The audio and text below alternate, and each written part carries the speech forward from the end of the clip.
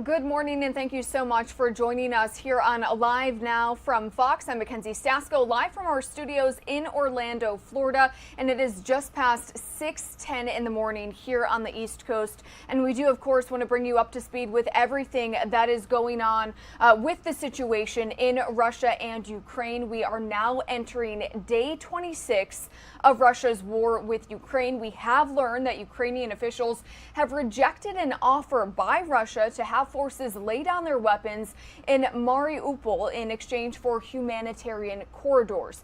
Now, we also know that President Joe Biden has added a stop in Poland to his trip this week to Europe for urgent talks with NATO and European allies as Russian forces continue to concentrate their fire upon cities and trapped civilians in a nearly month-old invasion of Ukraine.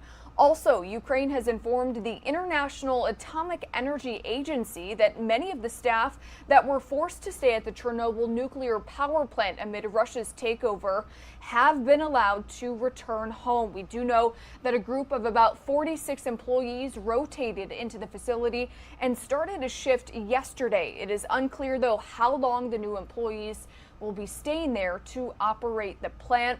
Russian forces took control of the facility back on February 24th, with the staff there having to stick behind and continue to operate the plant without the ability to go home to their families. Now, we do want to get you out to some new video that we have. We have also learned that the Ukrainian Defense Ministry warned yesterday that another group of Russian militants, a Russian Wagner group of mercenaries have entered Ukraine on a mission to assassinate Ukraine's President Volodymyr Zelensky. So we do want to get you some video of that here on Live Now from Fox. Now, again, we have learned, according to the Ukrainian Defense Ministry, that group of mercenaries has entered Ukraine trying to kill the president, Volodymyr Zelensky, and also take out other high-ranking officials, high-ranking Ukrainian politicians. The main intelligence director of the Ministry of Defense of Ukraine said in a Facebook post, that's where we learned of this. They said in a Facebook post that they have entered Ukraine not only to kill President Zelensky, but also to assassinate several other high-ranking officials in Ukraine. The post said that the Kremlin's plans are well known to the Ukrainian army, special services, and law enforcement agencies. The post also mentioned that we are, quote, ready to repel the aggressor both at the front and in the rear. No terrorist attack will succeed. As we've been reporting to you, President Zelensky has decided to remain in his country and has turned down offers from the United States to flee as the Russian troops continue their war. Now, President Zelensky is also making an urgent plea today to Moscow. This is residential areas continue to come under fire. Fox News correspondent Alexis McAdams has more. Ukraine's president issuing another warning to Moscow as Russian troops continue to target civilians. It's like something unbelievable. It's like from the movie. Russia's attacks on Kyiv intensifying, shelling hitting residential areas, forcing more people to flee from their homes. While in eastern Ukraine, entire apartment buildings turned to rubble. No bedroom, no hallway. There was just nothing left. Hundreds of people still missing in Mariupol after a gruesome attack at a theater this week. Ukrainian President Volodymyr Zelensky says Russian forces are blocking the delivery of humanitarian supplies to cities under attack, telling Moscow it's time for meaningful talks. The time has come to restore territorial integrity and justice for Ukraine. Otherwise, Russia's losses will be such that it will take you several generations to recover. 6.5 million Ukrainians have been impacted by Russia's invasion, with more than half of them fleeing Ukraine. Right now, officials working to protect refugees from human trafficking and other forms of exploitation. The vulnerabilities of these people are likely to be exploited. So a big issue for us right now is to providing them with information. Next week, President Biden will travel to Brussels to talk with NATO leaders about Russia's invasion on Ukraine. In Poland, near the Ukrainian border, Alexis McAdams, Fox News.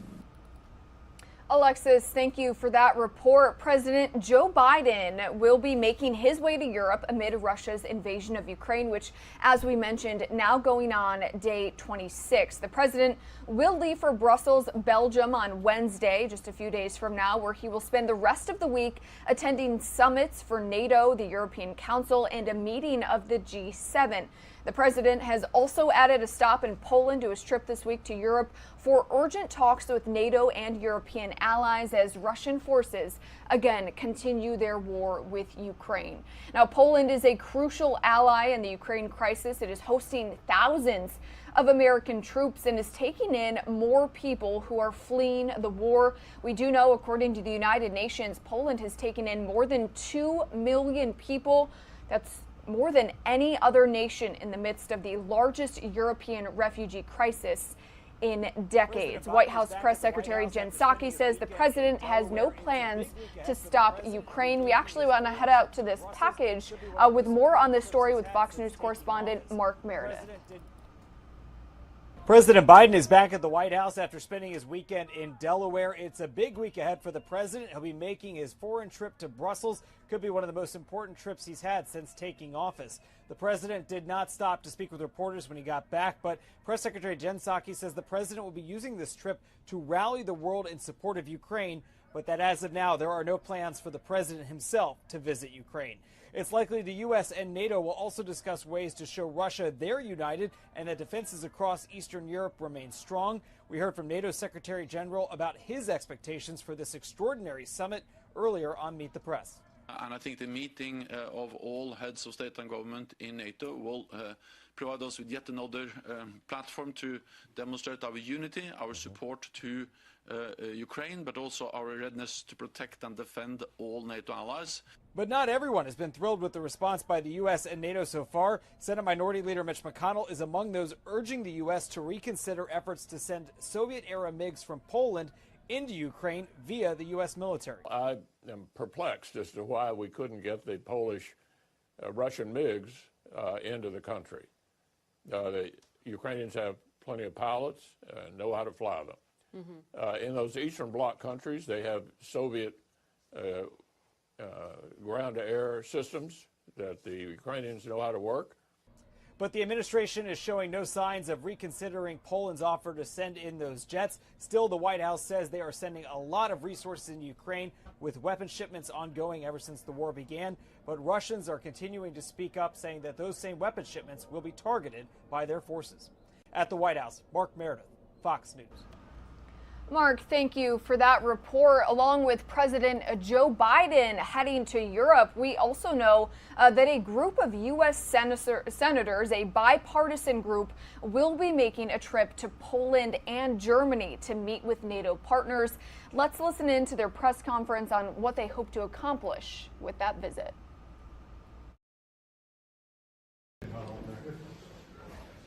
Okay, Senator Ernst, we'll kick it off and then we'll get some questions from everybody. Thank you, everyone. I'm Senator Joni Ernst of Iowa, and with me today we have a delegation. Total in this delegation, 10 United States senators representing states from all across the United States of America. It is a bipartisan delegation, which will tell you how incredibly important this is for us to see what is going on here in Poland, to hear from leadership here, hear from leadership out of Ukraine, and speak to counterparts in Germany. This invasion of Russia into Ukraine is abhorrent, and we cannot stand for it.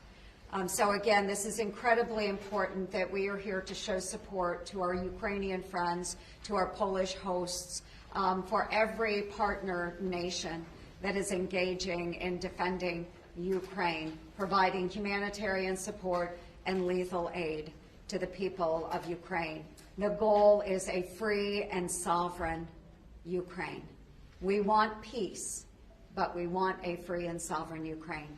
So with that, we will go ahead and open up immediately for questions. Yes, ma'am. Senator Ernst, things are continuing to escalate. People here on the ground in Poland feel like they're next, that we're on the brink of World War III.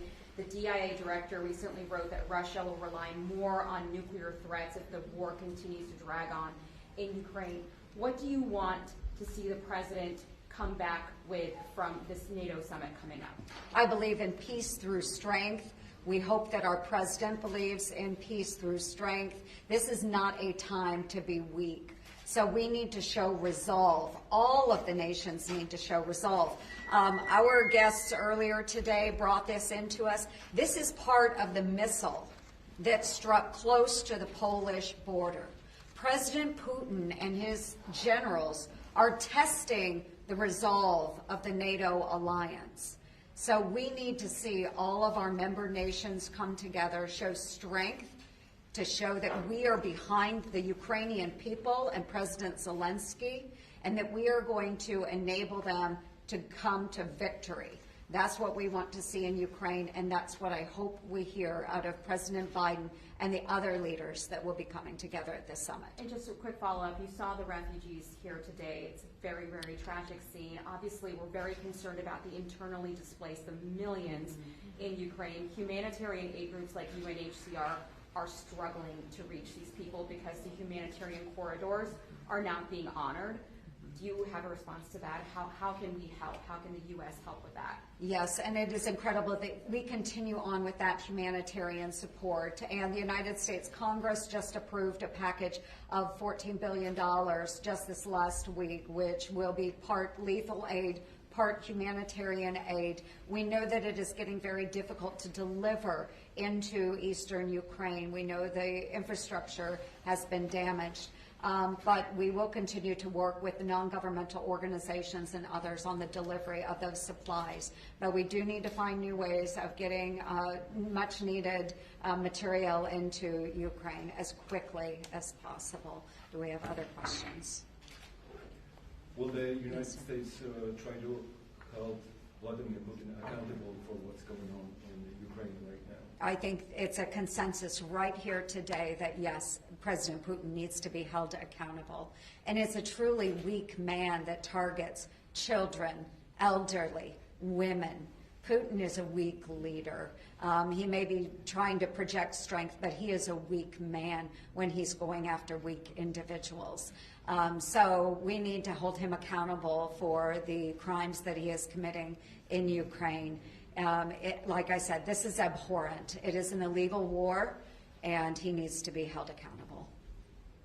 Do you think this is only going to continue to escalate? I mean, obviously Russia is now targeting western cities like Lviv because of the increase in military aid leaving from this particular city into Ukraine. Do you think this is just going to keep ratcheting up? Well, this is exactly why we need to provide the Ukrainians with the military equipment that they have requested. They have the absolute will to fight, and they are fighting well. The only thing inhibiting them is any additional material that will come in to provide for their defense, to push those Russians back. So what we and other partner nations need to do is make sure that we are enabling that activity, making sure that they have the means to defend themselves, and we can do that. We have to expedite what they are requesting, making sure that they have the means to push back for their own free and sovereign country. So we will continue to do that. So everyone here is on board with sending MiGs into Ukraine? I think that, yes, the Ukrainians, and while I can't speak for the entire delegation, what I will say, I did leave a letter a week and a half ago which encouraged the delivery of MiGs, and I am hopeful that we as a nation can then backfill the polls with F-16s that we are no longer using. So this is a great cooperative way our nations can work together to ensure the Ukrainians have absolutely what they need to defend their country. Maybe one more question? Did you see the situation exactly in the Polish-Ukrainian border? Did we see the situation? We were not on the border, but we did go to the reception center for the refugees. And so we were able to see the women, the children, the elderly people that were residing there, getting respite before they traveled on to other parts of Poland and other nations. It's very difficult to see those images. Many of them are weary. They are tired. We heard from a woman today, Katarina, and she wants to go home. She wants to be at home, but it's not safe for her to be at home with her children. So whatever we can do to make sure that we are caring for these refugees and those that are displaced in Ukraine, we want to do that. And that's why, as Congress, we did pass a humanitarian aid package last week with that lethal aid package. It is dire, and we understand that many of these countries are truly stressed with the number of refugees that are coming out of Ukraine. So whatever we can do, we as a United States want to assist. And just really quickly, just to follow up on that, what would you say to the Poles here who look at that and tell me that they're next, that they truly feel every day that they could be that next? Well, first, let me start by saying we are so grateful to the Poles. We are so grateful for all that they are doing to help Ukraine and the people of Ukraine. And what I would also say is that they are a NATO partner to us. And should Article 5 be triggered, the United States will be there. You can just look around the country and see the men and women in uniform that are here already from the United States that are ready to respond should that be triggered. So yes, we as the United States, we will honor that commitment to NATO. And to our Polish friends, again, we are so extremely grateful, and for every other partner that has stepped up as well. Thank you guys. Thank you, everyone, very much. Thank you. Well done. Good job, Joni. Well said.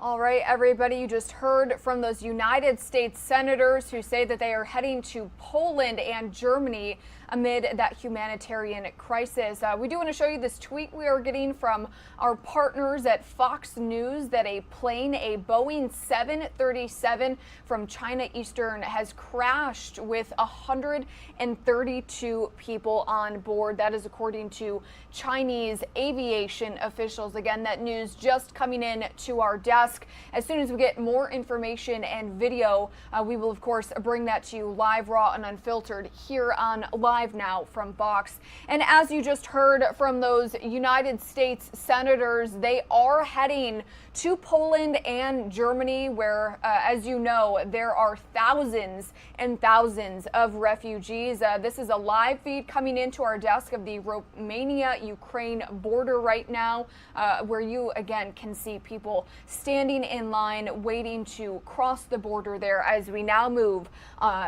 on day 26, I believe, of this Russian invasion of Ukraine. We are going to take a quick 2-minute commercial break, but we'll have more on this story and much more coming up when we get back.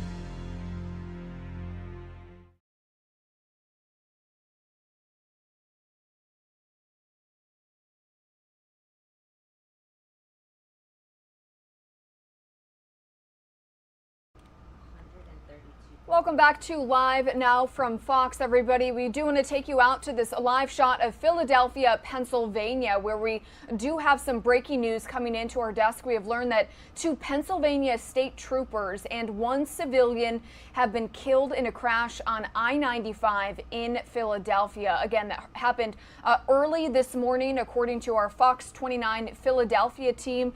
That crash happened just before 1 o'clock in the morning in the southbound lanes near the Broad Street exit in South Philadelphia. Authorities there say 2 state troopers and again 1 person were all killed in this crash.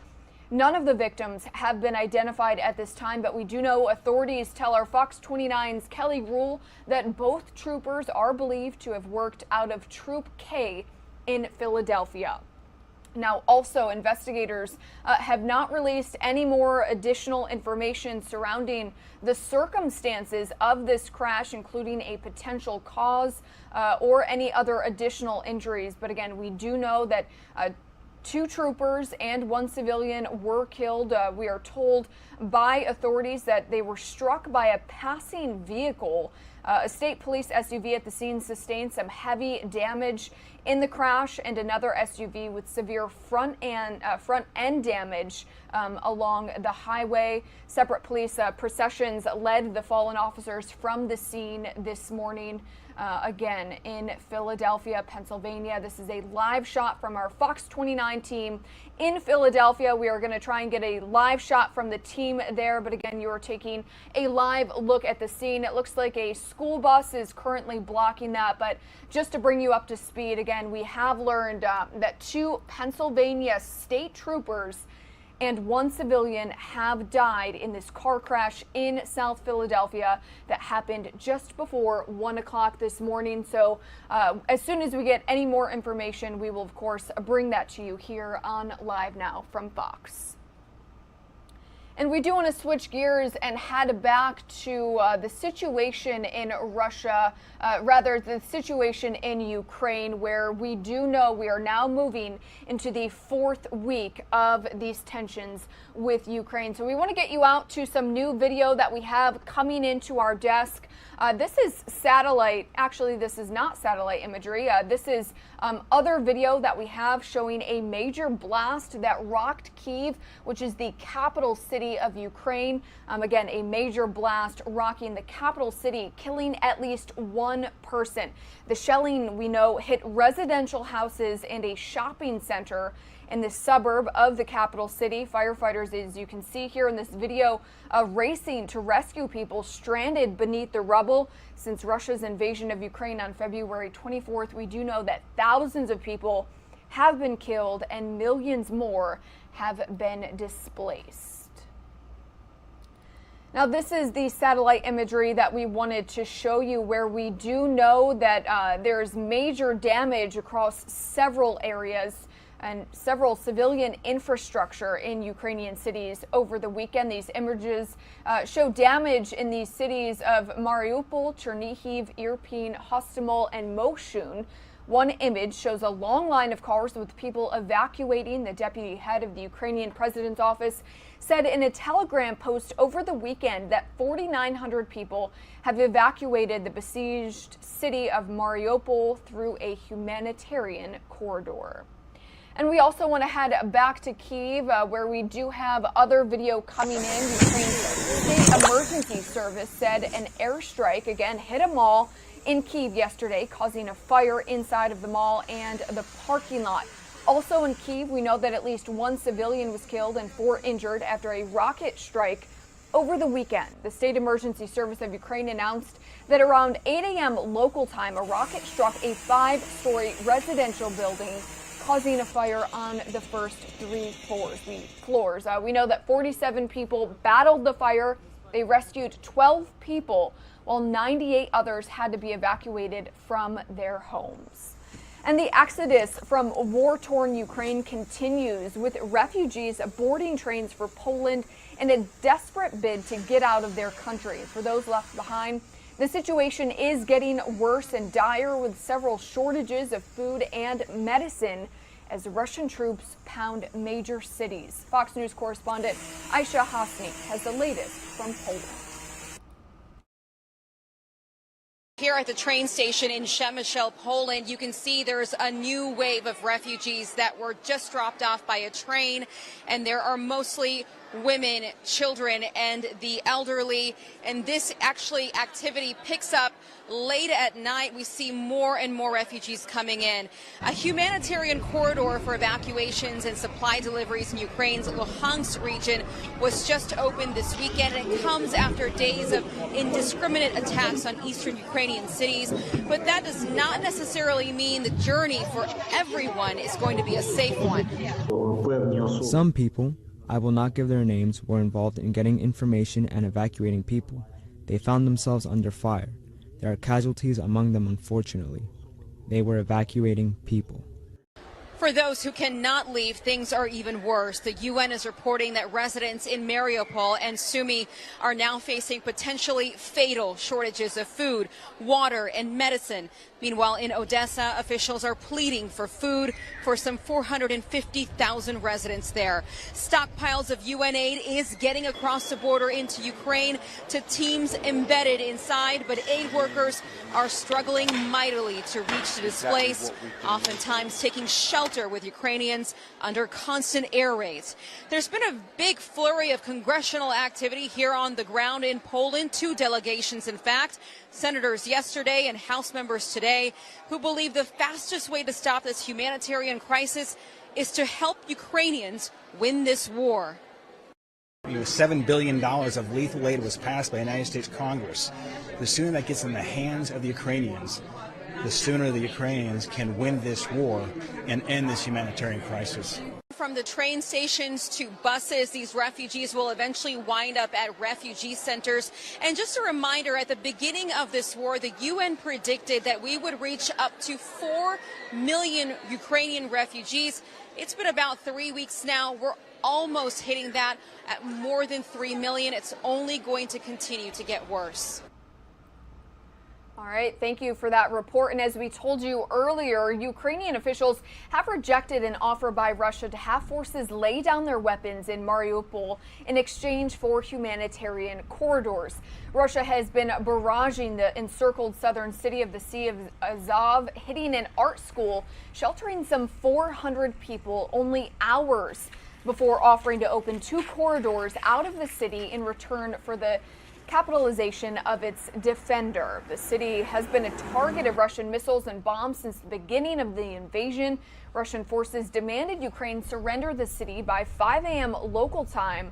But as we mentioned, Ukrainian officials refused. Both sides, however, did agree to allow for a humanitarian corridor allowing civilians to leave, but it remains to be seen if Russia will allow that to happen peacefully.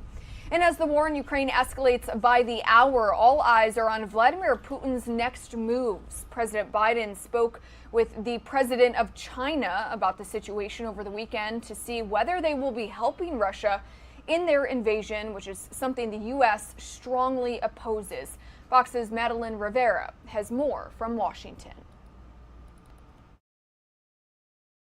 In a high-stakes, nearly 2-hour video call with Chinese President Xi Jinping Friday, President Biden warned China of consequences if it supports Russia in its invasion of Ukraine. China has to make a decision for themselves about where they want to stand and how they want the history books to look at them and view their actions. Fox has confirmed Russia has asked China for military and economic help.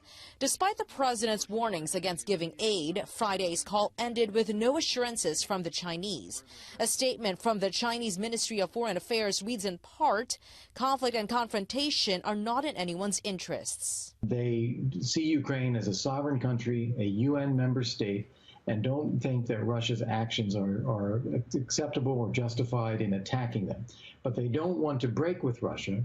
In Russia's largest stadium Friday, President Putin vowed Russia will prevail in the war, despite Ukraine's claims that 14,000 Russian troops have been killed. I think it shows that he's concerned that he's not making the advances that he needs to. Russia is expanding its attacks in Ukraine. Its defense ministry confirming that its forces bombed military facilities as far west as Lviv, which so far has avoided constant bombardment. The people here are just waiting to see what's going to happen next. Next week, President Biden heads to Belgium for a NATO summit where he'll reaffirm U.S. commitment to the alliance. Then he'll join a European Council summit and a G7 meeting to discuss the penalties that have been imposed on Russia for its unprovoked invasion of Ukraine. In Washington, Mallory Rivera, Fox News. All right, Madeline, thank you for that report. We do want to show you this video coming in from Radio Free Europe, Radio Liberty's Current Time, where TV reporters spoke to a father who said his 2-year-old son was killed in Ukraine during Russian shelling last week. Now, the father said, quote, "I don't know if there is a God. What is this all for?" He asked. For what? Again, a 2-year-old child died, and that was his father speaking there. According to the translation, he said, quote, "The little one was buried under the debris. When he was found, his heart was still beating, but by the time they got him to the ambulance, he was dead." So again, just one of the horrifying stories coming out of Ukraine as Russian troops are now on week 4 of this invasion. And protesters are turning out to denounce Russia's war on Ukraine as rescuers continue their search for survivors of Russian attacks all throughout Ukraine. Fox News correspondent Steve Rappaport has more. The search for survivors continues on Sunday in the Ukrainian city of Mykolaiv. This weekend, a rocket destroyed a Marine barracks as the troops slept. It remains unknown how many people were inside at the time of the attack, but a Marine who survived estimated at least 40 were killed. Russia is now more than 3 weeks into its invasion of Ukraine and is showing no indications of backing down from attempting a full military takeover of the country.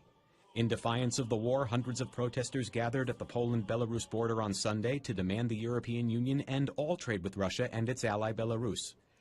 The protesters, a mix of Ukrainians and Poles, caused a 25-mile-long backup, leaving around 950 trucks waiting an estimated 32 hours as they tried to cross into Belarus. Meanwhile, Ukrainian President Volodymyr Zelensky is calling on Israel to help the people of Ukraine. While speaking to Israeli lawmakers on a Zoom call on Sunday, Zelensky reminded Israel of the similarities between their two countries. Both of us have the same threat of total destruction of the people, state, culture, and even the name, Ukraine, Israel. I want you to feel all of this. While Russia maintains the vast majority of its forces, this invasion is not going as quickly as Moscow hoped. Some feared that could push Vladimir Putin to ramp up attacks on civilians. The war is not going according to plan, as Putin said it would. And the concern for us is that that Putin is going to be taking more risks. President Biden is set to meet with NATO leaders this week in Brussels, where they'll discuss Russia's invasion of Ukraine. Steve Rappaport, Fox News.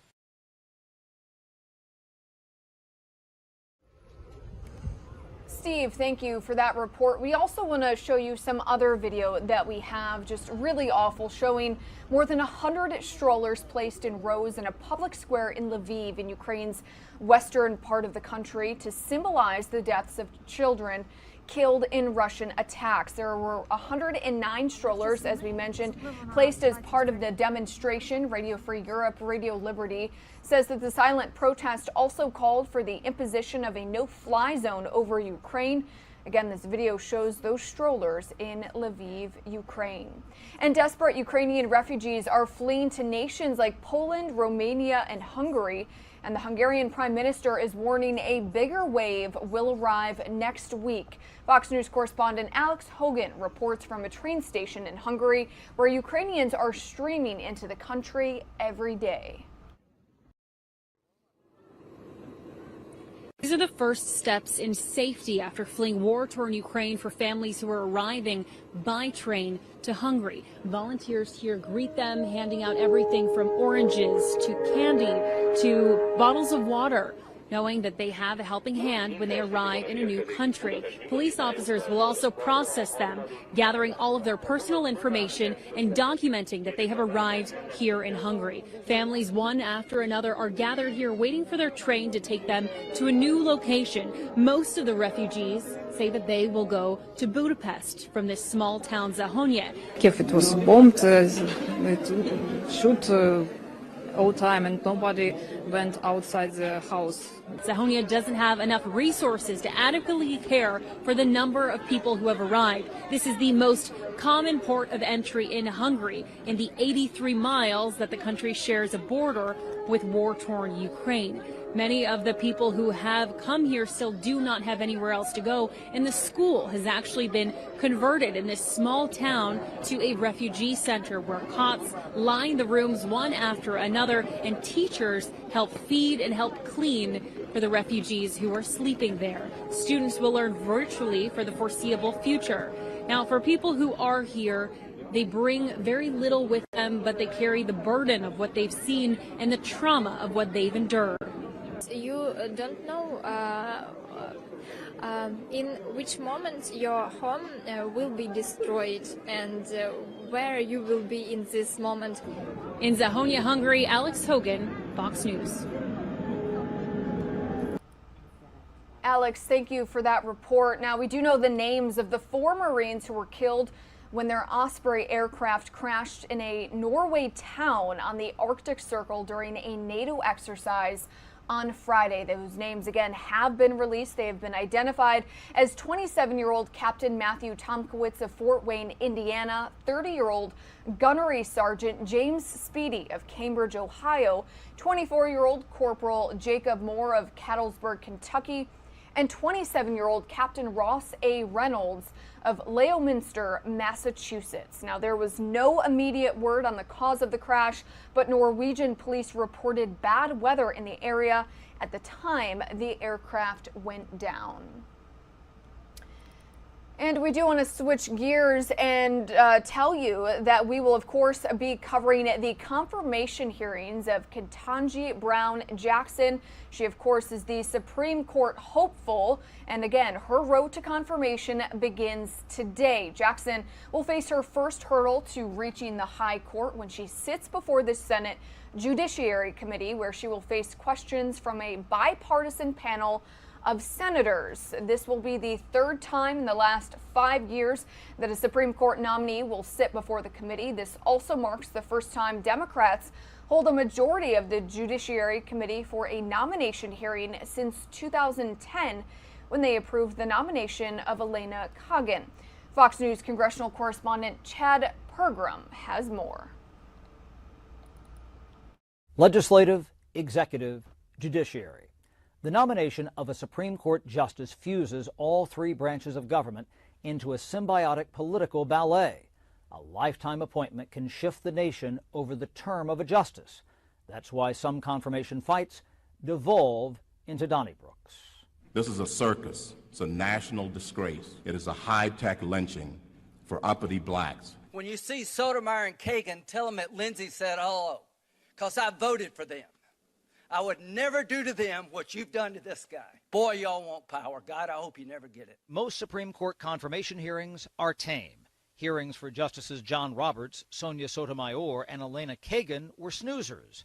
But that changed with Brett Kavanaugh. Say it loud, say it clear, Kavanaugh's not welcome here. Say it loud, say it clear, Kavanaugh's not welcome here. Senator Flake, will you stand up and win? The hearings themselves weren't controversial when former President Trump nominated Neil Gorsuch for the High Court in 2017.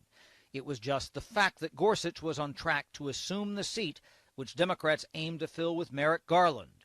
Republicans never granted Garland a hearing.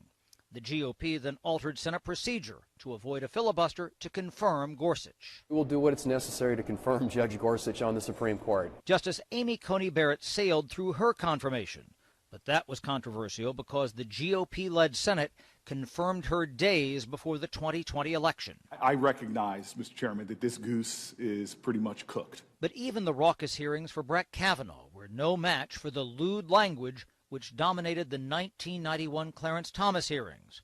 Law professor Anita Hill accused Thomas of sexual harassment. Confirmation hearings evolved into public spectacles, hype for television. It's a lot of show horse. Members of Congress treat this as their opportunity to build a national brand. It is high theatrics. Former Democratic Senator Doug Jones serves as what's called the Sherpa. He escorts Ketanji Brown Jackson to Senate meetings. Former Senator Kelly Ayotte played that role for Gorsuch, prepping him for the hearings. Right. I think the gamesmanship that goes on is that they're trying to see if they can trip the nominee up. The decisions made today on a Supreme Court pick will echo for decades into the future. That's why confirming a justice is one of the most excruciating exercises in American government. On Capitol Hill, Chad Pergram, Fox News. Chad, thank you for that report. Again, we do want to let you know we will, of course, be bringing you the confirmation hearings of Ketanji Brown Jackson, the SCOTUS nominee that is expected to begin at 11 in the morning. This graphic says 9 a.m. That is when our Gabrielle Amato will be speaking to an expert on what we can expect during these hearings this week for Ketanji Brown Jackson. Also relating to the Supreme Court, we do know that Supreme Court Justice Clarence Thomas is in the hospital with what we are told is an infection. We have not received any additional details other than he is in the hospital with an infection. The court released a statement yesterday on Sunday saying that Justice Thomas was admitted to Sibley Memorial Hospital in Washington on Friday evening and was experiencing some flu-like symptoms. Now, he was tested there at the hospital. Those tests determined Thomas had an infection. Thomas is being treated with intravenous antibiotics, and according to the statement, his symptoms are abating and he expects to be released from the hospital hopefully within a day or two. Thomas will participate in consideration and discussion of any cases for which he is not present on the basis of the briefs, transcripts, and audio of the oral arguments. And we do want to show you our XRAD weather radar, kind of switching gears to weather here today, where we do know that some parts of the United States are in for some severe storms. We will have live shots with our Fox weather team coming up later this morning here on Live Now from Fox. We are going to take a quick 2-minute commercial break. We'll be right back.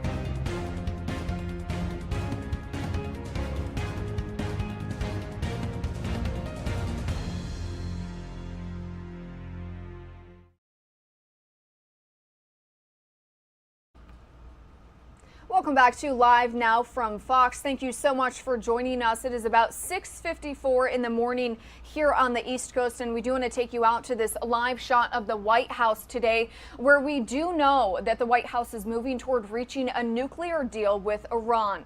Proponents say the agreement could keep Iran from becoming a nuclear power, but critics are concerned that the pact may end up underwriting terrorism. Fox News national correspondent Rich Edson takes a look.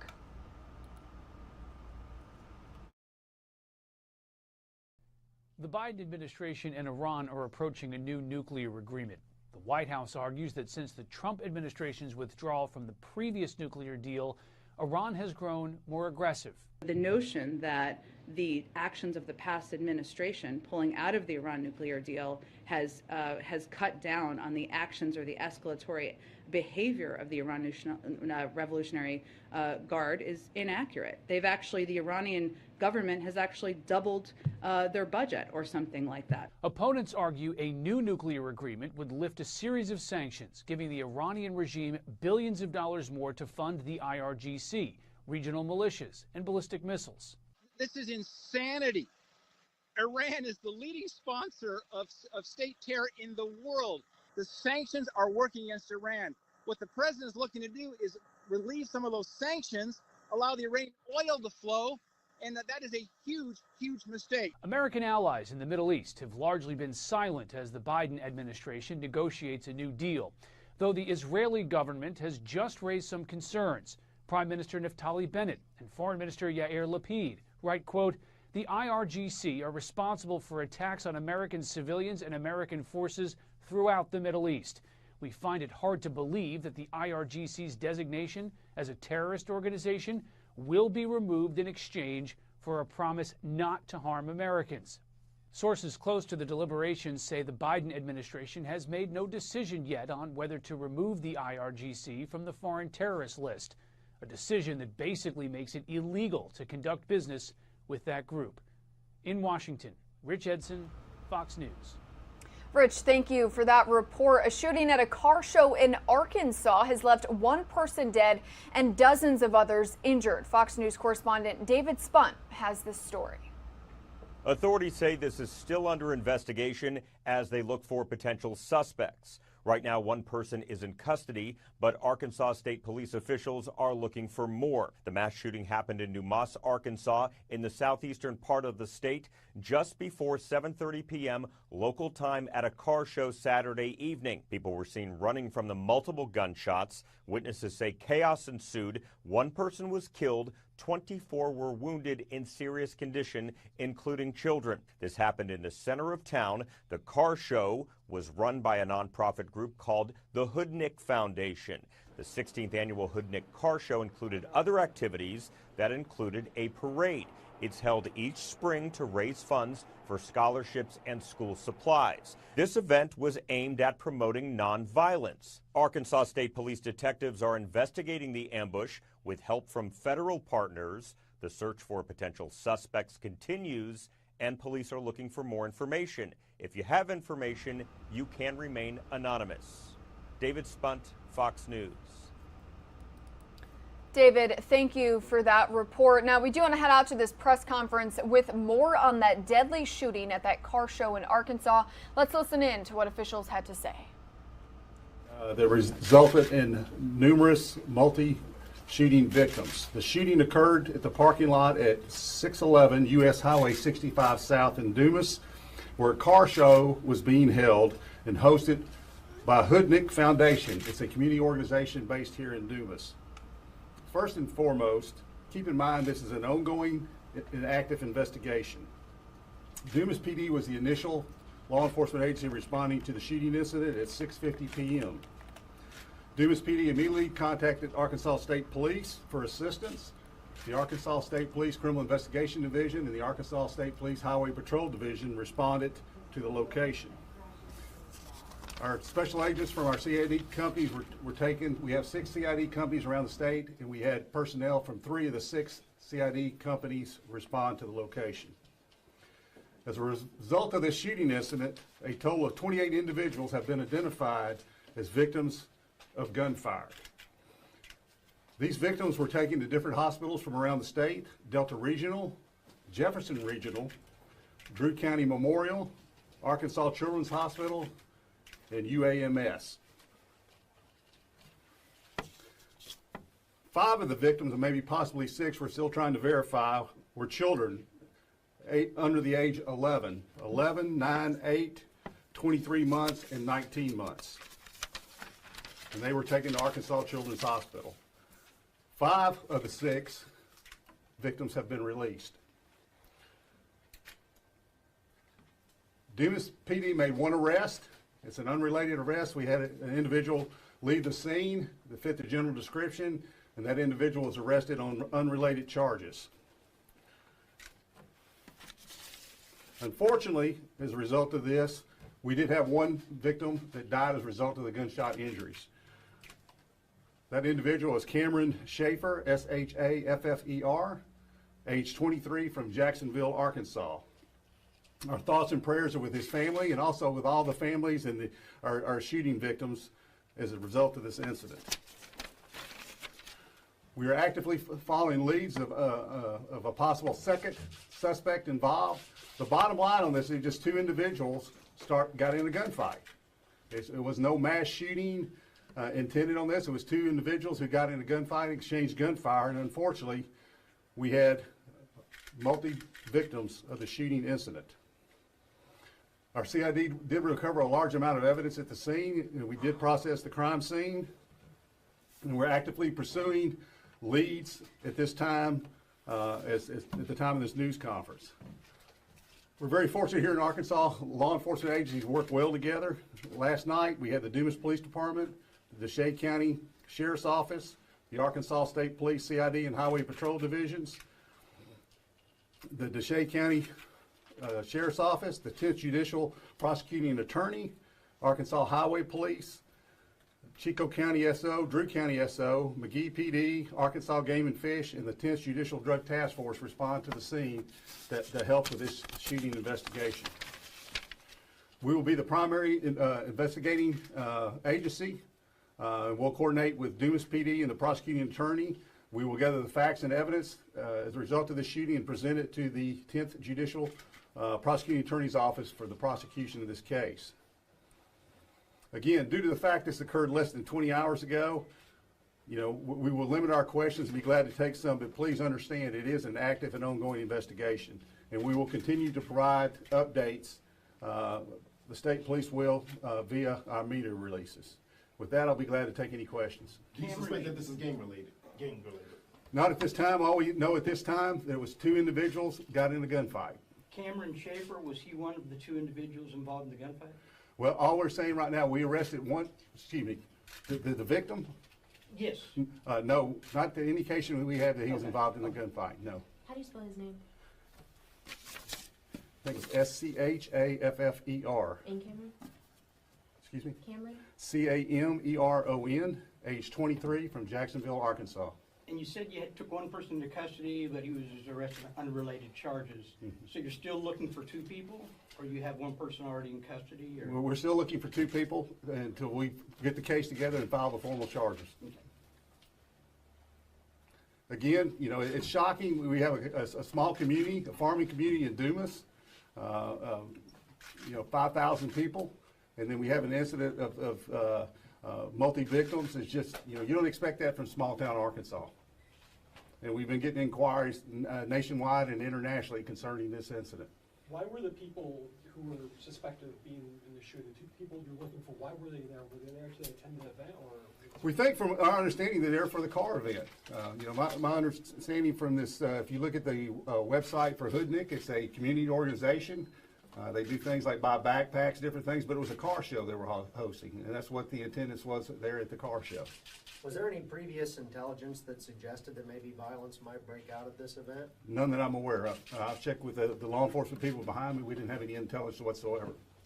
And you said that 6:11 was the time the call came in for the shooting, and local police showed up at 6:40. Is that right? My notes I have 6:50 is when they responded.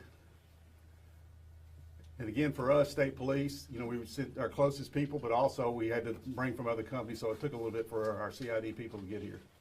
When you said 611, were you talking about the street number? Yes, I think that was 611 U.S. Highway 65 South. What was the time the initial calls for the shooting came in? I believe that was 6:50, Chief. Is that correct? 6:50. Any indication that these two people knew each other before yesterday? I think it's too early in the investigation to tie that together.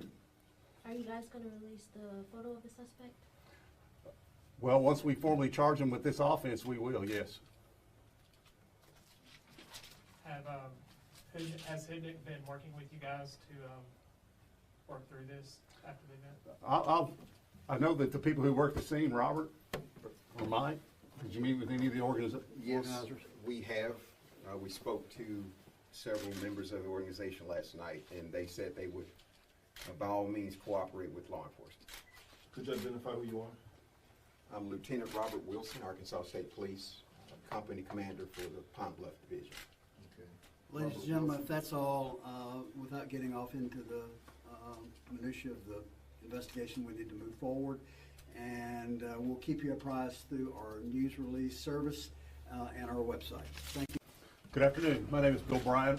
All right. Now, we do want to head out to some breaking news that we have today, where we told you earlier Fox News is reporting China Eastern's Boeing 737 has crashed with 132 people on board. That is according to Chinese aviation officials. We do have another tweet that we want to show you coming in from Flight Radar 24, saying that we are following reports that China Eastern Airlines flight MU-5735 has crashed. It says that data from the aircraft was received this morning and was indicating a vertical speed of 31,000 feet per minute. Now, again, we do know that Boeing 737 with 132 people on board, operated by China Eastern, crashed in the southern province of Guangdong, again, today in China. Now, the Civil Aviation Administration of China said in a statement that the crash occurred near the city of Wuzhou in Tang County. The flight was traveling in the western province area. Again, this morning in China, the twin-engine Boeing jet, again, was carrying 123 people, 123 passengers and 9 crew members on board. It is unknown the circumstances around this crash and if there are any survivors. Now, we do know that the flight had been traveling around 30,000 feet when suddenly the plane entered a deep dive at its cruising altitude speed of 455 knots, which is about 523 miles per hour. Again, that is according to information from Flight Radar 24.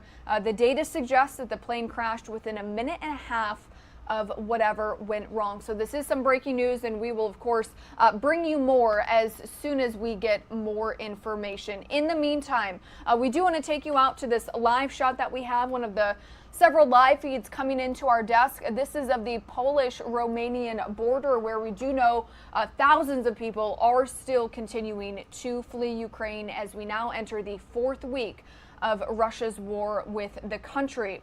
Our LiveNOW's Daytona Everett actually spoke to a woman who is in Kharkiv, Ukraine. She is on the ground.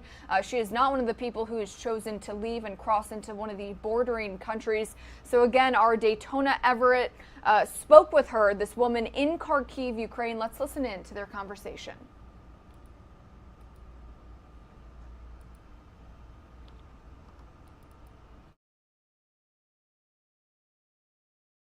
Hello. This is Maria Avdieva from Kharkiv, Ukraine. Today is the 17th of March and 22nd day of Russian war against Ukraine. I'm staying in Kharkiv for more than 3 weeks now, witnessing how this vibrant, young, beautiful city now becomes a ghost town with no people outside, with families hiding in the underground, with constant shellings and bombardments of the residential areas. Here you see that almost all the buildings are without the windows. It means that these families that used to live here are now flee Kharkiv or hide somewhere because they have no place where they can stay. You hear the shells right now when I speak to you. That it doesn't stop day and night. Russia continues terrorizing my city. But I know and I believe that we will win, because we are protecting our country, our city, my Ukraine. And I ask you, please continue supporting Ukraine. We need your help. Only together we can win.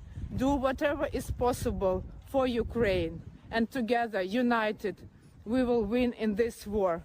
Thank you all for your support. Slava Ukraini! The brave Maria Avdieva giving the latest from down on the ground in Kharkiv, and joining us now live from Kharkiv. Maria, thanks for being with us here on the show. Thank you for having me. So that report was from Thursday. We're now going into the next day of this Russian invasion, and you're saying that shelling has only increased, right? Yeah, exactly. So I wanted today to go out to the shop to get some food, and actually on my way the very heavy shelling started, and I had to go and hide in the nearby building, which actually already was destroyed. That's why I was able to get into it. And then I went back home because I got immediately the message on my phone that there is an air sirens now. We have a special app that informs you when you should go home. And so I went back, and it's still here that the shelling continues throughout the city. And actually, Russia is intensifying the shellings of the residential areas. Today in the morning, the university building was destroyed and the 2 nearby houses, and we again have casualties among civilians. Maria, we're just showing some of this video that you took today of the destruction. Right. This is one building. Does everything look like this? How expansive is it? Yes, exactly. So that used to be a business center close to the city center, where I actually got because it was there had no doors and no windows, and I wanted to hide there because of the shelling.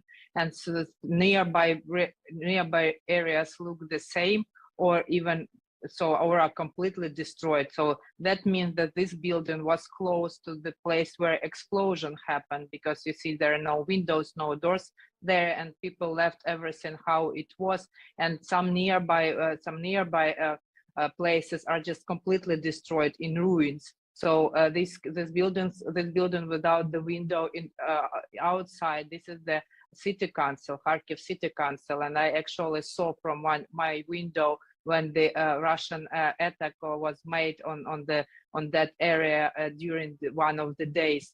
So it is the city center is heavily destroyed, and I don't understand how much time it will take to rebuild Kharkiv so that it will be returning to some kind of normal life, because now there are almost no one on the streets. People are constantly hiding. Some families are living in the underground for more than 3 weeks now, with children there and sleeping on the floor on some carpets and blankets. And others are spending their time in the basements. Of course, it's very bad for the children. They are very stressed, terrified, and they have this war experience, and traumatized children because of the war. And actually, we here were never thinking that it might happen to Ukraine in this time and in this year. Maria, I do want to point out, though, I love the end of this video because you pan to the outside of the window where the Ukrainian flag is flying high. Is that representative? Is that symbolic of the spirit of the Ukrainian people, even through the adversity? Exactly. So I try to find such things to be more optimistic and to have a hope that war will end soon, or we will have a ceasefire. And I always try to give that kind of signs to people in my videos or in my post, because we are here and our military are protecting Ukrainian land. And when I speak to our military and territorial defense people who actually came, took weapons, and now are defending our country without probably some military experience, they all say that there's no any way for them to step back, because the only way is for them to fight, because they are protecting their children, their families, women, and the houses, and so they stay very strong. And we all feel that we are very united now in this fight against Russian invasion. Well, there's probably a lot of people who are watching right now who are saying, why hasn't she fled yet? We're hearing thousands of people are fleeing every single day, trying to get away, trying to get to safety because resources are running low right now. Explain your story and why you're staying. I was researching Russian disinformation since 2014, when actually Russia started this war against Ukraine. And since that, it was only developing. And when this invasion happened on 4th of February, I saw immediately huge disinformation wave coming from Russian media, and I just couldn't stand these lies because everything is turned upside down. For example, Russian media claim that this is Ukrainian military shelling our own residential areas. They claim that there are no losses among civilian population in Ukraine. They claim that Ukraine is blowing up our hospitals and schools on purpose.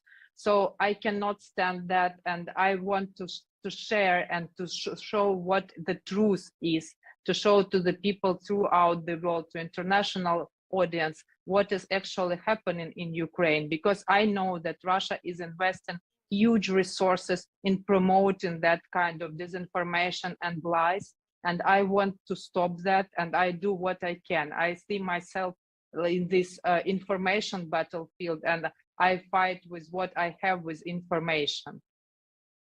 And what kind of response have you had, Maria? Because these views on these videos that you're posting to social media are very high. So there's a wide audience that is hearing your message, seeing your videos.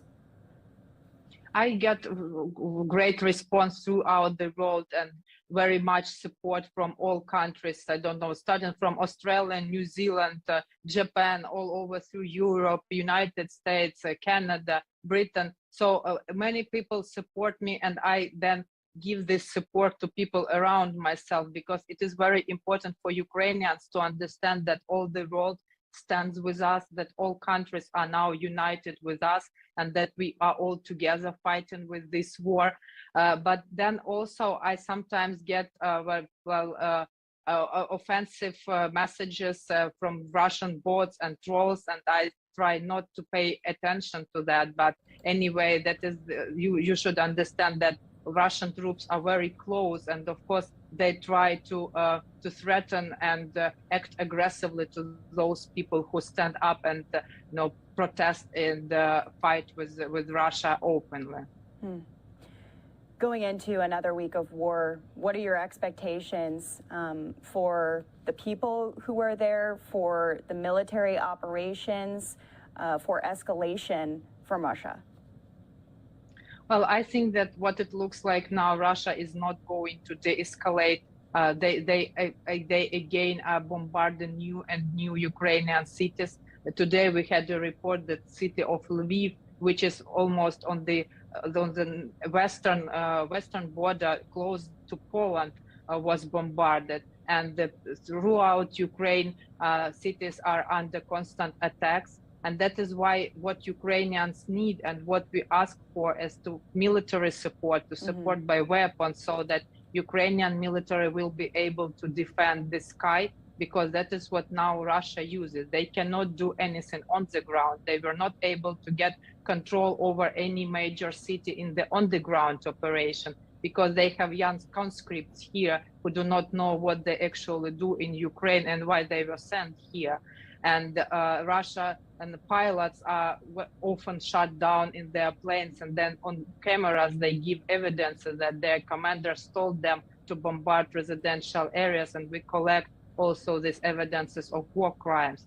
So Russian morale is low, and Ukrainians are protecting our country, but we of course need the most support that can be given to Ukraine, and I really hope for that, and I hope that some kind of negotiations will take place. We know that there have been already 4 rounds of talks between Russia and Ukraine, and I really hope for the ceasefire, because that will allow that no Ukrainian people will be dying, especially no children and no women, and of course no one. So I want that for the best way when we have the ceasefire coming, and I really look forward to it. Maria Avdieva, we appreciate you joining us here on the show. We appreciate you capturing these images from down on the ground, doing what you can to battle misinformation and so much more. Your bravery is extremely impressive, so we thank you for that. Thank you so much for having me. It's very important to have this possibility. Thank you. Absolutely. And a big thanks to our Daytona Everett for that incredibly important conversation about the war in Ukraine. As you heard there, she was speaking to a woman at the start of their conversation who is on the ground in Kharkiv, Ukraine, one of the largest cities in Ukraine.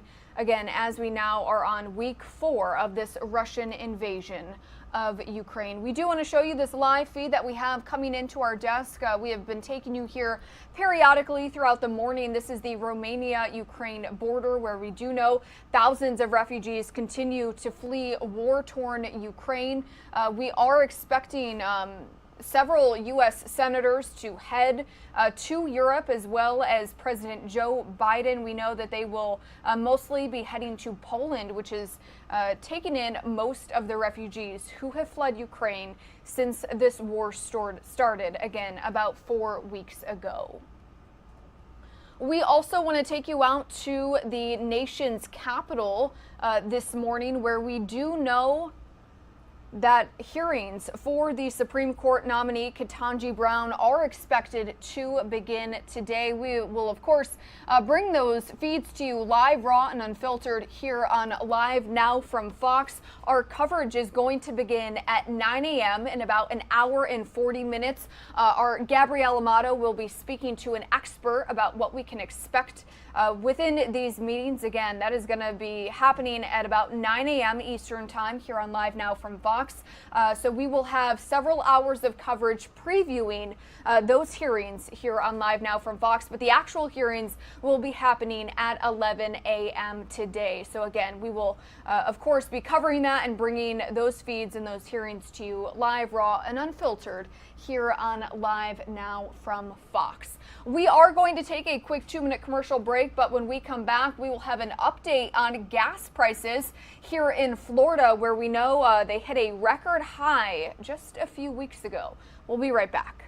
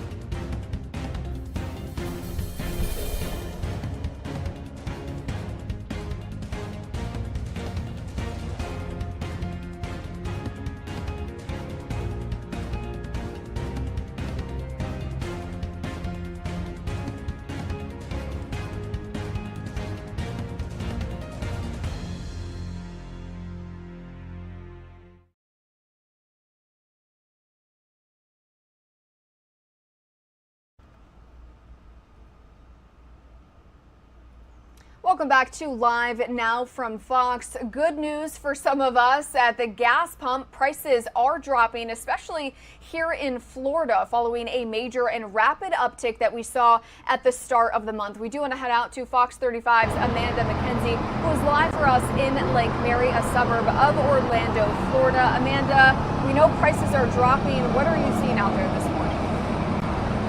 Well, I'm seeing a mix. On my drive into work, I saw $3.99. Across the street, I can see a gas price for $3.95, but as close to I-4 as we can get in Lake Mary, this gas station in Mobile still has it at $4.19, which is the same price that they advertised yesterday. Now, the state average for a gallon of gas is on a 10-day streak of declines, dropping a total of 21 cents per gallon. AAA says today Florida drivers should expect to pay an average of about $4.17 per gallon. Right now, Orange County is one of the cheapest markets in Florida, averaging $4.08 per gallon. 2 weeks ago, fuel prices surged after sanctions were issued against Russia in response to the invasion of Ukraine. Now, while today's average gas prices are still above $4 a gallon, experts say we could see another drop of about 25 cents in the near future. Mackenzie?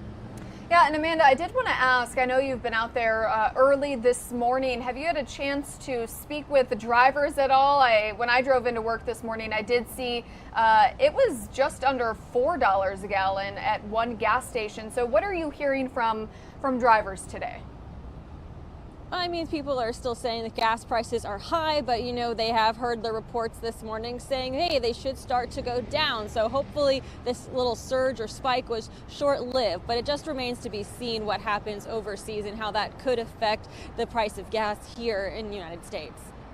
All right, Fox 35's Amanda Mackenzie reporting to us live in Lake Mary, Florida. Thank you so much for that report. We appreciate it.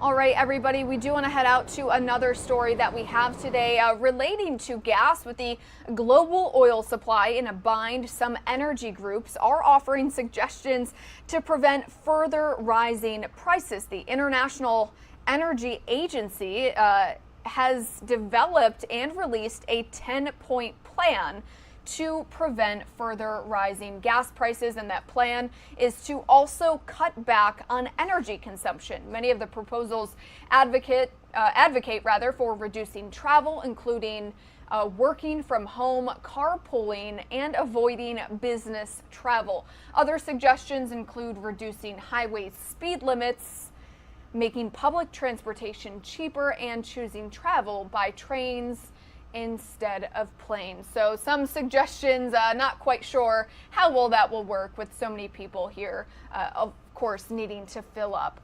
We do want to take you out to our XRAD weather radar map, which is showing some severe storms that are expected in the southern plains, as well as other parts of the United States. So the southern plains, that storm that you can see there on your screen, is starting right now, starting today, according to our meteorologists at Fox Weather, starting in the southern plains and is expected to move to the southeast through Wednesday. We do know that this is specifically going to impact East Texas and Louisiana.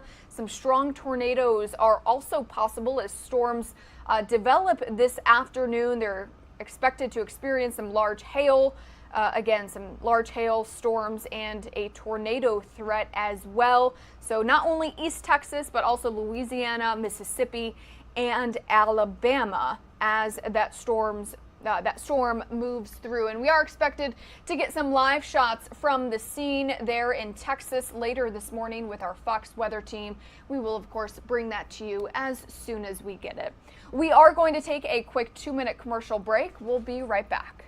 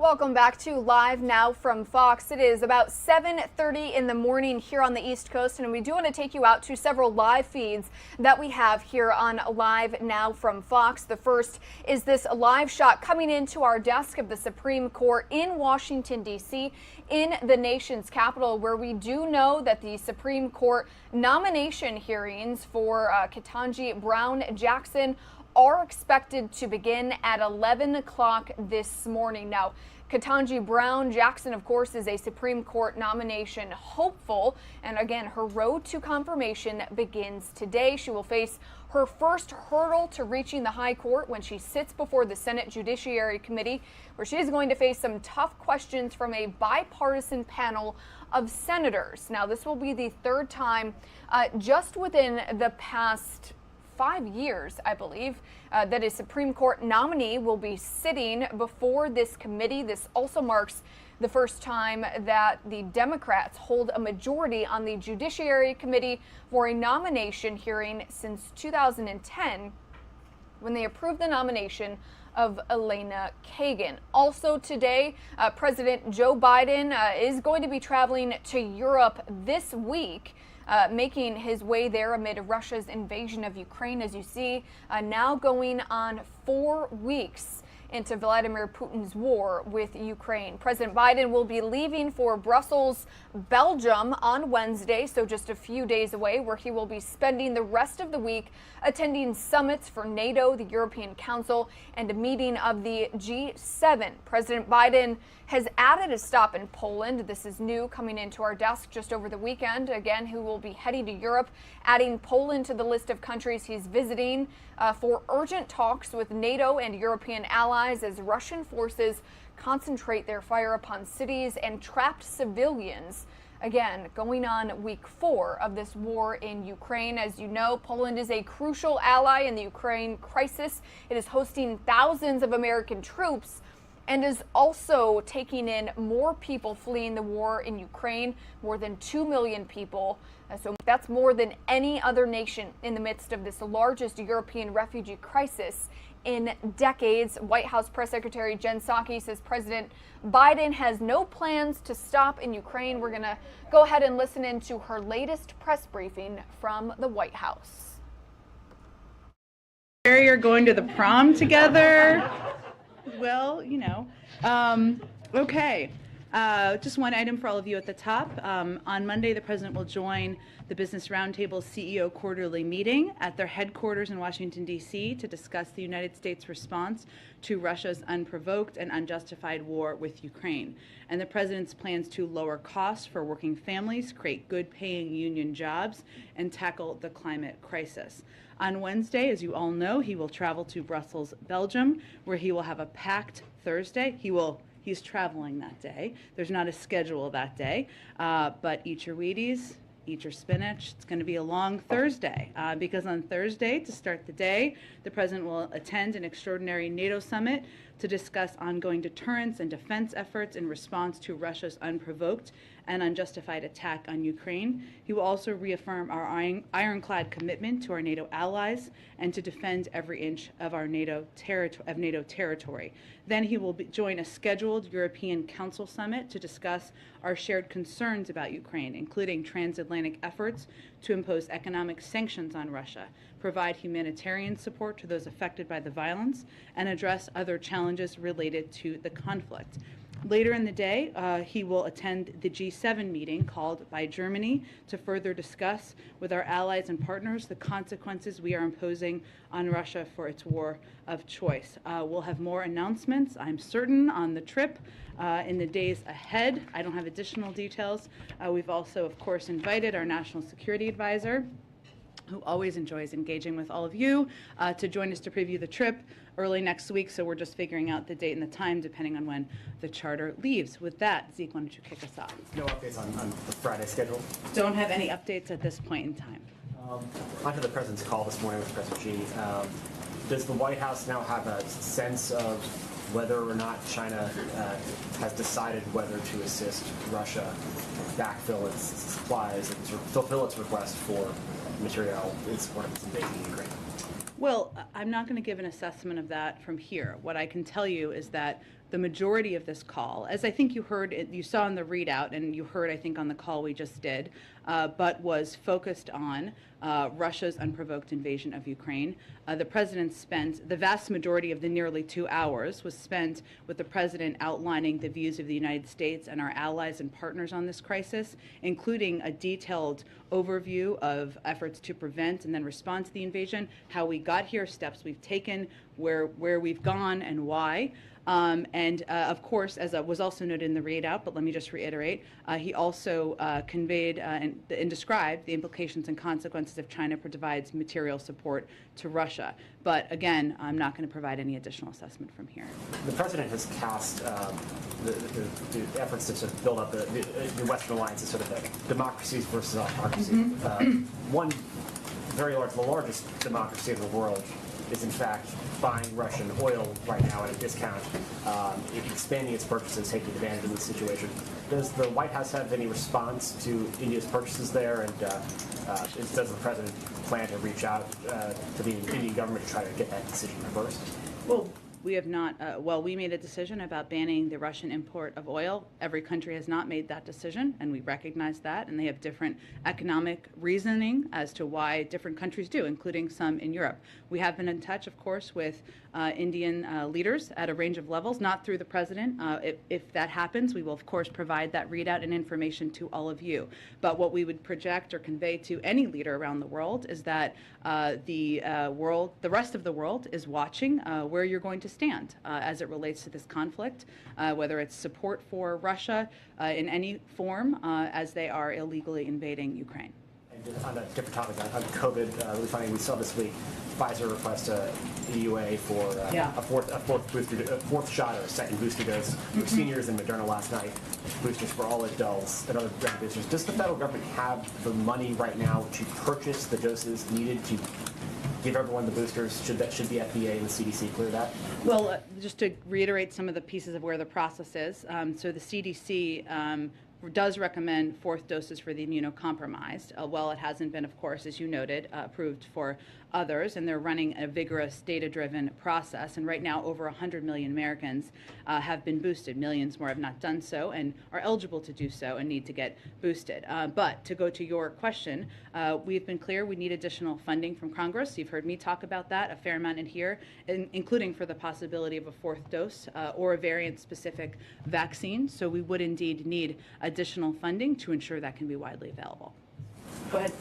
During the readout of this call, a senior official said that the president was really sort of laying out his assessment of the situation to President Xi, that he was making clear the implications of certain actions, but that President Biden wasn't making specific requests of China. Why not, and given the stakes here?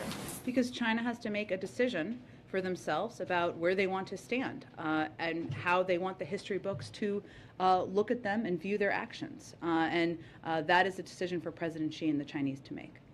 Given the growing concerns about China possibly aligning with Russia, would you say it's more concerning at this point that they would help Russia resupply, help Russia with military equipment, or that they would offer economic support to help Russia evade sanctions? Any of those would be concerning to us, but I'm not going to give a rank order assessment of which we're more concerned about. And you don't have a sense that China may be leaning more in one direction or another? Not an assessment I can provide from here. Sort of a logistical question. You know, the Chinese got out a readout of the call fairly quickly. Before it was even done. It was, I think, 3.5, maybe remarkable. Before your readout was out. Should we read anything into the time that it took to get your side of the story out? So it was a lengthy call, as you all know. 2-hour call is of course a lengthy call, even with translation. And what typically happens, and this time is a little longer than typical, but is there's a meeting to discuss what happened during the meeting and assess what kind of information we can provide publicly. Obviously, we want to do as much as that as possible to all of you, but we also want to ensure we're protecting the diplomatic channels and conversations. So it was an effort to do exactly that. Go ahead. Yeah, I just wanted to ask, so, we've spoken to U.S. and European diplomats who say that there's still not exactly an agreement on what the red line would be. That, when China would face consequences. Can you say a little bit more about those discussions and whether there is agreement with G7 allies and others who have joined in about what the trigger is and what sort of consequences they would Well, face. Andrea, I would say, you know, the movement of China to align with Russia, or to the movement of them to align with Russia, or their proximity of moving closer together, is certainly of great concern to us, as we have expressed, and we are not the only country that has expressed that concern, including many other members of the G7 have expressed exactly that concern. So this is part of the discussion. It has been an ongoing part of the discussion. Expect it certainly would be when the president goes to Europe next week, but we're not in a place at this point to outline the specifics. We're still discussing. And then just to follow up on that, initially I think going into the call we were expecting that there would be discussion about Iran and North Korea as well. Did the two leaders get around to those issues, and are they any closer in terms of alignment on those issues?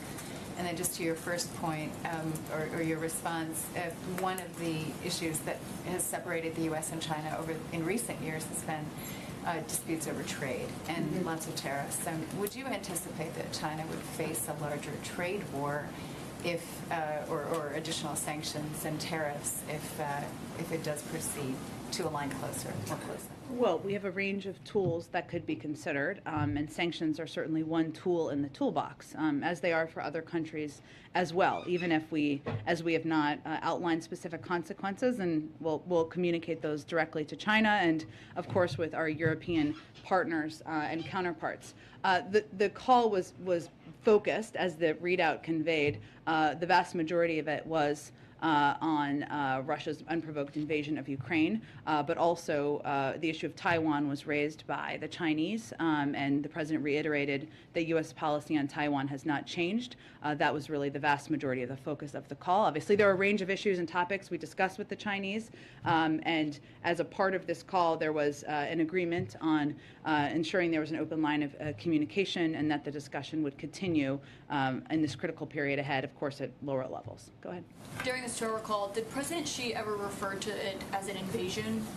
We'll let President Xi and his team outline any more specifics about his component of the conversation. Why not reveal if he called it an invasion or called it a war? Because we don't, as a policy, speak for other countries. They can speak for themselves. Yesterday, Secretary Blinken said the administration was concerned that China is considering answering Russia's request for more military equipment. After this tour call, does the White House still have that concern? We have that concern. The president detailed, what the implications and consequences would be if China provides material support to Russia as it conducts brutal attacks against Ukrainian cities and civilians. And obviously that is something we will be watching and the world will be watching. So that concern hasn't gone away following the call? Obviously actions are a key part of what we'll be watching. And Russian Foreign Minister Lavrov says that Russia will view any weapons shipments into Ukraine as, quote, legitimate targets. Obviously, President Biden just authorized $800 million in more security assistance, aka weapons potentially going into Ukraine. So what is the president's response to that comment? Well, that's a threat that he has made before, I would just note, Foreign Minister Lavrov. I would note that just in terms of how it works, without getting into too many logistics, of course, there are no U.S. troops operating inside Ukraine. Our forces are in NATO territory, and so are NATO forces in NATO territory. So as we're talking about the operations of the movement of convoys and the movement of assistance, those are not the bodies that would be moving those assistance within Ukraine. So beyond that, though, I would say, of course, we watch closely what the actions are, the continued escalatory actions of the Russians, and we will watch closely if they follow up on that threat. I would remind you all that all of the convoys are not just moving military assistance; many of them are moving humanitarian assistance as well, food, and other aid that is getting to people who've been injured through this brutal invasion. I guess the question is, how concerned are you about being able to get all $800 million of that assistance that's obviously so critically needed into Ukraine? Well, we continue to have the means of getting that assistance in, and we have effectively been doing that in recent days, so we will continue to work through those channels. Thank you. Go ahead. Thank you, Jen. Did President Biden directly ask President Xi if he intends to help Russia?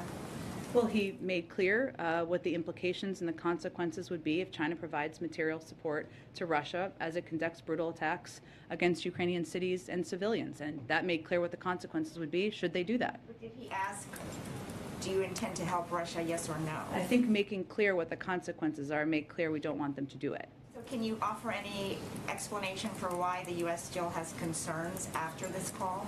Because we'll continue to watch until we see what actions they take or don't take. And following up on Andrea's question, does the administration view any distinction between financial support and military support for Russia? Or will the consequences, will there be consequences regardless of what kind of aid? We would watch closely, and we would be prepared for there to be consequences, but we would look closely on what it is, and we would align with our partners around the world. And is it going to be escalatory consequences like we've seen with Russia? Again, I'm not going to get into a hypothetical at this point in time. We'll have those discussions directly with the Chinese and directly with our European partners. And one more. Short of getting any guarantees from China that they are not going to help Russia, and short of China condemning Russia for its actions, what is it about the call that President Biden thinks went well, as he said to one of my colleagues? I think it was an opportunity for the president to convey directly what our detailed efforts have been, what we have seen on the ground, how we have responded to the invasion, why we have the significant level of concern that we have, and also to convey very directly, leader to leader, what the implications and consequences would be if Russia provides material support. And that leader to leader engagement, an opportunity for there to be a continuing discussion, certainly the president sees as a positive development. Go ahead. Thank you, Jen. A couple of days ago, you described javelins and stingers as defensive weapons and MiGs and planes as offensive weapons. So how do we classify the armed drones that we're sending? I would remind everybody that Russia is invading Ukraine, not the other way around. Ukraine is not invading Russia. They are not going into a foreign country and invading that country. And what we're sending to Ukraine is security assistance, all of it, and weapons that they are effectively using to defend their country against Russian aggression. And that is how all of this material would be categorized. In that sense, then wouldn't MiGs also be defensive since Ukraine is defending itself from attacks from Russia? Well, again, this is all assessments made by our Defense Department, but I would tell you that as it relates to the transfer of fighter planes from a U.S. base in Germany into contested Ukrainian airspace, where our military and intelligence community determined the benefits provided to Ukraine's defense are low and the risks of escalation are high, that is how we assess that, but also those type of planes would be a different category of military assistance. It seems like we're splitting hairs over semantics in terms of how we're classifying some of these weapon systems. And obviously the president's gotten some criticism from both sides of the aisle for even when he takes action, sometimes doing it after there's been a lot of political pressure, for instance, on imposing the sanctions, on sending the stingers and the javelins, on banning Russian oil. So if there's any chance that the U.S. is going to facilitate the transfer of MiGs in some way, why not just do it now?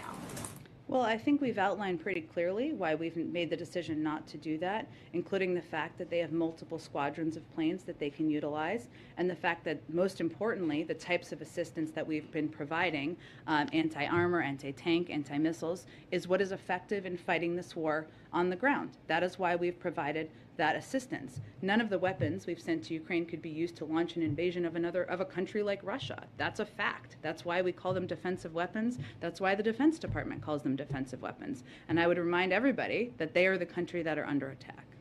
I want to move on to the Iran talks. This week the president said that we are crippling Putin's economy with punishing sanctions that are only going to grow more painful over time. But the State Department said that the administration would not sanction Russian participation in nuclear projects that are part of the JCPOA. So how does the administration justify calling for such strong sanctions on Russia but giving them a pass when it comes to Iran? Isn't that hypocritical in some sense? There's absolutely no pass given. They're not getting additional assistance or sanctions relief of any sort. They have an implementation role. They've had an implementation role in the past. as it relates to the Iran nuclear deal, and that is certainly what we would be talking about in this regard. But for clarity purposes, there's absolutely no additional sanctions assistance that Russia would be receiving that is outside of the Iran nuclear deal. So, but just carving out what's already there and giving it protection, that it will not be sanctioned? Well, to explain to you, or for those of you who have covered back in 2015, you may remember this, that there have been roles in the past that Russia has played in terms of the movement or the protection, the nuclear protections in some capacity of as we're implementing the Iran deal, and that's what we're really referring to. That's part of the discussion in the deal. This is a new deal that we're doing. It's the similar implementation components. It's a implementation and discussion around a similar deal that was discussed back in 2015. And then the Director of National Intelligence annual threat assessment last month said that Iran has threatened to kill former and current U.S. officials in retaliation for the U.S. killing the IRGC's leader, Qasem Soleimani. So do those threats constitute terrorism? Well, I would just remind you all that where we are, one, I'm not going to just confirm or get into specifics about any threats through intelligence channels, but where we are right now, is that not only has Iran's nuclear program advanced, but their behavior in the region and beyond has gotten more aggressive, including by the Islamic Revolutionary Guard. So the notion that the actions of the past administration pulling out of the Iran nuclear deal has cut down on the actions or the escalatory behavior of the Iran Revolutionary Guard is inaccurate. The Iranian government has actually doubled their budget or something like that. So the notion that the approach that the status quo is effective and making us safer just doesn't bear out in any form of facts. So they should not then, the IRGC be delisted from the terrorist blacklist? There's an ongoing negotiation. I'm not going to get into specifics of it, but I would just note that the status quo where we stand has done nothing to make us safer in any regard. In fact, the Islamic Revolutionary Guard has only been strengthened. Go ahead. Jen, I want to follow up with you on the call. You have, from the podium and in the readout, it says the president described the implications and consequences if China provides material support to Russia. So to be clear, did President Biden warn President Xi not to send any support to Russia? I think he made clear what the implications and consequences would be if he did. That is laying out what the consequences would be. President Xi has to decide what he's going to do here. And not just here, but is it fair to characterize that as a warning? I would characterize it exactly as I said it. And did President Biden and President Xi discuss the possibility of lifting sanctions and or tariffs as a way to get China off? This was not about carrots. This was about laying out what the implications and consequences would be. Did the president step away from the phone call and have a sense that he can work with China as it relates to Ukraine? Well, I think he came away feeling that he had conveyed clearly what the implications and consequences would be, and also that he had the opportunity to lay out specifically what steps we've taken, why, and what we're seeing on the ground. And he also said that we would continue conversations task the teams to continue conversations. So that indicates that we will continue to engage with them. I want to follow up with you on something we've been discussing throughout the week, the issue of refugees. Newsweek has reported that the U.S. is actually detaining Ukrainian refugees in ICE detention centers, those who are seeking entry into the country, which seems like a contradiction of President Biden saying that he would welcome them here. Can you tell us why this is happening and what's being done? I can't confirm any specific cases. I'd point you to the Department of Homeland Security. But what I would say is that we are still implementing our immigration laws at the border. That means that Title 42 is in place, and for individuals who come through, abnormal migration, we approach that through the same laws and implementation. When the president says he would welcome refugees, of course he would, but they have to apply through the refugee programs. Understood, but do you acknowledge, Jen, that detaining them is a contradiction to President Biden saying he would welcome them with open arms? Well, again, Kristen, we implement and we our immigration laws across the board, no matter what country you come from, and that has been our case and approach from the beginning. Welcoming refugees means applying through the refugee process. And again, as I've said in here, we're looking at a range of options, including providing a broad range of humanitarian assistance to the countries where the vast majority of refugees are going. Is it a priority priority for President Biden to address this situation so that refugees are not being detained at ICE detention centers? Well, again, we are continuing to apply our immigration laws at the border. And so refugees who want to come to the United States, of course we would welcome Ukrainian refugees. That is why, but they have to apply through the existing programs. There's an ongoing discussion about what programs or what steps we could take. And we certainly, that's an important conversation and process internally. Where we have put all of our efforts to date, the vast majority of them to date has been on providing a historic amount of funding to countries in the region, including a huge amount, billions of dollars that has been approved through the omnibus bill the president just signed into law to make sure that the countries that are welcoming the vast majority of these refugees have assistance and support and aid that they need. Jen, you mentioned Taiwan. Will the U.S. deliver javelins and stingers on time this year to Taiwan? Can you answer that? I don't have any update for you on military assistance to Taiwan. I would point you to the Department of Defense. A separate question real quick. The White House, is it aware of ongoing destruction and vandalism of Catholic churches across the United States, statues as well? Is the president aware of that destruction taking place right now across the U.S.? Most recent examples in Florida at the Holy Family Catholic Church, in Royal Oak, Michigan, St. Mary Catholic Church, in Georgia, Sacred Heart Catholic Church, all vandalized, destroyed. Well, I can assure you that the President, the White House, and the United States would oppose any destruction or desecration of religious institutions of any kind. And certainly Catholic churches, the President himself is a Catholic, of course. Does the President believe that perhaps Pope Francis could play a role in mediating an end to this Ukraine crisis, the war? I just don't have anything on Pope Francis's role. Obviously, we're focusing our efforts at this point in time and engaging with our European allies and counterparts around the world. Go ahead, Ashley. If President Biden does not make a second stop on his trip abroad next week, as has been rumored, to Poland or some other place, what would be the reason? Would it be security concerns? Would it not be wanting to visit refugees at the border to draw resources away from that crisis? I expect we'll have more on the trip soon, so I don't want to get too ahead of where we may or may not be, but we factor in a range of factors whenever we make any travel plans, including pulling resources away, as you noted, including security concerns, including ensuring that we can implement it effectively. But we pulled this trip together pretty quickly, so we're working as quickly as we can to get any other details finalized. More on a different topic. Following up on what my colleague asked yesterday, President Zelensky mentioned in his address this idea of a U-24 United for Peace. It's a little unclear to me, at least, what exactly that would look like and mean. What is the White House's understanding of what he's asking for? Is that an alternative to NATO? What role would it fill? Can you try to We just don't have any other assessment or explanation from here. I mean, I'd certainly point you to the Ukrainians to discuss in more detail. We talk with them regularly. I would let them speak for their own proposals. Go ahead. Jen, when the president spoke to President Xi, did he set out any particular benchmarks by which he would measure their compliance, either financially on the arms issue? Any time frames out there?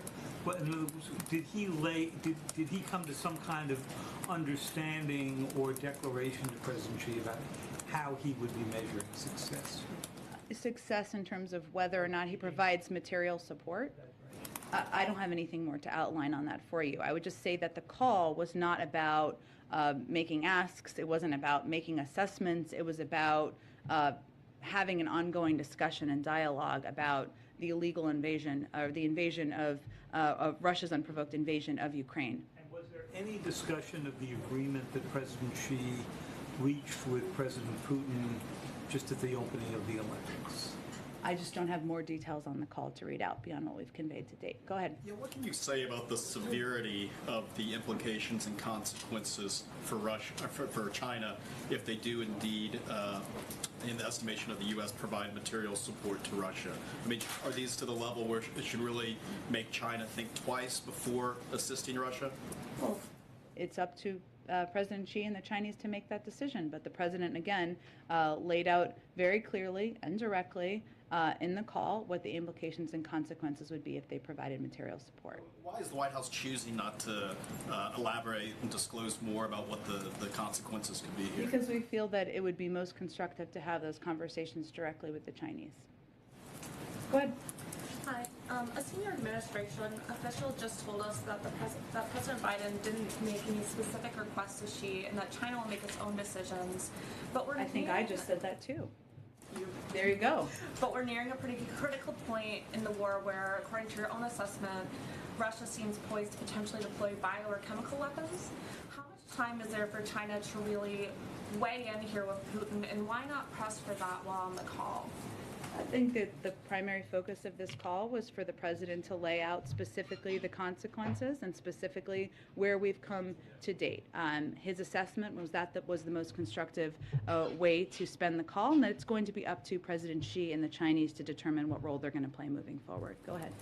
Implications and consequences. Yeah. I'm asking about this again because in the lead up to Russia's invasion, the White House was really extremely transparent, laying out call after call and briefing after briefing a lot of the specifics that we then saw implemented. Why, in this case, is it just saying implications and consequences and not giving the same specifics? Sure, because we feel it's the most constructive way to engage and have a constructive dialogue. Just to clarify, the specifics were given out in detail on this call. It sounds like what you're saying. Correct. I'm not going to give you more details about the level of detail, but it was a detailed engagement. I'm not going to outline that more from here, but he was specific about what he described on the call. Go ahead. I hope I'm not beating a dead horse here. It's okay. Okay, it's Friday. So you said previously the point of this call would be to see where she stands. Yep. You're obviously reluctant to tell us where she stands based on that call, and you pointed to the Chinese, but their readout, if you've read it, doesn't tell you much either. So can you at least say after a 2-hour call, is the White House confident it knows where she stands, and you just don't want to tell us? Or are you not telling us because you don't really understand where he stands?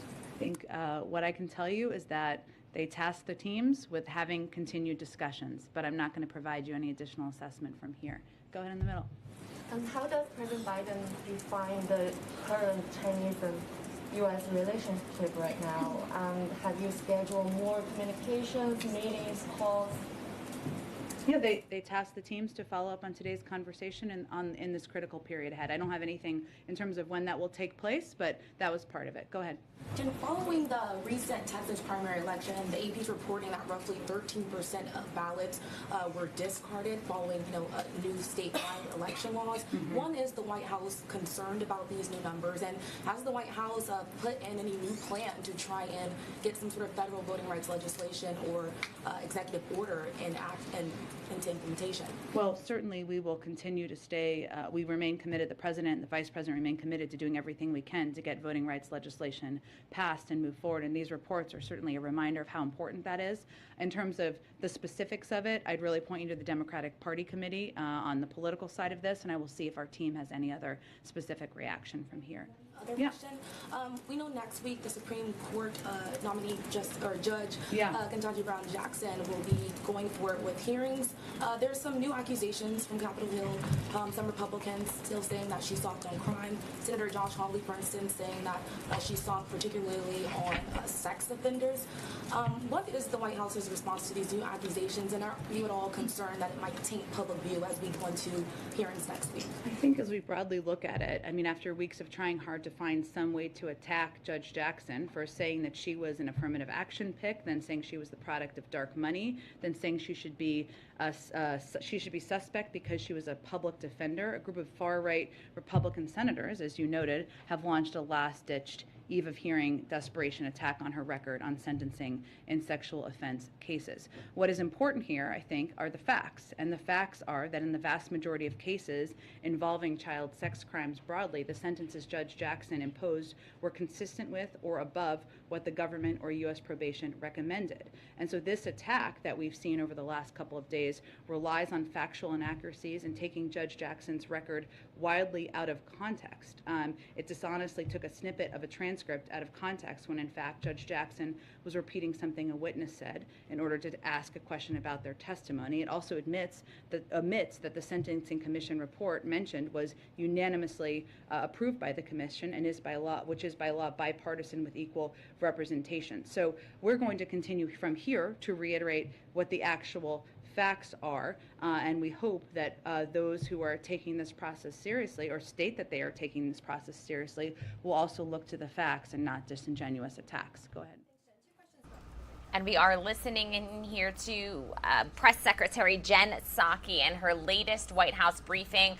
She just spoke there on Judge Ketanji Brown Jackson, whose nomination hearings are going to begin today. Those confirmation hearings, we'll be bringing you them live, raw, and unfiltered here on Live Now from Fox. But we do want to get you up to speed on everything that we are monitoring today. Of course, those confirmation hearings will begin at 11 a.m. Eastern Time. We'll be bringing those to you live here on the show. We also are monitoring the White House this morning as President Joe Biden is set for a call with leaders today on Ukraine.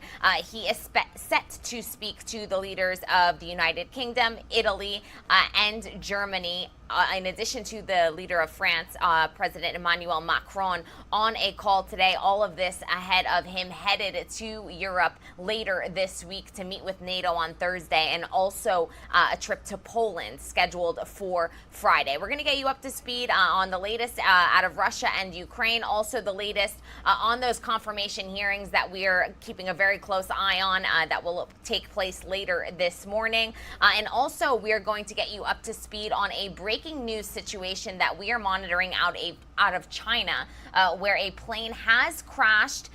We are getting confirmation that there was 132 people aboard that plane, and they have discovered some debris. We're going to work on getting you the latest details and bring that to you live, raw, and unfiltered here on the show right after this 2-minute commercial break.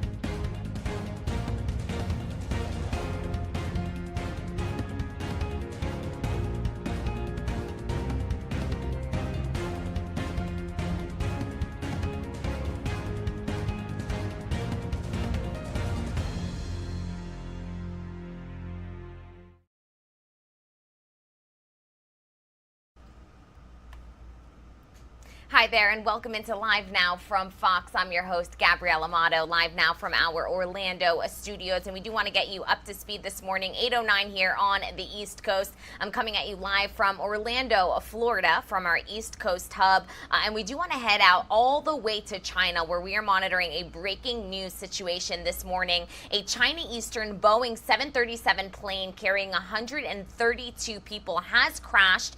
We do want to get you up to speed on all of the breaking news here, and we'll take you out to a map. This is exactly where this situation is happening in Guangxi. Now, what we know, a China Eastern Boeing 737 carrying 132 people has crashed in southern China. The plane was traveling at 30,000 feet before taking a deep dive, according to Flight Radar 24. 123 passengers and 9 crew members were on board. The number of fatalities and injuries is still unclear. And here you're seeing that map taking you to the southern portion of China. We do want to read you everything that we know at this very moment. A firefighting department official reported that there was no sign of life at the crash site. This is breaking news coming into our newsroom right now. So there is no sign of life at the debris site, according to the latest reports coming into our desk. The flight number 5735 had been traveling, like I said, at around 30,000 feet when the plane entered a deep dive at its cruising altitude speed of 523 miles per hour, according to data from Flight Radar 24. Now, the data suggests that the plane crashed within a minute and a half of whatever went wrong. So we are still not sure what exactly happened here, but the whole ordeal happened very, very quickly. The plane was traveling at 30,000 feet, and within a minute and a half, it had crashed, essentially taking a deep nosedive. The plane had disintegrated, according to Chinese media, and caused bamboo trees to ignite. The cause of the crash has not been determined, as we have said, but obviously the crash caused a fire on the ground. Like we have been reporting, the plane was carrying 123 passengers and 9 crew members. All of this information according to the Civil Aviation Administration of China. The crash occurred near the city of Wuzhou in Tang County. The flight was traveling from Kunming Wujiba International Airport in the western province of Yunnan to the industrial center of Guangzhou along the eastern coast. So that was the route, but unfortunately it did not make it there. It crashed at the point that you were seeing on your screen in the Guangxi region. Now, President Xi said he was shocked by the crash and has ordered a full investigation. We are seeing some videos coming in on social media, but before we show them to you, we of course want to independently verify that they are accurate. So as soon as we get video footage of this potential crash, we will be sure to bring it to you live, raw, and unfiltered here on the show. China's latest deadly crash of a civilian jetliner was back in 2010. 44 of the 96 people on board were killed in that crash back then. But China's worst ever disaster occurred back in 1994, where that crash had killed 160 people on board. What we know right now, Boeing 737, China Eastern plane carrying 132 people has crashed. The latest update says that there is no sign of life at the site, but we are not sure. We have not received confirmation on those deaths or fatalities. We'll keep you up to date on that, but the latest from officials is that there appears to be no sign of life. We are getting also video coming into our newsroom of rescuers arriving on the scene. And so this is coming in live, raw, and unfiltered here. So from just a couple minutes ago. So I do want to play it for you. Let's listen in to what this scene was like this morning.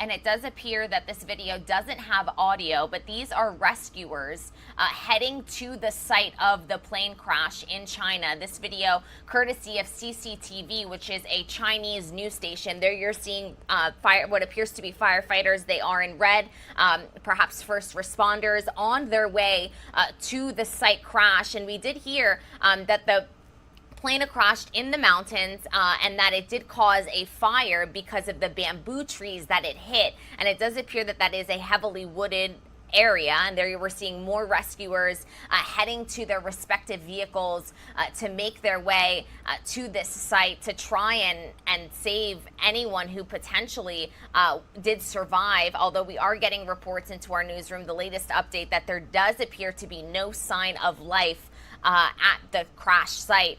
Once again, flight number 5735 had been traveling at about 30,000 feet. The plane entered a deep nosedive, and within a minute and a half of whatever went wrong, that plane was on the ground. And it does appear that the video has restarted itself. So that is the latest imagery coming into our newsroom from China, from CCTV.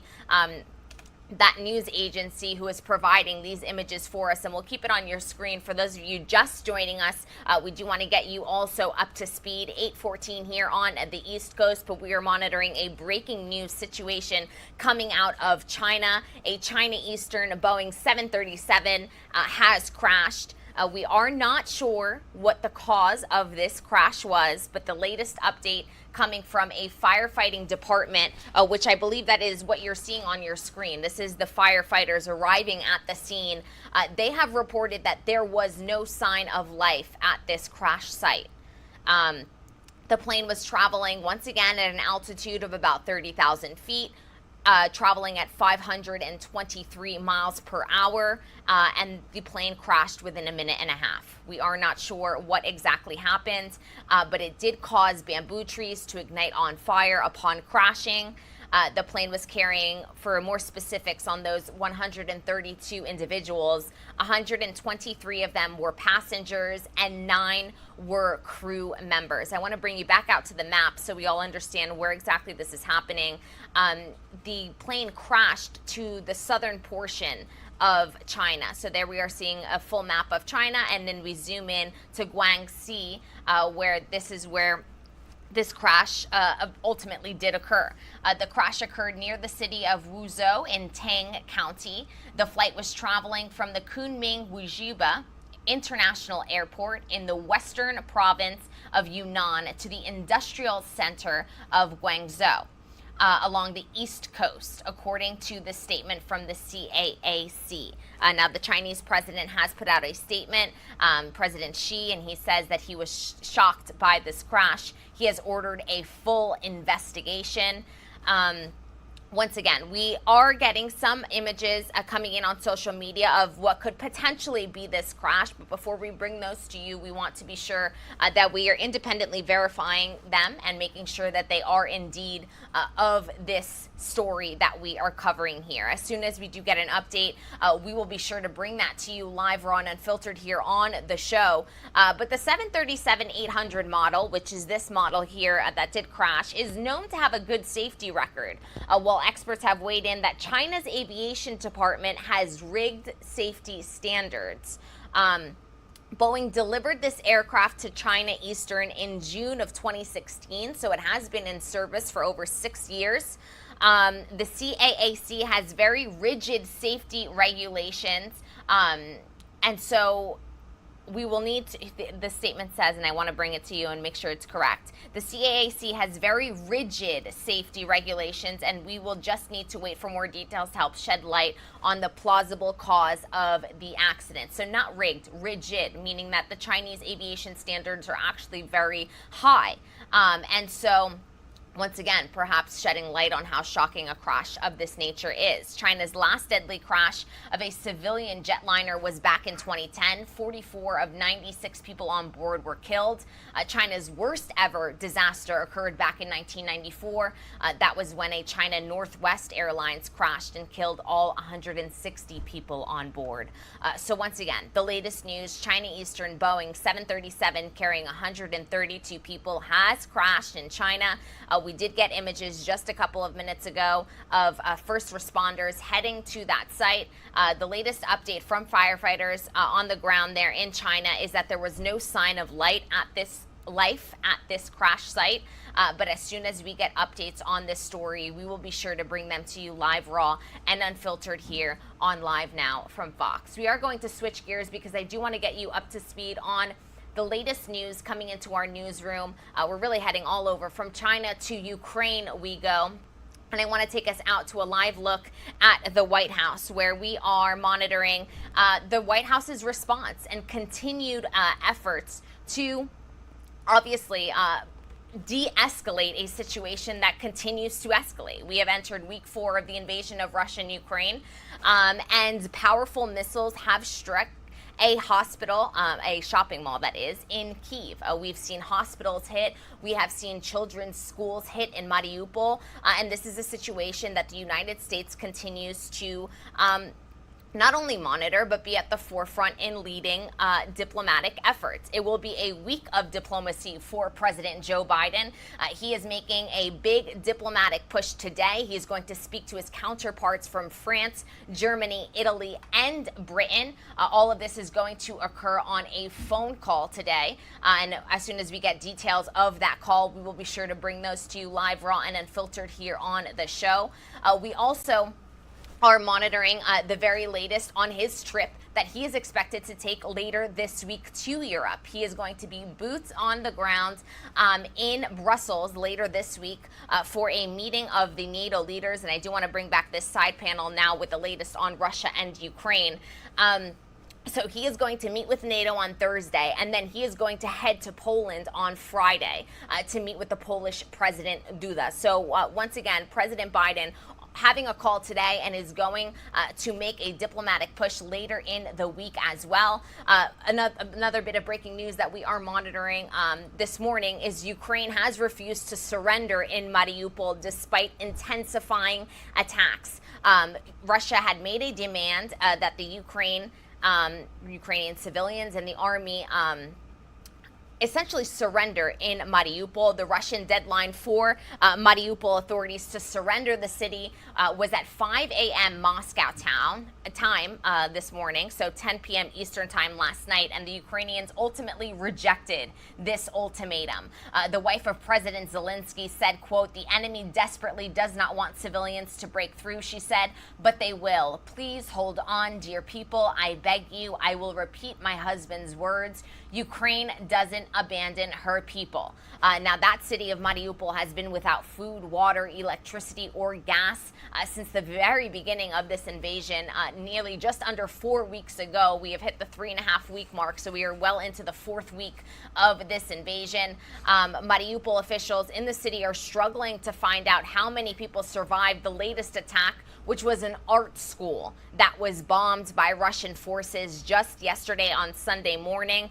People were hiding in that art school, were using that basement as a bomb shelter, very similar to the theater that we saw bombed just a couple of days ago. Like I said, the second bullet on the side of your screen, Biden is set for a NATO summit in Brussels on Thursday, a trip to Poland on Friday. And we, of course, are very closely monitoring the UN situation. 10 million people have been displaced since the start of the Russian invasion. 3.3 million refugees and 6.5 million people displaced within Ukraine, which means that they've left their homes and traveled to a different portion of Ukraine. A lot that we are monitoring here, but we want to touch base with our Fox News correspondents all around the world. Ukrainian President Zelensky makes an argument and an urgent plea to Moscow. This as residential areas continue to come under fire. Our Fox News correspondent Alexis McAdams has this story. Let's take a listen.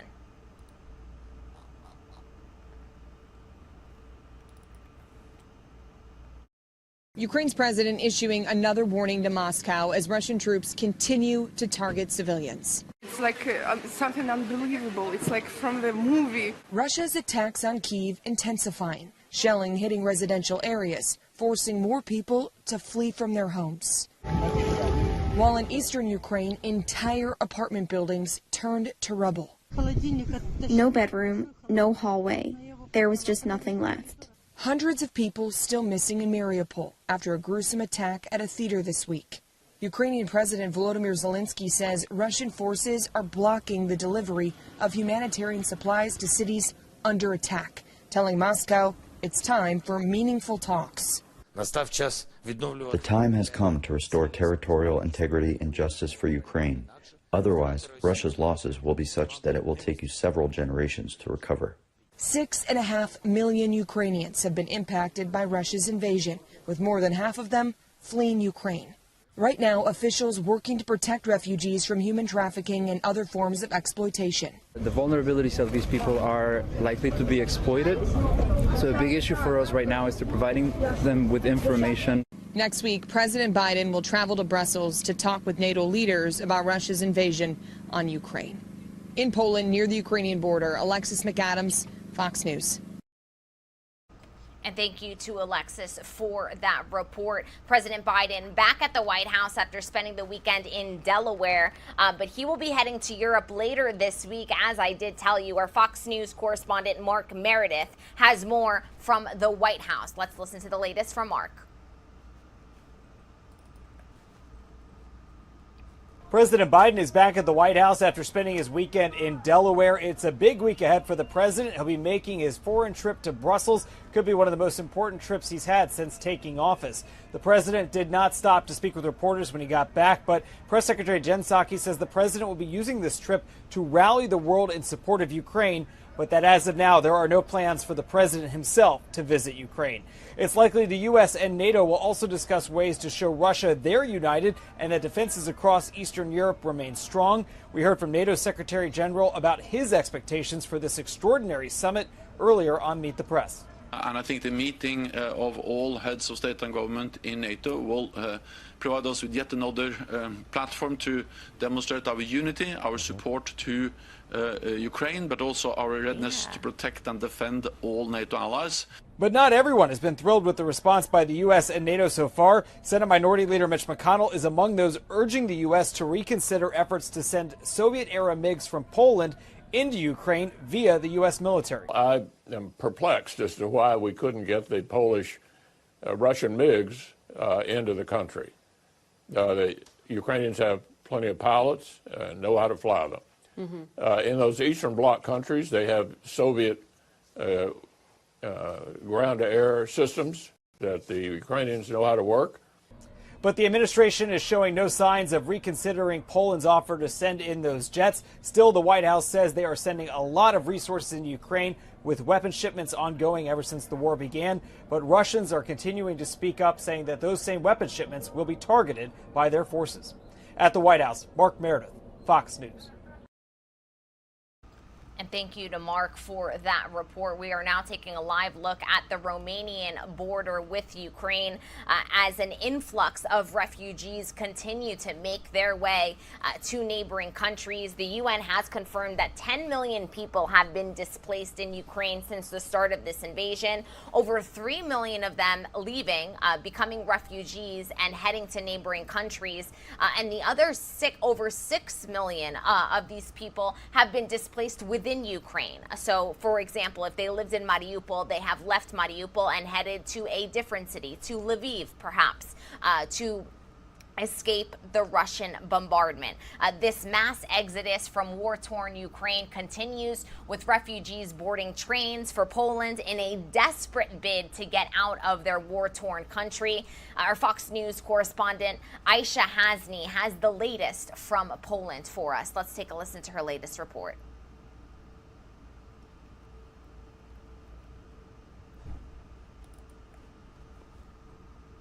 Here at the train station in Przemysl, Poland, you can see there's a new wave of refugees that were just dropped off by a train, and there are mostly women, children, and the elderly. And this activity picks up late at night. We see more and more refugees coming in.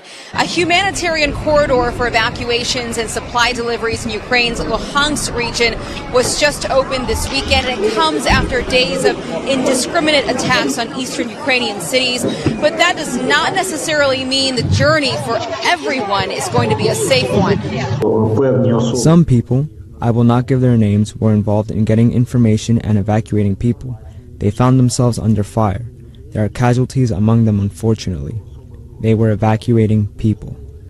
For those who cannot leave, things are even worse. The UN is reporting that residents in Mariupol and Sumy are now facing potentially fatal shortages of food, water, and medicine. Meanwhile, in Odessa, officials are pleading for food for some 450,000 residents there. Stockpiles of UN aid is getting across the border into Ukraine to teams embedded inside, but aid workers are struggling mightily to reach the displaced, oftentimes taking shelter with Ukrainians under constant air raids. There's been a big flurry of congressional activity here on the ground in Poland, 2 delegations, in fact. Senators yesterday and House members today, who believe the fastest way to stop this humanitarian crisis is to help Ukrainians win this war. $7 billion of lethal aid was passed by the United States Congress. The sooner that gets in the hands of the Ukrainians, the sooner the Ukrainians can win this war and end this humanitarian crisis. From the train stations to buses, these refugees will eventually wind up at refugee centers.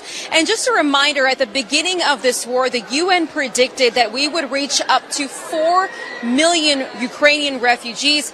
It's been about 3 weeks now. We're almost hitting that at more than 3 million. It's only going to continue to get worse.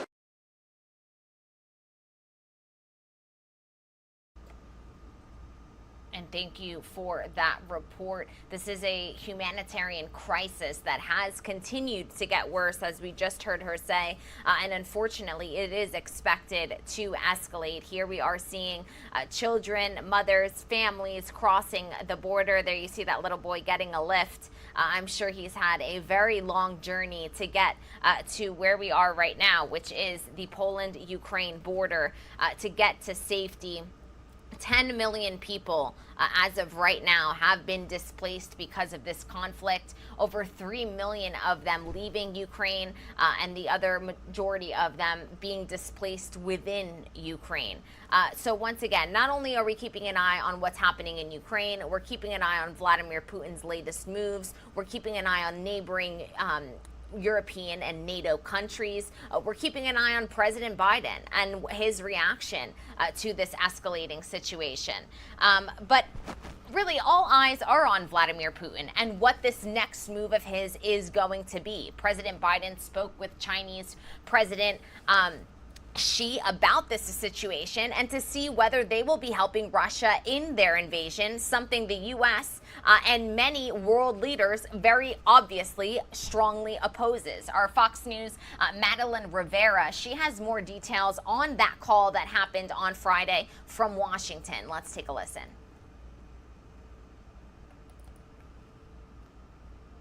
In a high-stakes, nearly 2-hour video call with Chinese President Xi Jinping Friday, President Biden warned China of consequences if it supports Russia in its invasion of Ukraine. China has to make a decision for themselves about where they want to stand and how they want the history books to look at them and view their actions. Fox has confirmed Russia has asked China for military and economic help. Despite the president's warnings against giving aid, Friday's call ended with no assurances from the Chinese.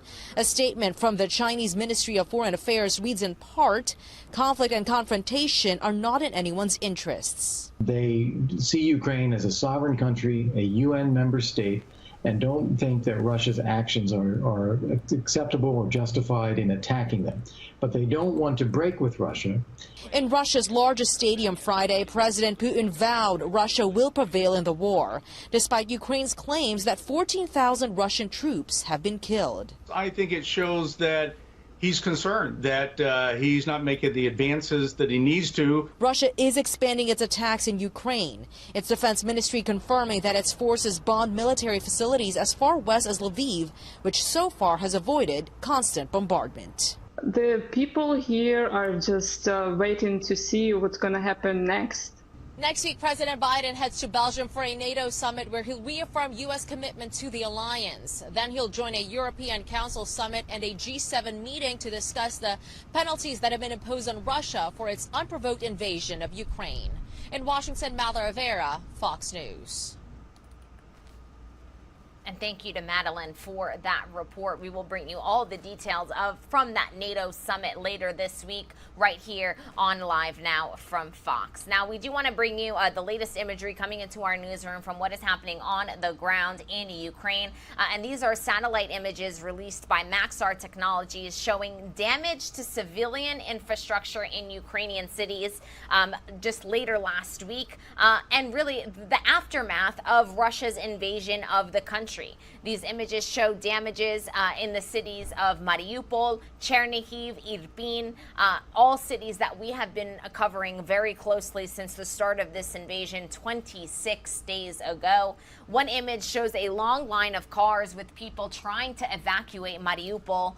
The deputy head of the Ukrainian president's office said in a Telegram post that 4,972 people had evacuated the besieged city through a humanitarian corridor. So we are seeing some success in those humanitarian corridors out of Mariupol, but simply not enough. This is a city that has been without food, water, electricity for now well over 20 days because they were one of the first cities to be heavily hit. And so this is just imagery of the destruction that we are seeing on the ground in that city and really in cities all around the Ukrainian country. Let's take a look at a different image coming into our newsroom. And this is imagery of a strike on a shopping mall in Kyiv. Ukraine's state emergency service said a strike hit a mall in Kyiv's Podilsky district on Sunday night. This happening just overnight, causing a fire inside the mall and in the parking lot. Footage posted by the state emergency service in the early hours of this morning show the moment the strike hits the mall. Later in the footage, a man is pulled from the rubble, which we will see in just a couple of minutes. As of Monday morning, the SES said it was gathering information about possible victims following this strike that once again happened overnight. This is a mall in Kyiv, in the Ukrainian capital. So as Russia continues to maintain that this is a special military operation simply targeting military infrastructure, here we are seeing images of innocent civilians being pulled from a mall, from the rubble. And once again, we do want to warn that all of these images, viewer discretion is advised because these are wartime images coming in to our newsroom. We're getting more images of that same casualties reported in the same city in Kyiv, in the Ukrainian capital, and this is a residential area. And what this residential area now looks like: at least one civilian was killed and 4 injured after a rocket strike on Kyiv. This happening just a couple of days ago on Friday, and this is what the aftermath of that strike on Friday is. The State Emergency Service of Ukraine announced that around 8 a.m. a rocket struck a 5-story residential building. Once again, this happening in the Podilsky district of Kyiv, so that same area that we saw that mall be hit, causing a fire on the first 3 floors. 47 personnel battled the fire and rescued 12 people, while a further 98 people had to be evacuated from their homes in nearby areas. The number of reported casualties is still preliminary. The mayor of Kyiv visited the scene and reported that 1 person had died and at least 19 were injured, including 4 children. He said that 6 houses, a kindergarten, and another school were damaged. We're continuing to see imagery of these types of casualties and these types of really just destroyed buildings coming into our newsroom. This is also images of the Ukrainian capital of Kyiv, a residential building struck by a missile. And there you see someone taking a video on her phone.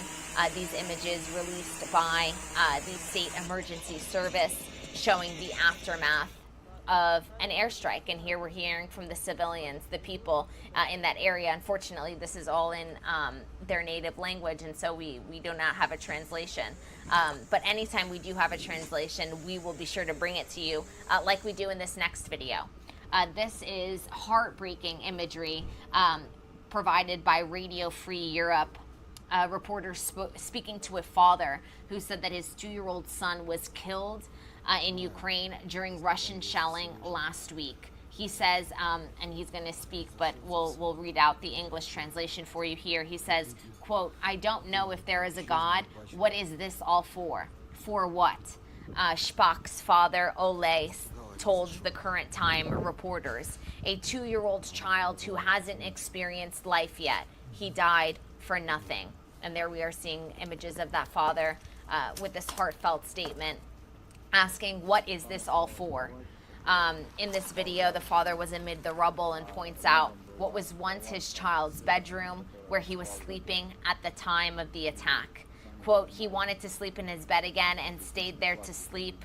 The little one was buried under the debris. When he was found, his heart was still beating, but by the time they got him to the ambulance, he was dead." Heartfelt images coming into our newsroom. And speaking of children, here is a very powerful installation. Empty strollers placed in Lviv to symbolize children killed in the Russian invasion of Ukraine. More than 100 strollers were placed in rows in a public square in Lviv, in Ukraine's western portion of the country, on March 18th to symbolize the death of children killed in Russian attacks. Here we are, and let's listen in to see if this is in English. Unfortunately, it is not. We'll try and get a readout of what this woman is saying here. But this video from Radio Free Europe, Radio Liberty, shows the strollers. And this is an interview with one of the organizers. She says, quote, "During the war, especially on its 23rd day, we stopped distinguishing amongst 30, 40, 50, or 100 victims. That's why today we brought here 109 strollers so that we could see what this number looks like. How many children could have been playing, enjoying their time with their parents on this square today? Unfortunately, they have been killed. And now they shield the Ukrainian sky while the world's politicians argue about what sanctions to choose." And that is a powerful message from one of the organizers of this installation of empty strollers to honor the children killed in these attacks. We are going to step away for a quick 2-minute commercial break. We'll be right back.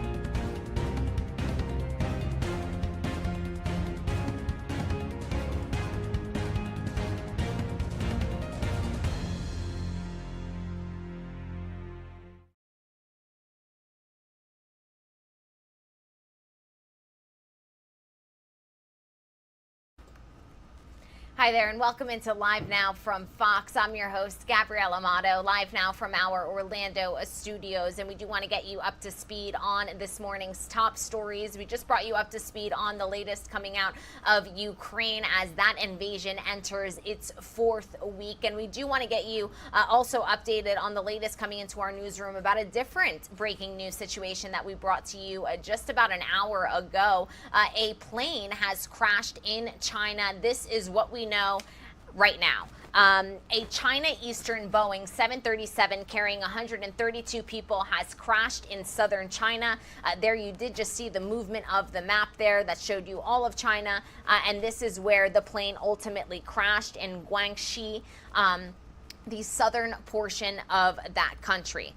Now, We do want to bring this lower on your screen so that everyone knows where we currently stand. We know that the plane was traveling at 30,000 feet before taking a deep dive, according to Flight Radar 24.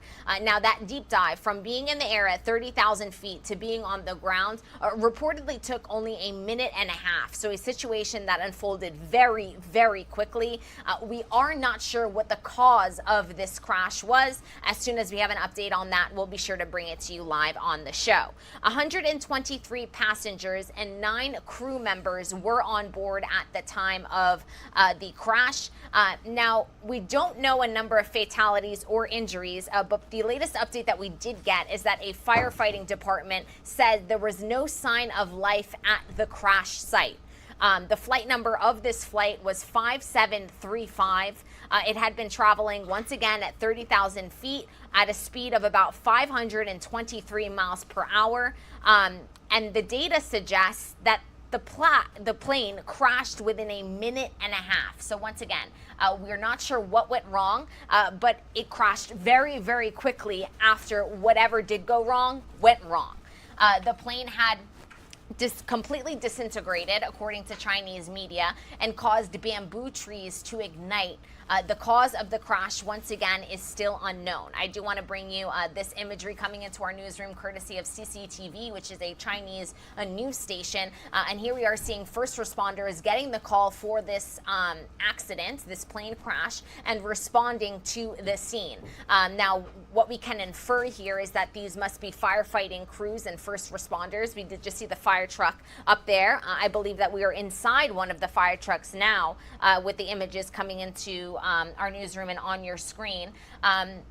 Once again, the passengers, 123 of them, 9 crew members were on board. And here we are seeing, once again, police officers, first responders, firefighters running to their trucks, running to the scene to try and respond. The crash occurred near the city of Wuzhou in Tang County. The flight was traveling from the Kunming Wujiba International Airport. That was in the western province of Yunnan to the industrial center of Guangzhou. This all according to a statement from CAAC.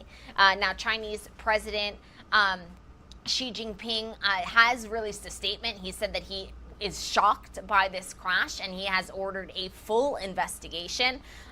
We are getting in videos from social media that show this crash, but we want to be able to independently verify those before we bring them to you on the show here. So as soon as we do that, we will certainly bring them to you as soon as possible. Now, satellite data from NASA also showed a massive fire where the flight went down. Chicago-based Boeing Co. said it was aware of the initial reports of the crash and was, quote, working to gather more information. So if we have a statement from Boeing, we'll be sure to bring that to you also on the show. Now, more information on this specific plane. Boeing delivered this aircraft to China Eastern in June of 2015. This means that this aircraft has been flying and in service for more than 6 years. The 737-800 model is known to have a good safety record, while experts have weighed in that China's aviation department has, quote, rigid safety standards. This is a statement from the head of Malaysian-based aviation consultancy and Dow Analytics, and he said, quote, the CAAC has very rigid safety regulations and we will just need to wait for more details to help shed light on the plausible cause of this accident. And once again, I'll bring back our map. There you're seeing an entire map of China, and we are zooming into the southern portion of the country where this accident did occur in the Guangxi region. For context on Chinese aviation disasters, potentially like the one that we are bringing to you live on the show right now, China's last deadly crash of a civilian jetliner was in 2010. 44 of the 96 people on board were killed. China's worst ever air disaster occurred in 1994 when a China Northwest Airlines crashed and killed all 160 people on board. So that is the information that we know right now. As soon as we get an update, we will be sure to bring it to you live on the show. But once again, 132 passengers, and there does appear to be no sign of life and no sign of survivors. The airline said it deeply mourned the passengers and crew who had died. So it does appear that that is the update, that there is no sign of life. And so we will be sure to update all of the graphics on our screen to reflect this latest news. We also are, as we have been all morning long, we are live, wide, and worldwide, as we like to say here on the show, because here is a live look outside of Judge Ketanji Brown Jackson's house. And this is a big day for Judge Jackson as she is set to begin her confirmation hearings. As we know, she is President Biden's nominee for the U.S. Supreme Court, the first black woman nominated to the U.S. Supreme Court in its 233-year history. We are going to bring you this nomination hearing and confirmation hearings all week long, live, raw, and unfiltered here on the show. Jackson, 51, who currently sits on the nation's second most powerful court, the U.S. Court of Appeals for the District of Columbia Circuit. She's going to face questions from the committee's 11 Republican and 11 Democrats over 2 days. A big day for her, a big day for the country, and this is a live stakeout outside of her home right now. Live, raw, and unfiltered. We're going to step away for a quick 2-minute commercial break, but in just about 10 minutes, we are going to speak to an expert on everything that we can expect to see over the course of the next couple of days as these confirmation hearings take place. This is what we do here, live, raw, and unfiltered. And it does appear our cameraman is working to get this shot back, and he has. But just as I said, 10 minutes time, we're going to get you up to speed on everything that you can expect over the course of the next coming days. In the past, we've seen very heated confirmation hearings. It does appear that this one will be a bit more tranquil, but once again, we're going to get all the details from an expert at the top of the 9 o'clock hour. We're going to step away for a quick 2-minute commercial break. We'll be right back.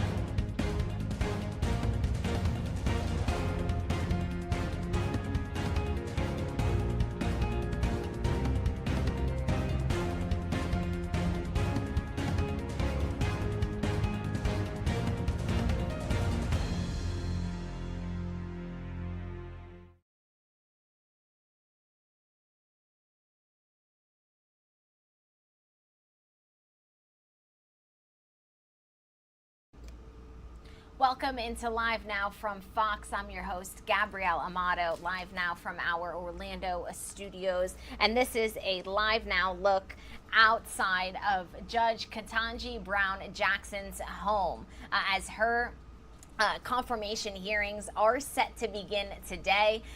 We do know that Ketanji Brown Jackson, this is a historic nomination, the first black woman nominated to the U.S. Supreme Court in its 233-year history. Judge Jackson currently sits on the second most powerful court in this country, the D.C. Circuit, of course, alluding to the U.S. Court of Appeals for the D.C. Circuit. And she is going to face questions today from the committee's 11 Republican and 11 Democrats over 2 days. Now, Jackson has served as an assistant federal public defender, a commissioner on the U.S. Sentencing Commission, on 2 prestigious federal courts.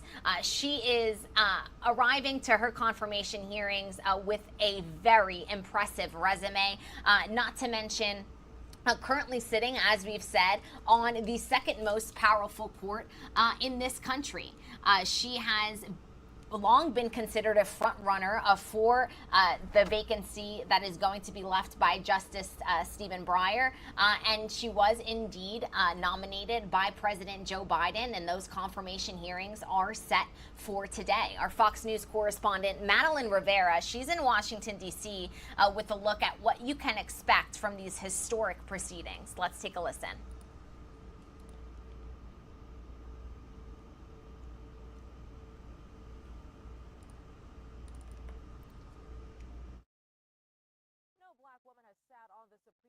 It's more than 200-year history, but now that could all change. President Biden making good on his promise, nominating a black woman for the highest court in the nation. Now, Judge Ketanji Brown Jackson will appear before the Senate Judiciary Committee Monday for the first day of her hearings. I am truly humbled by the extraordinary honor of this nomination. The 51-year-old Harvard Law School graduate has already been confirmed by Congress for 3 previous roles, most recently as a federal judge on the D.C. Circuit Court of Appeals. Over the last few weeks, she met with senators from both parties. One of the most impressive candidates I've ever interviewed. But she'll still likely face tough questions this week. Republicans have stepped up their attacks, suggesting she's soft on crime. Her time as a public defender, in which she represented Guantanamo Bay detainees, is likely to be scrutinized. Another lawmaker has also called out her previous opinions in cases involving child sex offenders,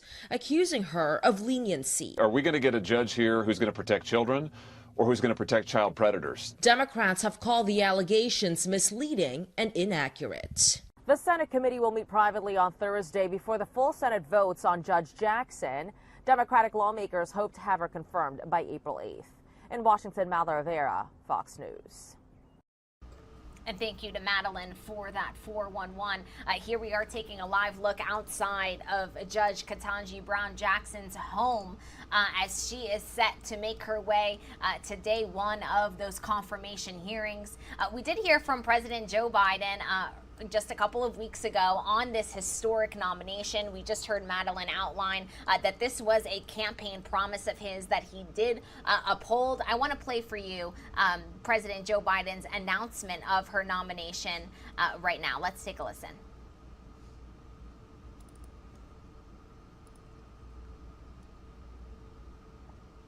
As we watch freedom and liberty under attack abroad, I'm here to fulfill my responsibilities under the Constitution to preserve freedom and liberty here in the United States of America.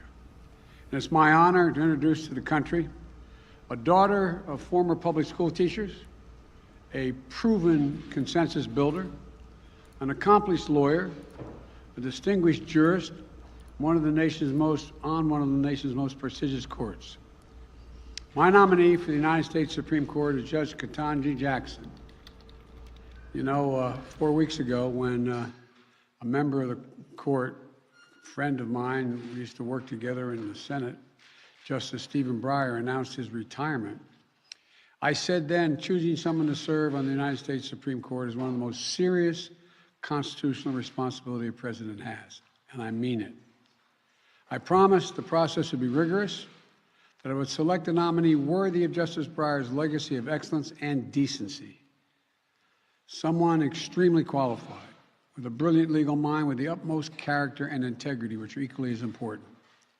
And though I would bring this decision to this decision. My perspective as a lawyer, former constitutional law professor, chairman of the Judiciary Committee for many, many years, and I'm almost reluctant to say it, someone who's presided over more Supreme Court nominations than almost anyone living today, which makes me 28 years old. I started doing it when I was 32.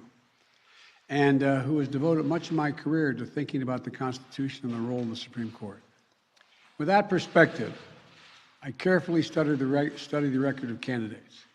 I've invited senators of both political parties to offer their ideas and points of view, and I've met with a number of them.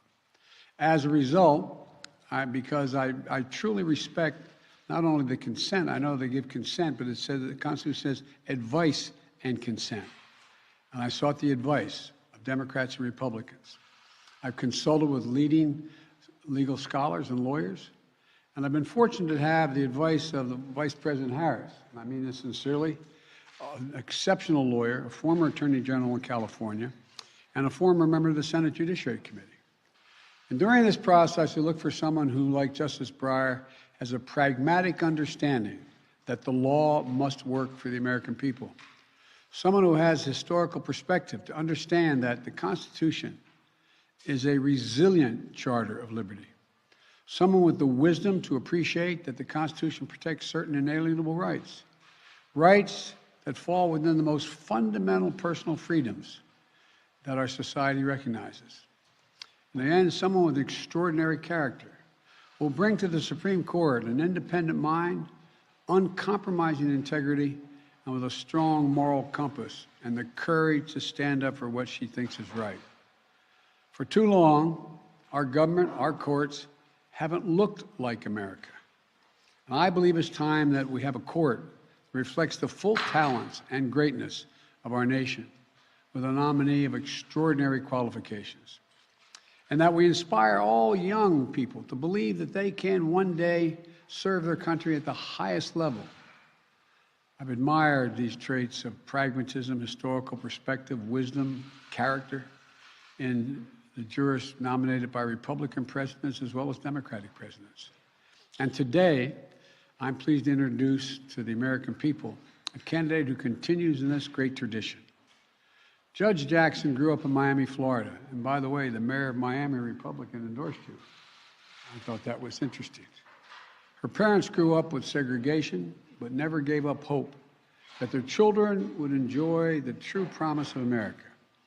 Her parents graduated from historic black colleges and became public school teachers. Her mom, a principal.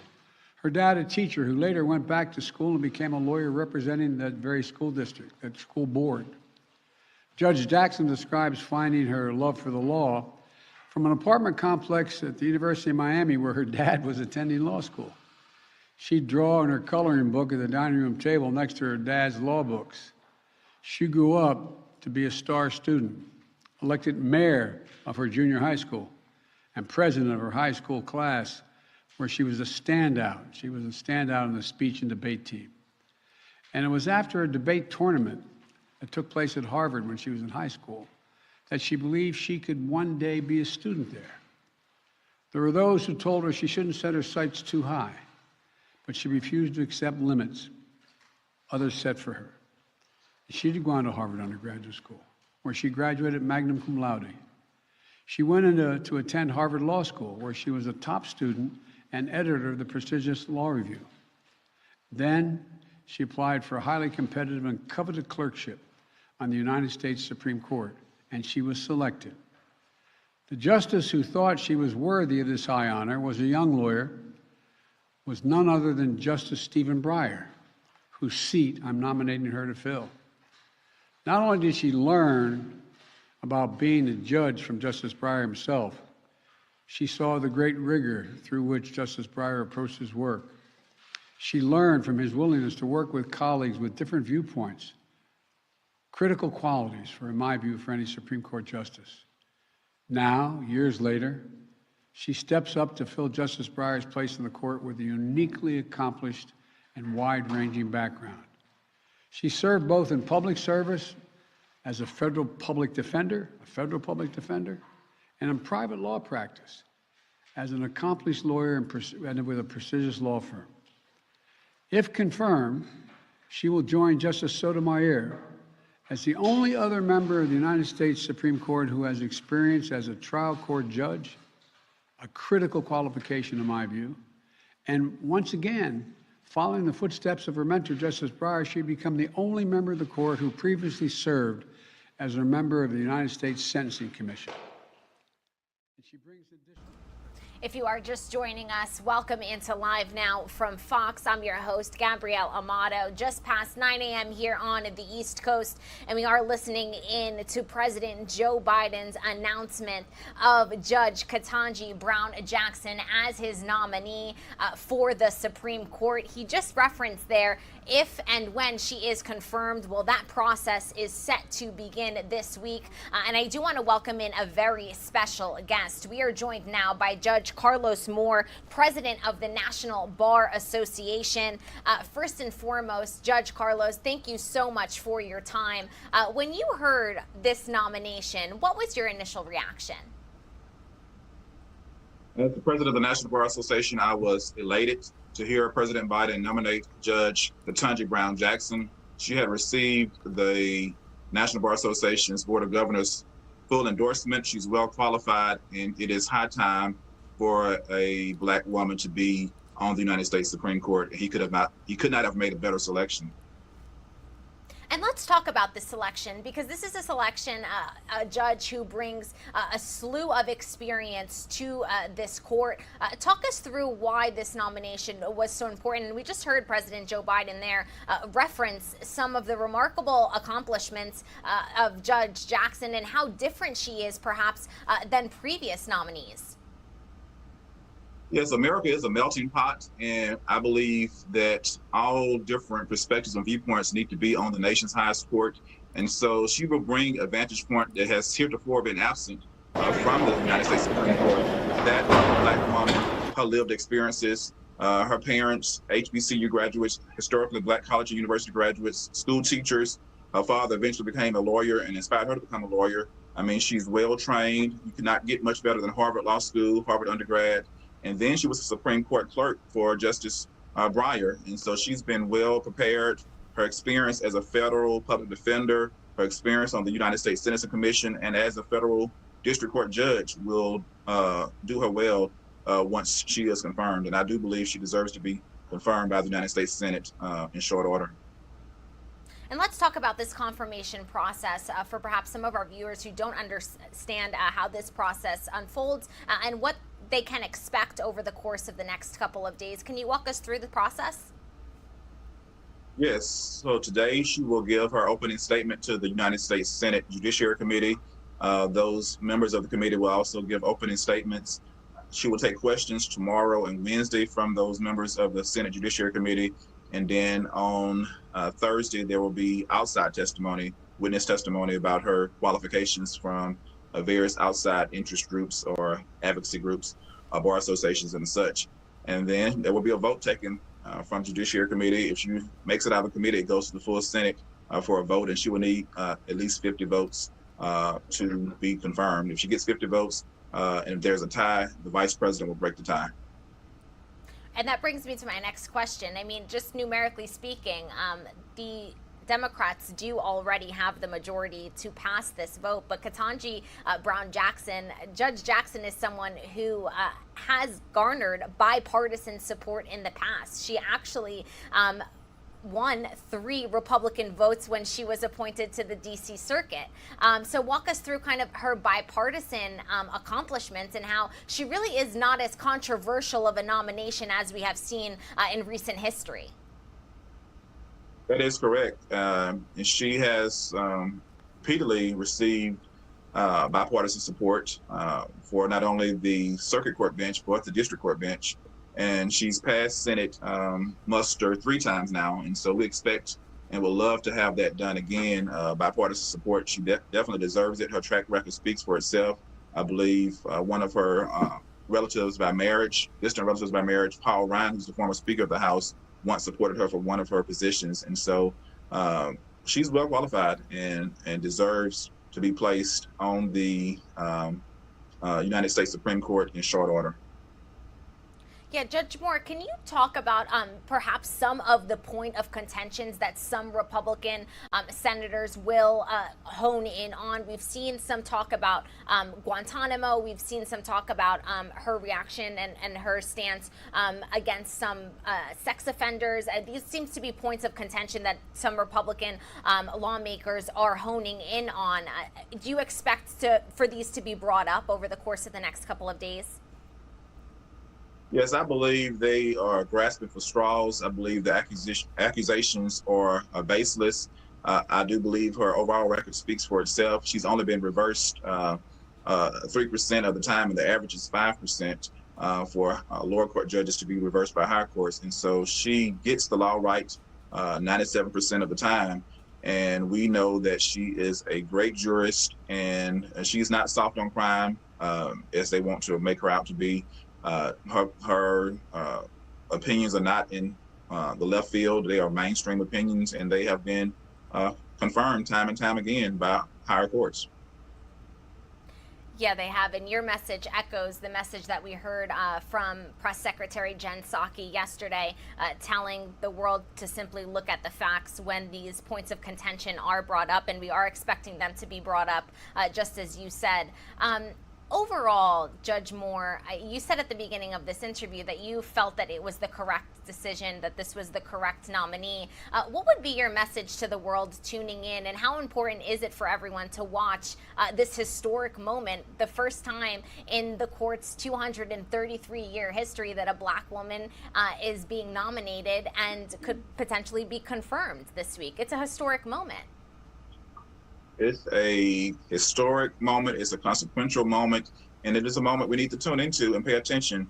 After 233 years, the Supreme Court, as you said, will finally have, has the chance to finally have a black woman on the court. There has been 115 Supreme Court justices and not one black woman in all these years. We've had 2 black men, but never a black woman's perspective. And unlike the black men, black women carry a double burden of being a racial minority as well as being a woman. And so they've had to, Judge Ketanji Brown Jackson has had to fight so many battles to get where she is. She's had to clear so many hurdles, and her voice and the people whom she looks like voice need to be heard on the nation's highest court. And so I'm confident that after all the testimony is given this week, that she will come out of committee, and I'm confident that the United States Senate, the majority of them, will confirm her as our next Associate Justice of the United States Supreme Court. Judge Carlos Moore, president of the National Bar Association, thank you so very much for the time and for the insight, kind of clarifying what everyone can expect in the coming days. We will have this historic confirmation for everyone to tune into live, raw, and unfiltered here on the show. Judge Moore, have a great day, and thanks again for the time. You too. Thank you. And once again, we are going to bring you those confirmation hearings beginning at 11 a.m. Eastern Time here on the show. You won't want to miss a minute of it. Just as Judge Moore outlined there, it is a historic nomination and a historic week for the Supreme Court. We're going to step away for a quick 2-minute commercial break. We'll get you up to speed on the nation's top stories, and really around the world, the top stories, as we have been all over from China to Ukraine to Russia this morning, right after this quick 2-minute commercial break.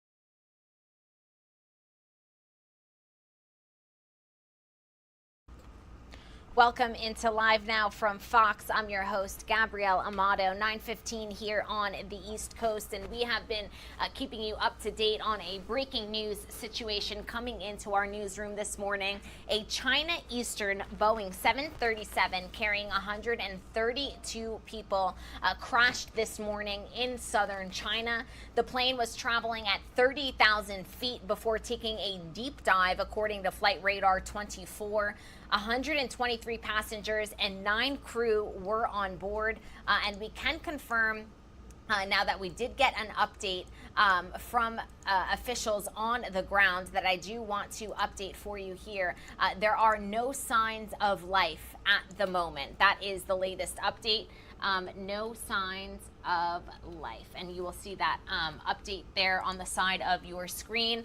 This is what we do here on Live Now from Fox. We update our screen and update all of you at home in real time, and we do, if you are just joining us, we want to get you fully up to speed on this situation. The flight number 5735 was traveling once again at an altitude of about 30,000 feet when the plane, that is, entered a deep dive at its cruising altitude speed of 523 miles per hour. All of this data coming into our newsroom courtesy of Flight Radar 24.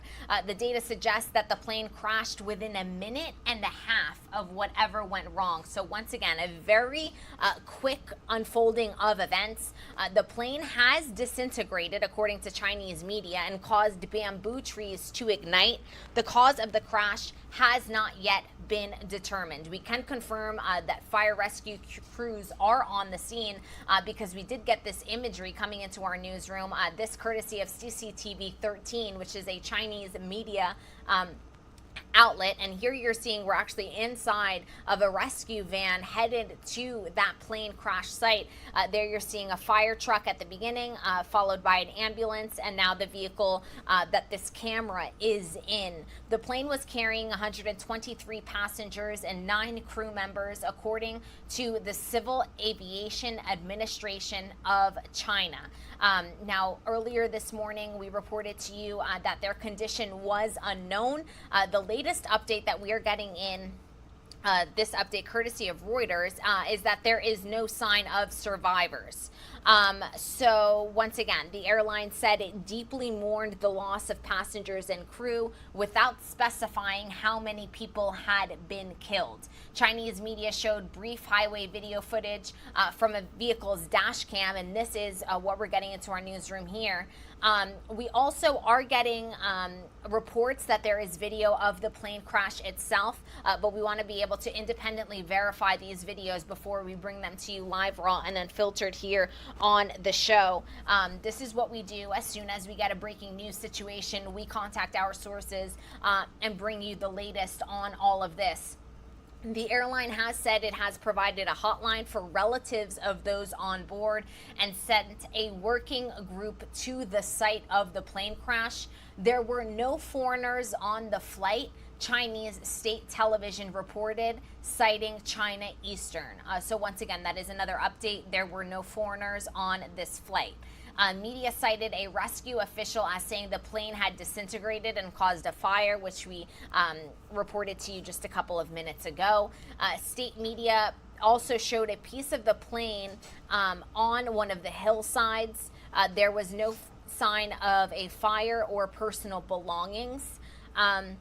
Once again, the aircraft with 123 passengers, 9 crew members, lost contact over the city of Wuzhou, China's Civil Aviation Administration of China said. The flight left Kunming at 1:11 p.m. And Flight Radar 24 showed it had been due to land in Guangzhou at 3:05. So a flight of about 2 hours. The plane said, and we have reported this to you as well, that Boeing provided this airline, China Eastern, with the plane back in 2015, which means it has been in service for about 6 years. We also have statements regarding China's general aviation safety. The CAAC has very rigid safety regulations, and we will just need to wait for more details to help shed light on the plausible cause of the accident. That is a statement coming in by Shukur Yusuf, head of the Malaysian-based aviation consultancy Endow Analytics. So he's saying here that China has a history of very rigid safety standards when it comes to aircrafts. But once again, we will try and figure out what exactly happened here that caused the plane that was traveling at an altitude of 30,000 feet to crash within a minute and a half. Very, very speedy crash that we witnessed here. For some perspective on a bit of history on Chinese aviation disasters, China's last deadly crash was back in 2010. 45 of the 96 people on board there were killed. China's worst ever air disaster occurred in 1994 when a China Northwest Airlines flight crashed and killed all 160 people on board. Once again, 132 people on board here, a flight that has crashed in southern China. As soon as we get a cause for this accident, we will be sure to bring that to you live on the show. We do want to head out live now from China to a border crossing between between Ukraine and Poland, that is, on day 26 of the Russian invasion of Ukraine. And this is a humanitarian crisis that we are continuing to monitor very, very closely. The United Nations confirming that 10 million people have been displaced in Ukraine, over 3 million of them heading to nearby countries, Poland, Romania, Slovakia, and over 6 million of them displaced within Ukraine. For example, if you have a family who was living in Mariupol, who, as we know, was a city that came under very severe attacks, they perhaps fled and went to Lviv. Those are the types of displacements that the UN is referring to when it talks about over 6 million people having been displaced because of this conflict. We can also confirm to you all today that Ukraine has rejected Russia's demands of a surrender in Mariupol. It says that it will not surrender. That deadline was earlier this morning in Moscow time. And once again, they did not surrender. President Joe Biden is set for a week of diplomacy this week. He is going to hold a talk today with the leaders of the UK, Germany, Italy, and France. That is going to be a phone call today at the White House. He is going to travel for a NATO summit in Brussels on Thursday, and he is also going to have a meeting in Poland to meet with the Polish president on Friday. One of the most potentially divisive issues at the NATO meeting on Thursday is going to be a proposal from Poland to organize an international peacekeeping mission for Ukraine. NATO has carried out these types of missions in Europe before, but these were normally done after the fighting ended. Poland is reportedly going to suggest this type of humanitarian mission and peacekeeping mission, but it will certainly be a point of contention, as some reports suggest that the United States is not in agreement to enter Ukraine while fighting is still going on. We do want to get you up to speed and touch base with all of our reporters who are on the ground. Ukrainian President Zelensky makes an urgent plea to Moscow. This as residential areas continue to come under fire, and the humanitarian crisis, like you are seeing on your screens, mothers with their children crossing the border out of Ukraine. Our Fox News correspondent, Alexis McAdams, she has more. Let's take a listen.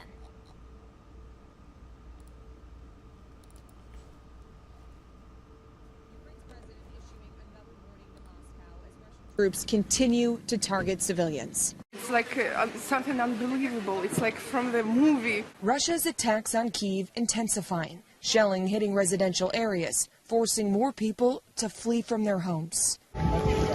While in eastern Ukraine, entire apartment buildings turned to rubble. No bedroom, no hallway. There was just nothing left. Hundreds of people still missing in Mariupol after a gruesome attack at a theater this week. Ukrainian President Volodymyr Zelensky says Russian forces are blocking the delivery of humanitarian supplies to cities under attack, telling Moscow it's time for meaningful talks. The time has come to restore territorial integrity and justice for Ukraine. Otherwise, Russia's losses will be such that it will take you several generations to recover. 6.5 million Ukrainians have been impacted by Russia's invasion, with more than half of them fleeing Ukraine.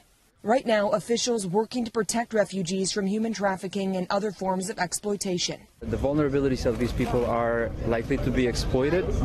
So a big issue for us right now is to providing them with information. Next week, President Biden will travel to Brussels to talk with NATO leaders about Russia's invasion on Ukraine. In Poland, near the Ukrainian border, Alexis McAdams, Fox News. Thank you, Alexis, for that report, and more on that NATO summit that President Joe Biden is going to attend on Thursday. Our Fox News correspondent, Mark Meredith, he has more from the White House on what we can expect out of this meeting. Let's take a listen. President Biden is back at the White House after spending his weekend in Delaware. It's a big week ahead for the president. He'll be making his foreign trip to Brussels. Could be one of the most important trips he's had since taking office. The president did not stop to speak with reporters when he got back, but Press Secretary Jen Psaki says the president will be using this trip to rally the world in support of Ukraine, but that as of now, there are no plans for the president himself to visit Ukraine.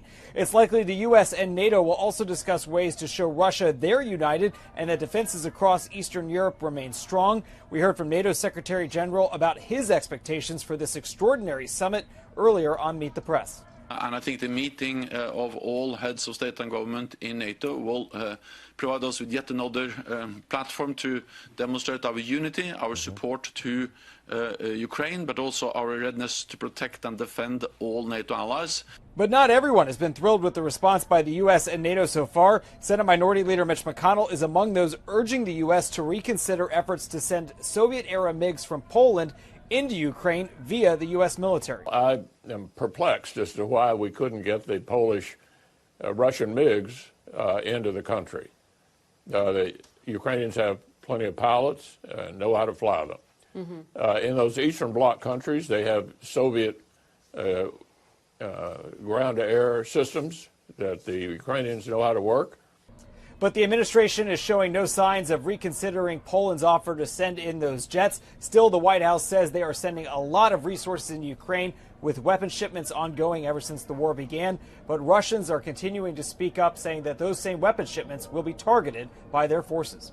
At the White House, Mark Meredith, Fox News. And our motto here on Live Now from Fox is live, raw, and unfiltered. We're going to switch gears here because we are seeing Florida Governor Ron DeSantis speaking about perhaps raising teachers' pay. That I believe that this press conference is about that. Let's listen in live.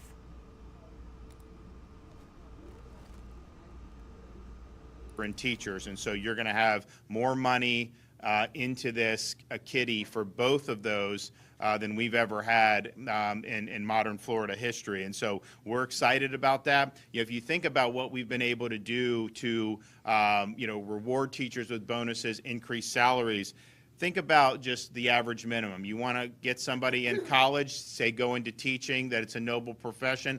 People understand you're not going to necessarily be a billionaire doing this, but you need to be able to make ends meet. Only 12% of school districts across the United States have teachers start at over $40,000. So 88% are below that. In Florida, what is it, Richard? 92% of ours are already above that. You know, some of them, we have very, very rural districts that we've brought up a lot because they were in like we had some probably like 35,000, right? 34. So that's gone up thousands and thousands of dollars. And so we're really way ahead of the curve nationally on that issue. And so we're excited about doing this. Part of it was we understood it was important. And then when COVID hit, and we were the only major state in the country in August of 2020 to say our schools are open. Full-time, 5 days a week, our kids have a place, and we gave the parent the option as to what they wanted to utilize or not. But so many kids had the schoolhouse doors shut on them for months and months and even a year or more due to really, I think, destructive policies. And so Florida said we're going to put our kids first, we're going to be there, and we understood that required a lot of work by the administrators, by the principals, and then of course by the teachers. You know, most of the teachers were saying the remote is just not good enough, and the kids are falling behind. So even though you had unions sue us in the state of Florida to try to make the schools close, you know, we said be open, but most of the teachers were saying, you know what, we need to be back. And so it was good. So we're excited to be able to do this, and we're excited to say that the legislature has delivered great $800 million line item for has to go to increase teacher compensation. And this is not the exclusive amount that teachers will see. We have a record amount of per pupil funding in the budget and the highest base student allocation. I think we've never had that, what we have. And so that gives school districts the ability to do even more. And so we'd encourage them to do just that. And so we're building off a lot of success. We just had the signing of the bill for the FSA elimination, and that we're moving to progress monitoring. You know, here at Renaissance, they've been using progress monitoring to help their students. This is K through 8. With individual learning plans, and they've had high degree of success. We also highlighted last year Lakewood Elementary in Pinellas County. They went from an F to an A within 2 years of using progress monitoring. And so what we're doing with this change from FSA to progress monitoring is we're taking advantage of new technology, innovation that's happened in this space over the last many years. We're also listening to teachers and parents and students about what's the most effective way to do it. I was surprised just when Richard was telling me how much time went into preparing just for the FSA. I mean, weeks and weeks they would go into it to cram for basically one test. We think the progress monitoring is going to be much more effective. It's going to give you meaningful feedback. You'll actually be able to remediate if there's deficiencies instead of getting the results over the summer when school's already out, and that builds up throughout the school year. So that's a huge, huge change. And then this, with what we've been able to deliver for increased teacher compensation, is really, really significant. And that's not even discussing, I mean, there's a lot of other significant education initiatives that we've passed that we'll be highlighting over the next many, many weeks. Today, though, we want to highlight this and approve this $800 million for the teacher compensation, and we also want to be able to have some of our speakers come up and talk about what this may mean. So we'll let Principal Glinton come up, and floor is yours. Thank you. Good morning. Good morning, everyone, and welcome, Governor, to Renaissance Charter School at Wellington and your staff, who's been so gracious while they've been with us. I just want to take, on behalf of CSUSA and our CEO, John Hage, to just welcome you to our school and just thanking the governor for this initiative. You know, what's really nice about this for teachers is that you made a commitment to our teachers that we would raise the base pay and sustain a living for our teachers, and it's very important.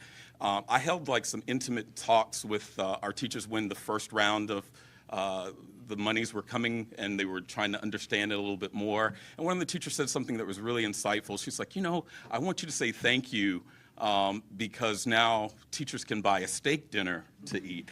And I'm like, yeah, that's nice. Teachers should be able to eat steak dinners. And even in a foodie world, even if it's vegan steak, we should be able to buy that, right? So this means a lot. But from a leadership perspective, when I'm looking for good talent to hire, you know, I don't want salary to be the deciding factor that a teacher won't join our organization because they can't afford to do so. So leveling that field, I can't tell you how important that is. So thank you for your initiatives, and we look forward to what's coming next. Sure. Thank you. Absolutely.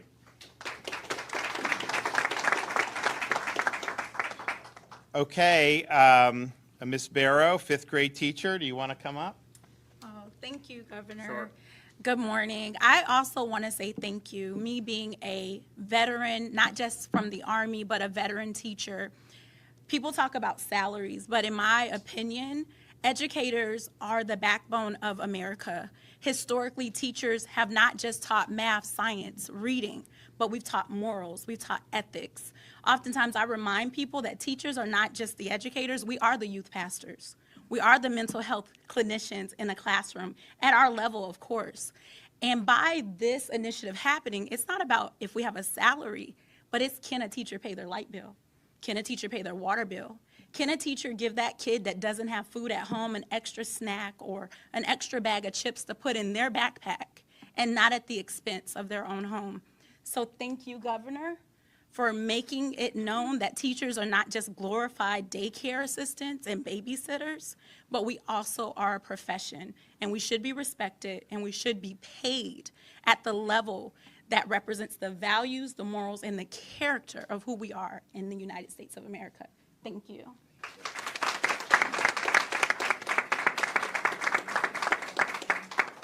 Okay, Lauren, you want to come up? Go ahead. Hello. I just wanted to say thank you, and during COVID, at least we have something good that came out of it, and it's nice that teachers are being appreciated. I don't think people understand how much we actually work. I mean, I put countless hours. Spring break was here. I work every single day, nights, weekends. People think that we're just have great hours. We're off on the summer, but I mean, I truly, love my students. I'm constantly thinking of things, to help teach them. So it's very nice to feel appreciated and be respected. Thank you. Okay, and the Commissioner of Education, Richard Corcoran. Thank you, Governor. Thank you very much. I just want to say it's a great honor to be here and to, with this announcement, just an amazing announcement. But I think what's very, very clear, and the Governor said this early on in his tenure, is we want to elevate and celebrate teachers. And the reason for that is if you look, and I just wanted to give a shout out to John and Eddie, are just fantastic partners. Numerous times we called them and asked them, and you guys voluntarily shared your progress monitoring data, which helped us make the decision to move away from the FSA to progress monitoring, looking at the results of those exams. But you guys are very great partners. But what we know is that elevating and celebrating teachers, it's the single most important factor to the success of a child. You said it. Not only is K-12 education the backbone of America, the backbone of the backbone are teachers. And so you take the international test, we score in the mid-20s, mid-30s, richest country in the history of mankind, by the way, in math, science, and English, where we score really well. And people always talk about it in international circles. Wow, we have the prettiest buildings. Our buildings are the nicest ever. We have the nicest technology. We have tech everywhere. But at the end of the day, the bottom line is, and it's a famous adage, is if you have a great teacher, you can teach Plato under a tree. Yes. Yes. And so to be here and to see the absolute, going from the bottom 25 in just a short time of the governor's tenure to arguably the top 5. If you start adding in the bonuses and do apples-to-apples comparisons, and we're now in the top 5 in minimum teacher compensation. And it's well-deserved because it's the most important thing. If we get those world-class teachers in front of our students, we're going to have great results. And so thank you, Governor, for this pouring in this initiative. Thank you to the legislature for you guys' great support for this. And teachers, you're well-deserved and well-earned, and just know that this governor will always celebrate and elevate you. Thank you. Yep. So this is a big victory, and I also want to thank the legislature for stepping up. I remember when we launched this initiative several years ago, there was not necessarily universal support for it initially, but I think it's been something that people have grown to really appreciate and feel that it's made a very big difference. Same thing, honestly, with some of the stuff we've done for water quality in Everglades. When I first came out with that, people were like, well, we'll see. Now it's kind of something that is expected to be done, and people are excited about it. So hopefully, this is a great announcement. We are happy to achieve, very positive policy outcome, but we in the ensuing years, expect to do even more. And it's just something that I think is really, really important. So we've been able to step up. We've been able to make a real difference, and we'll continue to do it. And we do appreciate the folks who are working with these kids, and particularly during difficult circumstances. I know this year has been a lot more normal than the 2020 fall. But people have really had to step up across the board in the school system, but particularly our classroom teachers. So we just want to say that we appreciate it, and we hope that this will make a meaningful difference. Okay, have any questions? Hey, Governor. Yes, sir. Any plans to call a special session to try to tackle property insurance or perhaps condo safety legislation?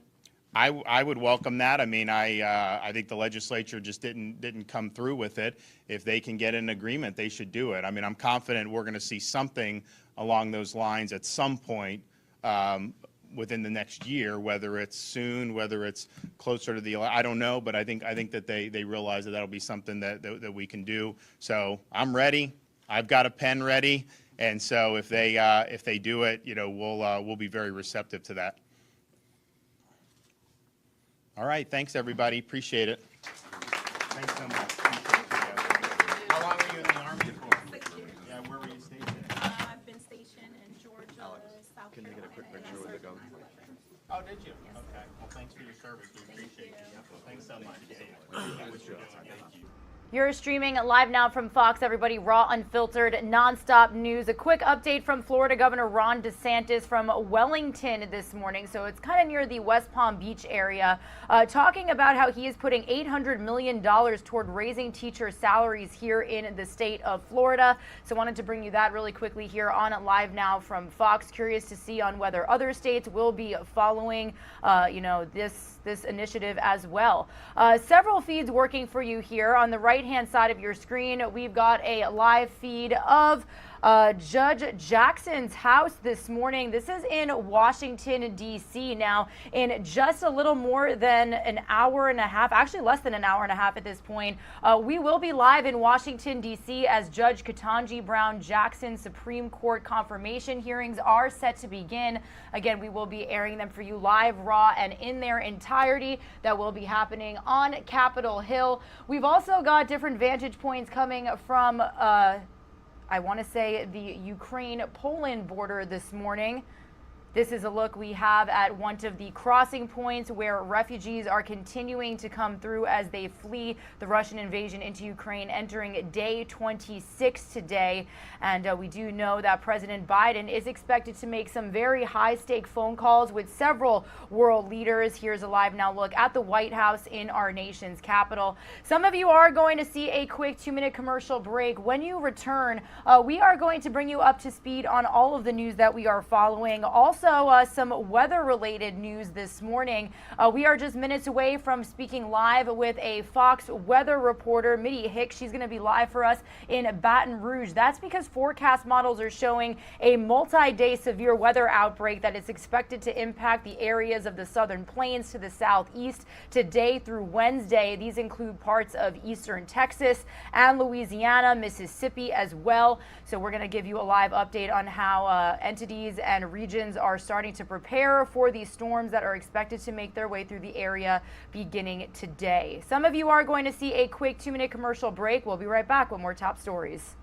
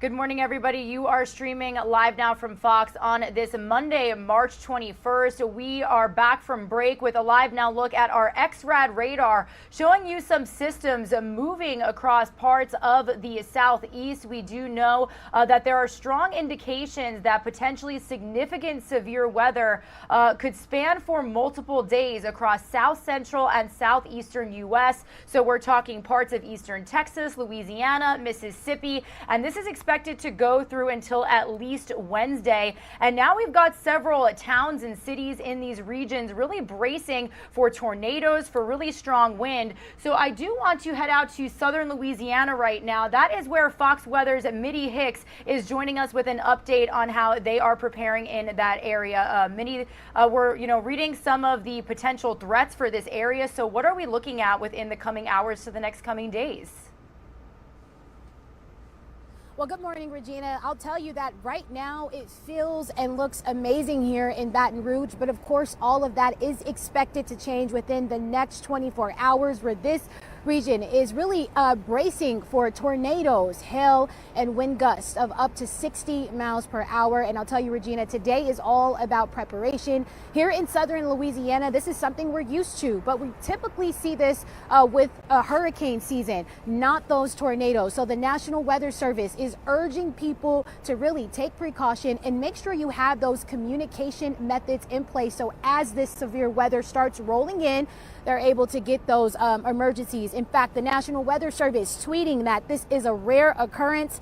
All models of severe weather, as we just mentioned, are possible. They're telling people not to panic, but again, now is not the time to be complacent. So what does preparation look like for us here in southern Louisiana? Is making sure if you're going outside to secure anything that's loose as we anticipate those strong wind gusts, and of course being mindful of those trees and power lines in the area. In terms of schools, no word yet if they're canceled ahead of tomorrow, which is something we typically see here in Louisiana. Regina. Yeah, and Mitty, it's so important to mention that, believe it or not, it happened months ago at this point, but a lot of these areas anticipating this severe weather, they're still cleaning up from Hurricane Ida. And that's exactly right, Regina. And we'll be in that recovery process from Hurricane Ida for at least another year or two. So that's another major concern. As these wind gusts come through our area, it's important that people are mindful that, it could blow things over. Those trees could damage homes. So that's something we're all watching here in the area, Regina. And now when you're looking at a timeline, Mitty, as far as some of these conditions, are we expecting this tonight, within the coming days? What can you tell our viewers that are watching from this area? Yeah, well, if you're in northern Louisiana, our meteorologists are saying you should expect some rain and thunderstorms as early as this evening. But for us here in southern Louisiana, we're expecting to see that system move throughout its way here tomorrow afternoon. So from now until tomorrow afternoon is really the time frame people have to prepare. All right, well, Mitty Hicks with Fox Weather joining us live from Baton Rouge. Thank you so much. Stay safe out there, and we'll definitely be checking in with you and your team. Have a great day. You too. Thank you. All right, everybody, and here is another vantage point we have of some of these systems. This is our XRAD radar showing you some of the impacted areas. You could actually see to the bottom hand of your screen there, literally that hand over parts of the southeastern portion of the United States, saying wind advisory, flood watch. You heard Mitty say that there is a threat of strong to severe winds, of tornadoes, and this is an area that is still in the process of cleaning up from Hurricane Ida that damaged thousands of homes, displaced so many people. So again, we are going to keep a close eye on these conditions here on Live Now from Fox for the next several days. Again, this is expected to impact certain areas until about Wednesday, so midweek there. Some of you are going to see a quick 2-minute commercial break. It does look like we've got some action coming live from Washington, D.C. So all morning long, we have had this camera, these crews sitting outside Judge Ketanji Brown Jackson's house. And as you can see, she is making her way towards her car there, her family coming out. And it is a big day, a big week for her.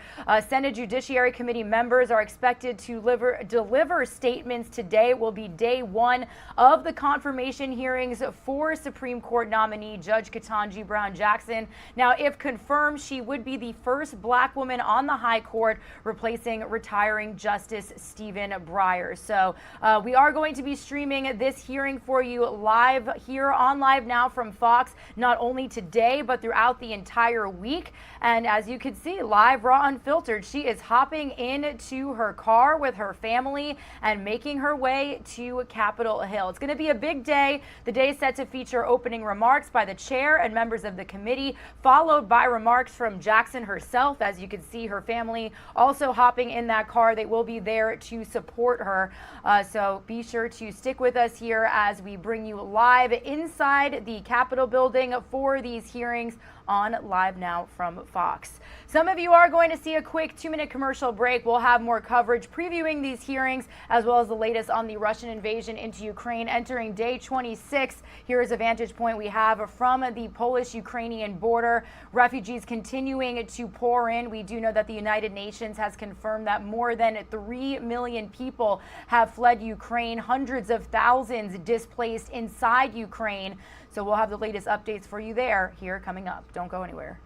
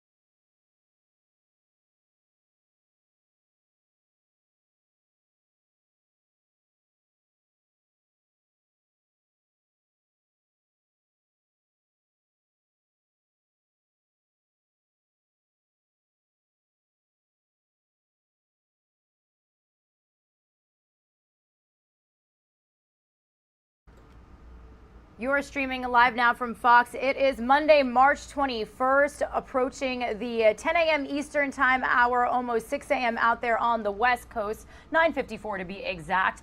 We are starting you off with a live now look at our XRAD radar. If you tuned in before that quick commercial break, we were speaking live with Fox Weather's Mitty Hicks. She was joining us from Baton Rouge, Louisiana, because that is just one of the areas anticipating some severe weather coming within the next couple of hours. Several parts of the southern plains to southeast expecting tornadoes, high winds. We do know that it's expected to impact parts of East Texas, Louisiana, also headed into Mississippi towards midweek as well. So be sure to stick with us on Live Now from Fox for any updates on conditions in some of these expected impacted areas. We know that strong tornadoes are possible as storms develop in this afternoon, but the tornado threat is forecast to increase into this evening and overnight. We know large hail is expected with the initial round of storms, along with the potential for locally damaging winds. Now, cities included in today's severe weather risk are Houston, Dallas, Fort Worth, Austin, and Waco in Texas, and Shreveport and Alexandria in Louisiana. Tornadoes are possible across central and eastern Texas, but there is the potential for strong EF2 tornadoes in areas including Waco, Austin, Huntsville, and Houston. So be sure to stick with us for any developments on this severe weather outbreak impacting millions across the southeastern parts of the United States here on Live Now from Fox. Good morning, everybody. My name is Regina Gonzalez with you live from Orlando, Florida this morning. I'll be with you for the next several hours as we bring you top stories and live events coming to us here on our desk this morning. We are just a little more than an hour away from bringing you live to Capitol Hill. This is actually a Live Now look we have outside of Judge Ketanji Brown Jackson's house. She just left a little bit earlier with her family. She got into the car and is headed to Capitol Hill for the beginning of her Supreme Court confirmation hearings. She has been nominated to replace retiring Justice Stephen Breyer. So be sure to stick with us because we will be airing that for you here on Live Now from Fox. Talk about live, raw, and unfiltered. We have just lost that feed, but these will be happening inside of the Capitol building there in Washington, D.C. The day is set to feature opening remarks by the chair and members of the committee, followed by remarks from Jackson herself. And, today is going to provide a glimpse into how contentious the confirmation battle may get before she faces 2 days of questioning. So our very own Fox News correspondent, Madeline Rivera, is giving us an insight and a closer look at what we can expect today from these hearings and into the week. So let's listen in here on Live Now from Fox.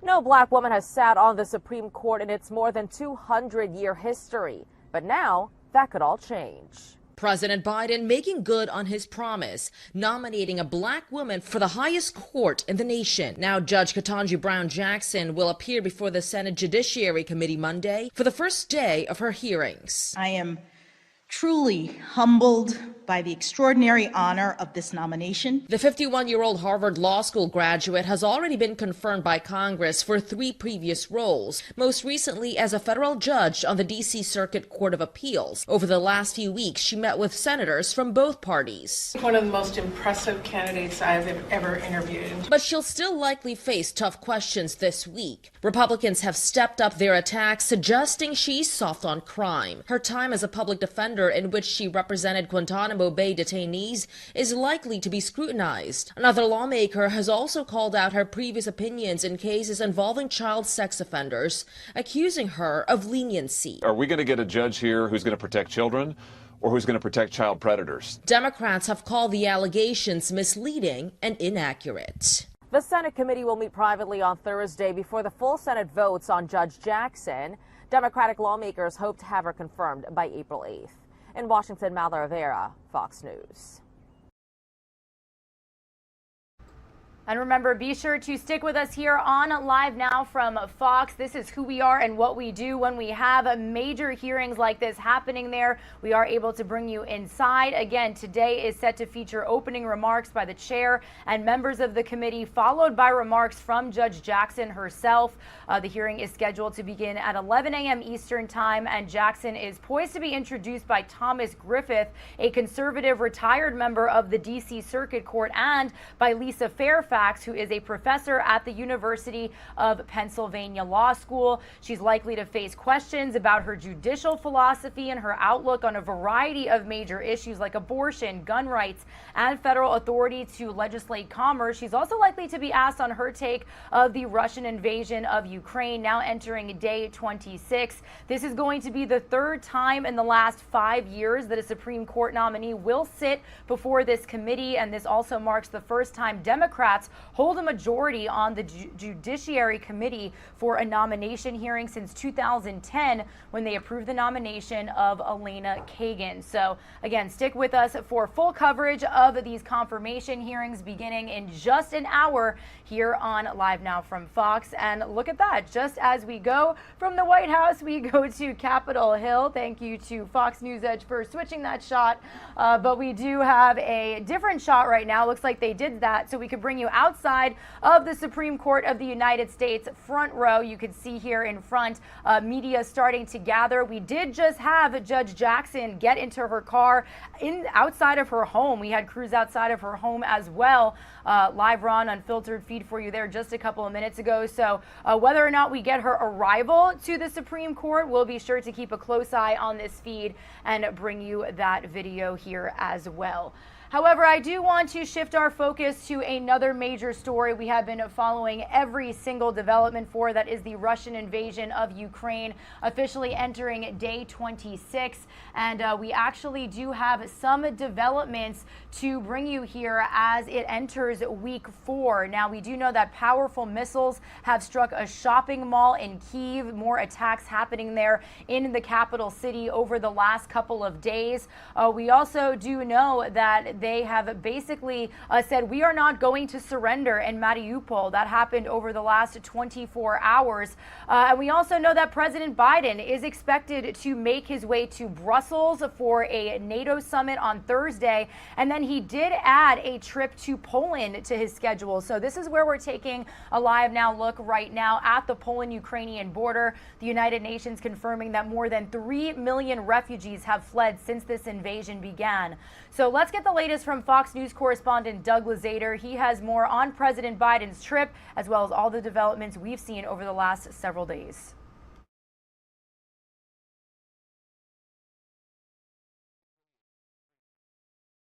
The White House has been quickly putting together and changing the president's itinerary this week as Russian forces appear to be digging in for a long fight. Mariupol is a city in ruins. Russia's overnight deadline for surrender there was met with defiance as Vladimir Putin's forces pummel it from a distance. What he's doing right now, he's putting psychological pressure on them because he's out of chips. Ukrainian President Volodymyr Zelensky supports negotiations but offered an ominous warning. If these attempts fail, that would mean that this is a third world war. Morning, Mr. President. Morning. President Biden spent the weekend at his beach house in Delaware, but he returned to the White House yesterday to prepare for a trip this week to Europe, with stops in Poland and Belgium, where he will consult with NATO allies. We are preventing an escalation of the conflict to a full-fledged war between NATO and Russia. But first, a meeting today at the White House with a group of business leaders to talk inflation, a growing concern even as gas prices have eased slightly. And at any other time, the administration would be consumed with Senate confirmation hearings that begin today for Supreme Court nominee Ketanji Brown Jackson. But like the White House, members of Congress are trying to juggle domestic issues with support for Ukraine, and many are pressing for more action. My message to the president is simple. Stop listening to all of your advisors who say Zelensky's a dead man walking. And the president has a conference call today with the leaders of France, Germany, Italy, and the UK to talk about Ukraine. In Washington, Doug Luzader, Fox News. All right, thank you to Doug Lazader for that report. We will continue to monitor any news coming out of Washington, D.C. regarding that high-stakes phone call. In just a moment here, we're going to bring you more on the conversation that President Biden had with the president of China on Friday. It was coverage that we brought to you here on Live Now from Fox, so we'll get to that in just a minute as well. But we want to continue showing you what the situation has been like on the ground, not only in Ukraine, but surrounding countries where so many refugees have fled since the beginning of this invasion. So let's head out live, as we do have Fox News correspondents on the ground speaking with people impacted by this tragic situation. Ukraine's president issuing another warning to Moscow as Russian troops continue to target civilians. It's like something unbelievable. It's like from the movie. Russia's attacks on Kyiv intensifying, shelling hitting residential areas, forcing more people to flee from their homes. While in eastern Ukraine, entire apartment buildings turned to rubble. No bedroom, no hallway. There was just nothing left. Hundreds of people still missing in Mariupol after a gruesome attack at a theater this week. Ukrainian President Volodymyr Zelensky says Russian forces are blocking the delivery of humanitarian supplies to cities under attack, telling Moscow it's time for meaningful talks. The time has come to restore territorial integrity and justice for Ukraine. Otherwise, Russia's losses will be such that it will take you several generations to recover. 6.5 million Ukrainians have been impacted by Russia's invasion, with more than half of them fleeing Ukraine. Right now, officials working to protect refugees from human trafficking and other forms of exploitation. The vulnerabilities of these people are likely to be exploited. So a big issue for us right now is to providing them with information. Next week, President Biden will travel to Brussels to talk with NATO leaders about Russia's invasion on Ukraine. In Poland, near the Ukrainian border, Alexis McAdams, Fox News.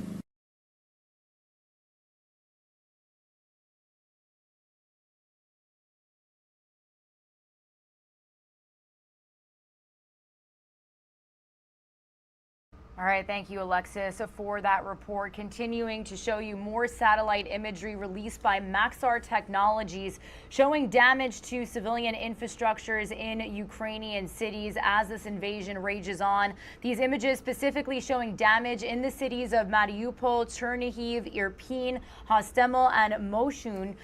One image shows a long line of cars with people evacuating Mariupol. The deputy head of the Ukrainian president's office said in a Telegram post that 4,972 people had evacuated the besieged city through a humanitarian corridor. So as you just heard Alexis say, Mariupol seeing such a brunt of this damage that has been caused out there in Ukraine by Russian forces. So we wanted to bring you these satellite images. This is constant imagery that we've gotten throughout this invasion here, courtesy of Maxar Technologies. Meanwhile, showing you some more raw video here on Live Now from Fox. Viewer discretion is advised. This is just such a depiction of how serious this situation is. This is a video released by Ukraine's State Emergency Service showing that strike hit on a mall in Kyiv's Podilsky district last night, causing a fire inside the mall and the parking lot. This footage was posted in the early hours of today, showing the moments that strike hit what is called the Retroville Mall. Later in the footage, you could see a man pulled from the rubble as crews continue rescue operations. So many firefighters out there trying to respond. You could see they even showed you a look at inside of some of the stores that were there. As of this morning, the SES said it was gathering information about possible victims following the strike. So again, more attacks happening on the capital city of Kyiv as Russian forces continue this invasion.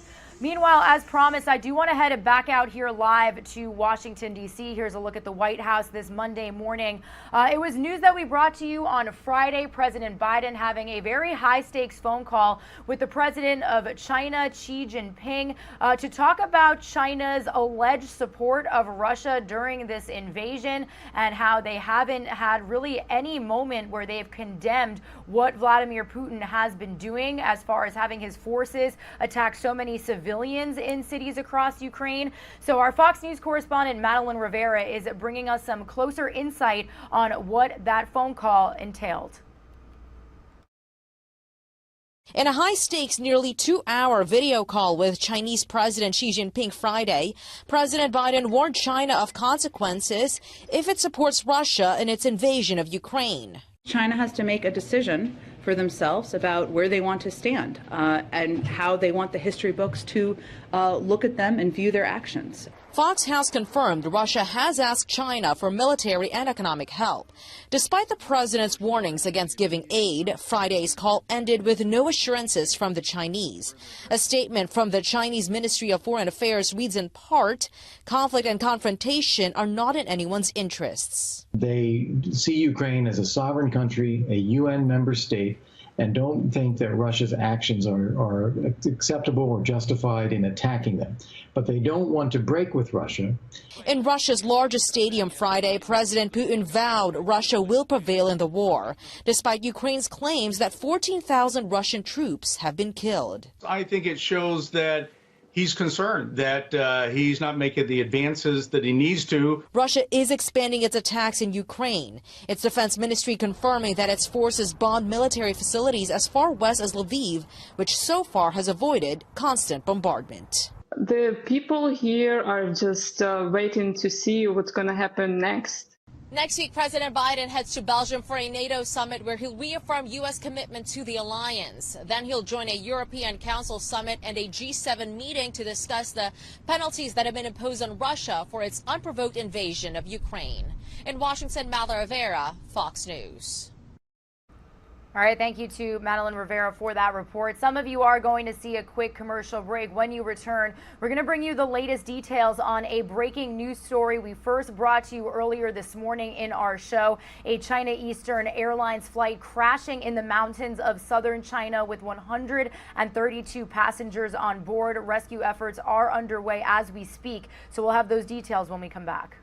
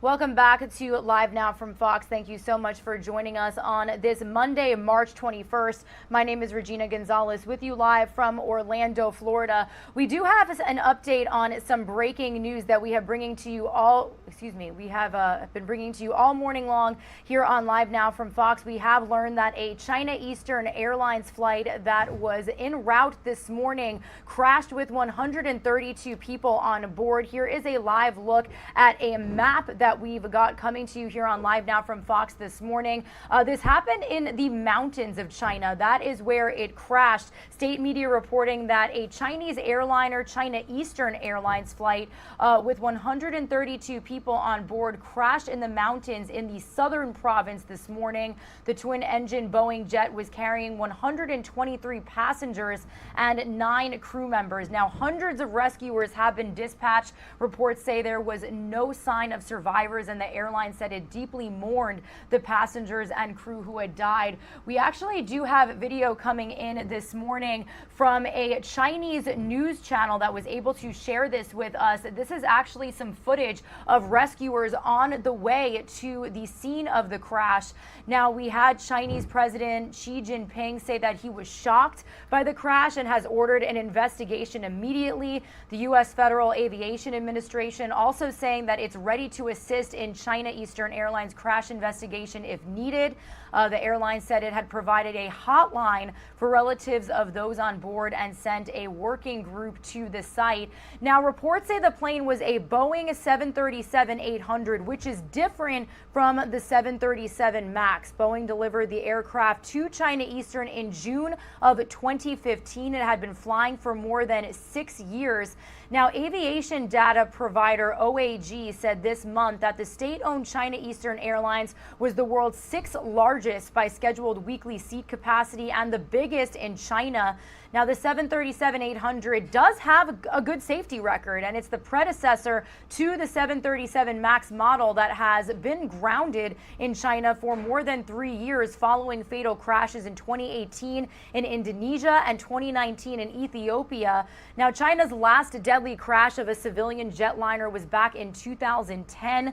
44 of 96 people on board were killed. China's worst ever air disaster occurred in 1994 when a China Northwest Airlines flight crashed and killed all 160 people on board. Now, the plane that crashed today, which Flight Trader 24 again said was 6 years old, had been cruising at an altitude of 29,100 feet.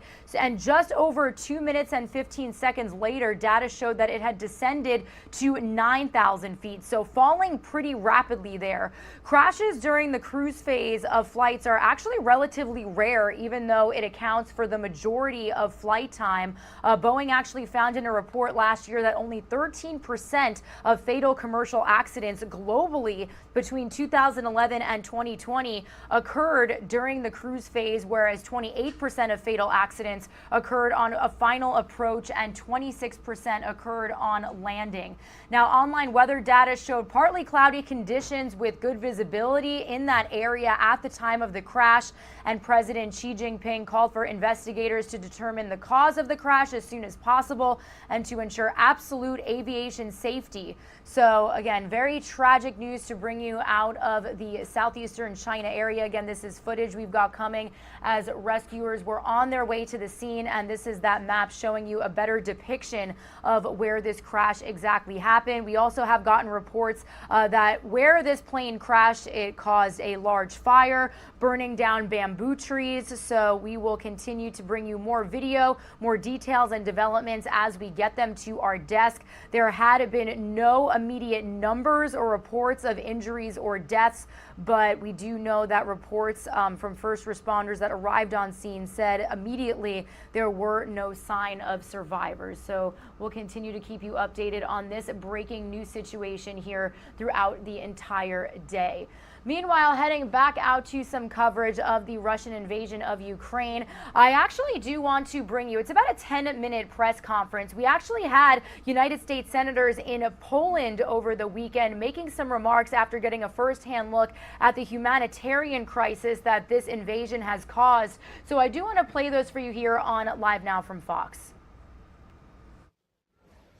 Okay, Senator Ernst, we'll kick it off and then we'll get some questions from everyone.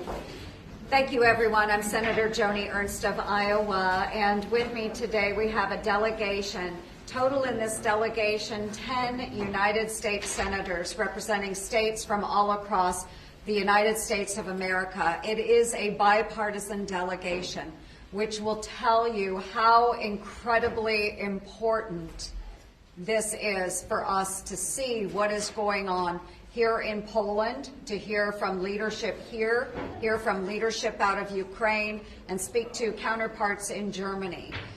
This invasion of Russia into Ukraine is abhorrent, and we cannot stand for it.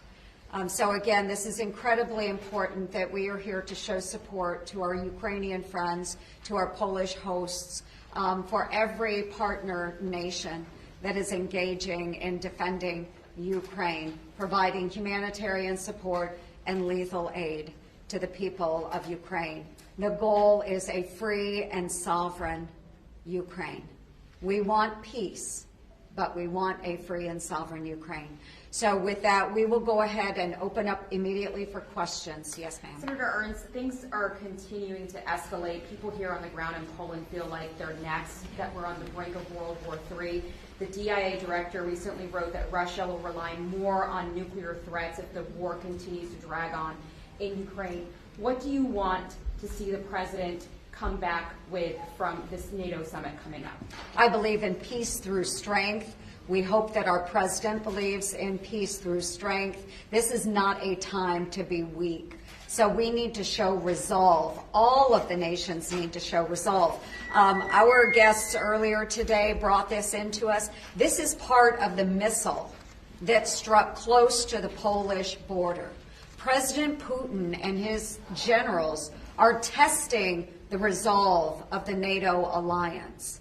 So we need to see all of our member nations come together, show strength, to show that we are behind the Ukrainian people and President Zelensky, and that we are going to enable them to come to victory. That's what we want to see in Ukraine, and that's what I hope we hear out of President Biden and the other leaders that will be coming together at this summit. And just a quick follow-up, you saw the refugees here today. It's a very, very tragic scene. Obviously, we're very concerned about the internally displaced, the millions in Ukraine. Humanitarian aid groups like UNHCR are struggling to reach these people because the humanitarian corridors are not being honored.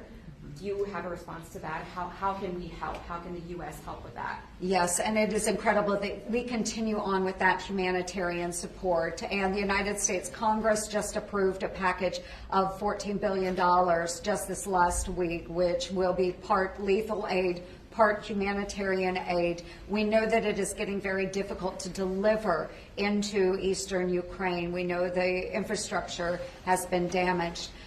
But we will continue to work with the non-governmental organizations and others on the delivery of those supplies. But we do need to find new ways of getting much needed material into Ukraine as quickly as possible. Do we have other questions? Will the United States try to hold Vladimir Putin accountable for what's going on in Ukraine right now? I think it's a consensus right here today that, yes, President Putin needs to be held accountable. And it's a truly weak man that targets children, elderly, women. Putin is a weak leader. He may be trying to project strength, but he is a weak man when he's going after weak individuals. So we need to hold him accountable for the crimes that he is committing in Ukraine. Like I said, this is abhorrent. It is an illegal war, and he needs to be held accountable. Do you think this is only going to continue to escalate? I mean, obviously Russia is now targeting Western cities like Lviv because of the increase in military aid leaving from this particular city into Ukraine. Do you think this is just going to keep ratcheting up?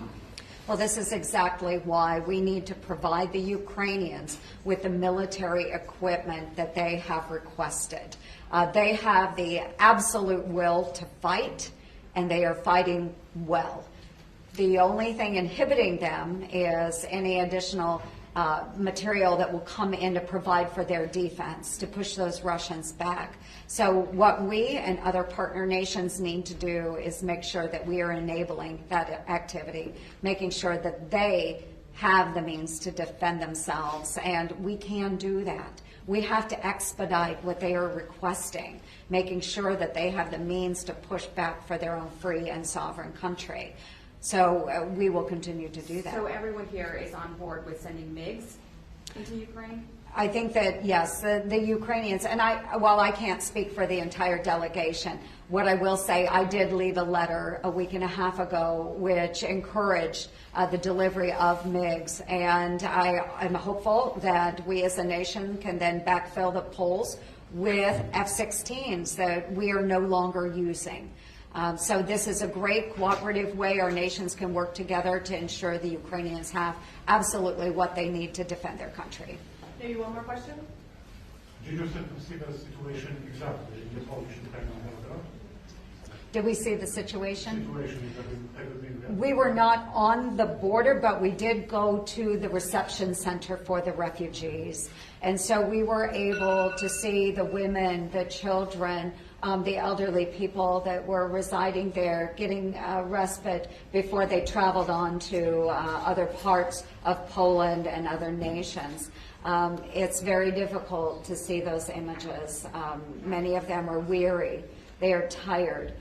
We heard from a woman today, Katarina, and she wants to go home. She wants to be at home, but it's not safe for her to be at home with her children.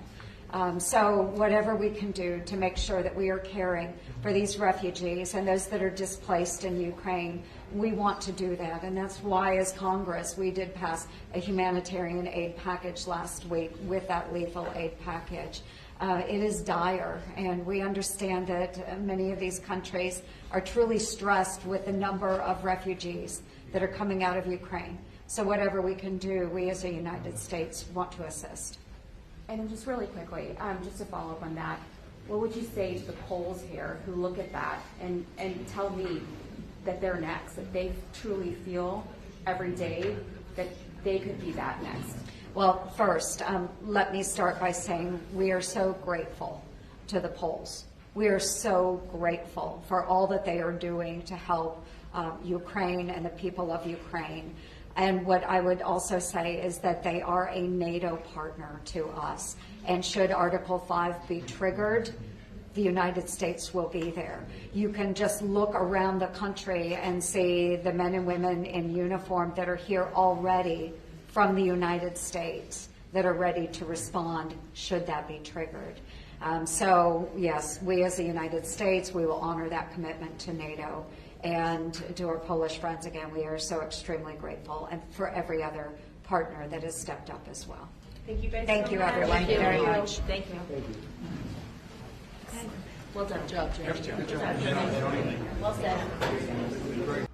All right, there's some brief remarks from over the weekend from U.S. senators as they visited Poland and Germany to meet with our NATO allies, ensure that they have the United States support as this invasion continues to rage on in Ukraine. We do know that it has entered day 26, officially week 4, and we will continue bringing you every major development out there here on Live Now from Fox. President Biden is expected to travel to Eastern Europe later this week. He will be attending a NATO summit in Brussels, Belgium, before also visiting Poland himself to really get a firsthand look at the humanitarian crisis that it has caused over there. The United Nations officially confirming that more than 3 million people have fled Ukraine, but millions are also displaced inside Ukraine as Russian forces continue to hone in on major cities as well as really civilian infrastructures there. We've seen theaters, art schools, malls bombed by Russian forces.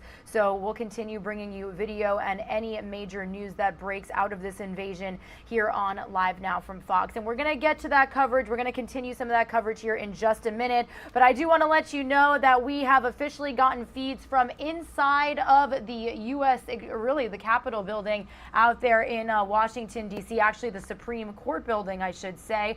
We do know that Judge Jackson is arriving for those Supreme Court confirmation hearings hearings. We are just a little more than a half hour away from them getting started here, and the day is going to be a busy one. We're going to hear opening remarks by the chair and members of the committee, as well as remarks from Judge Jackson herself. And today is really just going to be a little preview of how contentious this confirmation battle may get as Jackson faces 2 days of senatorial questioning. She's likely to face questions about her judicial philosophy and her outlook on a variety of major issues like abortion, gun rights, and federal authority to legislate commerce.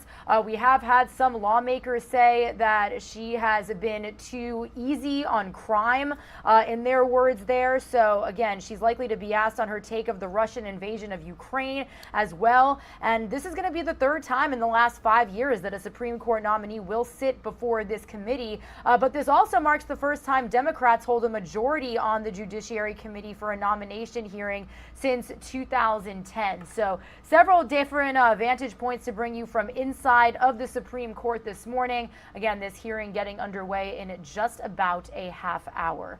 Some of you are going to see a quick 2-minute commercial break. When you return, we are going to continue some coverage of the Russian invasion into Ukraine. Our very own Daytona Everett actually speaking with a woman who is really refused to leave her city, even though Vladimir Putin, Russian forces have ordered so many people to get out of these major Ukrainian cities. She has stayed put, and she's been sharing a lot of video on social media, the raw depictions of what this war has caused in cities, has upended so many lives of civilians there. So we'll have that interview coming up after this quick break.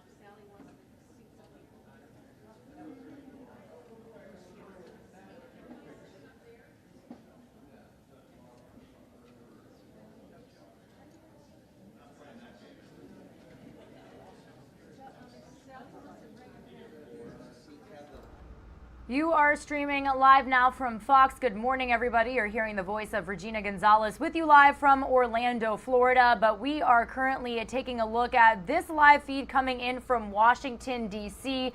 as historic confirmation hearings are set to begin in just a little less than a half hour for Judge Ketanji Brown Jackson, who, if confirmed, would be the first black woman on the United States Supreme Court. Now, we've had some raw moments here within the last 2 hours. We actually had a stakeout cam outside of her house in Washington, D.C. We did get those moments where she left with her family, hopped into her car, and now we have gotten word that she has arrived for these confirmation hearings. Now, Jackson, who is 51 years old, she served as a federal judge for the past 9 years and is going to go before this Senate Judiciary Committee hearing very shortly. She's expected to present an opening statement herself and then answer questions from the committee's 11 Democrats and 11 Republicans over the next 2 days.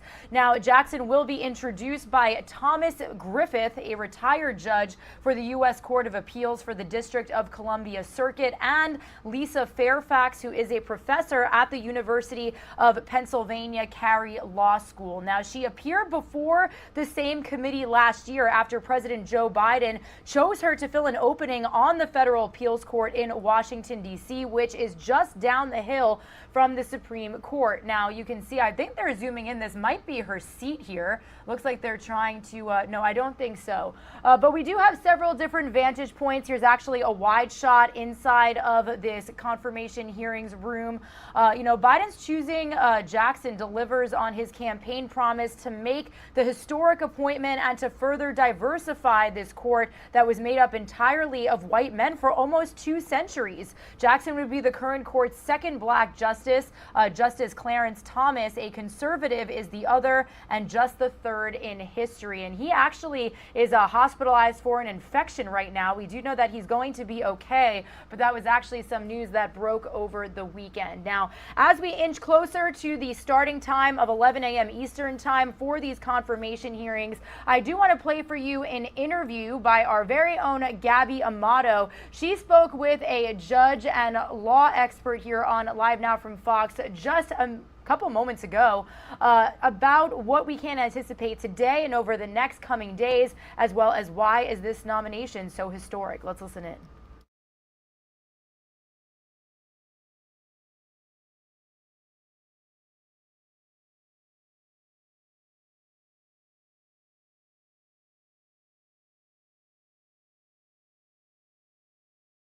First and foremost, Judge Carlos, thank you so much for your time. When you heard this nomination, what was your initial reaction? As the president of the National Bar Association, I was elated to hear President Biden nominate Judge Ketanji Brown Jackson. She had received the National Bar Association's Board of Governors' full endorsement. She's well qualified, and it is high time for a black woman to be on the United States Supreme Court. He could not have made a better selection. And let's talk about this selection, because this is a selection, a judge who brings a slew of experience to this court. Talk us through why this nomination was so important. And we just heard President Joe Biden there reference some of the remarkable accomplishments of Judge Jackson and how different she is perhaps than previous nominees. Yes, America is a melting pot, and I believe that all different perspectives and viewpoints need to be on the nation's highest court. And so she will bring a vantage point that has heretofore been absent from the United States Supreme Court. That black woman, her lived experiences, her parents, HBCU graduates, historically black college and university graduates, school teachers. Her father eventually became a lawyer and inspired her to become a lawyer. I mean, she's well trained. You cannot get much better than Harvard Law School, Harvard undergrad. And then she was a Supreme Court clerk for Justice Breyer. And so she's been well prepared. Her experience as a federal public defender, her experience on the United States Sentencing Commission, and as a federal district court judge will do her well once she is confirmed. And I do believe she deserves to be confirmed by the United States Senate in short order. And let's talk about this confirmation process for perhaps some of our viewers who don't understand how this process unfolds and what they can expect over the course of the next couple of days. Can you walk us through the process? Yes, so today she will give her opening statement to the United States Senate Judiciary Committee. Those members of the committee will also give opening statements. She will take questions tomorrow and Wednesday from those members of the Senate Judiciary Committee. And then on Thursday, there will be outside testimony, witness testimony about her qualifications from various outside interest groups or advocacy groups, bar associations and such. And then there will be a vote taken from Judiciary Committee. If she makes it out of the committee, it goes to the full Senate for a vote, and she will need at least 50 votes to be confirmed. If she gets 50 votes and if there's a tie, the vice president will break the tie. And that brings me to my next question. I mean, just numerically speaking, the Democrats do already have the majority to pass this vote, but Ketanji Brown Jackson, Judge Jackson is someone who has garnered bipartisan support in the past. She actually won 3 Republican votes when she was appointed to the DC circuit. So walk us through kind of her bipartisan accomplishments and how she really is not as controversial of a nomination as we have seen in recent history. That is correct. And she has repeatedly received bipartisan support for not only the circuit court bench, but the district court bench. And she's passed Senate muster 3 times now. And so we expect and would love to have that done again. Bipartisan support, she definitely deserves it. Her track record speaks for itself.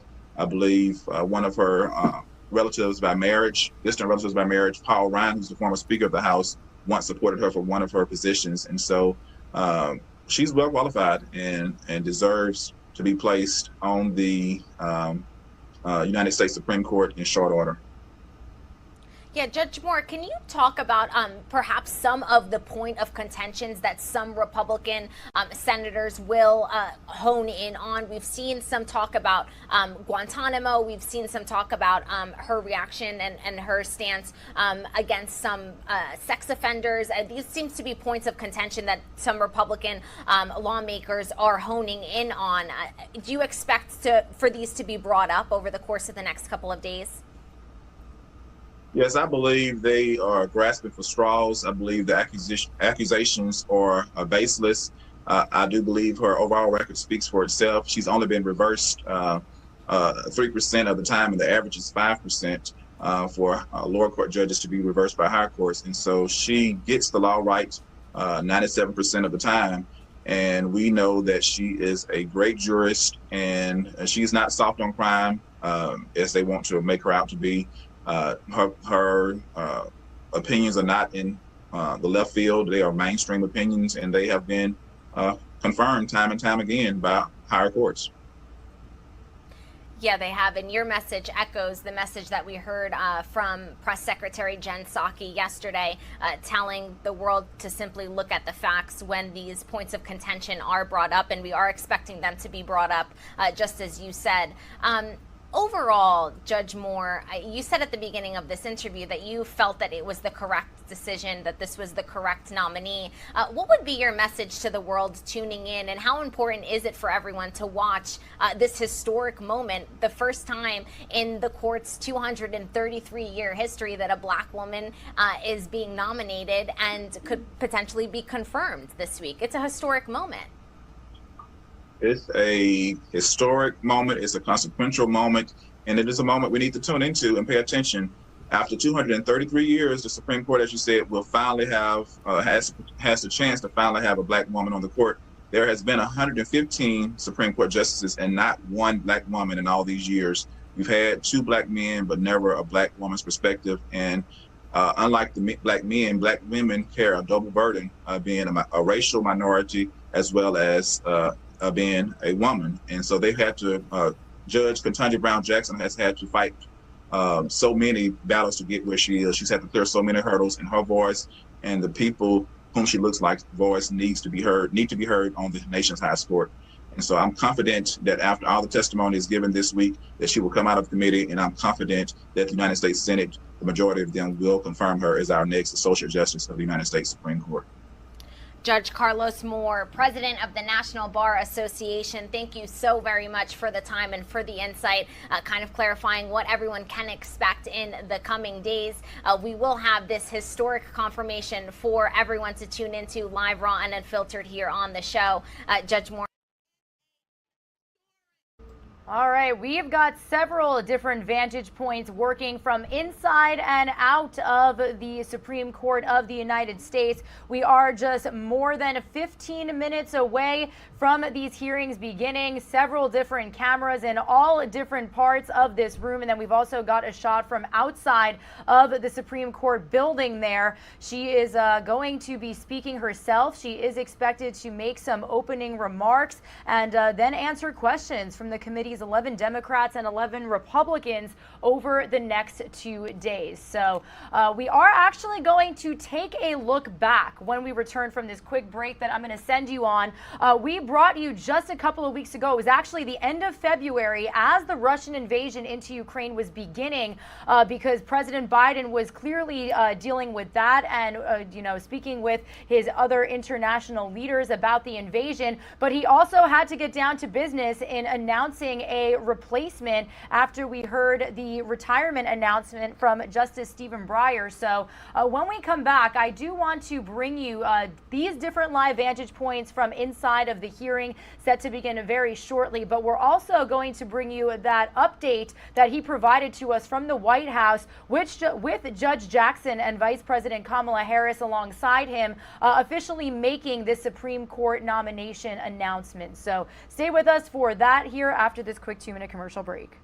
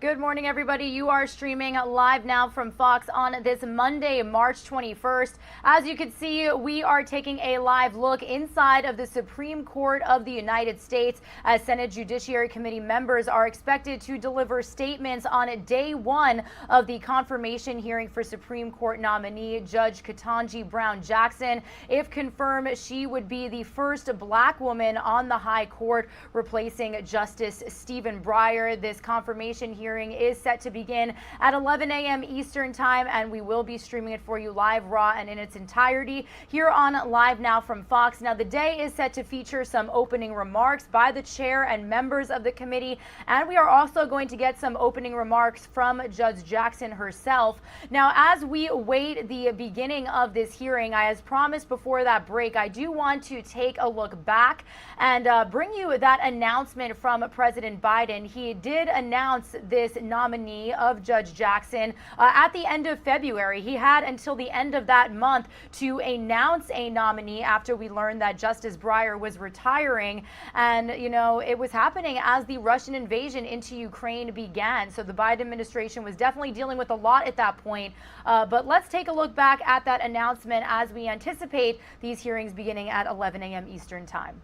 Good afternoon. Today, as we watch freedom and liberty under attack abroad, I'm here to fulfill my responsibilities under the Constitution to preserve freedom and liberty here in the United States of America. And it's my honor to introduce to the country a daughter of former public school teachers, a proven consensus builder, an accomplished lawyer, a distinguished jurist, one of the nation's most prestigious courts. My nominee for the United States Supreme Court is Judge Ketanji Jackson. You know, 4 weeks ago, when a member of the court, a friend of mine, we used to work together in the Senate, Justice Stephen Breyer, announced his retirement, I said then, choosing someone to serve on the United States Supreme Court is one of the most serious constitutional responsibility a president has, and I mean it. I promised the process would be rigorous, that I would select a nominee worthy of Justice Breyer's legacy of excellence and decency. Someone extremely qualified, with a brilliant legal mind, with the utmost character and integrity, which are equally as important.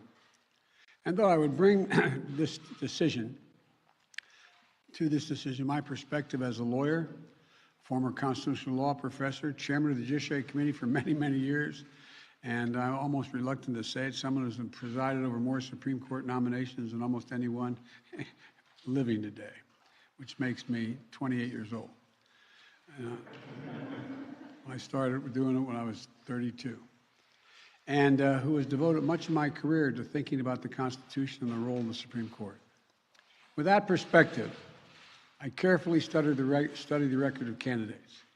I've invited senators of both political parties to offer their ideas and points of view, and I've met with a number of them. As a result, because I truly respect not only the consent, I know they give consent, but it says, the Constitution says advice and consent. And I sought the advice of Democrats and Republicans. I've consulted with leading legal scholars and lawyers, and I've been fortunate to have the advice of the Vice President Harris, and I mean this sincerely, an exceptional lawyer, a former Attorney General in California, and a former member of the Senate Judiciary Committee. And during this process, I looked for someone who, like Justice Breyer, has a pragmatic understanding that the law must work for the American people. Someone who has historical perspective to understand that the Constitution is a resilient charter of liberty. Someone with the wisdom to appreciate that the Constitution protects certain inalienable rights, rights that fall within the most fundamental personal freedoms that our society recognizes. And then someone with extraordinary character will bring to the Supreme Court an independent mind, uncompromising integrity, and with a strong moral compass and the courage to stand up for what she thinks is right. For too long, our government, our courts, haven't looked like America. And I believe it's time that we have a court that reflects the full talents and greatness of our nation, with a nominee of extraordinary qualifications. And that we inspire all young people to believe that they can one day serve their country at the highest level. I've admired these traits of pragmatism, historical perspective, wisdom, character in the jurists nominated by Republican presidents as well as Democratic presidents. And today, I'm pleased to introduce to the American people a candidate who continues in this great tradition. Judge Jackson grew up in Miami, Florida. And by the way, the mayor of Miami, Republican, endorsed you. I thought that was interesting. Her parents grew up with segregation, but never gave up hope that their children would enjoy the true promise of America. Her parents graduated from historic black colleges and became public school teachers. Her mom, a principal. Her dad, a teacher who later went back to school and became a lawyer representing that very school district, that school board. Judge Jackson describes finding her love for the law from an apartment complex at the University of Miami where her dad was attending law school. She'd draw in her coloring book at the dining room table next to her dad's law books. She grew up to be a star student, elected mayor of her junior high school and president of her high school class, where she was a standout. She was a standout in the speech and debate team. And it was after a debate tournament that took place at Harvard when she was in high school that she believed she could one day be a student there. There were those who told her she shouldn't set her sights too high, but she refused to accept limits others set for her. She did go on to Harvard undergraduate school, where she graduated magna cum laude. She went to attend Harvard Law School, where she was a top student and editor of the prestigious Law Review. Then she applied for a highly competitive and coveted clerkship on the United States Supreme Court, and she was selected. The justice who thought she was worthy of this high honor was a young lawyer, was none other than Justice Stephen Breyer, whose seat I'm nominating her to fill. Not only did she learn about being a judge from Justice Breyer himself, she saw the great rigor through which Justice Breyer approached his work. She learned from his willingness to work with colleagues with different viewpoints, critical qualities, in my view, for any Supreme Court justice. Now, years later, she steps up to fill Justice Breyer's place in the court with a uniquely accomplished and wide-ranging background. She served both in public service as a federal public defender, and in private law practice as an accomplished lawyer and with a prestigious law firm. If confirmed, she will join Justice Sotomayor as the only other member of the United States Supreme Court who has experience as a trial court judge, a critical qualification in my view, and once again, following the footsteps of her mentor, Justice Breyer, she'd become the only member of the court who previously served as a member of the United States Sentencing Commission. And she brings additional perspective to the court as well. She comes from a family of law enforcement, with her brother and uncles having served as police officers. That's one reason I expect why the Fraternal Order of Police, the national organization today, said, and I quote, "There's little doubt she has the temperament, the intellect, and the legal experience and family background have earned disappointment." And they went on to say, they're confident she will, quote, "approach her future cases with an open mind and treat issues related to law enforcement fairly and justly." Incredibly, Judge Jackson has already been confirmed by the United States Senate 3 times. First, to serve on the U.S. Sentencing Commission, a bipartisan independent commission I helped design to reduce the unwarranted disparities in sentencing and promote transparency and fairness in the criminal justice system. On the commission, Judge Jackson was known for working with Democrats and Republicans to find common ground on critical issues. Second, she was confirmed by the United States Senate with bipartisan support on the federal district court to administer justice with the special rigors and fairness that come with presiding over trials. And third, she was confirmed with bipartisan Senate vote to serve on the U.S. Court of Appeals for the District of Columbia, considered the second most powerful court behind the Supreme Court itself. In the court she once argued cases before as a distinguished advocate. And when Judge Jackson was nominated to the Circuit Court, one of his distinguished retired members, Judge Thomas Griffith, a former general counsel of Brigham Young University and a George Bush appointee to the court, said he backed her enthusiastically, hailing her exemplary legal career in both public and private practice. And he went on to say her careful approach as a trial court judge. Judge Jackson's service on the District Circuit Court, the D.C. Circuit Court of Appeals, is another superb qualification for service on the Supreme Court. 3 of the current Supreme Court justices also served as the D.C. Circuit judges. where Judge Jackson now serves. Her opinions are always carefully reasoned, tethered to precedent, and demonstrate respect for how the law impacts everyday people.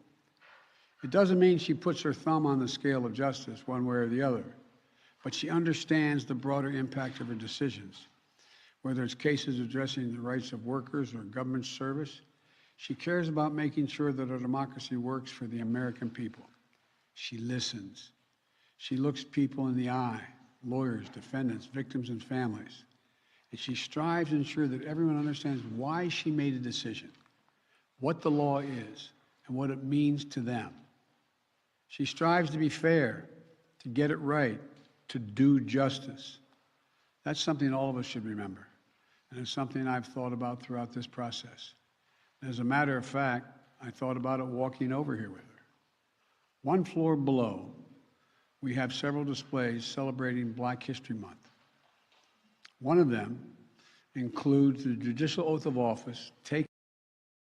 All right, everybody, we are cutting in to show you this live look. We've got Judge Jackson walking in right now. Her confirmation hearing set to begin any moment. The star of the show, just bringing you some previous remarks from President Biden as he first made the announcement of her nomination after we learned that Justice Stephen Breyer, who is 83 years old, was retiring at the end of his term this summer. Now, Jackson would also be only the 6th woman to serve on the Supreme Court, and her confirmation would mean that for the first time, 4 women would sit together on the 9-member conservative-dominated court. The current court includes 3 women, one of whom is the court's first Latina, as you heard President Biden mention, Justice Sonia Sotomayor. So we do have several different vantage points coming in here. This is another look inside. We're going to send some of you on a quick 2-minute commercial break. When we come back, we will likely be inside of these hearings as it begins just any moment.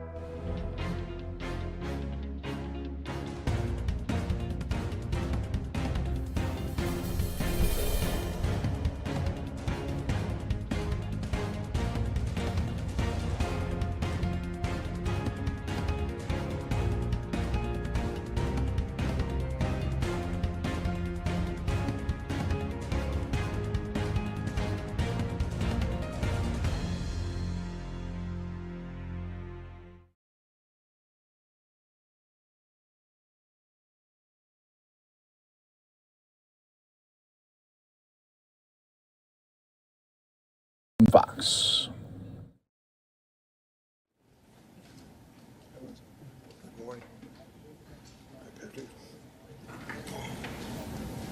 This hearing of the Senate Judiciary Committee will come to order. The committee will begin its consideration of the nomination of Judge Ketanji to be the 116th Justice of the Supreme Court.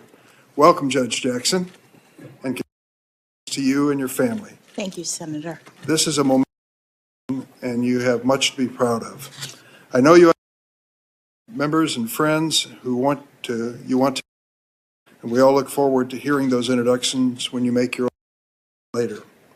At the outset, I want to note that I was sorry Justice Clarence Thomas was hospitalized yesterday. I speak for all the members of the committee in wishing him a speedy recovery. Before I turn to my own opening statement, I want to briefly discuss the order of events and the ground rules for the hearing. The committee has 10 minutes to make an opening statement. We'll go and see switching between Democratic and Republican senators. Have made their opening statements. We'll hear from Judge Thomas Griffith, Professor Lisa Fairfax, who are here today to introduce Judge. Each introducer will have 5 minutes to make an opening statement. Finally, we'll administer the oath to Judge Jackson, and she will make. That will conclude today's events. Tomorrow we'll begin with questions. For those sitting in the audience, welcome.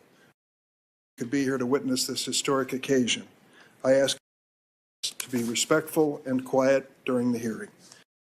Stand up unless you're entering or exiting the room. And if you be asked by one of our distinguished members of the Capitol to sit down. If you refuse, you'll be escorted. Let me be clear. We will not tolerate any audience. Any disruption will result in immediate removal. I also ask that our audience be respectful of the members of the Capitol who are here today to ensure everyone's safety. With that, opening statements. Judge Jackson, as I said, again for being here today with your family and friends.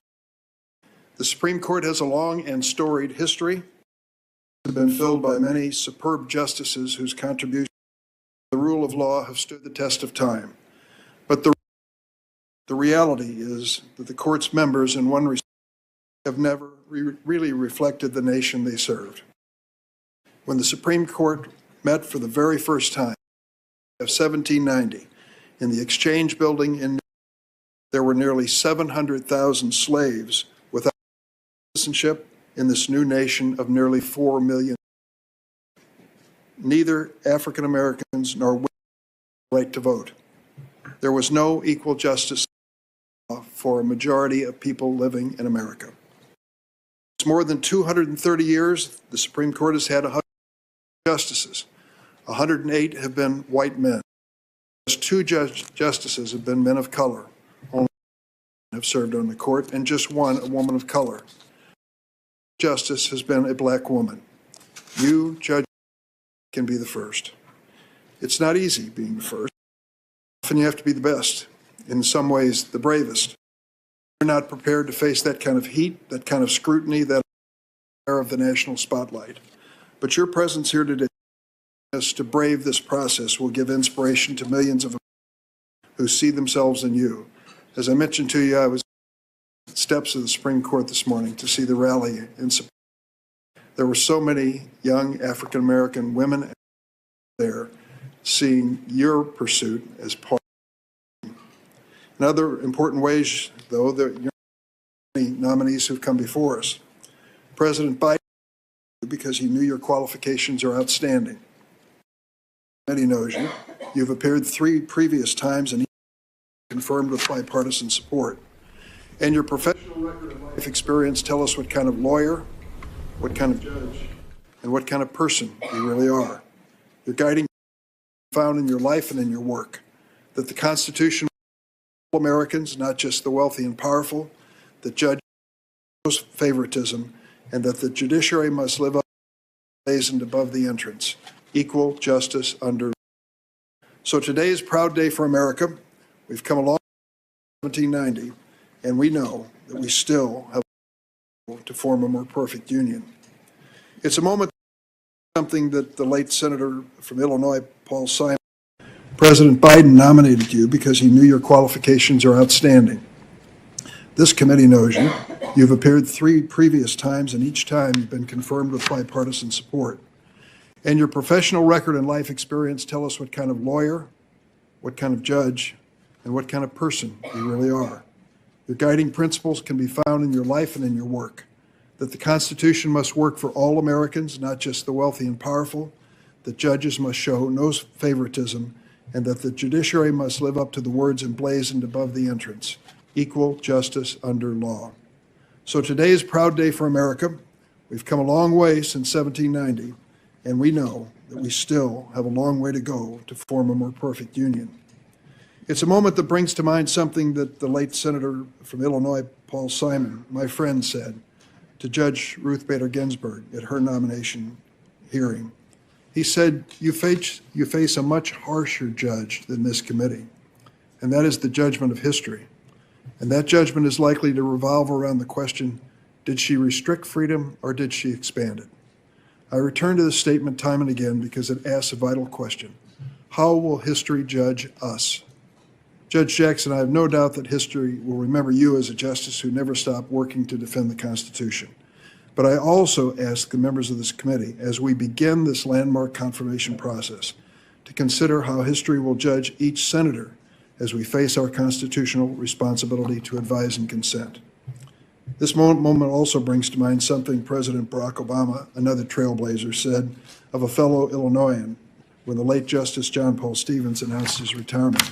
President Obama said, while we cannot replace Justice Stevens' experience or wisdom, I will seek someone with similar qualities, an independent mind, a record of excellence and integrity, a fierce dedication to the rule of law, and a keen understanding of how the law affects the daily lives of America. Much like Justice Stevens, we cannot replace Justice Breyer. But with you, Judge Jackson, we have a nominee who embodies the same qualities as both of these outstanding justices. You're independent-minded and understand the critical importance of judicial independence. Your record is one of excellence and integrity, from the championship debate team at Miami Palmetto Senior High School to Harvard and Harvard Law School, to your 3 judicial clerkships, your work as a federal public defender, a lawyer in private practice, a member of the Sentencing Commission, a federal district judge and circuit court judge. Throughout your career, you've been a champion for the rule of law, determined to get it right even at the risk of public criticism. As a member of the United States Sentencing Commission, a bipartisan group which reflected the spectrum of American thinking on law enforcement, you set out to make policy that truly represented congressional intent when it came to making federal criminal sentencing fair. And you did it by finding bipartisan common ground. During your tenure on that commission, 95% of the commission's votes were either unanimous or consensus. For example, the commission implemented the Fair Sentencing Act, a law that I negotiated with then Senator Jeff Sessions that reduced the infamous 100-to-1 crack powder sentencing disparity. And you joined every one of your colleagues to make that change to the sentencing guidelines retroactive. You gave a powerful speech, and I'm going to quote it. You said there is no excuse for insisting that those who are serving excessive sentences under the long disputed and now discredited prior guideline must carry on as though none of this has happened. The vote in favor of retroactivity was unanimous on the commission. Republicans and Democrats shared your view. And you've gone to great lengths to explain how the law affects real people. Indeed, with your nomination, we can be confident that the court, its role, and its decisions will be more understandable to the American public. In your time on the bench, you've taken the time to explain your decisions and their consequences. That the court, its role, and its decisions will be more understandable to the American public. In your time on the bench, you've taken the time to explain your decisions and their consequences. When you were before this committee just last year, for your D.C. Circuit hearing, you described how you, quote, take extra care to communicate with parties. You added, and I quote, I speak to them directly and not just to their lawyers. I use their names. I explain every stage of the proceeding because I want them to know what's going on. As a result of that approach, you've made the law more approachable to litigants and American people. The cameras and the lights here today can make it easy to forget that at its core, the responsibility you seek is one of service. And I'm fully confident you'll serve Americans from all walks of life, all backgrounds, fairly and faithfully. Now, there may be some who claim, without a shred of evidence, that you'll be a rubber stamp for this president. For these would-be critics, I have 4 words. Look at the record. Your complete record has been scoured by this committee on 4 different occasions. All of your nearly 600 written opinions, read and reread, 12,000 pages of transcripts, meeting minutes, and other materials for the Sentencing Commission, your sworn testimony before the committee less than a year ago, every published and reported word you've written or spoken, your detailed answers to lengthy questions. For those who say they need more, I would answer that you have sat down personally with every member on this dais of the committee, Democrats and Republicans. A fair review of all of this makes clear your values and your guiding principles. You have ruled for and against presidents and administrations of both parties. You've ruled for prosecutors and for defendants. You've ruled for workers and for their employers, and you've been faithful to the law, not to any person or political cause. Now, there may be others who allege that you're before us today as a product of the campaign of dark money groups. Once again, your record and the process that led to this nomination belie that claim.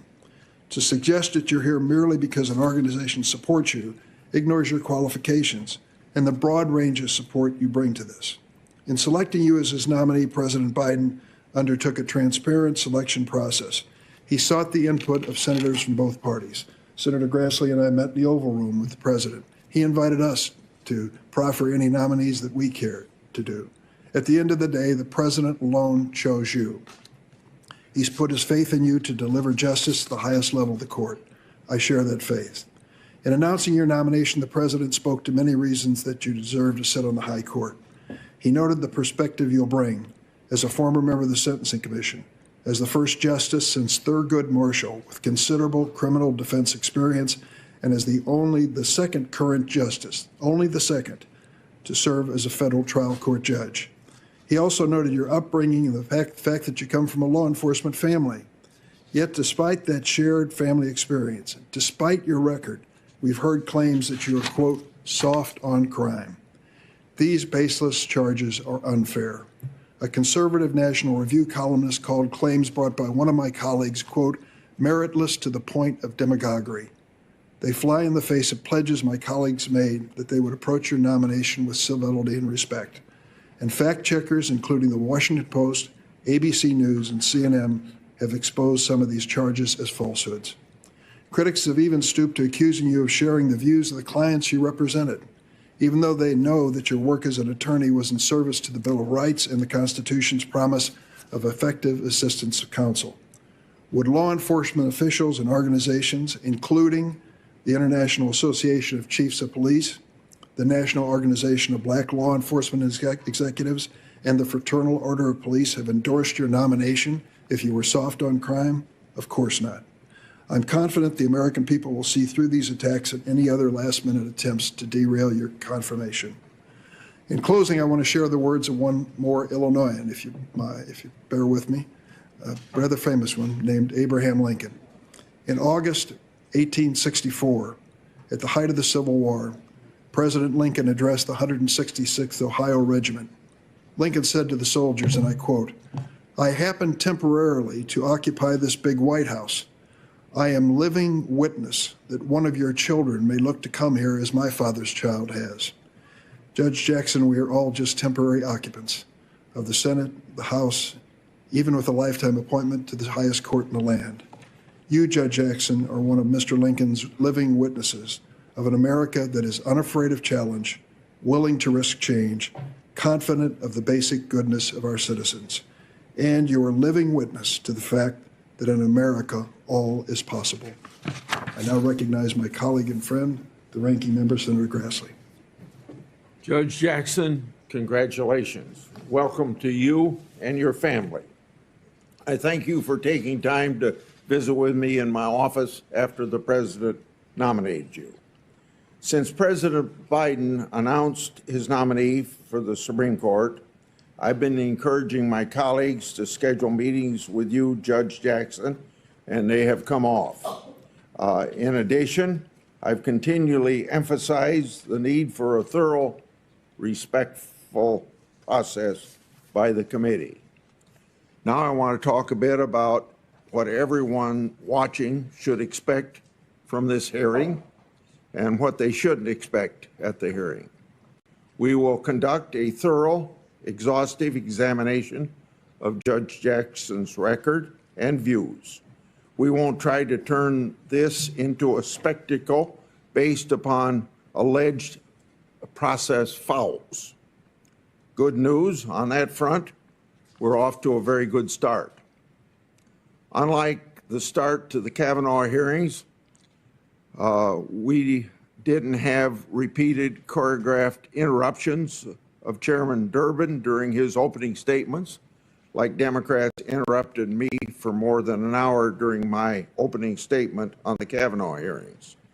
What we will do, however, is ask tough questions about Judge Jackson's judicial philosophy. In any Supreme Court nomination, the most important thing that I look for is the nominee's view of the law, judicial philosophy, and view on the role of a judge in our constitutional system. I'll be looking to see whether Judge Jackson is committed to the Constitution as originally understood. We all know there's a difference of opinion about the role judges should play. Some of us believe that judges are supposed to interpret the law as it was understood when written, not make new law or simply fill in vacuum. Those of us who share that view think that under our Constitution, Congress and not the federal courts are given the authority to make law and to set policy. Now, there are others who believe that the courts should make policy. They believe in a so-called living Constitution. They think that the Constitution's text and structure don't limit what a judge can do. To them, deciding what the Constitution means is really a quote-unquote value judgment. Under that approach, judges can exercise their own independent value judgments.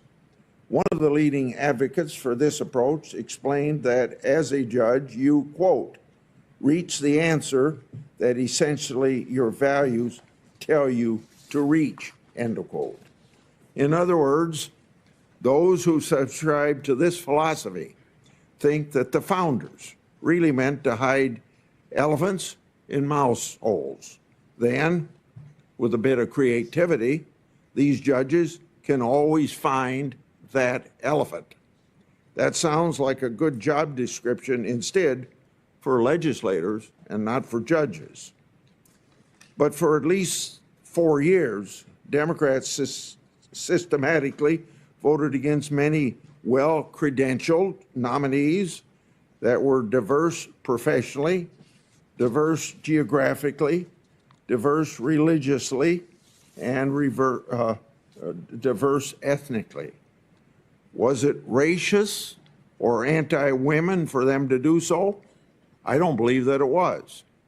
Democrats did it because the nominees didn't agree with living constitutionalism, just as Republicans have opposed nominees based upon their judicial philosophy. There are lots of problems with living constitutionalism.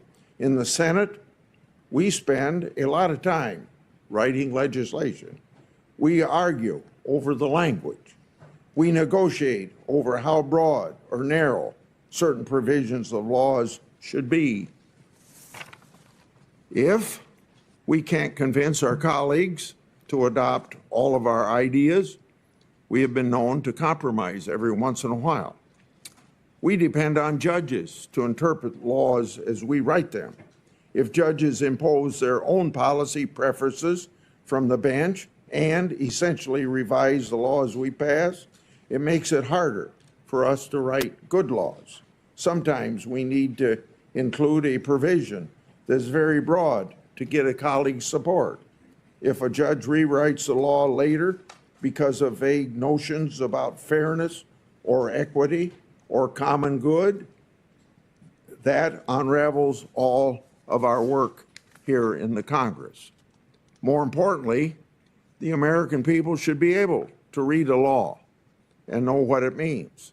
They shouldn't have to ask how a federal judge who disagrees with the law could reinterpret the words on that page. All of this leads to the conclusion as to why we must carefully examine federal judges' records, especially Supreme Court nominees. Judge Jackson has served as an assistant public defender, worked in private practice, and served on the United States Sentencing Commission. She also served as a federal district court judge from 2013 to 2021. She served on the D.C. Circuit since June last year. I'm sure senators will have a few questions for Judge Jackson about the 2 opinions she's authored since joining the D.C. Circuit. As for her district court record, there have been some accusations that we cherry-pick some of Judge Jackson's criminal cases. Well, don't worry. We're going to talk about other cases as well. I was disappointed that we weren't able to get bipartisan agreement to ask for Judge Jackson's documents from her time as vice chair of the Sentencing Commission. The commission is an independent agency created to advise and assist Congress and the executive branch in the development of effective and efficient crime policy, and that's a quote. Unfortunately, it sounds like we'll have to wait until those documents are required to be released, and that will be about 20 years from now. Democrats have argued for time. Democrats have argued that Judge Jackson's time on the commission is an important part of her experience that she'll draw on as a judge. The Democrats are right on that point. That's why it would have been good to see what her views were as the head of the commission explained in a letter to Senator Durbin. The public documents turned over to this committee represent the consensus views of the commission and not necessarily Judge Jackson's own views. The Obama White House sent us roughly 68,000 pages of material, but more than 38,000 of the 68,000 pages are repeated copies of emails, threads that keeping track of the tweets about the Garland nomination. Those emails contain just one tweet about Judge Jackson. More than 13,000 of the 68,000 pages are just lists of previous nominations. So that leaves only 16,000 of 68,000 that we received from the White House that aren't obviously useless like all the other documents received. But for comparison, the White House has still withheld 48,000 pages under the presidential records and FOIA exemptions. Now that's a lot of hiding, but the limited number of useful records that we received from the Obama White House show exactly why the Sentencing Commission documents would have been important. There are a number of dark money groups on the left that argue federal judges should make policy decisions based on judges' own values. I've talked about the troubling role of far-left dark money groups like Demand Justice have played in this administration's judicial selection process. When the Demand Justice isn't creating short lists for President Biden to pick judicial nominees from or putting out new litmus tests, they're running ads campaigns attacking the independence of the judiciary. They've strongly supported the so-called progressive prosecutors who are soft on violent crime in the face of rising crime waves in cities like San Francisco, Philadelphia, Boston, and Los Angeles. Now, what does that have to do with the nominee before us? The Obama White House records indicate that a co-founder of the Demand Justice played an important role in Judge Jackson's nomination to the Sentencing Commission and the District Court. The Demand Justice co-founder even interviewed Judge Jackson about the nomination to the Sentencing Commission. It would be helpful to know what Demand Justice co-founder learned from that process and why they strongly support Judge Jackson. However, it isn't all been bad on the document front, I want to make clear. We'd asked for briefs that aren't available online for D.C. Circuit cases Judge Jackson worked on as an attorney. At first, we were told they might not be available for a few weeks, but to our pleasant surprise, we received them early, apparently because the White House had asked for the documents as well. Judging by timetable, we were originally given to get the briefs. That request was made after she was announced. Now, those documents concern Judge Jackson's time as Assistant Federal Public Defender. Democrats have accused Republicans of vilifying nominees who have represented criminal defendants. That's just not the case, and I think that's a very unfair accusation. Previous Supreme Court nominees have also represented criminal defendants on appeals. Chief Justice Roberts was appointed by the Supreme Court to represent a defendant in an important criminal law case, and he also helped represent an inmate in a Florida death row. And Justice Barrett represented a criminal defendant appealing their conviction while she was in private practice. Now, I've distinguished between two types of nominees who have worked in criminal cases. There are Bill of Rights attorneys who want to protect defendants' constitutional rights. Then there are what I've called criminal defense lawyers who disagree with our criminal laws. They want to undermine laws that they have policy disagreements with. And of course, that's a very important difference. Just a year ago, no, maybe it's now 2 years ago, Democrats had no trouble opposing nominees based on arguments these nominees made on behalf of clients. I could read off quotes of Democrats doing that to Trump nominees, but we only have a few minutes for these opening statements, and I'd run out of time. On a final note, during Justice Barrett's confirmation hearing, Democrats said that she would, quote unquote, judicial torpedo, aiming at protections for pre-existing conditions. We heard that argument repeatedly.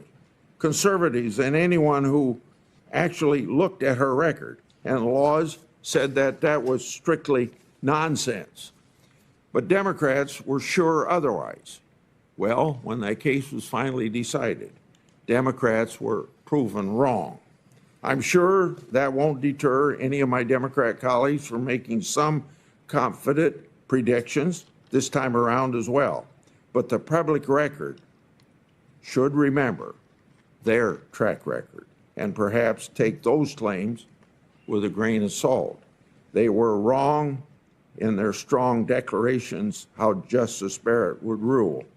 Judge Jackson, congratulations on your nomination. I look forward to hearing from you about your record, your views on the law, and your judicial philosophy. Thank you. Thanks, Senator Grassley. Next is the President Pro Tem of the Senate and former Chairman of the Committee, Patrick Leahy. Well, thank you, Mr. Chair. We're going to slide away for a quick 2-minute break. Stay right here with us on Live Now from Fox. You know, today and actually throughout this week, the committee and the country are going to hear from Judge Jackson. She's been nominated to be the next Associate Justice of the United States Supreme Court. Any nomination of the court is historic. There have only been 115 justices in our nation's history. Judge Jackson's nomination, of course, is historic in more ways than one. Her nomination, pending a confirmation by the Senate, will bring us one step closer to having a Supreme Court that is more reflective of our nation. One where diversity of race and gender, background, education, and experience allow all Americans to look to their court and see in its justices a reflection of the American people. Judge Jackson, you know, with your presence here today, you are writing a new page in the history of America, a good page. Who the president nominates and the Senate decides to confirm to our federal judiciary, and especially our nation's highest court, that's extremely important. The American people, our constituents, and their faith in the courts, that's central to our democracy. They lose that faith, then democracy loses. The decisions made in our courts and ultimately in the Supreme Court affect the daily lives of each one of us. fundamental questions about, for example, access to health care, the integrity of our elections, the fairness of our criminal justice system, the preservation of bedrock environmental laws, protections for workers. These issues and many more are routinely decided by the court. Every American must believe that the court is going to be impartial.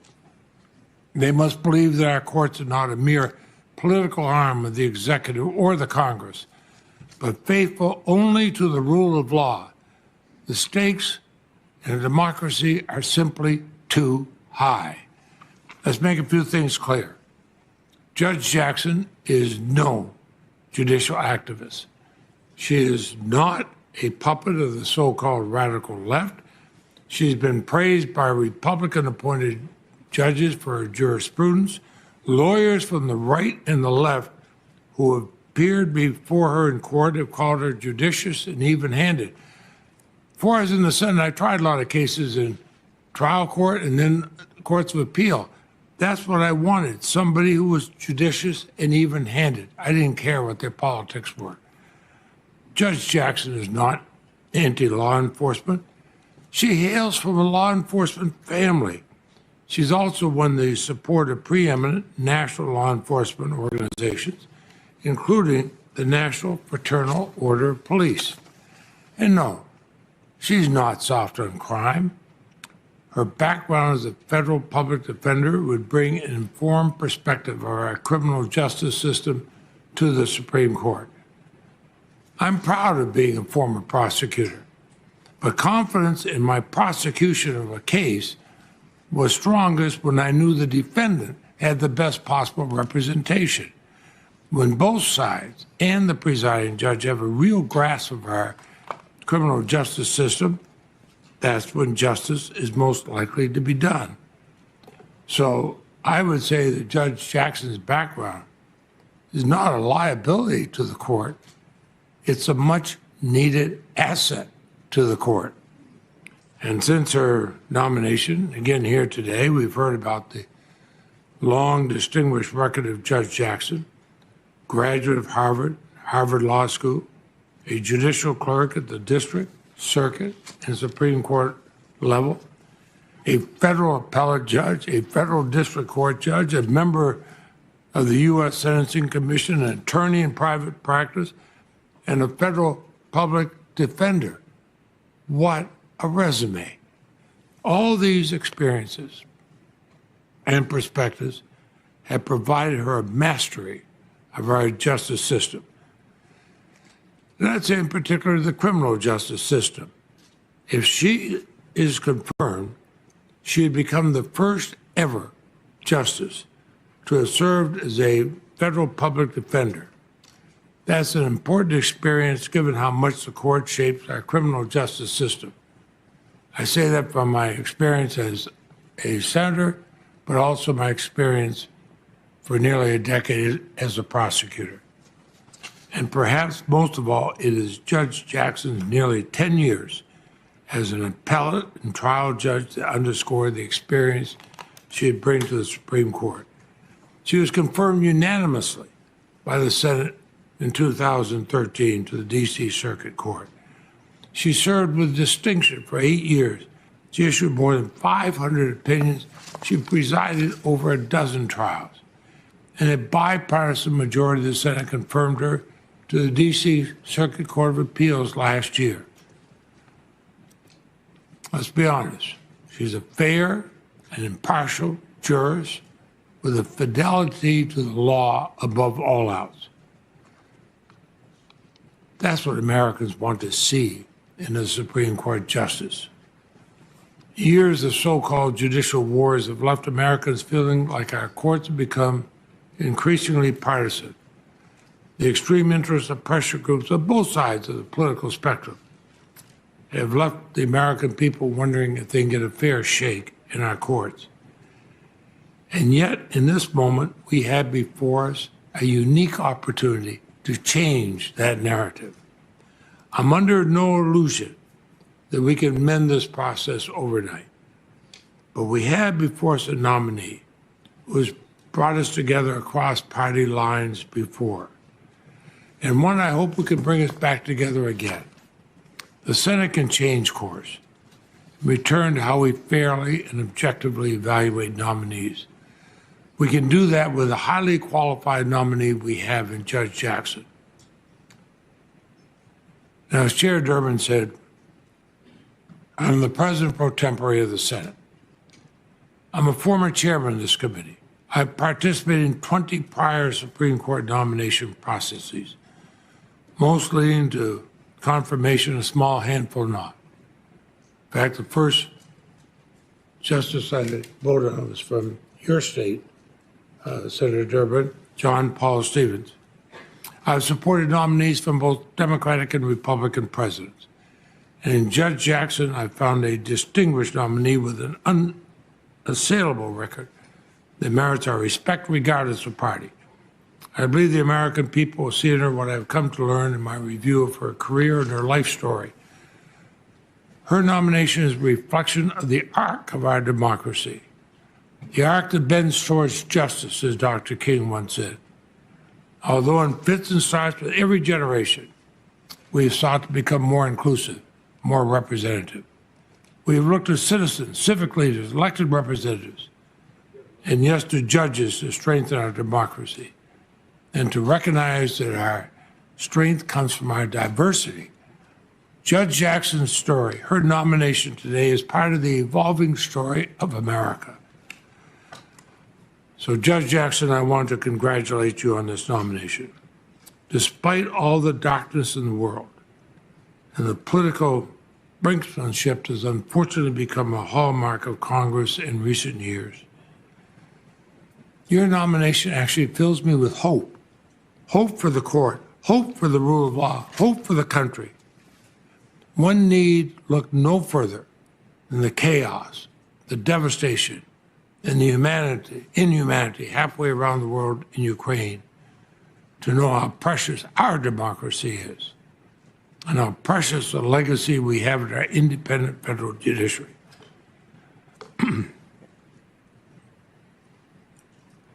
I need look no further than my own grandchildren, all of them, to know how necessary our fight for freedom, fairness, and equality is. The independence and impartiality of our courts and of the Supreme Court are a cornerstone of the great experiment that is the United States. And you, the American people, have a nominee in whom they can be proud. We have before us an historic moment, and I hope we can meet it as senators. So I look forward to your testimony. Thank you. Thank you, Senator Leahy. Next is another former chair of the committee and Senator from South Carolina, Lindsey Graham. Thank you, Mr. Chairman. Again, congratulations. Well-deserved honor here. You have worked hard all your life, and you have much to be proud of. I have said in the past that I think it's good for the court to look like America, so count me in on the idea of making the court more diverse. And in the history of our country, we've never had an African-American woman serve on the court. But I also said that didn't get much coverage. I want the court to play a particular role in America.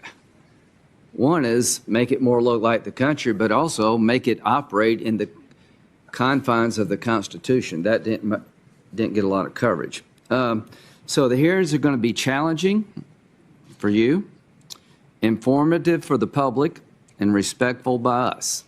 I hope we can meet those criteria. It won't be a circus. We're off to a good start. Chairman Grassley couldn't get the first word out of his mouth before they shut down the place, so that's off to a good start. Most of us couldn't go back to our offices during Kavanaugh without getting spit on. Hope that doesn't happen to y'all. I don't think it will. As to the historic nature of your appointment, I understand. But when I get lectured about this from my Democratic colleagues, I remember Janice Rogers Brown, an African-American woman, that was filibustered by the same people praising you. I remember Miguel Estrada, one of the finest people I ever met, completely wiped out. Didn't make it through the gang of 14, whatever gang I was in. I've been in so many I can't remember. He didn't make the cut. Well-lived life just completely ruined. So if you're Hispanic or African-American conservative, it's about your philosophy. Now it's going to be about the historic nature of the pick. It's going to be about your philosophy.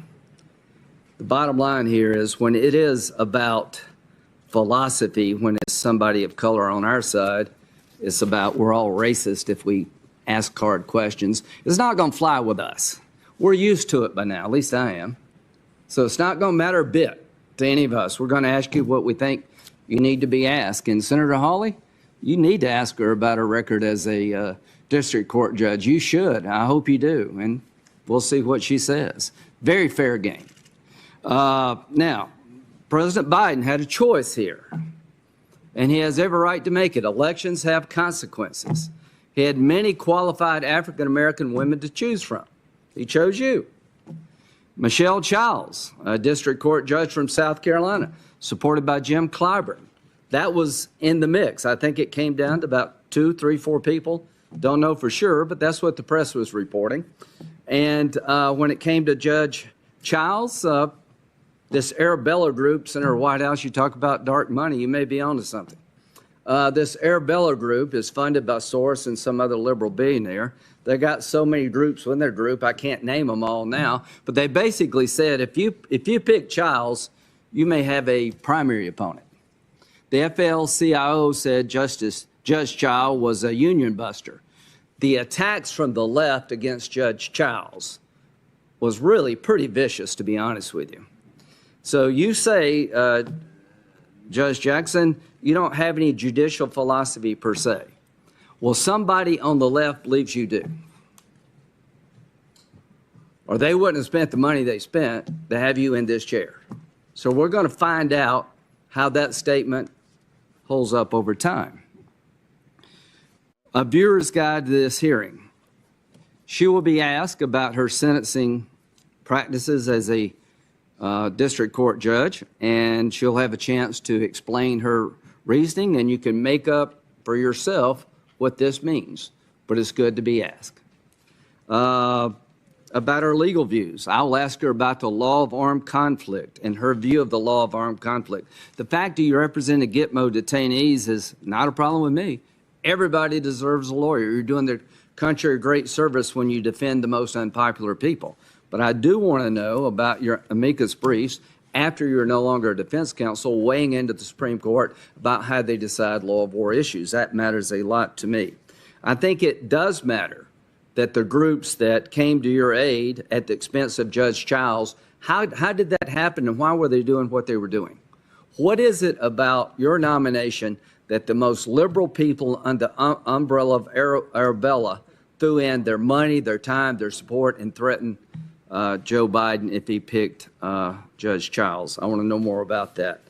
I want to know about your judicial philosophy, because people on the left, the far extreme part of the left, believe that you were the best bet.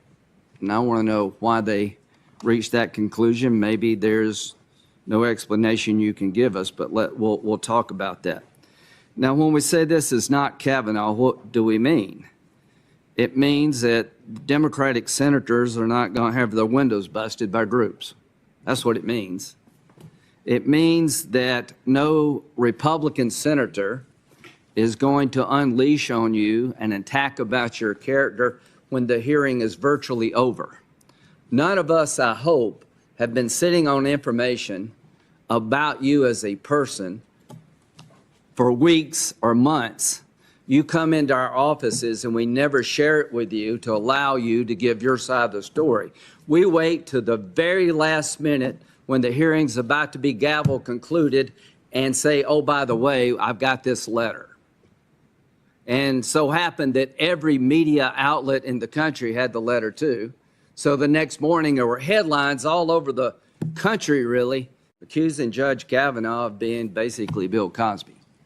None of us are going to do that to you. And if any of us does that to you, all hell will break out. And it should. The media will be your biggest cheerleader. They're in your camp. They have every right to pick who they want to pick. They won't be this constant attack on you, like Judge Kavanaugh and other conservative judicial appointments. There won't be any questioning of where you go to church, what kind of groups you're in church, how you decide to raise your kids, what you believe in, how you believe in God. Nobody's going to do that to you. And that's a good thing. So you're the beneficiary of a lot. You're the beneficiary of Republican nominees having their life turned upside down. And it didn't work. So I am hoping that we can have a hearing that's respectful, that's informative, that's challenging. And President Biden has every right to pick who he'd like to pick. That comes with winning the White House. And I've been very inclined to support the picks of people that I would not have chosen. But this is a new game for the Supreme Court. And this game is particularly disturbing to me because there's been a wholesale effort of the left to take down a nominee from my state. And I don't like it very much. And if that's the way the game's going to be played, then I'll have a response, and I don't expect it to be reward that way of playing the game. Judge Childs would have gotten 60-plus votes.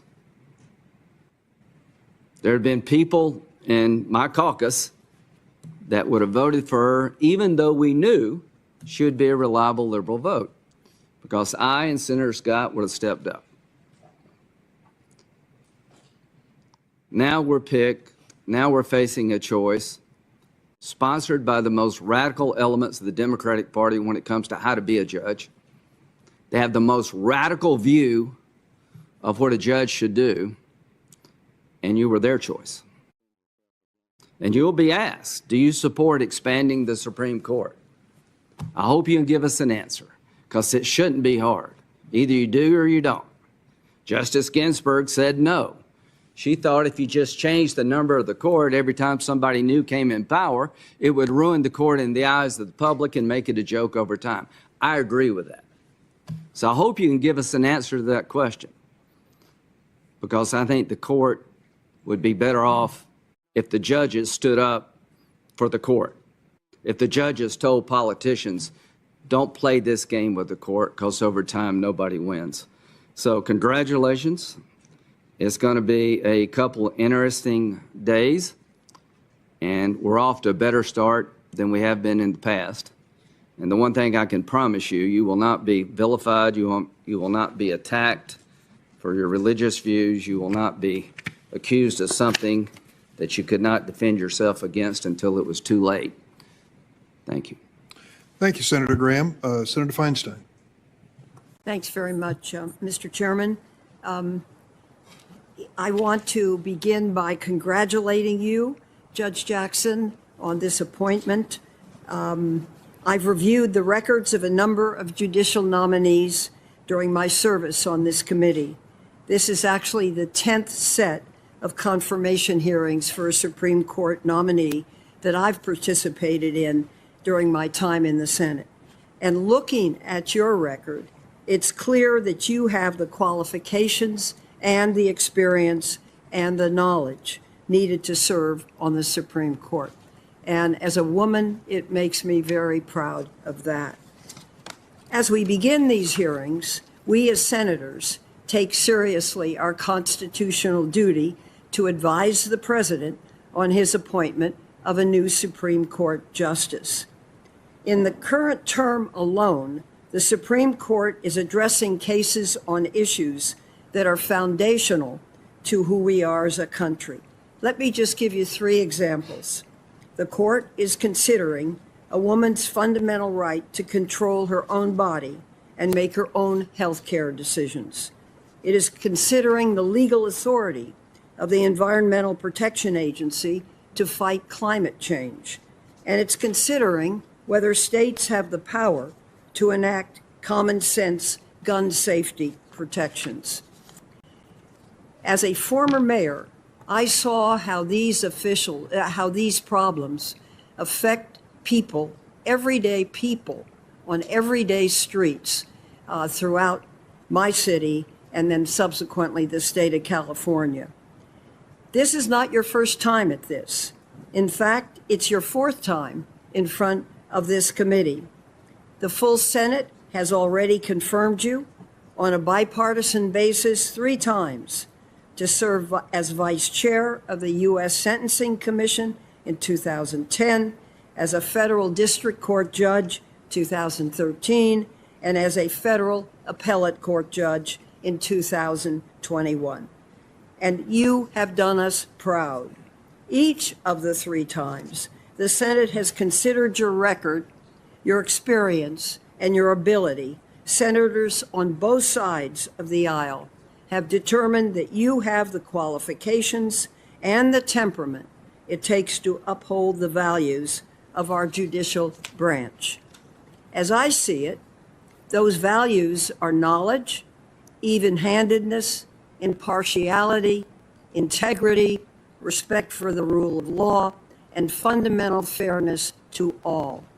And your record actually shows that you exemplify these values. The Supreme Court is not a political institution.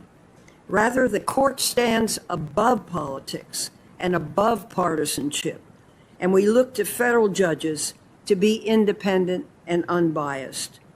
Judge Jackson, in reviewing your record, one thing in particular stands out to me, and that's your commitment to uphold justice under the law. This is one of the ultimate responsibilities of the Supreme Court, and your record suggests to me that you understand the weight of that responsibility. You've had several mentors early in your career who I understand were important in instilling these values in you as a young lawyer. One of those mentors were Justice Stephen Breyer, who you served as a law clerk and to whose seat on the Supreme Court you have now been nominated. What a treat for you to see that happen, and I know for him as well. Justice Breyer has been a thoughtful and even-handed judge throughout his career. So you have learned from the best, and you have brought those lessons and that dedication to equal justice with you throughout your career in the law. You have strong credentials. You're a graduate of both Harvard University and Harvard Law School, a former Supreme Court clerk, and you have served as a federal judge for 9 years, most recently on the U.S. Court of Appeals for the District Circuit.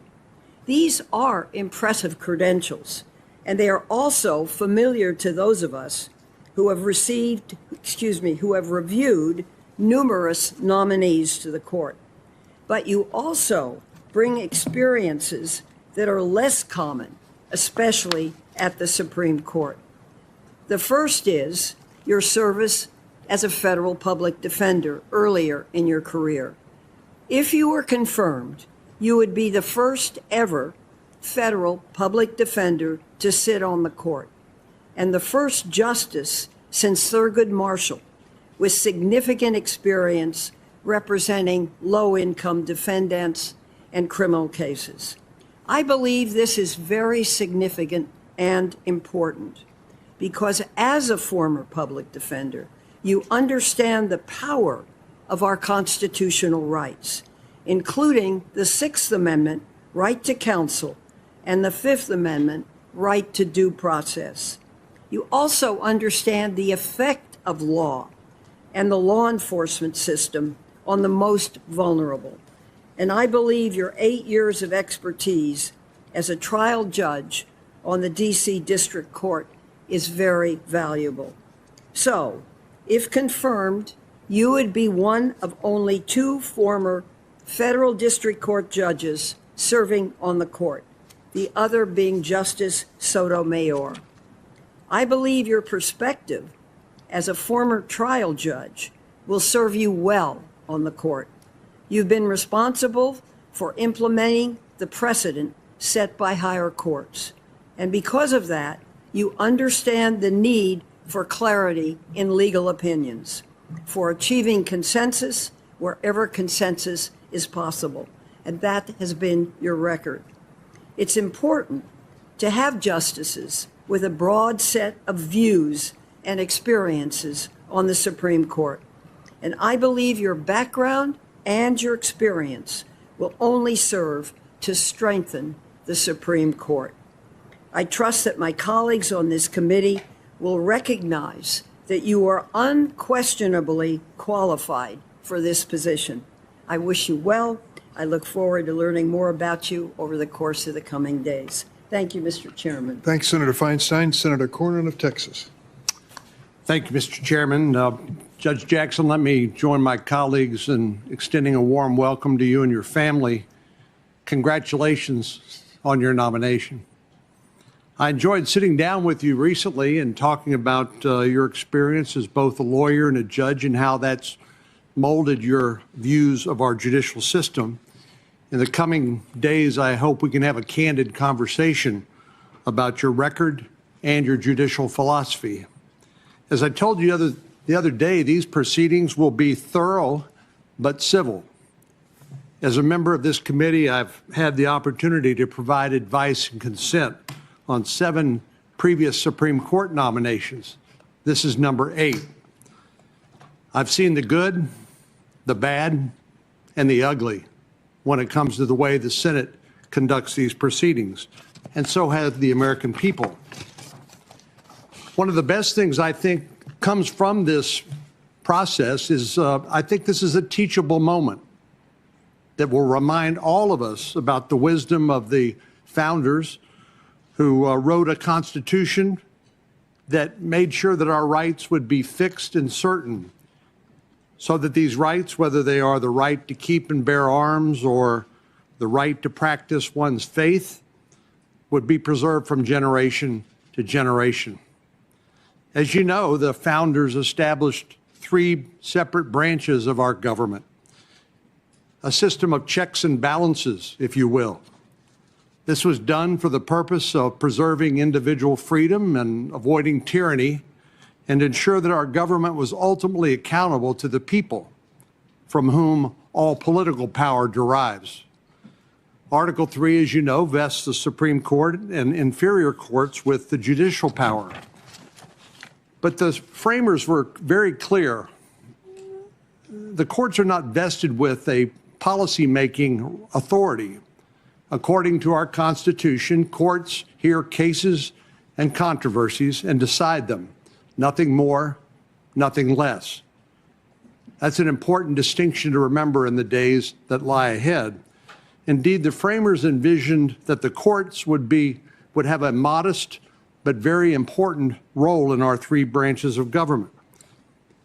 You'll recall Federalist 78, where Alexander Hamilton said the courts would have no influence over either the sword or the purse, and that it may truly be said to have neither force nor will, but merely judgment. Part of that judgment requires a judge to go where the law commands, whether or not you personally approve or not. And it starts with deciding cases as presented and not cherry-picking the facts or the law and starting with the decision and then justifying it by the way, by cherry-picked facts and provisions of the law. While the framers provided that the president would nominate judges, the framers also set up a framework that allowed judges, once you are confirmed, to exercise independent judgment, free from elections and politics. And so these Supreme Court confirmation hearings are really the only chance we have as representatives of the people to vet somebody who will serve the remainder of their life. Unfortunately, there are some driven by their ideology that want the Supreme Court to do more than what I've just described. These are some of the same people who tried to bully Justice Breyer into an early retirement. These activists demand that the court make policy and deliver results they can't achieve through the deliberation, compromise, and rough and tumble of legislative politics. And when the court does not deliver the results they want, they attack its institutional integrity and legitimacy. In recent years, these radical views have made their way into the mainstream. On the campaign trail, President Biden refused to disavow court packing. 2 years ago, the Democratic leader of the Senate went to the Supreme Court steps and threatened 2 sitting Supreme Court justices by name if they did not rule in a particular way. Dark money groups like Demand Justice have paid millions of dollars to promote court packing and sow public distrust in the legitimacy of the Supreme Court. Justice Breyer, as you know, recently warned of the crippling effect this politicalization of the court and its decision-making can have. He said, without the public's trust, the court would no longer be able to act as a check on the other branches of government and a guarantor of the rule of law, threatening the foundations of our constitutional system. Judge, I know you know that the courts are not designed to deliver particular policy outcomes or to invent new rights out of whole cloth. That's why it's imperative that we explore your judicial philosophy during this hearing. I will say I was a bit troubled that you have not so far provided us with much clarity on that matter. Someone as accomplished as you are, who spent years engaging and thinking about our Constitution and laws, has surely formed a judicial philosophy. This is not your first rodeo. You've had an impressive career, Judge, as a Supreme Court clerk, appellate advocate, and trial court judge. I like the fact that you've had such broad experience in our judicial and legal system. But there are still unanswered questions that remain. I'm a bit troubled by some of the positions you've taken and arguments that you've made, representing people who have committed terrorist acts against the United States and other dangerous criminals. As someone who has deep respect for the adversarial system of justice, I understand the importance of zealous advocacy. But it appears that sometimes this zealous advocacy has gone beyond the pale. And in some instances, it appears that your advocacy has bled over into your decision-making process as a judge. You've had some cases reversed, like all judges do, but some of them were particularly high profile when you ruled against a Republican administration. I'm eager to understand why in some instances you found that you could not decide a particular issue, while in other instances you enjoined a Republican administration from implementing its policies. I'm also interested, as others have mentioned, in your opinion, why pro-abortion, dark money groups like Demand Justice and anti-religious liberty groups are pouring millions of dollars into a public campaign in support of your nomination. Judge Jackson, these are some of the questions and concerns I have. I assure you that you will have every opportunity to address these concerns as the committee evaluates your ability to fairly and impartially deliver justice should you be confirmed. So I welcome your testimony at these hearings, and I look forward to our give and take. Thank you very much. Thanks, Senator Cornyn. Senator Whitehouse, Rhode Island. Thank you very much, Chairman. Welcome, Judge Jackson. I could not be more delighted to have you here. This is a refreshing moment. We are holding a hearing for an accomplished, experienced, highly qualified nominee to the Supreme Court who came to us not through a dark money funded turnstile, but through a fair and honest selection process. Judge Jackson has unparalleled breadth of experience, both on and off the bench. She has already been confirmed by the Senate 3 times. She serves on what is often called the second highest court in the land. The D.C. Circuit handles some of the most difficult and consequential cases in the nation, often taking up questions that later come before the Supreme Court. Judge Jackson, that will enable you to jump right in once confirmed. Before the D.C. Circuit, Judge Jackson was a trial judge in the district court in the District of Columbia, ruling on hundreds of cases and presiding over trials, including many jury trials. Judge Jackson, you have presided over virtually every kind of case a federal trial judge can hear across criminal and civil law. you have more experience actually trying cases in your courtroom than any other member of the court. As a member of the U.S. Sentencing Commission, you helped establish the policies and practices for federal courts when deciding criminal punishments. With commissioners from both parties, you helped implement our bipartisan Fair Sentencing Act. Complicated and consequential work, and we thank you. It matters to me, Mr. Chairman, that Judge Jackson was also a civil litigator and public defender. She wasn't groomed in partisan petri dishes. She learned practical courtroom experience in both civil and criminal law, how the judicial system works and how it serves or doesn't serve different litigants. And I must say that in Rhode Island, we love that before you clerked for Justice Stephen Breyer, you clerked for Rhode Islander Bruce Selya on the First Circuit. Judge Selya was nominated by Ronald Reagan. He is well regarded by bench and bar, and he thinks the world of Judge Jackson. She is absolutely everything you would want in a Supreme Court justice, he told the Boston Globe in February. She has all the tickets in terms of her intelligence, her education, her work experience, and her demonstrated judicial temperament. He actually said that waiting for the Supreme Court selection process to take place made him feel like a father waiting to hear his daughter's college admissions results. We very much appreciate that Rhode Island touch to this nomination.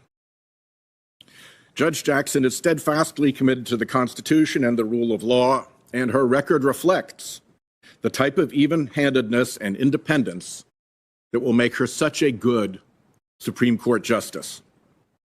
Her guiding principle, she has said, is to consistently apply the same level of analytical rigor to a case, no matter who or what is involved in the legal action.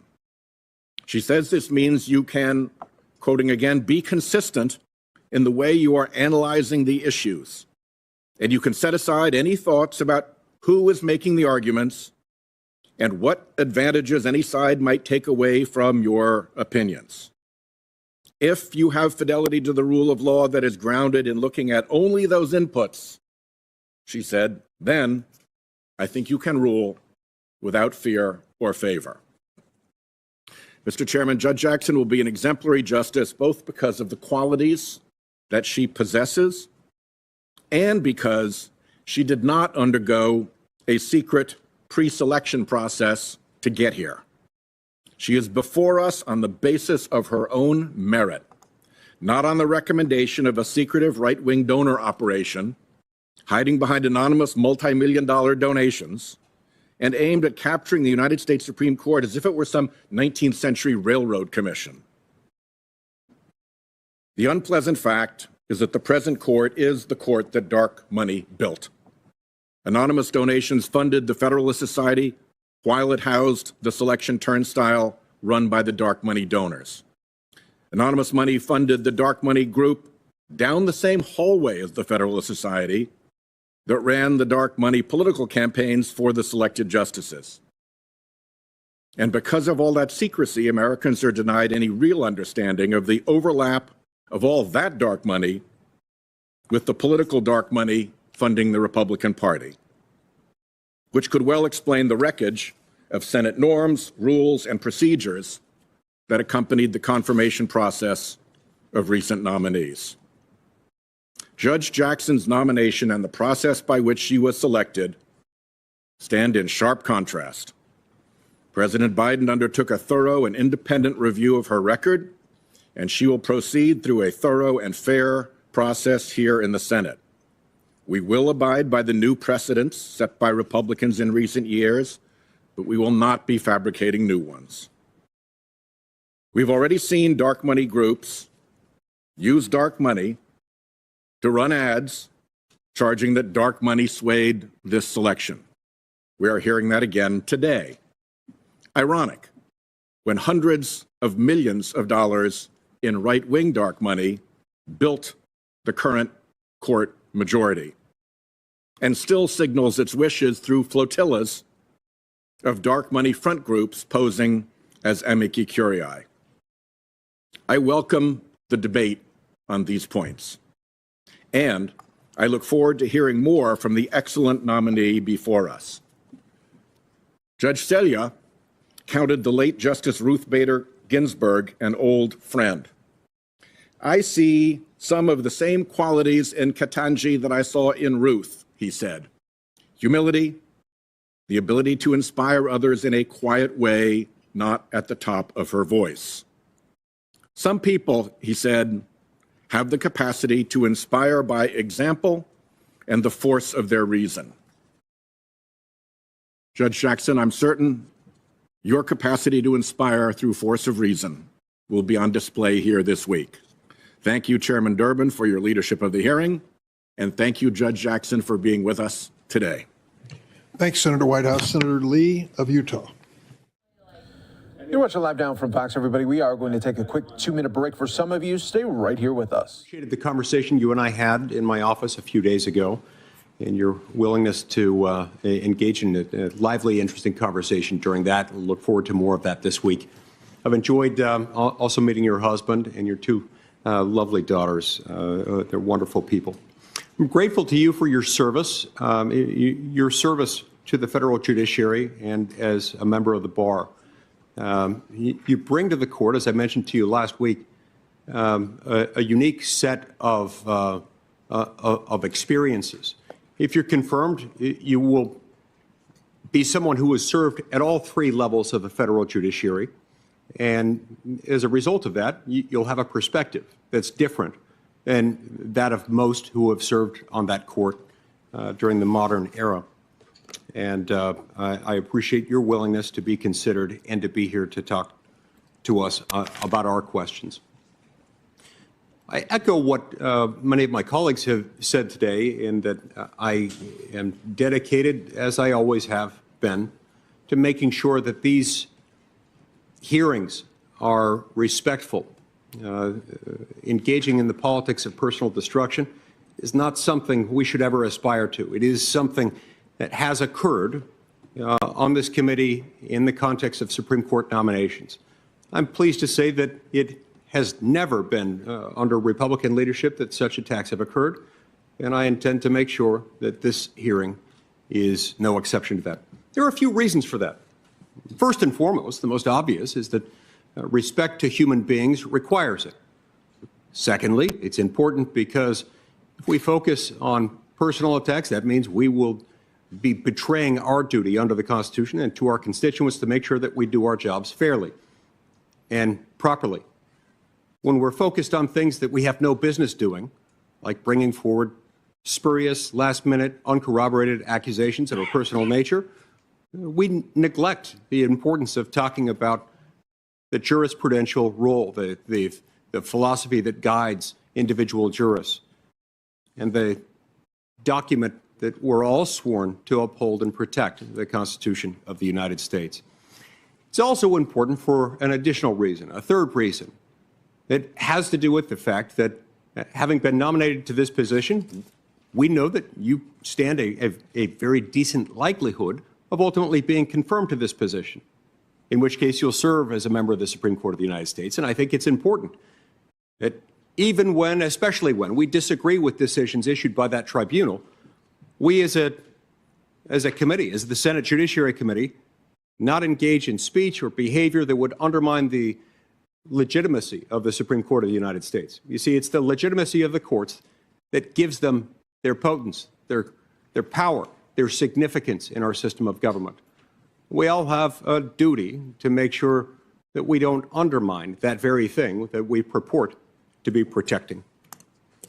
Let me tell you some of the things that I look for when reviewing a nominee, and a few things that I intend to focus on in these hearings with you.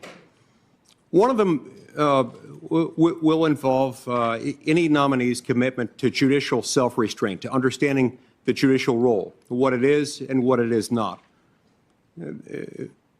Any judicial nominee these days will acknowledge that he or she understands that the role of the judge is to interpret the law based on what it says, rather than on the basis of the judge's personal opinion. This is all very true. It raises questions as to how exactly that goes about and what steps, what tools, what rhetorical, linguistic devices the jurist in question might follow in order to do that. I'm looking for someone who is ideally going to echo something that Justice Amy Coney Barrett said in her confirmation proceedings, in which she likened the Constitution, this document written by wise men nearly 2.5 centuries ago, wise men who I believe were raised up by Almighty God to that very purpose. To the extent we follow that document, it's helped foster the development of the greatest civilization the world has ever known.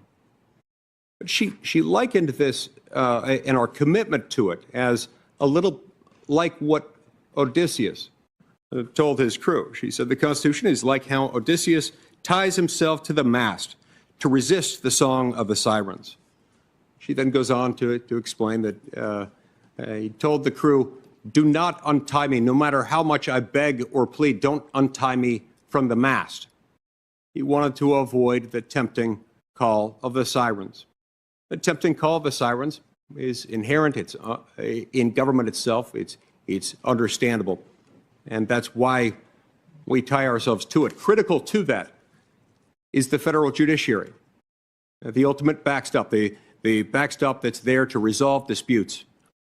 Now, the Constitution isn't just something for the courts. It's not something that's owned exclusively and independently by the federal judiciary or the Supreme Court itself. But it does play an important role because the court's there to resolve disputes that arise within the court's jurisdiction as to the meaning of a particular provision of federal law, whether in the Constitution itself or as enacted into law by Congress. So we need a jurist who's willing to respect that role and demonstrate judicial humility. What I mean by that is an ability to acknowledge that there are a lot of things not within the province of the courts that entail policy. The job of the court of the judiciary is never to exert will or force. It is only judgment. It's discerning what the law says. A nominee also, I believe, needs to show a steadfast commitment to the principle of separation of powers.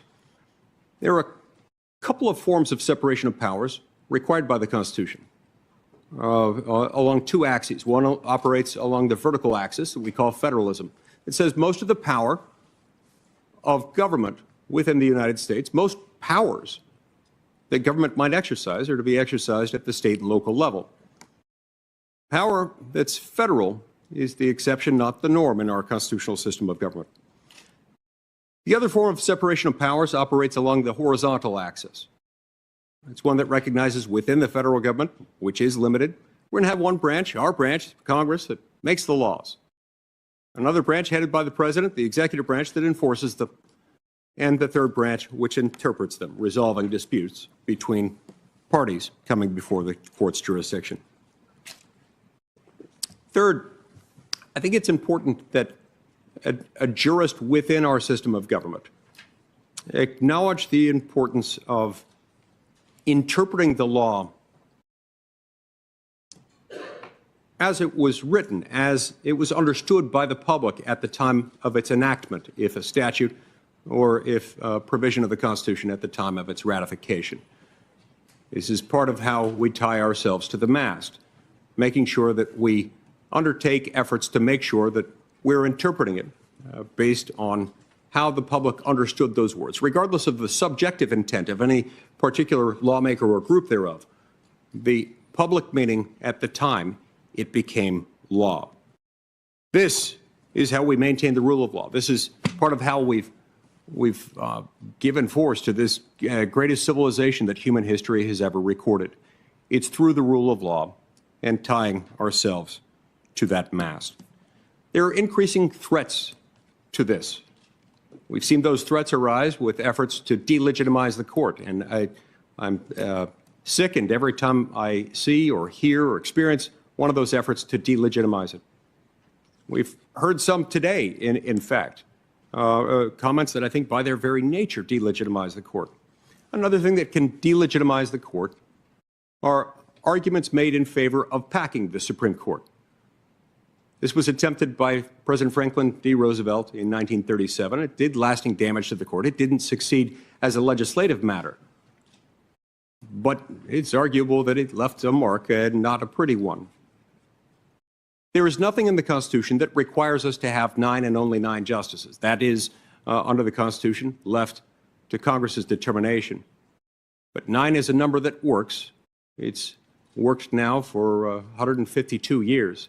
It's not one that we ought to revisit, and it's one that Supreme Court justices of various ideologies, including your former boss, Justice Breyer, whom I really enjoyed getting to know when serving as a law clerk on the Supreme Court. I enjoyed our conversations with him. He, Justice Ginsburg, Justice Thomas, and so many others have been against that.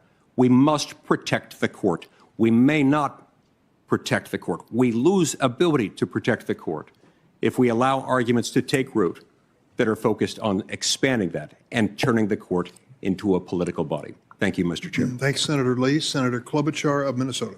Thank you very much, Chairman Durbin, and thank you, Ranking Member Grassley. Judge Jackson, welcome. We met recently in my office, and we have seen you in this committee before, and we are so happy to have you back. If Senator Whitehouse is pleased that you once clerked for a Rhode Island judge, we in Minnesota are equally happy that you are wearing bold purple today, winning over both Prince and Minnesota Vikings fans the world over. I'd like to welcome your husband, Patrick, and there's something else particularly special about this hearing, of course. You've been nominated by President Biden as the first Black woman to serve on the Supreme Court. That's historic, with 115 justices having served so far in our history. You're the first Black woman, and it's long past time. In fact, this entire hearing is about opening things up. The hearing room, we've opened it up with actual guests for the first time in a while. And you're opening up the Senate and the court by virtue of your very presence. You, Judge, are opening a door that's long been shut to so many. And by virtue of your strong presence, your skills, your experience, you are showing so many little girls and little boys across the country that anything and everything is possible. We're here to carry out one of this committee's most solemn constitutional obligations, to advise and consent on President Biden's nomination to the Supreme Court. But this is also a time for us to consider the Supreme Court's place in our democracy and how it impacts people. You've been nominated to Justice Breyer's seat. You clerked for him, and I know he's been and is a wonderful mentor to you. So I'd like to start with some of his words. Justice Breyer once wrote that the Supreme Court must help maintain public acceptance of its own legitimacy. He said, it can do this best by helping ensure that the Constitution remains workable in a broad sense of the term. Specifically, it can and should interpret the Constitution in a way that works for the people of today, making it work for the people of today. Those words, his words, are highly relevant to the court. And Justice Breyer didn't just write about those values. In his 27 years on the court, he lived them. He approached cases with a pragmatic view of the law, and he understood that reference to the Constitution requires not just a respect for the past, although it does that, but also an eye toward the future. As we are here to confirm a new justice for his seat, I urge my colleagues to remember his words about how the court must consider the effect of its actions on people's lives, how it must be able to see the real people at the other end of its rulings, like Americans who are one Supreme Court decision away from losing their health insurance, or one court decision away from the ability to make their own health care choices, or the dreamers who could lose the only country they've ever known, or the people who waited for hours in the rain one recent election day in Wisconsin, wearing garbage bags and homemade masks in the middle of what would soon become a global pandemic, just to cast a ballot, just to exercise their constitutional right to vote. The court decides cases with life-changing consequences for people. It makes decisions that dictate health and safety standards for workers, protections for seniors, whether we can have clean air and clean water. The Supreme Court issues rulings that can determine who can make their voices heard in our democracy and how they can do it. So, Judge Jackson, this week I look forward to hearing more on your views about the real-world implications of the law and about how you will respect the Constitution and legal precedent, all the while striving to ensure we have a court that works for the American people. Judge, I believe you have exactly the sort of understanding of what the law means in people's lives that Americans would want in a justice. You're from a family that knows something about making it work. Both of your parents attended segregated primary schools and later became teachers. And when your dad set his sights on becoming a lawyer, your mom figured out how to support the family while he attended law school. After being a star debater in high school, you went on to graduate magna cum laude in college and went on to graduate with honors from law school. After law school, you clerked for federal judges nominated by both Democratic and Republican presidents. And of course, you had the honor of serving as a clerk to Justice Breyer. These aren't just lines on your resume. They show that you have worked to apply the law at every level of the federal system. And beyond those credentials, you have the perspectives of someone who has seen the law through the eyes of those closest to it. Your brother worked as a police officer in Baltimore. One of your uncles was a detective, and another was the chief of police of the city of Miami. You know what it means for a person to put their life on the line to defend the rule of law. It is no surprise to me that you received the letter that Senator Durbin mentioned, the letter of support from the Fraternal Order of Police. And as a former federal public defender, you also understand that for our justice system to be truly workable, it must account for those who lack the resources to defend themselves. And you would be the first justice to bring that experience to the court. Judge, I believe it is because of your experience and respect for the law that the Senate has confirmed you 3 times with bipartisan support as Vice Chair and Commissioner of the U.S. Sentencing Commission, Judge on the D.C. District Court, and most recently the D.C. Circuit Court of Appeals. In each of these roles, you've lived up to that bipartisan support. As a commissioner, over 90% of the votes you participated in were either unanimous or voice votes. As a district court judge, you wrote nearly 600 opinions, applying the law and precedent to the facts fairly and impartially without regard to your personal views. I will note that if you are confirmed, you will join Justice Sotomayor as the only other justice on the bench with experience as a trial court judge. As a circuit court judge, you have written decisions joined by judges appointed by presidents of both parties. And let's not forget, you have 9 years of judicial experience, more than 4 other justices currently on the court prior to their confirmations. Not that we're counting. Judge Jackson, and I expect this to come through loud and clear during these hearings, you have the experience and record of a jurist who is dedicated to the fair application of the law, committed to consensus, and determined to make sure that the court and the Constitution work for the people of today. And one last point. Judge, your confirmation hearing comes at a moment in our history when the people of this country are once again seeing, this time in Ukraine, that democracy can never be taken for granted. Eternal vigilance, it's been said, is the price of liberty. Last week, I was at the Ukrainian-Polish border with refugees streaming through checkpoints, leaving everything they had behind with only a suitcase and a backpack, walking into the loving arms of their neighbors in Poland, a country with a long, hard history of having been invaded by Nazis and Russians and Prussians and Habsburgs. As our ambassador there told me, at this moment in history, the people of Poland are achieving the dreams their grandparents could never realize.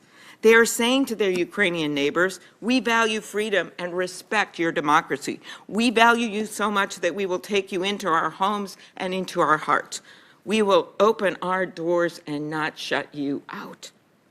And this horrendous war against evil and the courage of the Ukrainian people is happening at the very same time our country is opening our minds after being separated through a 2-year pandemic from our neighbors, not only around the world, but in our own country, in our own towns.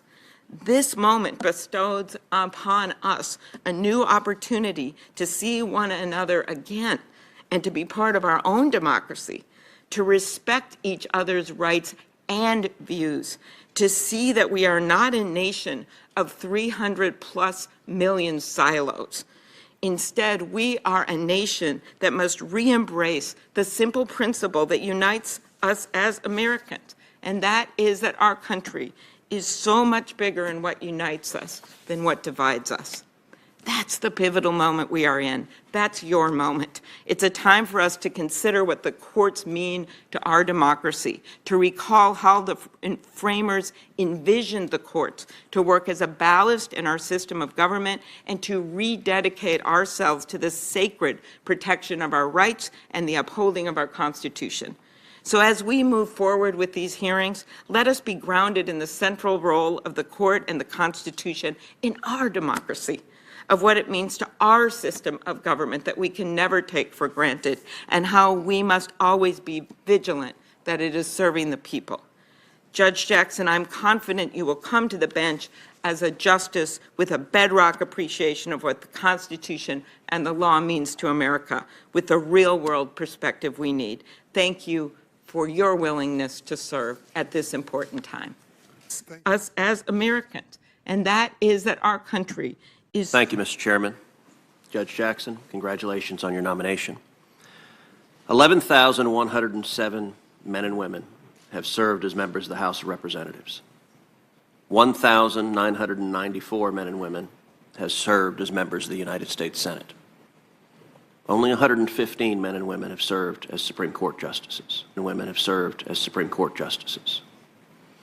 The position to which you have been nominated is extraordinarily important. And that is why the Senate is given the responsibility for advice and consent under the Constitution. Because the job matters immensely. Supreme Court confirmations were not always controversial. In fact, Bushrod Washington, when nominated to the Supreme Court in 1798, was confirmed the very next day. So what changed? Well, what changed is, starting in the 1960s and the 1970s, the Supreme Court's role in our society changed dramatically. The Supreme Court became a policy-making body rather than a merely judicial body.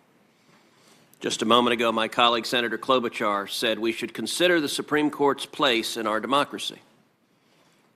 Well, starting in the 60s and 70s, the Supreme Court decided its place in our democracy, at least too many justices, was to set aside the democratic decisions of the people and instead to mandate the policy outcomes they themselves supported. Our Democratic colleagues want the Supreme Court to be anti-democratic. Our Democratic colleagues get frustrated with the democratic process. When they can't pass gun control laws because the American people don't support them, they want unelected judges to mandate those same laws instead. Law after law after law that they can't get through the democratic process, the Democrats have decided it's much simpler to convince 5 lawyers in black robes than to try to convince 330 million Americans. That is why Supreme Court confirmation hearings have become so contentious, is because the Supreme Court has arrogated to itself a responsibility the Constitution doesn't give it, which is to make contested policy decisions and take them away from the American people. Now, what should this hearing be and what should it not be? Well, you've heard a number of members on the Republican side of the aisle quite clear on what it should not be. This will not be a political circus. This will not be the kind of character smear that sadly our Democratic colleagues have gotten very good at. And it's important to note, a couple of years ago I was doing my weekly podcast and I was on with a noted liberal intellectual who made a comment something to the effect of, well, both sides do this. Both sides smear Supreme Court justices. And I was forced to laugh out loud and say, look, I understand that's a pretty good talking point. It just happens not to be true. It is only one side of the aisle, the Democratic aisle, that went so into the gutter with Judge Robert Bork that they invented a new verb, to bork someone.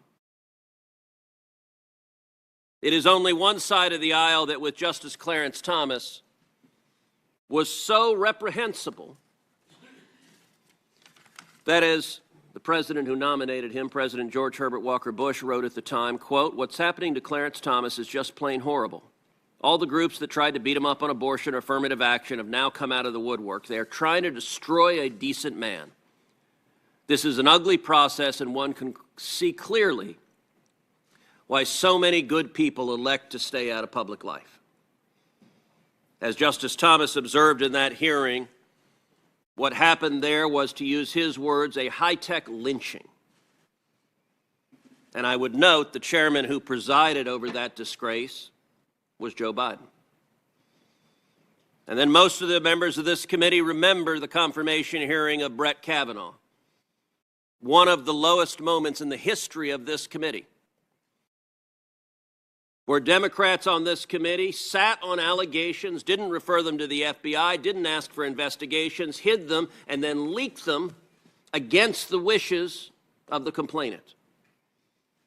And we began a circus that featured Spartacus moments, featured such nuts as Michael Avenatti, whom CNN breathlessly for some months described as a possible Democratic presidential candidate. That's before, presumably, he became a felon in recent months.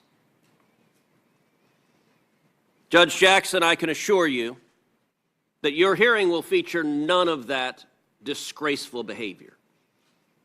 No one is going to inquire into your teenage dating habits. No one is going to ask you with mock severity, do you like beer? But that's not to say this hearing should be non-substantive and non-vigorous. In this hearing, this committee has a responsibility to focus on issues, to focus on your record, to focus on substance, to do our very best to ascertain what kind of justice you would be. And a couple of straw men. It is no longer the case that Supreme Court confirmation hearings are merely about qualifications. There are some who say, well, if the justice is qualified, the Senate should confirm. There was a time that was the case. Our Democratic colleagues have abandoned that standard long ago. Our Democratic colleagues, then Senator Joe Biden, was perfectly happy to vote against John Roberts, someone who was unquestionably qualified for the court. He was perfectly happy to vote against Sam Alito, someone who was unquestionably qualified for the court. And indeed, every member of our Democratic colleagues who was here at the time participated in the first ever filibuster of a Supreme Court justice on partisan lines with Justice Neil Gorsuch. They did so for someone unquestionably qualified, but they had a political agenda, and so every one of them happily filibustered Justice Gorsuch. Likewise, it's not about race.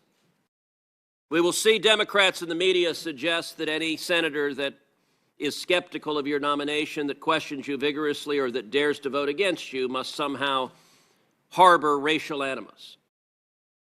If that were the standard, I would note we are sitting on a committee where multiple members of this committee, the senior Democrats in the committee, happily filibustered Judge Janice Rogers Brown, a very qualified African-American woman nominated to the D.C. Circuit, and they did so precisely because they wanted to prevent Judge Brown from becoming Justice Brown, the first African-American woman. Joe Biden was among the Democrats filibustering the first African-American woman nominated to the D.C. Circuit. The senior Democrats on this committee also filibustered Miguel Estrada. As the staff for Senator Ted Kennedy said in writing at the time, the Democrats filibustered Miguel Estrada, quote, because he is Hispanic. They were explicitly racial. If you are Hispanic or African American and you dare depart from their political orthodoxy, they will crush you, they will attack you, they will slander you, they will filibuster you. So this is not about race. It is, however, about issues and substance, and I got to say, I agree with Chairman Durbin. Chairman Durbin quoted Paul Simon, and he said, history will judge, quote, did she restrict freedom or did she expand it? I agree with that. The reason the American people care about the Supreme Court is it is integral to protecting or taking away our constitutional rights. When it comes to free speech, this committee should inquire, will you protect the rights of Americans to speak, to say unpopular ideas, to say ideas that the government doesn't want you to say, that you nonetheless have a right to say? Will you protect freedom or restrict it? When it comes to religious liberty, will a justice vote to protect your right to live according to your faith and according to your conscience? Or will a justice vote to crush religious liberty and strip those rights away? The Second Amendment. Will a justice vote to defend your Second Amendment rights to keep and bear arms, to defend your family, to defend your children? Or will a justice roll over to the Democrats that want a disarmed citizenry? The right to life. Will a justice protect the rights of the people, the rights of state legislatures to enact laws protecting innocent life, protecting unborn life, stopping abominations like partial birth abortion? Or will a justice view her job as a super legislator striking down all such rights? School choice. Will a justice protect the rights of kids to get a quality education, or will a justice legislate from the bench and shut down school choice programs across this country? And crime. We are seeing murder rates, carjacking rates, crime rates skyrocketing across the country, in significant part because political Soros-backed district attorneys, because of Democratic efforts to abolish the police. And part of the Democratic effort to abolish the police is nominating justices that consistently side with violent criminals, release violent criminals, refuse to enforce the law, and that results in jeopardizing innocent citizens. So all of those questions are fair game. Will you follow the law? What does your record indicate? Will you protect the rights of every American citizen, regardless of race, regardless of party, regardless of views? That's what the focus of this hearing should be. Thank you, Senator. Senator Coons from Delaware. Thank you, Chairman Durbin, Ranking Member Grassley. Judge Jackson, nomination. It is a joy and a blessing to welcome you and your family and your supporters here this morning.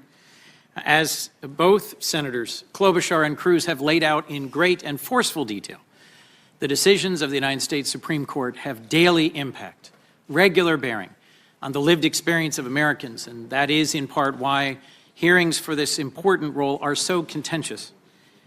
I have been looking forward to this day since President Biden announced your nomination in February, and over the next several days, members of this committee will have the privilege of helping introduce you to the American people so that they can gain the sense of confidence that I have in your values, your skills, your competence, and the necessity of confirming you to the Supreme Court.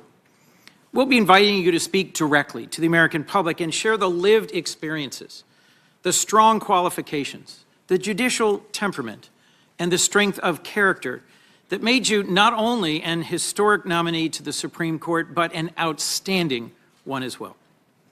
I want to acknowledge up front that President Biden selected you to fill the seat on the court being vacated by Justice Breyer, a justice whom I admire, and in the work he's done as a jurist over decades has shown us a model of a Supreme Court justice. In his 42 years on the federal bench, 30 years on the Supreme Court, he's lived up to the highest ideals of American jurisprudence.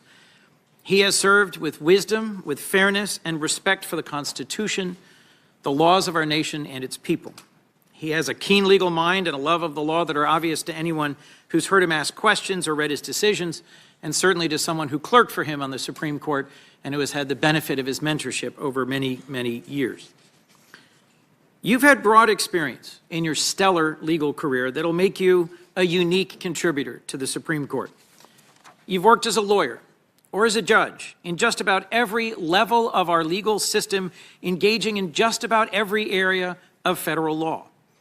Your experiences as a private practice attorney with large law firms, as a federal public defender, as vice chair of the U.S. Sentencing Commission, and your near decade of service as a federal judge have given you insights into the ways that our Constitution, our statutes, our sentencing guidelines, and judicial decisions all come together to directly impact individuals, families, and our communities. You're able to perceive the full sweep of our law without losing sight of the human beings, the individuals and families impacted by it, caught up in it.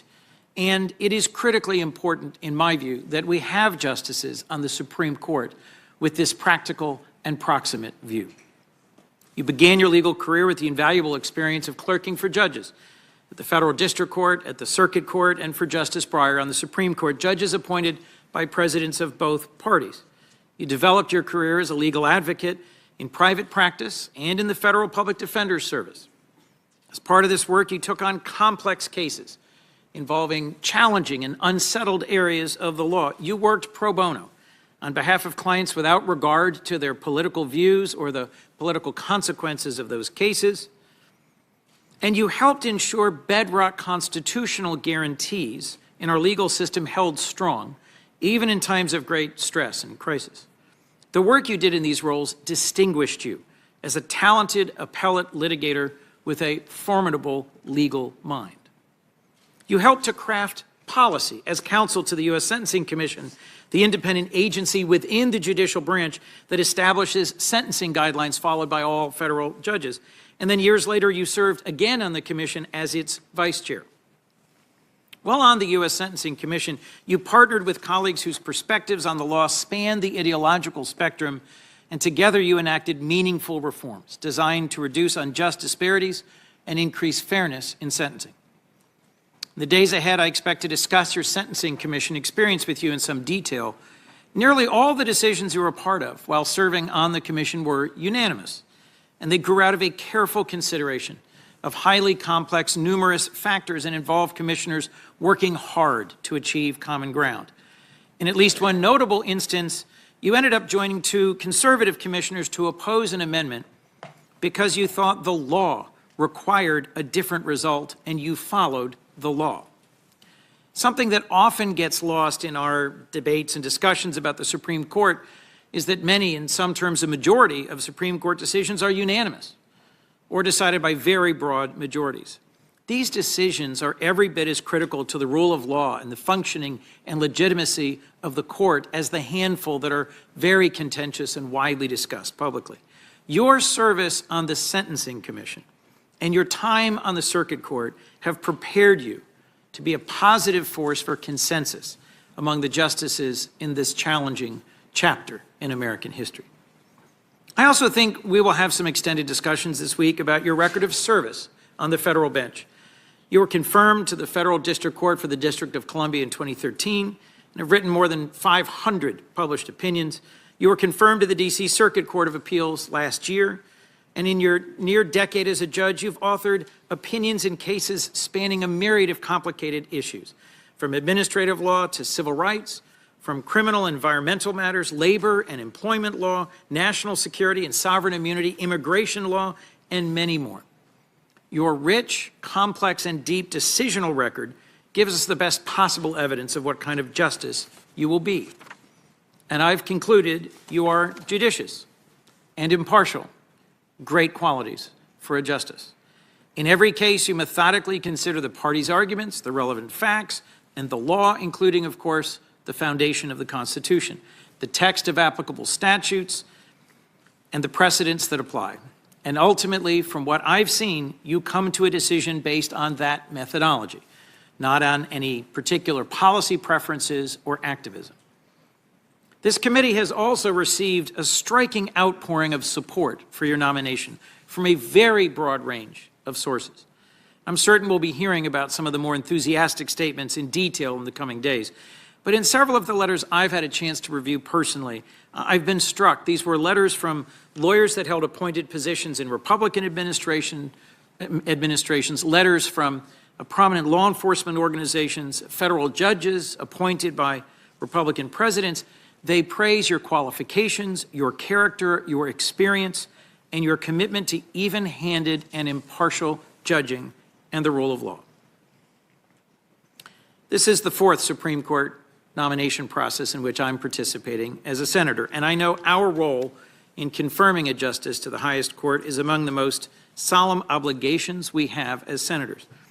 As we begin this week's hearings, I remain hopeful that we can come together as a committee and engage in respectful, good faith, bipartisan consideration of your nomination.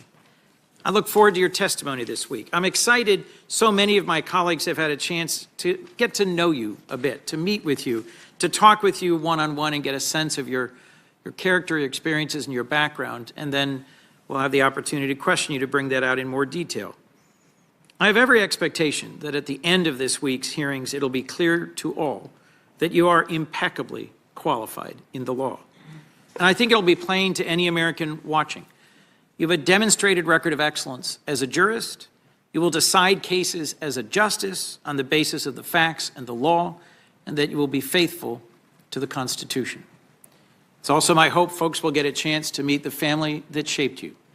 It was delightful to have a few moments to get to talk with your parents and your brother before we began today, and to reflect on how having parents, graduates of HBCUs, public school teachers, who then went on to great careers of accomplishment, Johnny Brown, Esquire, and Dr. Ellery Brown, set a great standard. But frankly, to me, one of the most memorable sentences before this was in talking to your brother, Katash, who said, "Oh, I'm not surprised to be here at all. This was the sort of thing for which my sister was destined from the very start."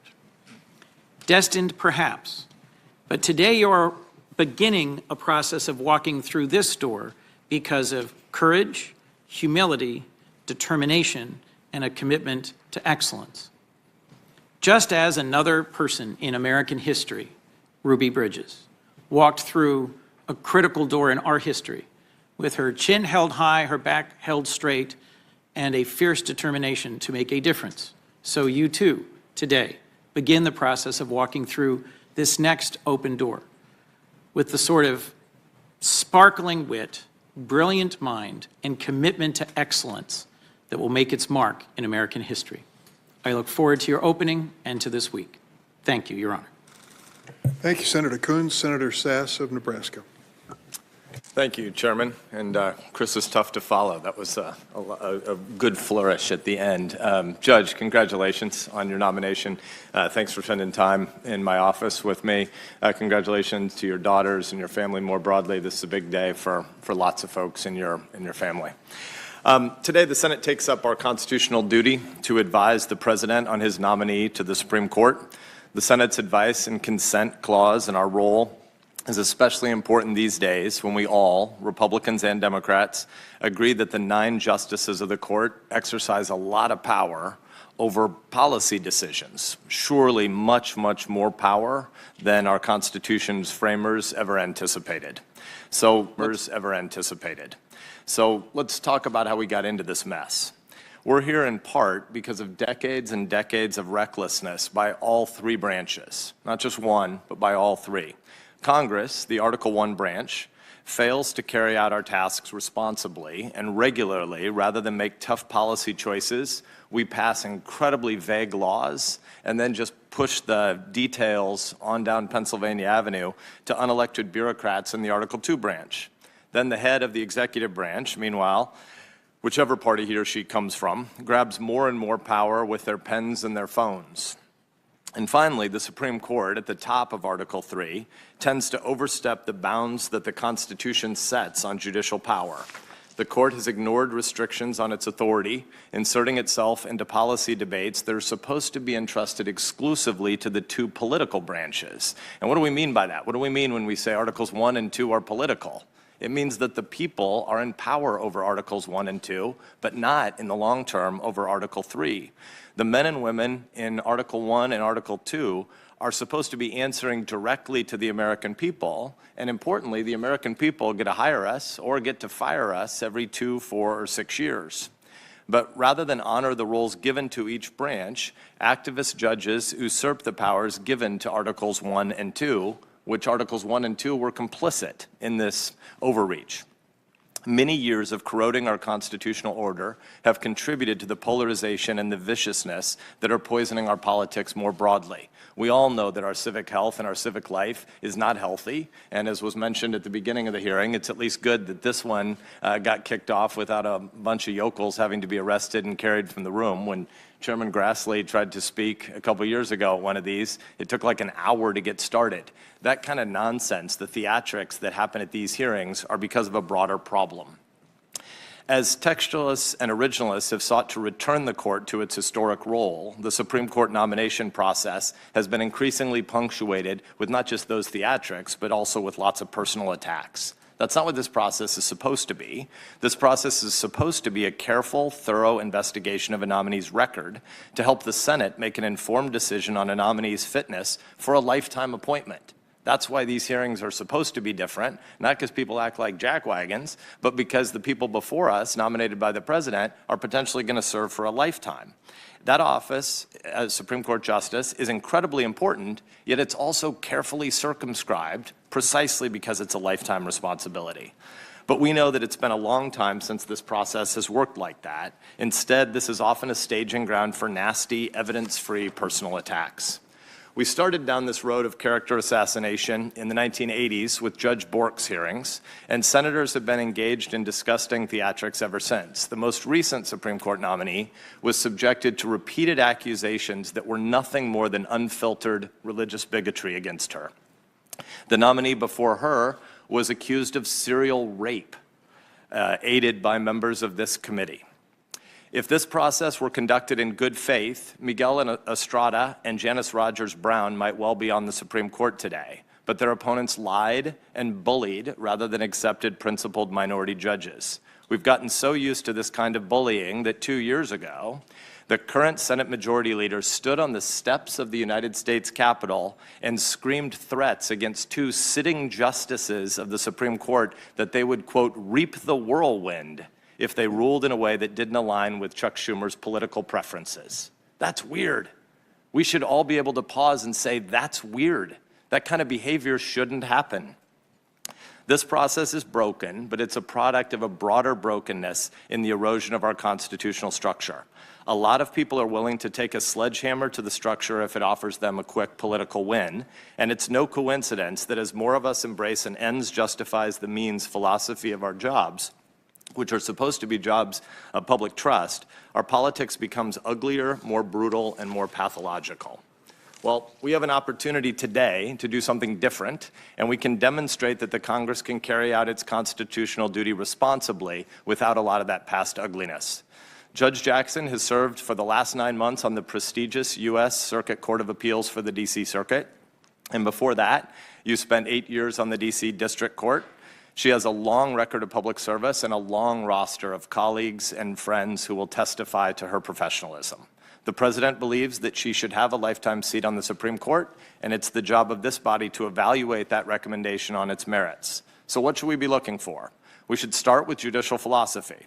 The Senate should have a good sense of the principles that will guide a nominee's decision-making on the bench. A robust and thorough judicial philosophy can help us understand how, when faced with difficult or unprecedented decisions, as the court occasionally is, and I would just like to compliment Senator Coons a minute ago mentioning that a huge, huge share of decisions that come out of the Supreme Court are actually 9-0. They just tend to not be the ones that make the headlines, but they're incredibly important. And the public trust that we need to restore in all 3 branches of government would be well served by us paying more attention to some of those 9-0 decisions. But the ones that tend to be most contentious and the ones that tend to generate the most headlines are the occasions where judges have to figure out what they do in areas which are gray and ambiguous, where the law might not be clear. And so it's incredibly important for a judge to tell us how she or he works out those principles in times that are new and confusing. This will make their rulings more durable and sound, and it will help rebuild public trust in the court and in the government more generally. Unfortunately, too many of the court's decisions do not rest on solid constitutional foundations and reliable legal reasoning. Justices have too often written decisions to claim partisan policy victories and then retrofit bad legal reasoning or political decision-making to justify that ruling. Some of the most divisive cases in the court's recent history fit that bill. It's for that reason that, while we should all respect the Ginsburg rule, the idea that judges sitting before this panel should not weigh in on hypothetical cases that are likely to come before the court, nominees do nonetheless have a duty to be very clear about their judicial philosophy, their legal views, and their interpretive principles. The American people should not be asked to consent to any nominee who operates on principles that are obscure, confused, or concealed. That means that each of us has a job to do in these hearings. It is our job on the Senate Judiciary Committee to ask questions that help give the American people a clear view of the nominee. It's Judge Jackson's job to make her philosophy clear and well understood. And at the end of a constructive hearing, a nominee will have given us a good sense of how she thinks about the constitutional structure, what it does and doesn't do, and the key pillars that support it, most fundamentally the separation of powers and our carefully calibrated system of checks and balances. Throughout this process, we should all remember that a Supreme Court justice is not a lawmaker by another name. A Supreme Court justice performs a crucial but limited function in our political system, namely to interpret and fairly apply the text of the law as written and as understood at the time it was adopted. A forthcoming nominee will make clear a commitment to uphold that purpose, which is the court's true purpose, not the purpose concocted for it by decades of political use, abuse, and overreach. A good nominee will show a commitment to the strict protection of enumerated rights, not the fabrication of unenumerated rights through contorted readings. An excellent nominee will offer a robust judicial philosophy that makes sound decisions more likely and more trusted by the public. Chairman, I look forward to hearing from Judge Jackson this coming week. Thanks, Senator Sass. Senator Blumenthal of Connecticut. Afternoon, Judge. Thank you for being here. Thank you to your family. And thank you to President Biden for his vision and wisdom and courage in nominating you. First, on a personal note, for all of your extraordinary accomplishments and your immense distinction, you have shown two qualities that are rare among powerful, accomplished people: kindness and humor. And you're obviously a good listener, because you're doing a lot of listening here today. As you've seen, we're likely to hear more than a few straw men today, worn talking points, imagined grievances, but this hearing really should be about you, not about us. Historic is a word often overused in this place where a lot of history is made, but today seems truly to merit it. Certainly, it is an inflection point, an inflection pinnacle for our nation. The appointment of a black woman to the United States Supreme Court, let's be very blunt, should have happened years ago. This day is a giant leap into the present for our country and for the court. The appointment of a black woman to the court means that your service will make the court look more like America. Hopefully, too, it will make the court think more like America. We will never know in detail all of the challenges and obstacles that you've overcome to be here today, but we know for sure that you will bring an important perspective, in fact, a unique perspective, to a court that deeply needs it. Representation matters for the legitimacy and credibility of our judicial system. Judges are the face and voice of justice. People walking into your courtroom or any other in this country look to the human being, not just to the robes. Too often, our courts are isolated, seemingly sterile marble halls lacking emotional intelligence or a sensitivity to the impact they have on people, a fact that you clearly and dramatically understand. What really knocked me over in our meeting was the fact that you discussed your job as a judge in terms of the people who are affected by your rulings, the people whose lives are touched by the justice system, whether as victims, as criminal defendants, or as people dealing with a personal or professional conflict. You will be the first public defender on the court. You understand our justice system uniquely through the eyes of people who couldn't afford a lawyer. They couldn't afford their own lawyer, and you advocated for them. You will also bring to the court extraordinary intellect and character, as well as diverse personal and indeed professional experience. Your presence will ensure the court more fully and deeply understands the lives and experiences of everyday Americans. You grew up as the daughter of two public servants, public school teachers and administrators. You're the niece of uncles who have impressive law enforcement careers, including one as Miami's chief of police. And you also have family members who have struggled, as do every American. And you've advocated for defendants standing accused of serious crimes, as well as sentencing defendants who have been convicted of such crimes. You are an immensely devoted parent who has achieved eye-popping professional distinction. You've had a long career already as a distinguished jurist.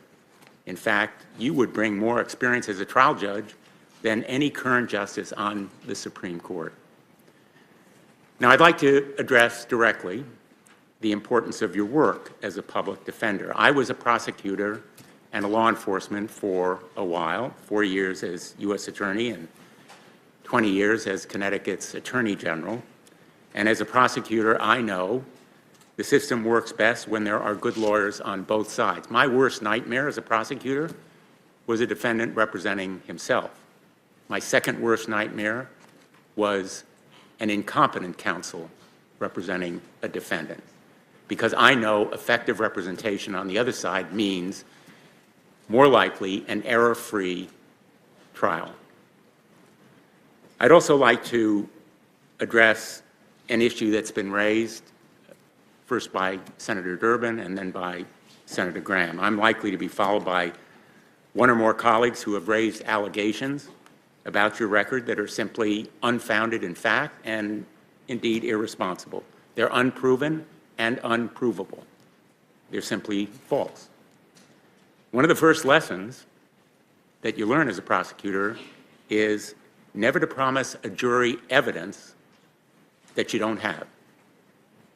There is simply no evidence to support these unfounded attacks.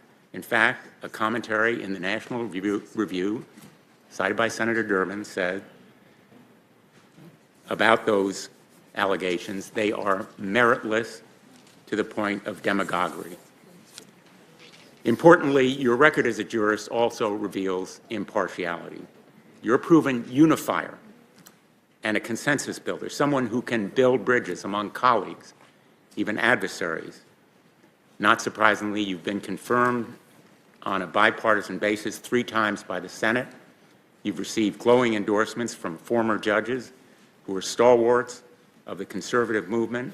The court needs a bridge builder. Now more than ever, it has become more polarized, more politicized, more divided than at any point in our history. And it faces a crisis of legitimacy as a result. Dark money special interest groups have sought to radically reshape the court.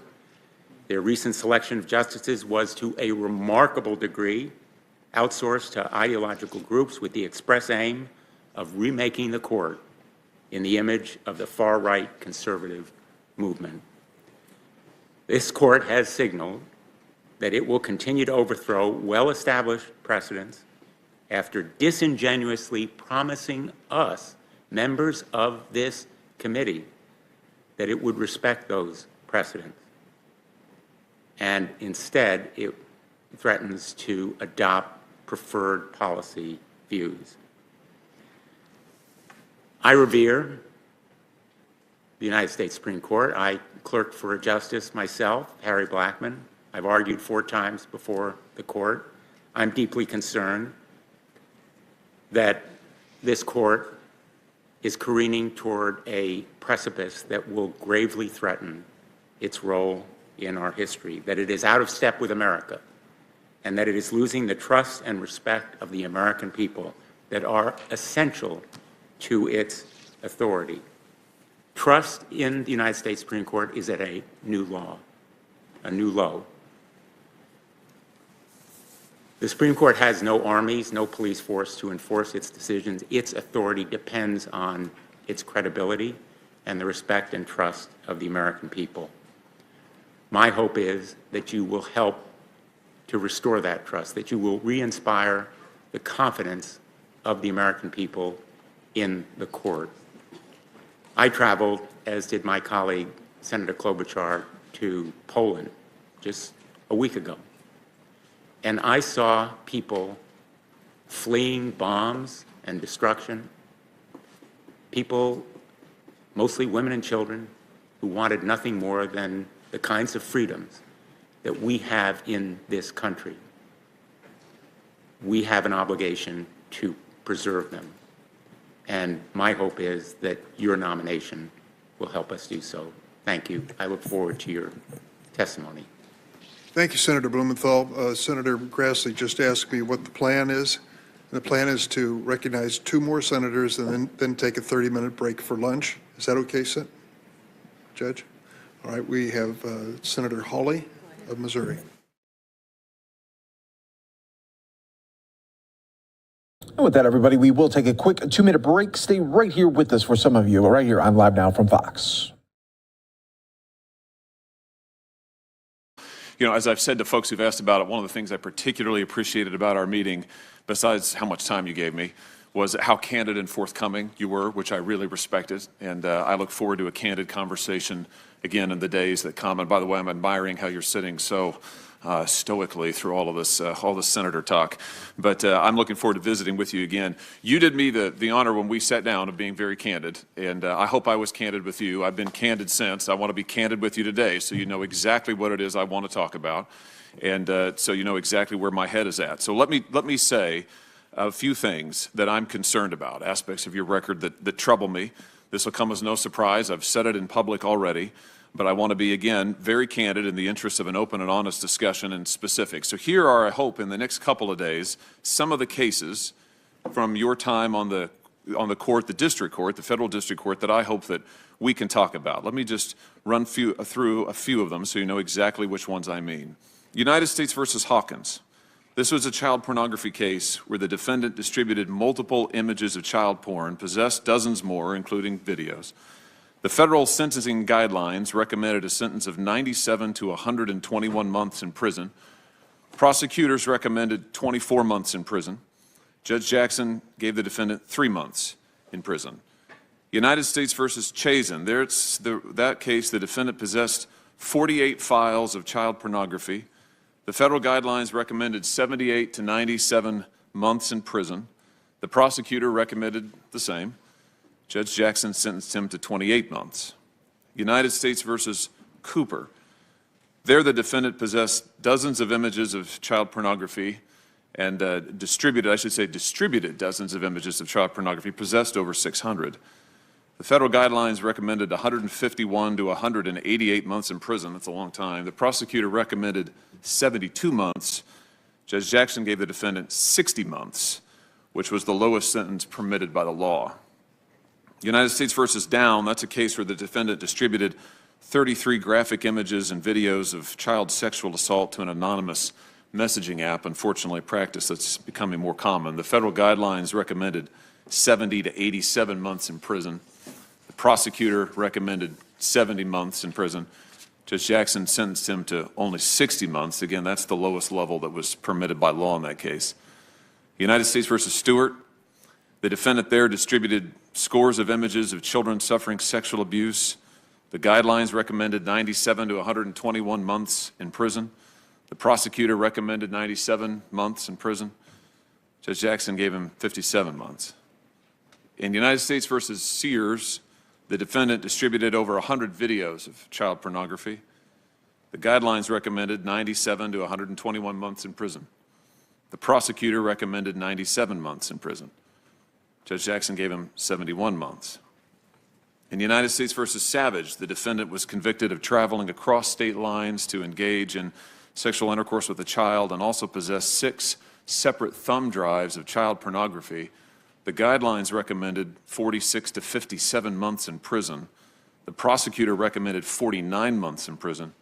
Judge Jackson sentenced him to 37 months in prison. Now, those are 7 cases that represent, as near as we can tell, all of Judge Jackson's cases dealing with child pornography from her time on the district court, in which she had some discretion to hand down a sentence. There's some other cases in which the law, she didn't have any discretion. The law bound the sentence that she had to give. And what concerns me, and I've been very candid about this, is that in every case, in each of these 7, Judge Jackson handed down a lenient sentence that was below what the federal guidelines recommended and below what prosecutors requested. And so I think there's a lot to talk about there, and I look forward to talking about it. Now, I will note that some have said that the federal sentencing guidelines are too harsh on child sex crimes, especially child pornography. I've heard that argument a lot in recent days. The chairman quoted someone earlier today who takes that point of view. I'll just be honest, I can't say that I agree with that. I mean, the amount of child pornography in circulation has absolutely exploded in recent years. Here's a New York Times report from 2019. I'm quoting now. Last year, tech companies reported over 45 million online photos and videos of children being sexually abused, more than double what they found the previous year. The report goes on to say this: 20 years ago, these online images were a problem. 10 years ago, they were an epidemic. Now the crisis is at a breaking point. Unfortunately, it's even worse than that. Just last week, the National Center for Missing and Exploited Children reported finding 85 million files of child pornography in 2021. And of course, this committee has heard testimony from prosecutors and others who are grappling with the problem of how to get at this porn and those who distribute it, how to prosecute them and hold them accountable. Here's my point. I think it's difficult against this backdrop to argue that the sentencing guidelines are too harsh or outmoded, or that we should be somehow treating child porn offenders more leniently than the guidelines recommend. But I want to be clear about this, that those arguments that I've just been rehearsing, those who say that, that's not what Judge Jackson has said. She hasn't had the chance yet to respond to this, and she deserves that chance. So others have made these arguments. I don't agree with them, but I think it's important we hear from Judge Jackson, and we'll have the chance to in coming days. And I think, again, the candor that Judge Jackson has shown previously, I look forward to, and she deserves the ability to speak for herself on this issue. So I will just say, in closing, Mr. Chairman, some have asked, why did I raise these questions ahead of the hearing? Why not wait until the hearing and spring them on Judge Jackson, as it were? And my answer to that is very simple. I'm not interested in trapping Judge Jackson. I'm not interested in trying to play gotcha. I'm interested in her answers, because I found in our time together that she was enormously thoughtful, enormously accomplished, and I suspect has a coherent view, an explanation, and a set of thinking, way of thinking about this that I look forward to hearing. And I think she deserves the chance to talk about it. I think the American people deserve the chance to hear her answers. So they're my concerns, Judge. They're the cases. I imagine there'll be others that we can talk about on other subjects, but I'd like to talk about those. So you know exactly where I'm coming from. Thanks again for giving me the time a few weeks ago. Congratulations again. I look forward to finally hearing from you tomorrow. Thank you, Mr. Chairman. Thank you, Senator Hawley. Certainly the judge deserves to be heard on that type of a charge. Senator Rono. Thank you, Mr. Chairman. Judge Jackson, aloha to you and your family and all of your friends. I also note that there are members of the U.S. House here to support you, as well as members of the public. So aloha to all of you. Congratulations, Judge Jackson, on all that you have accomplished throughout your life and career.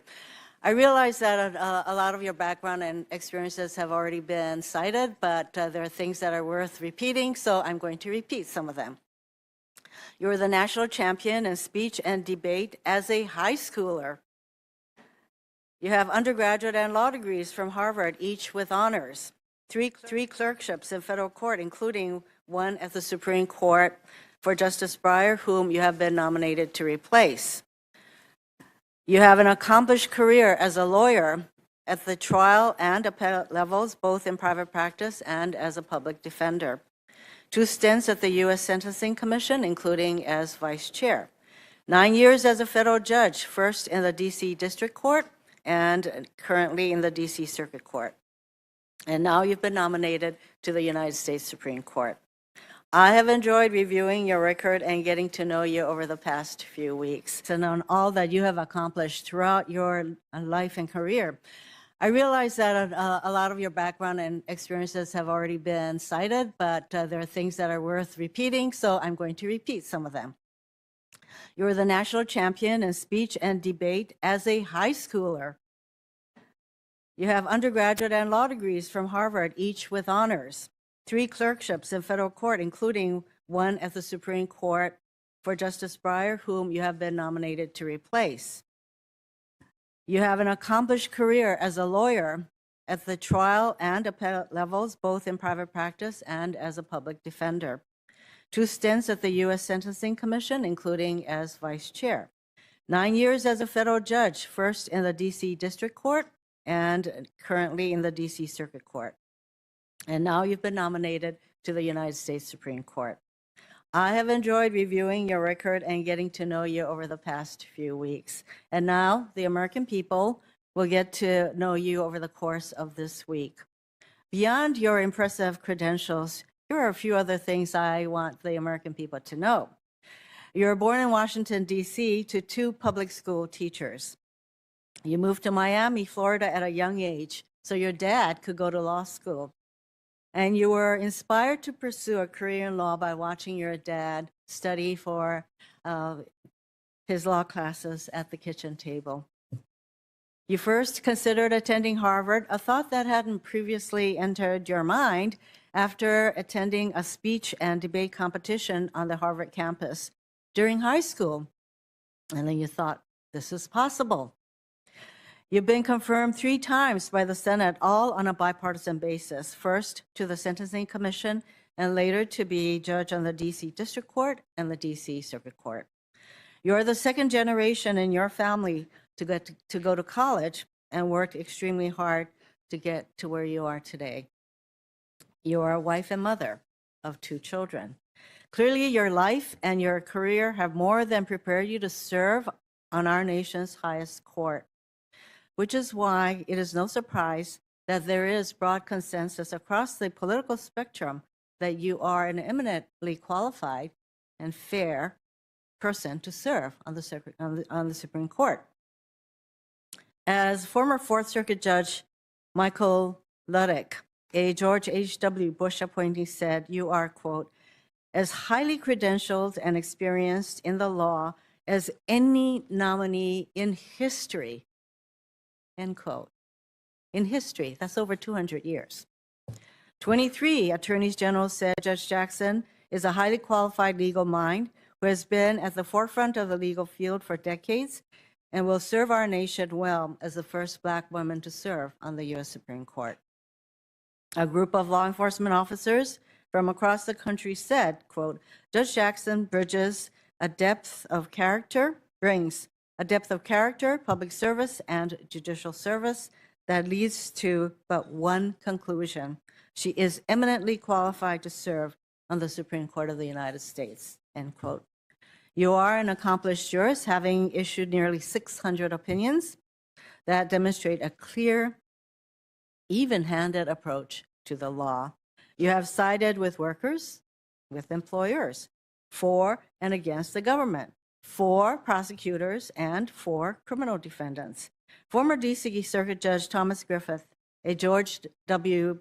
Bush appointee, summed it up best when he said, you, Judge Jackson, quote, will adjudicate based on the facts and the law and not as a partisan, end quote. Having reviewed your record, I strongly agree with this statement. But you are not just extremely qualified to serve as a Supreme Court. Your nomination is, of course, an historic one. The Supreme Court has existed for over 233 years. And of the 115 justices in the history of the Supreme Court, only 5 of them have been women, only 2 have been black, and not a single one has been a black woman. This is a court that has decided cases that have had sweeping effects on everyday life, as a number of my colleagues have pointed out, including decisions that have solidified rights for the LGBTQ plus community, decisions that have empowered women, that have strengthened unions, and more. But this is also the same court that has, throughout the course of history, upheld slavery, Jim Crow laws, and the unlawful internment of Japanese Americans. For over 233 years, the individual making decisions that have altered the course of this country have almost exclusively been white men. It's pretty remarkable when you consider the power that this court has and the historical lack of diversity of the people who exercise that power, the justices. But instead of celebrating the long overdue diversity Judge Jackson would bring to the court, some of my Republican colleagues and public figures have attempted to undermine your qualifications through their pejorative use of the term affirmative action. And they have implied you were solely nominated due to your race and not for other factors. Apparently, some have even claimed that you need to show your LSAT scores to determine whether you are a top legal mind. This is incredibly offensive and condescending. Let me be clear. Your nomination is not about filling a quota. It is about time. It's about time that we have a highly qualified, highly accomplished Black woman on the Supreme Court. It's about time our highest court better reflects the country it serves.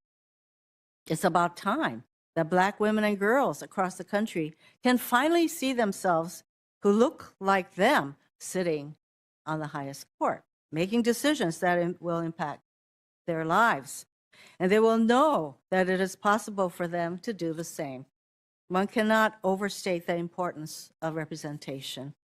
Your experiences and your background as a trial judge, a public defender, a mother, a Black woman, and so much more provide you with a uniquely different perspective than any of the 8 other justices on the court. Like your mentor, Justice Breyer, I know you will engage with the other justices, both liberal and conservative. You are a consensus builder to share their perspectives, challenge their views, and shape the court's direction for the better. With the personal and professional diversity you bring, you will expand the experience and knowledge of the Supreme Court, and the decisions the court makes will be better as a result. Before I end, I also wanted to mention, I was so glad to hear you reference Constance Baker Motley during your introductory press conference at the White House. Constance Baker Motley was an icon of the civil rights movement. As a lawyer for the NAACP Legal Defense Fund, she helped craft the argument in Brown v. Board of Education that finally put an end to separate but equal. She was the first Black woman to argue before the Supreme Court, ultimately arguing 10 cases before the court and winning 9, including the case that allowed James Meredith to enroll at the University of Mississippi. She became the first Black woman appointed as a federal judge, serving on the Southern District of New York for 20 years. And in a world free from discrimination, she may have been the first Black woman to sit on the Supreme Court some 50 years ago. As you said at your press conference, you stand on Judge Motley's shoulders. I have no doubt there will be a generation of young girls who will stand on yours. I also have no doubt that you will respond forcefully to some of the allegations that have been lodged against you, Judge Jackson. I congratulate you and your family on this historic nomination. I look forward to hearing from you this week. Mahalo and aloha. Thank you, Senator Hirono. Now we're going to break and return at 2:05 when you will hear this, and we're back in business. In the meantime, thank my colleagues, and I particularly thank the judge for her patience. All right, well, there you have it. Going to be taking a break, the first one here today in this multiple day confirmation hearing for Ketanji Brown. Again, live here on Capitol Hill. We are going to be staying with this coverage here for you on Live Now from Fox. But while they go out on a break, we will continue to bring you other news stories that have been coming to us here from across the country. So we're going to step away for 2 quick minutes. But when we come back, we'll be talking about the latest after there was a deadly crash. 2 Pennsylvania state troopers have been killed. Also, 1 civilian killed in a car accident that happened earlier here today. We'll give you the latest on that. Plus, the governor does give some remarks on this incident that had happened. So more to come right here on Live Now from Fox after we step away for this 2-minute break.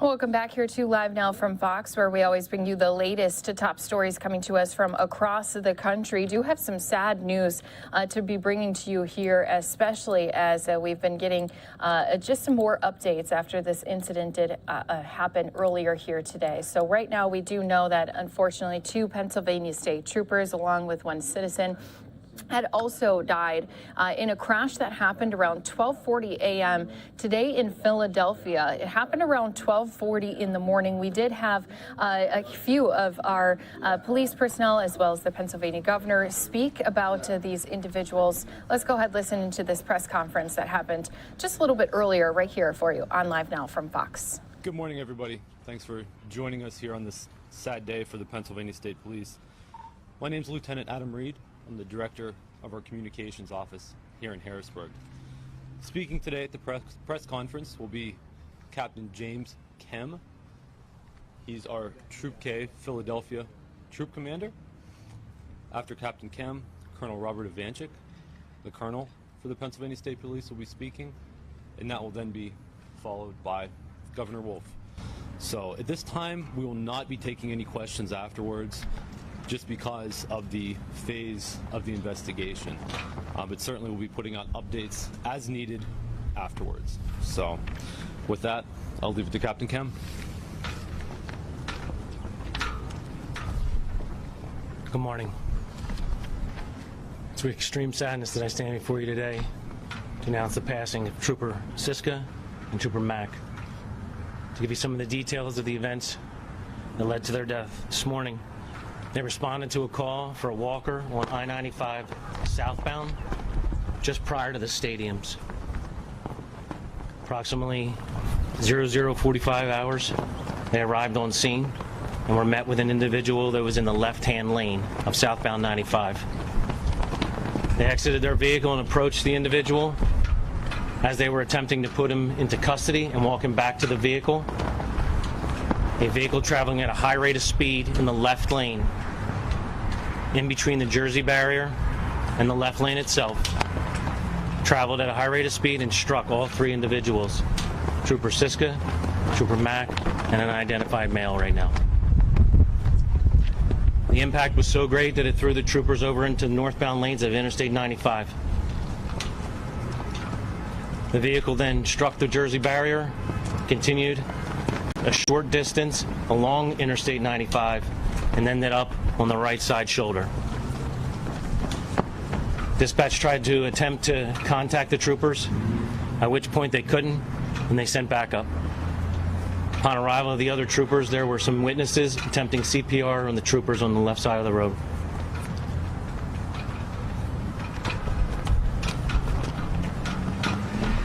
At this point, they were pronounced deceased on scene. Right now, we are conducting an active investigation that's DUI related. We are still attempting to contact the pedestrian's next of kin. Therefore, we will not be releasing his name at this point. That's all I have for now.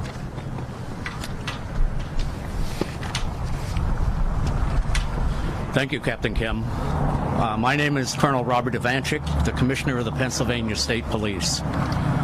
We're here today to mourn the loss of two of Pennsylvania's finest.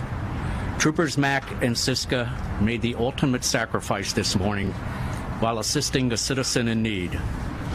These troopers personified our department's core values of honor, service, integrity, respect, trust, courage, and duty.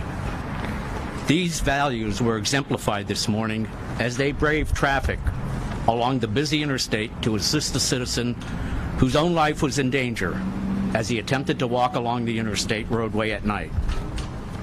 There's no greater act of selflessness. Trooper Mack enlisted in the state police in 2014 and has been serving the Philadelphia area since his academy graduation in 2015. Trooper Siska only recently graduated from the academy since his enlistment of February of last year. They both had bright careers ahead of them, and it saddens me to know how their lives were senselessly cut short. My thoughts are with their families, and we are thankful for the support received this morning from our state police family, local law enforcement, the community, and Governor Wolf. PSP will continue to carry out our duty to serve and protect the citizens and visitors of Pennsylvania.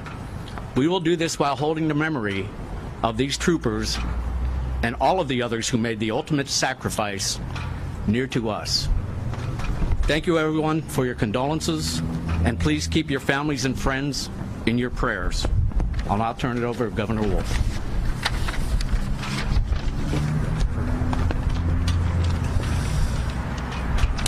So there's little that I can add. This is a very sad day for Pennsylvania. There are 3 families mourning the loss of loved ones. There are friends mourning those losses, colleagues, all of us. It's a reminder for the state troopers of what a heroic thing that they do for us each and every day. They lay their lives on the line for all of us every day. And for all 3, it's a reminder of how precious and fragile life really is.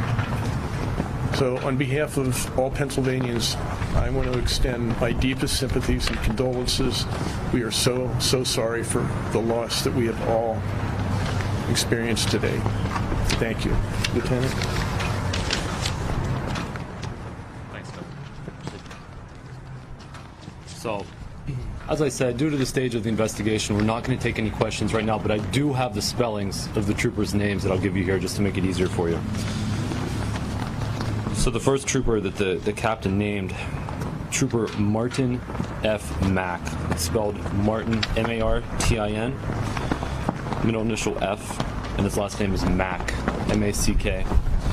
His enlistment date with the department was November of 2014, and he's been assigned to the Troop K Philadelphia area since his graduation. Second trooper, his name is Trooper Brandon.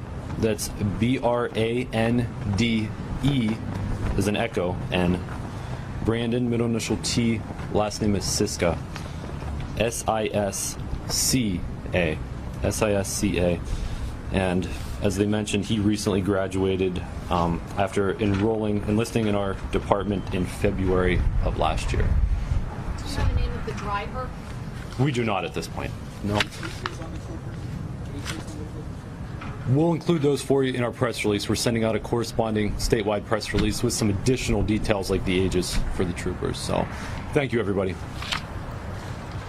Just a very sad story that 3 lives were lost here. And again, as the police and law enforcement had updated us on this story, they are looking into this situation as a DUI related investigation. So this is still a very active investigation, as they are not only taking time to be very thorough, but also going to be mourning the 2 troopers who were killed while helping that pedestrian who was out there on the roadway.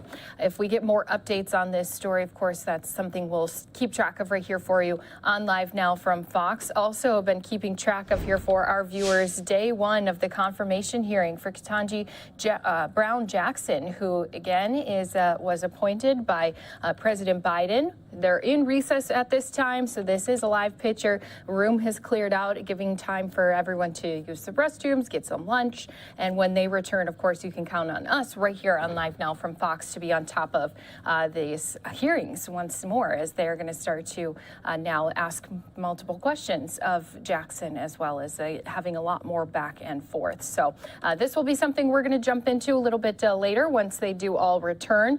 Just want to note also, coming up, we do not only have a State Department briefing, but we also have a White House briefing and a Pentagon briefing, all scheduled to happen this afternoon.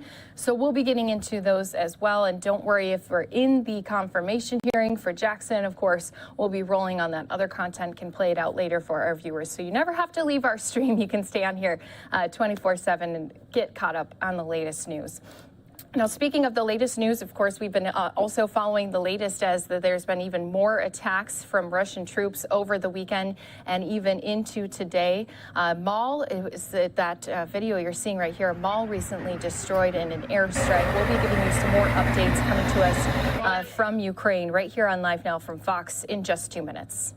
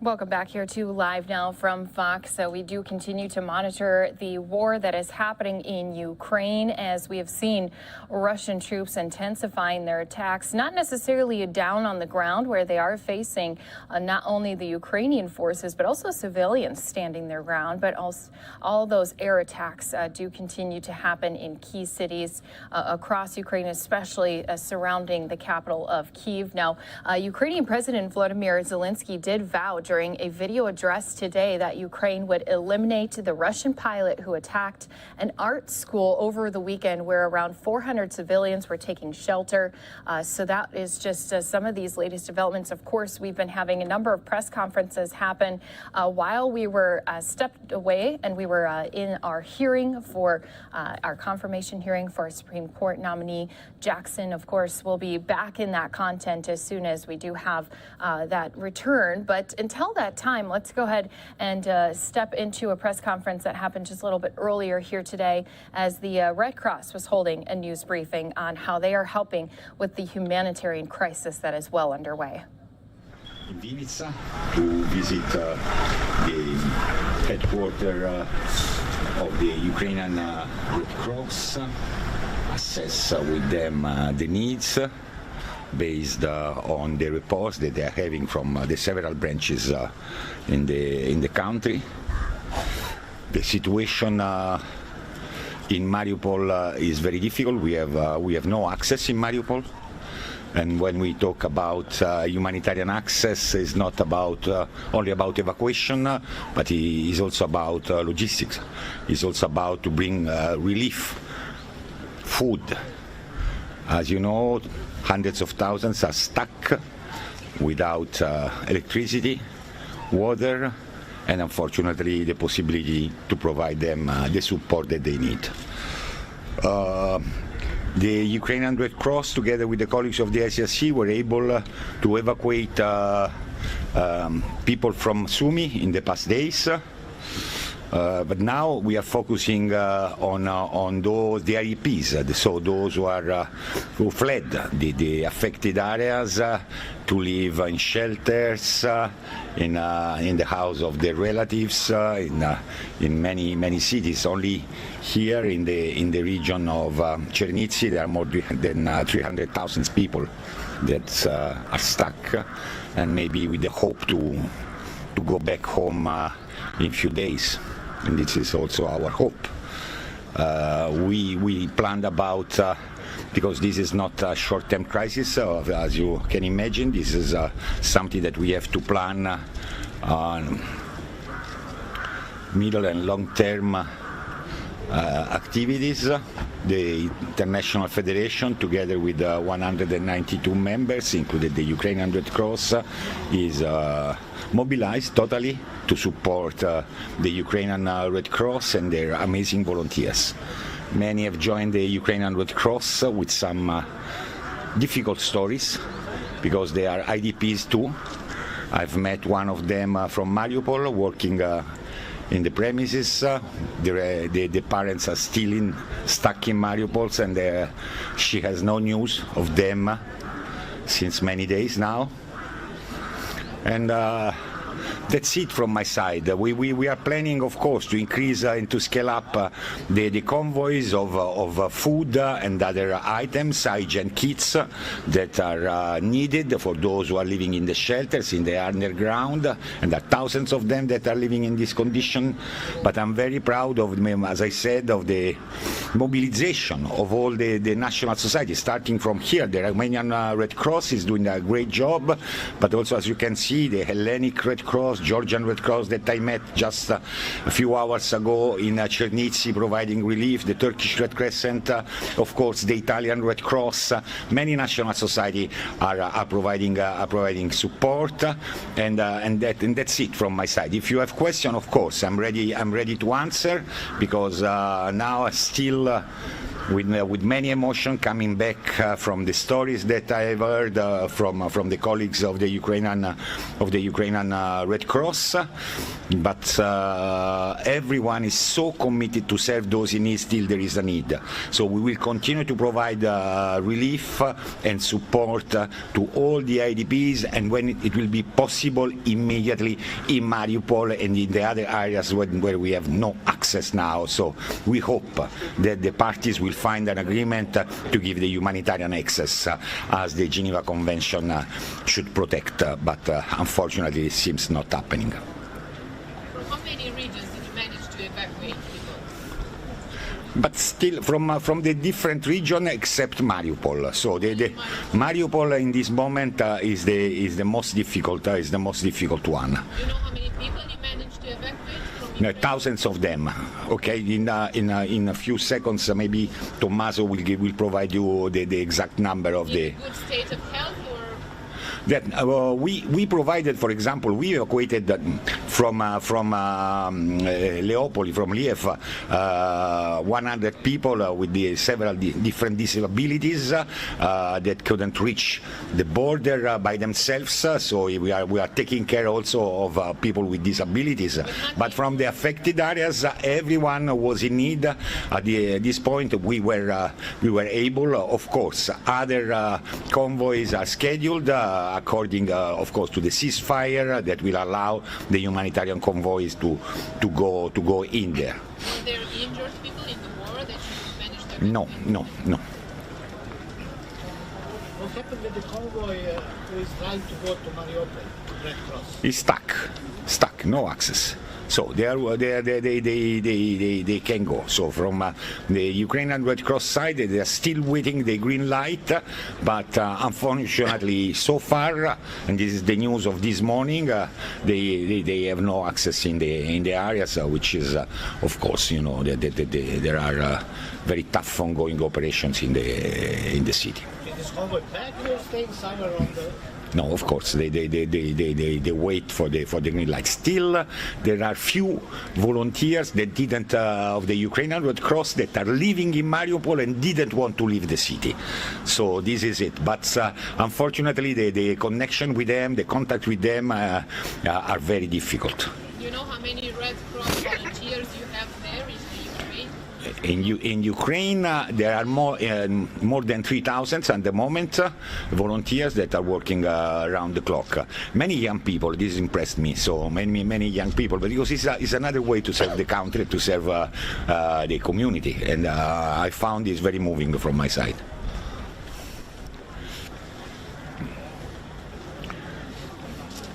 Okay, if there are no other questions, I want to use this occasion once again to thank the Ukrainian Red Cross for the effort, their commitment, their passion and dedication to serve those in need. I was really impressed by them. Thank you very much. Molto important. So once again, so many organizations are there on the border, also inside of Ukraine, trying to help with efforts to relieve some of that pain the Ukrainian people have been feeling now for 26 days.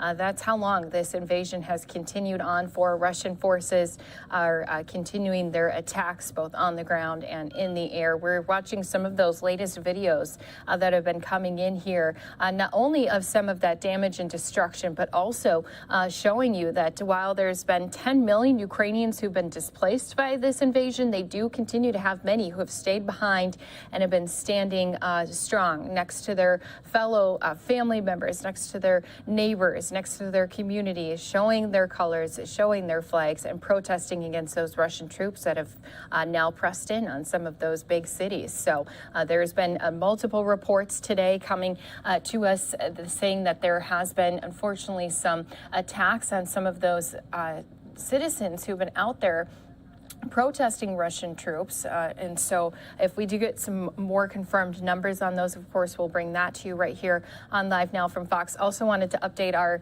viewers, since there's been a lot of social media news industry organizations that have been shut down since the start of this invasion for people in Russia. The latest also had a court in Moscow labeling Meta, which is the owner of Facebook, an extremist organization. Now, this is following, of course, again, that ban on Facebook and Instagram.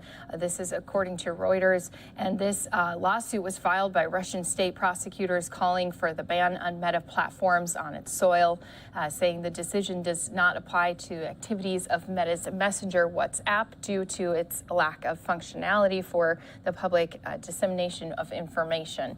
But again, this is just some of those latest developments. We're going to stay on top of that here for you, just as we're staying on top of also what's been happening right here at home with that confirmation hearing. When that returns, of course, we'll be jumping back into that live. Let's go ahead, step away for a 2-minute break. More to come right here on Live Now from Fox when we return.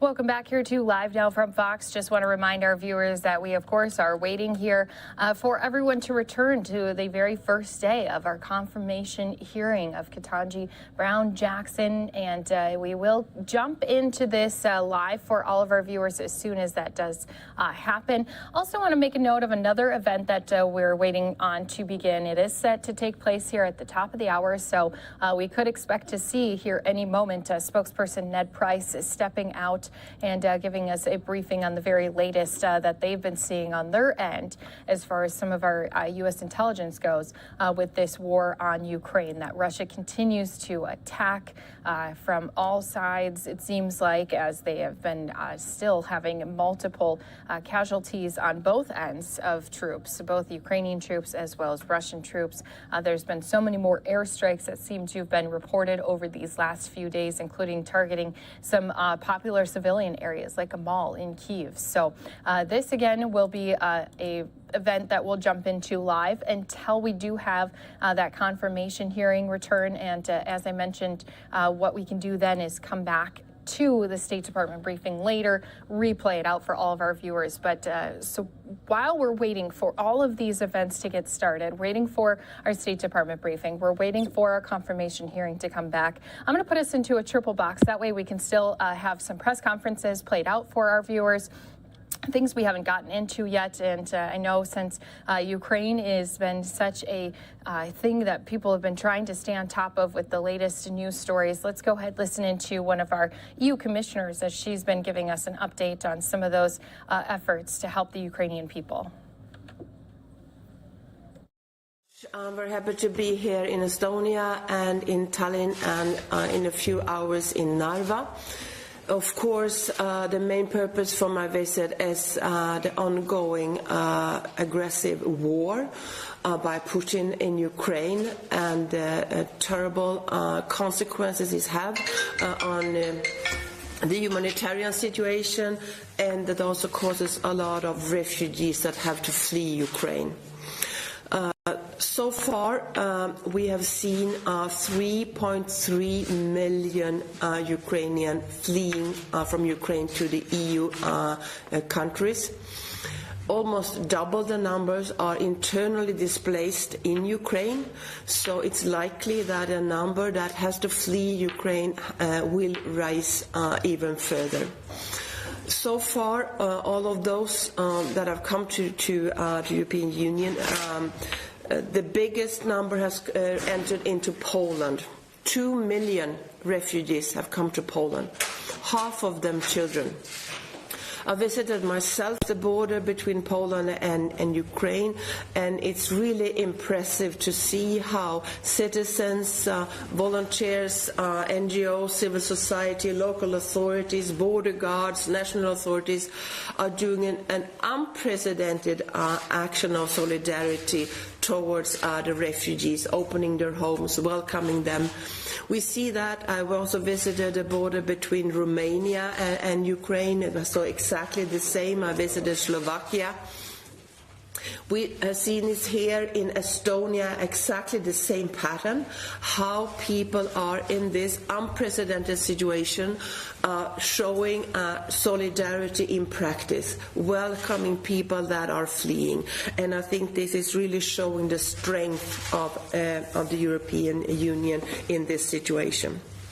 So the figures are 2 million has come to Poland, 600,000 to Romania, 270,000 to Hungary, 220 to Slovakia. Here in Estonia, 25,000, as what I was told. In Czech Republic, 250,000. This is also not a neighboring country, as you know, to Ukraine. Some of these are going further on to other member states, but still it's really unprecedented. And what we experienced in 2015-2016 was less than 2 million refugees that came to the whole European Union during 2 years. Now we've seen 3.3 million in less than 4 weeks. So, of course, it's put a lot of pressure onto societies, and this is what I would like to discuss here together with the Prime Minister and the Minister of Interior, how the European Commission can support Estonia in this situation. Of course, funding is important, but also other aspects will be raised. When I'm here, I continue also with the refugees. I came right now from the Internal Security Service, where I had an opportunity to discuss a bit on the security situation in Estonia. And the experience we have so far is that of those arriving from Ukraine, around half of them are children, as I told you, mainly women and children. Very few so far have applied for asylum, extremely few numbers.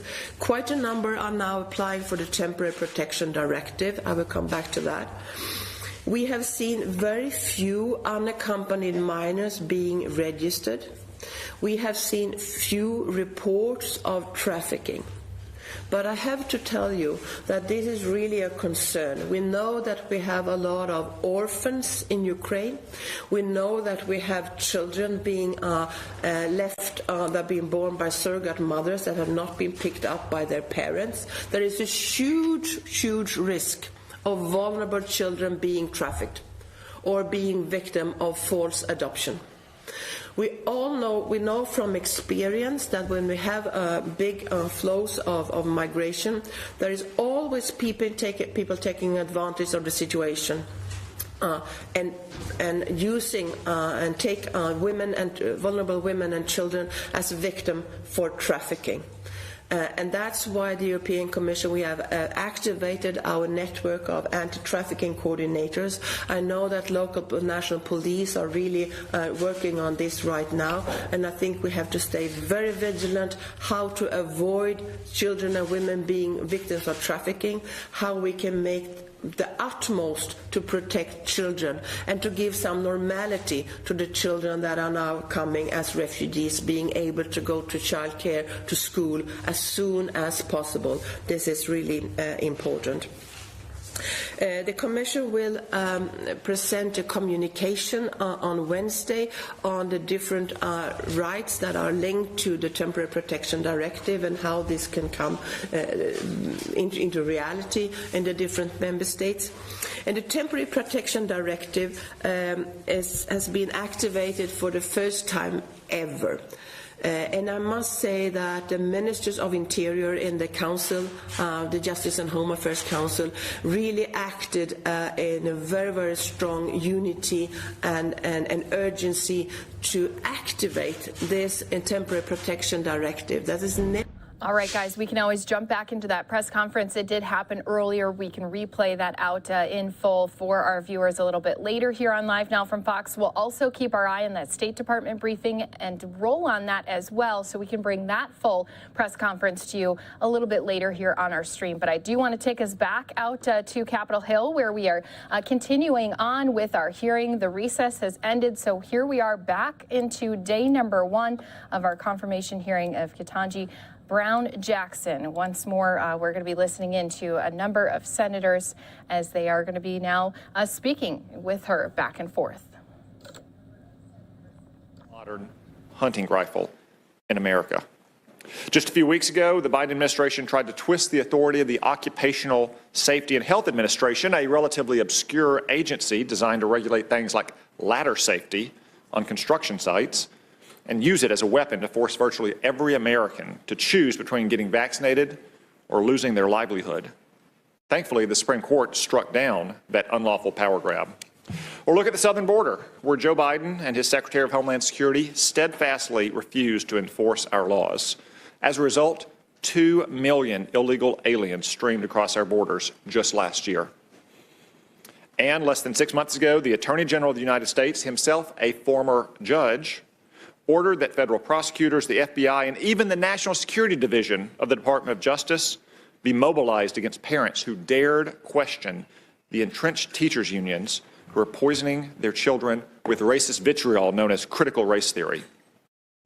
As Justice Scalia was fond of saying, every banana republic has a Bill of Rights, but it's nothing more than a parchment barrier without free and fair elections, without separated powers, without the rule of law, and without an independent judiciary to uphold it all. Perhaps recognizing what Justice Scalia meant, the progressive left is not just threatening the rights of Americans, but our very system of constitutional government. Those on the left, including some of my colleagues here in the Senate, including on this committee, want to pack the Supreme Court. I would hope that anyone nominated to the court would have no problem echoing the words of Justice Ginsburg and Justice Breyer. Both of these liberal lions have said that expanding the Supreme Court to achieve favored legal and political outcomes is a dangerous idea, and that the court should have 9 justices and no more. But for some, political outcomes on the court are exactly their goal. The Democratic leader, Senator Schumer, stood on the steps of the Supreme Court almost exactly 2 years ago and yelled at specific justices, quote, "You have unleashed the whirlwind and you will pay the price," and added, quote, "You won't know what hits you if you go forward with these awful decisions," end quote. The Chief Justice rightly condemned these words. Again, I hope any nominee to the court would be comfortable condemning these words from Senator Schumer as well. The Supreme Court is not the only constitutional limit on power that the left would like to destroy. The Associate Attorney General of the United States has said that she believes that every single American, and every single institution in this country are inherently racist, and the very concepts of the rule of law and equal justice for all are actually, quote, code words. That's what she said, code words for some kind of twisted, secret racism. These threats to the rule of law are not merely theoretical. We are witnessing a breakdown of society. There are many Americans who no longer feel safe today. Parents are scared to walk down the streets that used to be free from crime. In 2020, anarchists, rioters, and left-wing street militias raged across the country, and murders increased at the fastest rate in history. And in the first year of the Biden administration, violent crime got even worse. It's no coincidence that this violence came as localities and states pushed to defund the police and reduce the punishment for criminals. Career criminals are committing violent crimes and going free under the guise of a supposedly more equitable justice system. And liberal judges who have more sympathy for the victimizers than for the victims are a big part of the problem.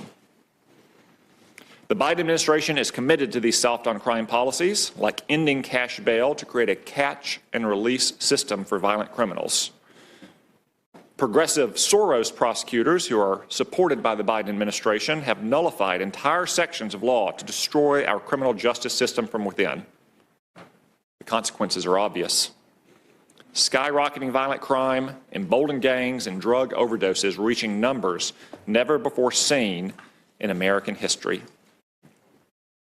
If Judge Jackson is confirmed, her decisions will have a direct impact on the safety of the American people.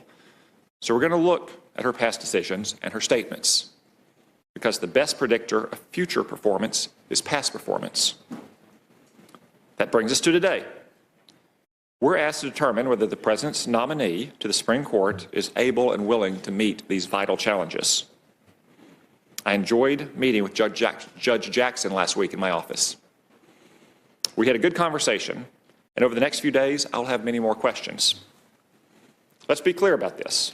The confirmation hearing is not a test of how well nominees can filibuster or how many questions they can avoid answering. It's true that there is a tradition of avoiding any stances on how one might rule in specific cases, if confirmed, and there's good reason for that. But that's not a license to refuse to discuss one's views of the law, how one would go about conducting legal interpretation, or one's philosophy as a judge.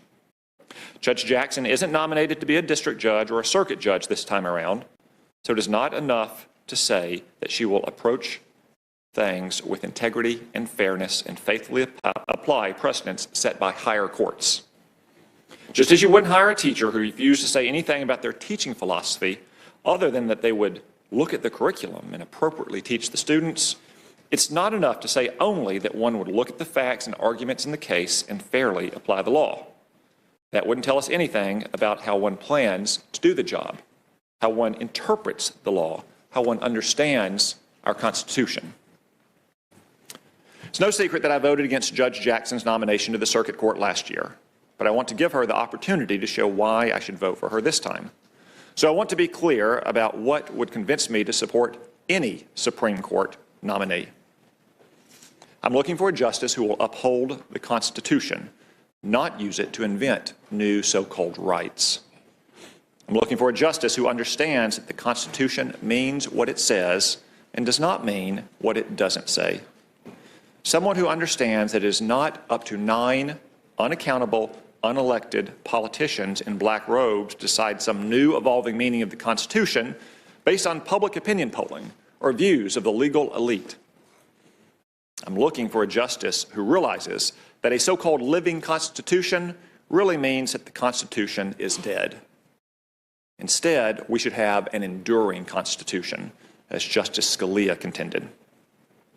I'm looking for a justice who understands that there is a process for updating the Constitution, and that process is by amending the Constitution. I will not support anyone who seeks to rewrite the Constitution from the bench, rather than through our constitutional amendment process. I'm looking for a justice who understands that nobody is above the law and will not coddle criminals or put illegal aliens ahead of American citizens. I'm looking for a justice who will protect the right to life of innocent infants instead of caving to the abortion lobby, creating whole new swaths of law out of whole cloth. I'm looking for a justice who will make decisions based on the law, not based on their personal experiences or preferences, not on empathy, not on desired political outcomes, but on the law and the Constitution. If Judge Jackson is confirmed, her job will be simple: leave the legislating to Congress and to elected, accountable office holders in our states and our municipalities. Zealously protect the separation of powers and don't overturn laws unless they violate the Constitution. I look forward to these hearings. Thank you very much. Thank you, Senator Cotton. Senator Booker of New Jersey. Thank you very much, Mr. Chairman. Judge, Your Honor, it's very good to see you. Forgive me, when you were in my office, you were focused on the hearings and a lot of the substance and had such great questions. I could not stop being just joyous that you were sitting in my office, and I couldn't stop bringing up to you the historical nature of this. Forgive me, I grew up in a small black church where I was taught to make a joyous noise unto the Lord. And this is not a normal day for America. We have never had this moment before. And I just want to talk about the joy. I know tomorrow in the coming hearings we're going to have tough, hard questions, but please let me just acknowledge the fact that this is not normal. It's never happened before. The Senate is poised right now to break another barrier. We are on the precipice of shattering another ceiling, another glass ceiling. It's a sign that we as a country are continuing to rise to our collective cherished highest ideals. I just feel this sense of overwhelming joy as I see you sitting there, as I see your family sitting behind you. You know, the greatness of America is that these imperfect geniuses at our founding founded a nation different than any before in human history. It wasn't because we all prayed the same or looked the same. They put forth in a constitution the best hopes for humanity. And the story of America, I think, is a testimony to this world of what diverse people can achieve. It's been said by so many of my colleagues about the fact that we have had 115 Supreme Court justices, and we shouldn't diminish the accomplishments of mostly these 108 white men. They were extraordinary patriots who helped shape this country. But now we are seeing, to the highest court in our land, a hopeful day like this, that so many of the people, so much of the rich talent of our nation who could not scarcely ever dream of sitting on the Supreme Court, now we are showing that we will indeed go deep into the waters of our nation and pull forth the best talent. Extraordinary legal talent comes from all backgrounds. I know that in our nation, for the 200 plus years of our history, there have been extraordinarily talented black people, men and women, Muslim men and women from the founding of our nation. We've seen extraordinary indigenous men and women, all who probably could have added to the greatness of our courts, but they were denied that opportunity. I believe we say these words, justice for all, but there are many of people who feel those words have been diminished by the lack of representation, the lack of avenues for talented people to ascend to our courts. But fortunately, thanks to the sacrifices of all Americans, people on both sides of the political aisle, we have begun to see more and more diverse Americans slowly get on to our federal courts. My family celebrated that. I was born in 1969, the year that President Johnson nominated Thurgood Marshall, the first African American to serve on the Supreme Court. It shook the wonderful foundations of our nations, and he became a symbol to all of us, black and white, of what a Supreme Court justice can be. And then Ronald Reagan, 1981, roughly 200 plus years since the founding of our nation, put Justice Sandra Day O'Connor. That was not a normal moment. It was a moment to rejoice. And now we've seen President Obama put Justice Sonia Sotomayor, the first Hispanic, on the court. And what I'm seeing in this Congress, my colleagues and I, doing is we are opening the doors of diverse talent to our federal courts in ways we've never seen before. Think about this. President Biden has nominated the first ever Article III Muslim judge to our federal courts. He nominated the first openly LGBTQ woman to serve on our federal courts. He nominated Native American and Asian American candidates who have appeared before this committee, incredibly talented individuals worthy of their positions, now act in roles to the benefit of our whole nation. They herald the truth of who we are as a country, an inclusive, multicultural nation that shows the world the promise of a true democracy.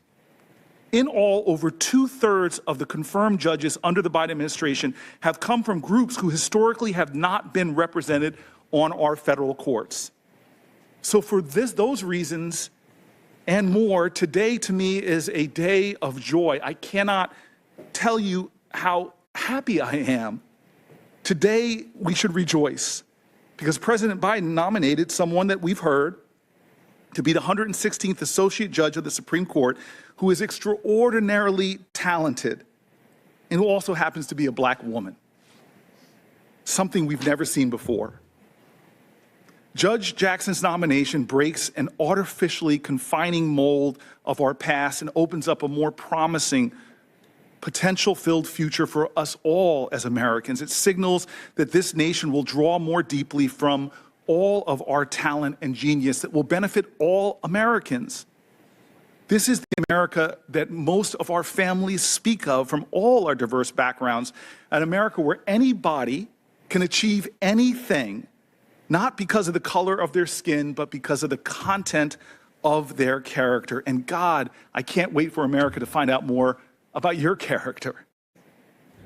We are listening in live here during these confirmation hearings. These are just the opening statements. We still have a lot more to get through. And of course, you can count on us right here on Live Now from Fox to stay on top of it. We'll be stepping away for some viewers to a 2-minute break. You'll be right back here live on Capitol Hill when you return. Your role as a public defender, because that too is unprecedented. I have a friend that just was at the prayer breakfast here in Congress, Brian Stevenson. He has this saying, he says, we have a justice system that treats you better if you're rich and guilty than if you're poor and innocent. I'm not sure if most Americans know that 80% of those who go before our nation's criminal courts can't afford an attorney. To this end, a public defender should be looked at as one of the most honorable roles within our judicial system, and yet we have never had a public defender or anyone who served as a public defender on our highest court. And it, unfortunately, is very lacking amongst all federal judges. You wrote, Judge, that the role of the public defender made you a better judge. You said it gave you a chance to, quote, help people in need and to promote core constitutional values. Well, the Sixth Amendment right to the assistance of counsel is guaranteed regardless of wealth and despite the nature of the accusations. I honor that more than you know as someone who started in legal clinics at Yale. I had my empathy expanded. I had my understanding of the struggles of my fellow Americans in ways that shaped my entire professional career. I love the fact that you have been a bridge builder in so many ways. You have the support of Republican-appointed judges and Democratic-appointed judges. Heck, you were confirmed by the Senate in a bipartisan manner 3 times. I love the fact that you have the support of civil rights lawyers and our largest police organizations like the FOP. It is a testimony to what this nation needs more of. People that will find ways not to accentuate the lines that divide, but try to find more ties that bind us together. Let me go one note more personal. Back to you sitting in my office. I can't tell you how before our meeting, how many people reached out to me with very emotional moments. You know, my mom's deltas. I heard from many Lynx sisters. I cannot tell you what it meant to me. So when you came to my office, rarely, I was a little kind of nervous even. And then you started talking about your family and your parents. I want to tell your parents, you and I have something in common. We're both around the same age. Both of our parents graduated from HBCUs. My dad, Mr. Brown, Dr. Brown, is also an Eagle. He went to North Carolina Central just like you. And they came to D.C. My mom worked in the D.C. public schools, Mr. Brown, just like you. And your story, the more you talked, Americans from all backgrounds know what it is to be underestimated and looked down upon when they told you were too ambitious for wanting to go to Harvard. You were a mom that faced career challenges at your private law firm. How many women can relate to that? The more you spoke about your personal story, the more I know it is an American story that folks from all backgrounds can relate to. But there's something that really moved me. Behind you and your family is your daughter, Layla. And when she was 11 years old, I love this, she wrote a letter to President Obama urging him to nominate her mother, you, to the United States Supreme Court. Wow. And in that letter, her recommendation put forward that you, Judge Jackson, would be, quote, a great Supreme Court justice. I suspect after these proceedings, and please God, after your confirmation of the Supreme Court, something new will happen in America. That letter from your daughter will not be exceptional. Generations of little young girls and generations of little young boys, no matter who their parents are, will have the audacity to write the President of the United States, whether they're daughters of white parents or black parents or biracial parents or Muslim and Jewish parents, Sikh or Hindu parents. We're going to see a new generation of children talking about their mamas and daring to write to the President of the United States of America that my mom should be on the Supreme Court. Well, I want to tell your daughter right now that dream of hers is so close to being a reality, some tough days ahead, but I think it could happen. And your grandparents' generation, literally this week back in 1965, when my parents were in Washington, D.C., in that week, there was a man named Martin Luther King who began on this day a march from Selma to Montgomery. And when he finally made it on the 25th of March, he talked to people who were losing faith in America, that we can be who we say we are. And he says, for those folks, how long will we have to wait? Not long, because the arc of the moral universe is long and it bends towards justice. Well, today, America is witnessing the literal bending of the arc and the conducting of one of the most sacred ideals of this country, justice for all. I think more people at the end of these hearings and after a Senate vote, more people will believe that we can be the nation we say we are when we put our hand on our heart. Indeed, I think you and your family are giving a lot more people faith that we will achieve a nation of liberty and justice for all. Thank you. Thank you, Senator Booker. Senator Kennedy of Louisiana.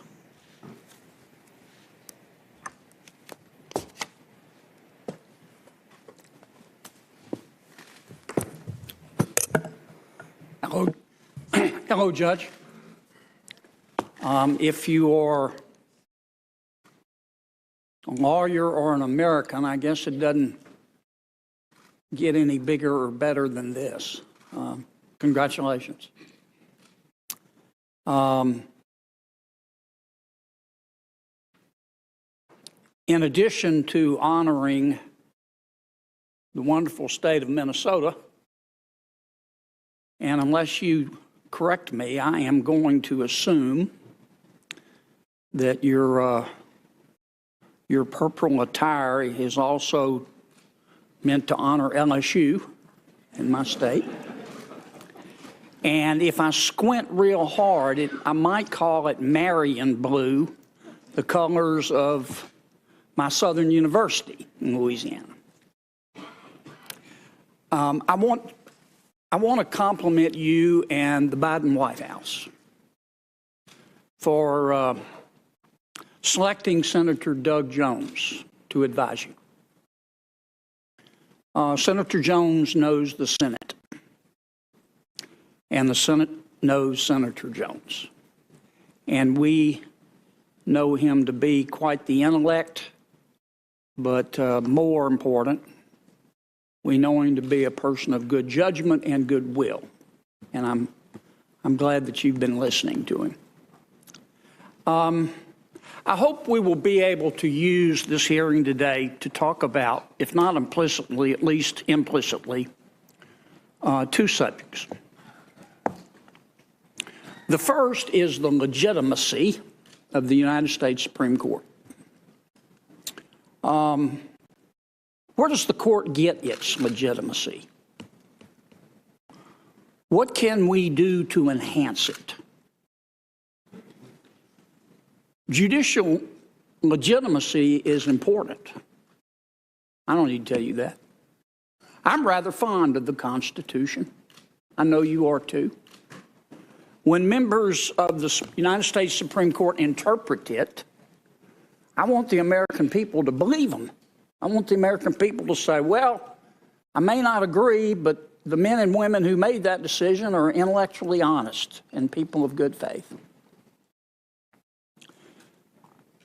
One of the primary roles of the United States Supreme Court is to uphold the rule of law. And sometimes justices have to uphold the rule of law when it's not popular. Sometimes justices have to uphold the rule of law when it's not popular with the majority of Americans. Boy, that's tough. It's also important. Sometimes, not generally, but sometimes the majority can mean that just all the fools are on the same side. And that's what the court's there for. And I'm rather fond of the Bill of Rights, too, and I know you are as well. I've never believed that the Bill of Rights was there for the high school quarterback or the prom queen. They're covered by it. But the Bill of Rights is there to protect the rights of people who don't see the world exactly like everybody else, or who don't look exactly like everybody else. Now, unfortunately, through history, we have had people, some well-intentioned, who tried to delegitimize the Supreme Court. We had a president way back when who tried to impeach a Supreme Court justice. We had another president who wanted to pack the court. I remember the impeach Earl Warren signs during the Warren Court. And most of the people who want to delegitimize the Supreme Court believe that unlike our founders, in my judgment, believe that that members of the Supreme Court ought to be and are politicians in robes. They believe that the United States Supreme Court ought to be a mini Congress. They believe that the law is not the law. The law is supposed to just be politics practiced in a different way. And they believe in court packing. And they're wrong. Number two, I hope today that we can use this as an opportunity to talk about, if not explicitly, at least implicitly, that's what I'm going to try to do, the appropriate balance between representative government and declarative government. Now, in representative government, as you well know, people, through their elected representatives, make policy.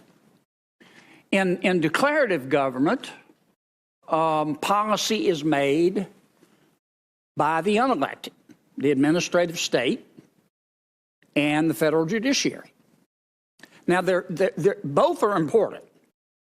Both are important. I'm not saying this is a zero-sum game or either or. But what's just as important is we have the appropriate balance between representative government and what I'll call declarative government. I mean, we have an administrative state. Did any of us ever think it would get this big? Is that healthy? We need to ask ourselves that.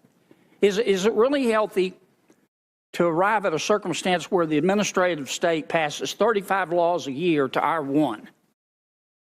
Is it really healthy to have an administrative state that makes its own laws, interprets its own laws, and enforces its own laws before courts, with respect to which the administrative state appoints the judges? I think that's a fair question to ask. In terms of, with respect to declarative government in the Supreme Court and the federal judiciary, federal judges have enormous power. They have to, but they do. They have enormous power. You're appointed for life. You can't be unelected. Your salary can't even be reduced. And you have to have that power. Judicial power is important. So is judicial restraint. I believe that the appropriate role of the federal judiciary is the following. Federal judges don't make law. We are listening in live here on Capitol Hill. Some viewers going to be stepping away for a 2-minute break. Now, I said primarily because, of course, sometimes federal judges make law. I mean, make the law of the case. You decide a case. You have to tell us what reasonable means in terms of searches and seizures. You have to help us define restraint of trade after we pass a statute. So, of course, judges make law. But I'm talking about the proper balance. I'll leave you with these last thoughts, and then I'll yield back my time. I want you to hear the words of one of, in my opinion, is one of our most distinguished Supreme Court justices. I'm going to read his words. The American people love democracy, and the American people are not fools. The people know their value judgments are quite as good as those taught in any law school, maybe better.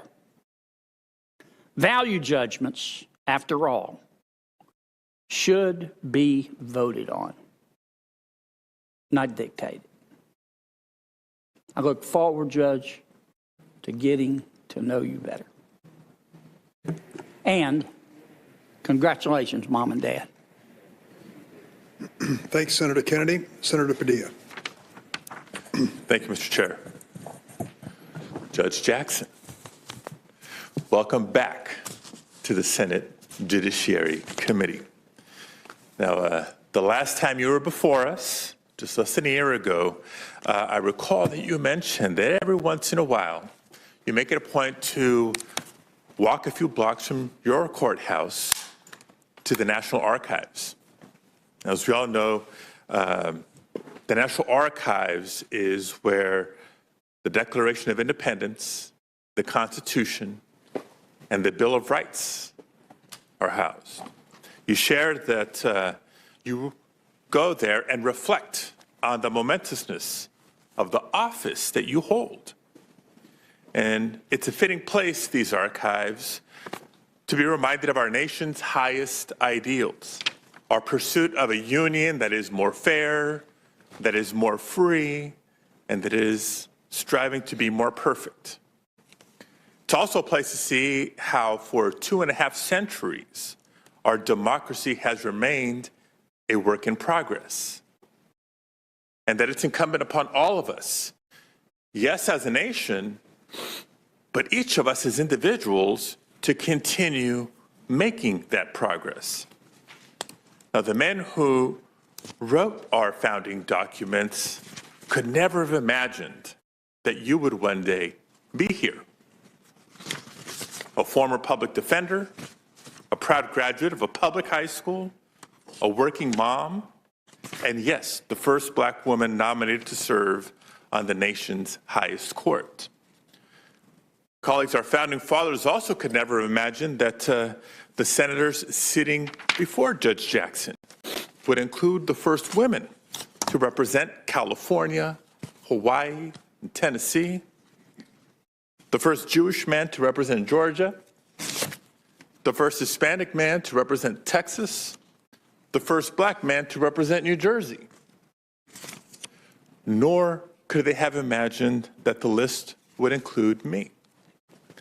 I'm here as a proud son of immigrants from Mexico who came to this country with little formal education, but with big dreams and a tremendous work ethic. And it's because of the decades of hard work and sacrifice by Santos and Lupe Padilla, my dad as a short order cook, my mom as a housekeeper, that I've enjoyed tremendous opportunities in my life. And that includes the honor of representing the state of California in the United States Senate and of being the first Latino to do so. So like so many of us in this room, I'm blessed to live the American dream. Now, looking around, you can see that the strides that our democracy has made towards strengthening our institutions by including more voices and more perspectives. Judge Jackson, if you're confirmed, we'll take another step towards making our government better reflect the America that it serves, towards making the promise of America more real.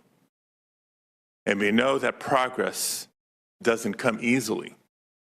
Breaking barriers and being the first means not just significant opportunity, but tremendous responsibility. But Judge Jackson, I also know that you're equipped with a tremendous record of experience and accomplishment, and you are ready to blaze this trail. A trail that your grandparents may have found unfathomable, but one that your daughters and my sons and future generations will now see as a natural part of the American story. Judge Jackson, even before your next opinion or dissent, your appearance before us today already begins a new chapter in our nation's history. And I can say for certain that by the end of these hearings, those watching across the country will know of your outstanding qualifications, your experience, and your accomplishments, which bear repeating over and over again. A public education, including graduating from Miami Palmetto High School. I see that smile. Followed by degrees from Harvard College and Harvard Law School, clerkships at the Federal District Court, the Federal Court of Appeals, and the United States Supreme Court. 2 years as a federal public defender. 2 years as a staff member of the United States Sentencing Commission, and 4 years as its vice chair. You've been confirmed by this Senate, not once, not twice, 3 times, each on a bipartisan basis, including 2 lifetime judicial appointments. And you bring nearly a decade of judicial experience, which, by the way, is more than the combined total of 4 of the currently sitting justices at the time they were nominated. So yes, you are clearly more than qualified to serve as a justice of the Supreme Court of the United States. And yes, you bring a wealth of other important experiences and perspectives to the court, including as a working mother and as a Black woman. Now, in these hearings, I look forward to speaking further about your background, your experiences, both on and off the bench, and your approach to the law. But based on our conversations already and my review of your record, I believe you have the expertise, the insight, and the heart to elevate the weighty deliberations of the Supreme Court. Now, every year, the Supreme Court decides dozens of cases that shape the fundamental rights and lives of the American people. Only a small percentage of those cases will ever be highlighted in history books, make the front page of newspapers, or go viral on social media. But the choices of the Supreme Court will certainly shape the future of labor rights, voting rights, women's rights, criminal justice, immigration, technology, environmental protection, and so much more. I also want to be clear about something important. If you're confirmed, I don't expect to agree with every detail of every decision that you make. That's not my test. That is not our test. Our job on this committee is to make sure that the next justice will honor the rule of law and the principle of equal justice for all. We must ensure that the next justice will help the Supreme Court live up to its responsibility to the American people. And yes, America is watching. America is watching these hearings to see what the future holds, not just for themselves, but for the court as well. Judge Jackson, like you, I believe in the greatness and the promise of this nation. I believe that we can continue building on our dream of a more perfect union, and that includes building a government that better reflects and represents the people that it serves. It's a dream that we've spent 2.5 centuries struggling to realize. This hearing may not be the last step on that journey. It is a momentous step forward indeed. Judge Jackson, you're an outstanding nominee for our nation's highest court. And I thank you for your service. And I thank you for sharing your faith in America's promise, a faith that is stronger because you know how far our nation has come. History being shaped here. You're watching it live on Live Now from Fox. Some viewers going to be seeing a 2-minute break as we continue to listen in right here. La Corte Suprema decide docenas de casos cada año que afectan nuestras vidas y nuestros derechos fundamentales. Y esas decisiones afectarán el futuro de nuestro país a través de temas como el derecho al voto, inmigración, protección ambiental, derechos laborales y mucho más. Esta semana el Senado y el país verán lo preparada y calificada que está la jueza Jackson para la Corte Suprema. Espero escuchar más sobre la jueza y las perspectivas importantes y necesarias que traería a la Corte Suprema. Judge Jackson, I look forward to your testimony over the next few days, and I thank you, Mr. Chairman. Muchas gracias, Senator Padilla. De nada. Senator Tillis of North Carolina. Thank you, Mr. Chairman and Ranking Member. It's a real honor to now participate in my 4th Supreme Court nomination and confirmation process. And Judge Jackson, congratulations on your nomination. I do feel like you and your family have every reason to be very proud. And your daughter apparently has pretty weighty letter writing skills.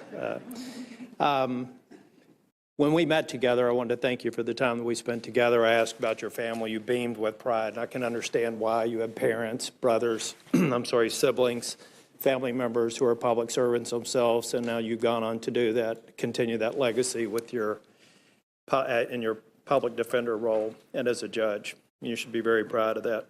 And we should also recognize the historic nature of this event. The first African-American female to be put forth for confirmation for the Supreme Court is quite extraordinary. I also want to recognize that when we had the meeting in my office, I asked you, why on earth are you doing this? Because this week is not going to be particularly fun, every moment of it. Why on earth are you doing this? I mean, you're brilliant, you're well-educated, you're studied in the law. There are so many other things that you could do. And you said that it really is the pinnacle of your profession, and that, I guess, in many respects, this is a realization of a dream of yours. But I also think that it's probably putting within reach for many young boys and girls, young men and women, the reality that they too someday could be here before the Senate being considered for confirmation to the highest court in the land. So you're not only fulfilling your dreams, you're making the dreams of others appear to be within reach.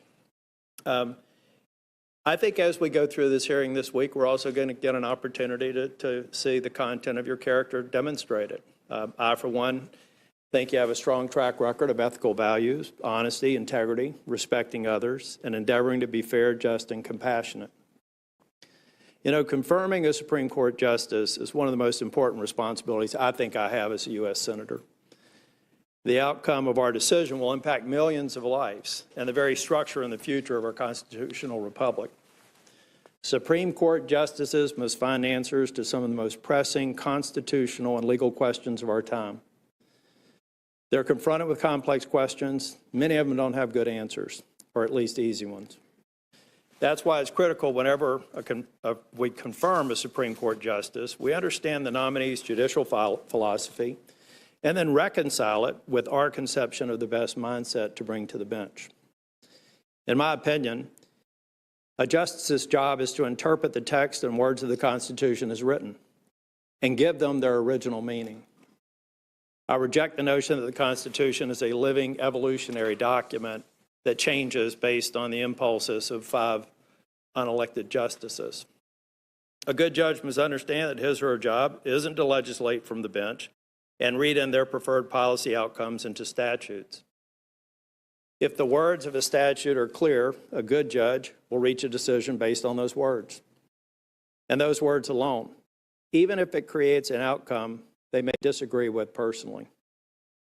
In other words, in the words of Chief Justice Roberts, a good justice is has one job, calling balls and strikes. Nothing more, nothing less. Sometimes that leads to rulings that Republicans like and Democrats hate. Other times it leads to rulings that Democrats like and Republicans hate. And sometimes it leads to rulings that everybody hates. But that's okay. That's really your job as a Supreme Court justice. I had the opportunity to meet Judge Jackson, I said earlier, and I also want to thank you for your indulgence. I may have done my interviews a little bit differently than other ones. I asked some questions, and then I had all my staff ask a number of questions. I was quite impressed with how engaged you were with some of the former members of the Judiciary Committee and other staff, and I even scared one person who was just on the job a week and a half, said, "You got a question for the Supreme Court Justice?" And he had a question. It was a good question, and you were very indulgent in your answer. I just thought you were honest and forthcoming. I wanted you to know that. I've said that in the press. I think that you have the right temperament, just based on how I've seen you react to the questions, or not the questions, but the statements today. And I also appreciate how your unique perspective, your upbringing, your family, and your experience as a former public defender have shaped your views. As I noted during your confirmation in the Supreme Court, or to the Circuit Court, I do have some additional questions and concerns that I want to ask about to kind of weave together or reconcile my conception of the right mindset for a judge going to the Supreme Court. I'm concerned and will look into questions over the next couple of days, and I will be here for the majority of the hearing to hear, to kind of put together the foundation that I need to ultimately make a decision on your confirmation. So as I proceed with the hearing this week, I'll be in attendance most of the time except for breaks, and I'll focus on better understanding your writings. I'm in the middle of your thesis right now. It should be finished by tomorrow morning. Your political activities and opinions with the goal of determining your philosophy and whether or not it fits with my conception of the right philosophy for somebody that I would vote to confirm. I'll listen thoroughly. I'll keep an open mind, as I do with every nominee before this committee. But at the end of the week, I'll ultimately have to conclude whether or not I'm comfortable with putting someone in a lifetime position and whether that person is likely to have the kind of philosophy that I want. I've told Justice Gorsuch, Justice Kavanaugh, and Justice Barrett that I hope and I expected that they would take opinions that would make me mad. And that's okay. I just want to know that they do it for the right reason. I don't want an activist at either end of the spectrum, although I think some folks are okay with one end of the spectrum, not the other. If we're talking about preserving the integrity of the court, there's no place on the Supreme Court for judicial activism. And the best thing that we can do here is make sure that we have justices that are going to be stewards of the Constitution, respectful of the measures that we pass out of here, and call those balls and strikes. So I look forward to the hearing tomorrow. You're going to get a lot of questions asked. I do thank all of my colleagues in advance for being respectful, thoughtful, and open-minded. And I look forward to hearing your opening statement. Thank you, Mr. Chairman. Thanks, Senator Tillis. Senator Ossoff, Georgia. Thank you, Mr. Chairman, Ranking Member Grassley, Judge Jackson. Good afternoon. Good afternoon to your family. Congratulations to your family. Congratulations to you for your nomination, and welcome back to the Judiciary Committee. And just a heads up, some of you are going to be stepping away for a 2-minute break right back here in this hearing when you return. Ability that the Senate has to advise and consent on the lifetime appointment of a Supreme Court justice who would be responsible for interpreting and applying constitutional and statutory law in the most complex and contested and nationally significant cases. The Constitution was a groundbreaking document when written, and still by today's standards as amended, considering the tyranny that prevails in much of the world. Its guarantees of liberty and privacy and due process are exceptional as a governing document. Often in our history, it has fallen to the court through its decisions to ensure the enforcement of those guarantees. Yet our Constitution's guarantees of individual rights and equal protection under the law remain too often and for too many unfulfilled. For any colleagues who doubt this, I remind them of Ahmaud Arbery's murder in Glenn County, Georgia, just 2 years ago, when a young black man was shot dead in cold blood on camera in the street, and the local authorities buried the case and looked the other way. Only a massive civil rights mobilization pressured state and eventually federal prosecutors to act. For any colleagues who doubt that those promises remain unfulfilled to too many, I remind them that in my state you can predict how long someone must wait to vote by where they live and the color of their skin. In practice, the promises made in the plain text of our Constitution are still too often broken for too many of our fellow Americans. And so the court remains essential to that national process of becoming in real life what America is in text, is in text, is in text, is in text, is in text, is in text, is in text, is in text, is in text, is in text, is in text, is in text, is in text, is in text, is in text. All right, guys, looks like we're having just a little bit of trouble with that feed. Let's go ahead and give you another source that we have right here that is still in the confirmation hearing. Earned nomination to our nation's highest court for the first time in history. Alongside our Constitution's exceptional guarantees of individual rights and equal protection is its exceptional system of checks and balances. Restraints on political power imposed by the diffusion of authority across 3 co-equal branches between federal and state governments, with a president and a federal legislature directly accountable to voters and an independent federal judiciary whose judges must be confirmed by elected senators. This constitutional system has endured and developed for nearly a quarter of a millennium. It is resilient. But democracy remains the exception, not the norm, in history and around the world, and we cannot take the survival of our republic for granted. And so I look forward to engaging with you, Judge Jackson, to discuss your perspective on the separation of powers and the resilience of our Constitution when threatened by political actors who would ignore the rule of law or seek to seize power by illegal or extraordinary means. Among the court's most challenging tasks are to grapple with unsettled law when the stakes are highest or even existential for individuals and for the country, and to apply the Constitution faithfully over the long arc of history as the world changes in profound ways and the text of faithful constitutional interpretation meets new facts, new contexts, and new technologies. Judge Jackson, should you be confirmed, you may serve as a Supreme Court justice well into the middle of this century. You will rule on cases whose contours and complexity we cannot yet imagine. And so among several areas of interest, I look forward to learning how you will consider protections against unreasonable search and seizure in an age of ubiquitous surveillance, how you might approach disputes over war powers, where law remains unsettled between executive and legislative claims, how you will approach questions pertaining to freedoms of speech and of the press, and seek that confirmation that you will apply the law faithfully without regard for your own opinions, as my review of your extensive work to date demonstrates that I believe you will.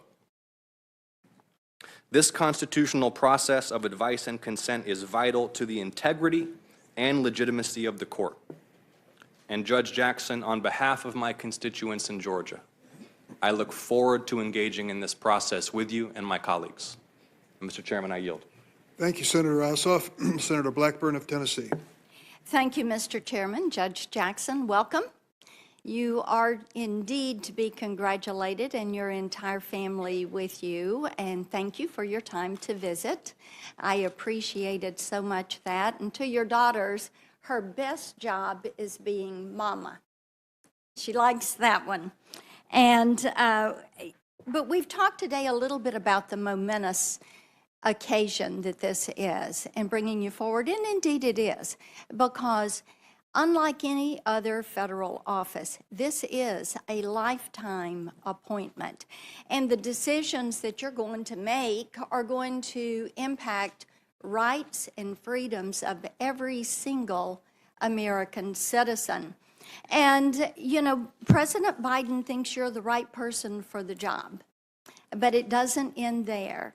We do have that role of advice and consent, and it is up to us to carry that job out. So, as you have heard repeatedly, this is going to be a fair and very thorough and very respectful hearing, and we're going to work through this process with some tough questions, but do it in a manner, the respect that you deserve.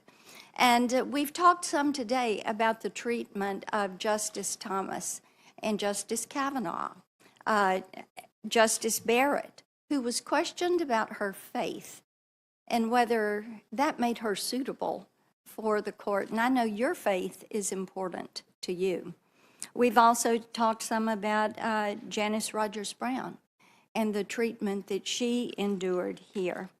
So we are going to be pleased to move forward and focus on the issues that the American people want to focus on, because they want to know about you and how you're going to approach your job and the decisions that you have made in the past, what you've written, what you have said. And I've got a few areas that I'm going to want to delve a little bit further with you, and we touched on some of these as we talked. Right now, when I talk to Tennesseans, one of the most important things that they bring up is the issue of parental rights and wanting to be able to rear their children as they see fit. And moms and dads are very concerned about this progressive agenda that is being pushed in some of our public schools. Educators are allowing biological males to steal opportunities from female athletes in the name of progressivism. Just last week, an entire generation of young girls watched as those charged with protecting them allowed a biological male to compete and beat a biological woman at the highest level of collegiate sports. Some girls have been forced to share locker rooms with biological males. Rather than defending our girls, those in power are teaching them that their voices don't matter. They're being treated like second-class citizens. And Americans need a Supreme Court justice who will protect our children and will defend parents' constitutional right to decide what is best for their own kids. And here we need a little clarity. At a time when these parental rights appear to be under assault by the radical left, your public comments about, and I'm going to quote you, the transformative power of progressive education, end quote. These are deeply concerning. You serve on the board of a school that teaches kindergartners, 5-year-old children, that they can choose their gender and teaches them about so-called white privilege. This school has hosted an organization called Woke Kindergarten and pushes an anti-racist education program for white families. Your public endorsement of this type progressive indoctrination of our children causes one great concern when it comes to how you may rule on cases involving parental rights.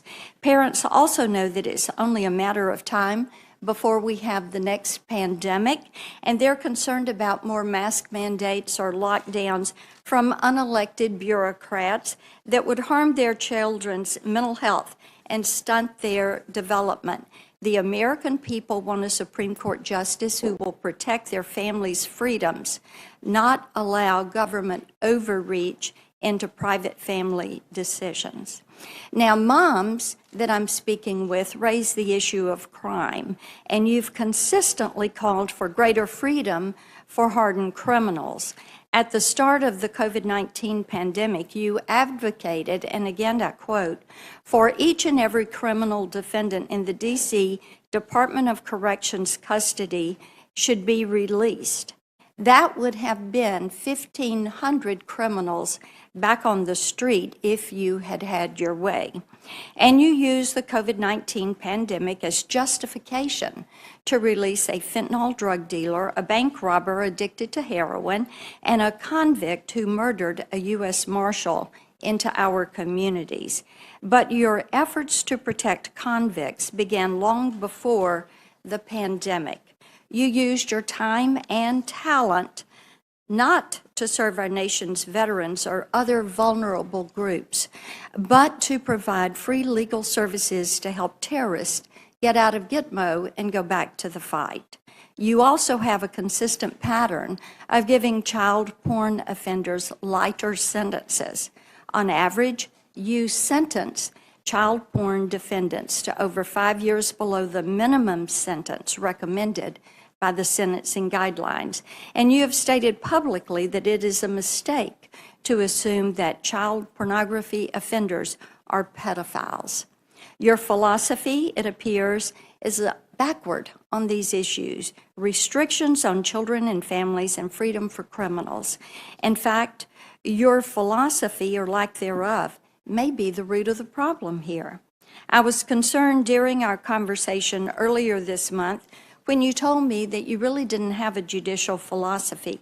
The American people deserve a Supreme Court justice with a documented commitment to the text of the Constitution and the rule of law, not a judicial activist who will attempt to make policy from the bench. Without a judicial philosophy, a judge is legally adrift and will be inclined to consider policy rather than law. You once wrote that every judge has, and I quote, personal hidden agendas, end quote, then influence how they decide cases. So I can only wonder, what's your hidden agenda? Is it to let violent criminals, cop killers, and child predators back to the streets? Is it to restrict parental rights and expand government's reach into our schools and our private family decisions? Is it to support the radical left's attempt to pack the Supreme Court? You have praised the 1619 Project, which argues the U.S. is a fundamentally racist country, and you have made clear that you believe judges must consider critical race theory when deciding how to sentence criminal defendants. Is it your personal hidden agenda to incorporate critical race theory into our legal system? These are answers that the American people need to know. So we are going to look at past statements and decisions and seek clarification from this committee before we make our decisions. So let me close again by congratulating you on your impressive career and your nomination to the nation's highest court. Regardless of the outcome of the confirmation process, you and your family should be incredibly proud of all that you have achieved. Your story is a wonderful example of the American dream fulfilled. You are able to sit here today because you were reared and built your career in a free country whose laws protect equal justice and opportunity for all, to ensure that future generations can expect the same blessings and opportunities you receive. We need justices who will be dedicated to justice and the rule of law. Our questions to you over the coming days are going to be tough, but they're tough by necessity because it is our duty to determine whether you will, first and foremost, uphold the Constitution and our nation's founding principles. Thank you so much for joining us. Thank you, Senator Blackburn. All committee members have now completed their opening statements. At this point in time, we're going to have a little shuffle of the logistics, and I'll ask that the two introducers please come forward to the witness table. Judge Jackson, you can take a brief rest from the glare of the spotlight. We're fortunate today to have two distinguished guests introducing Judge Jackson. We will hear from Judge Thomas Griffith, who served as a judge on the U.S. Circuit Court of Appeals for the District D.C. Circuit from 2005 to 2020, and Professor Lisa Fairfax, who serves as a presidential professor and co-director of the Institute for Law and Economics at the University of Pennsylvania Carey Law School. Judge Griffith, we will start with you. Make sure your microphone is turned on. There's a red button. How's that? Been a while since you've been here. So okay. Chairman Durbin, Ranking Member Grassley, and members of the Senate Judiciary Committee, I come here today as a retired federal appeals court judge with 15 years of experience on the United States Court of Appeals for the D.C. Circuit. I come here as a jurist appointed by Republican President George W. Bush. And I come here as someone who understands that there are few greater responsibilities under the Constitution than serving as a justice on the United States Supreme Court.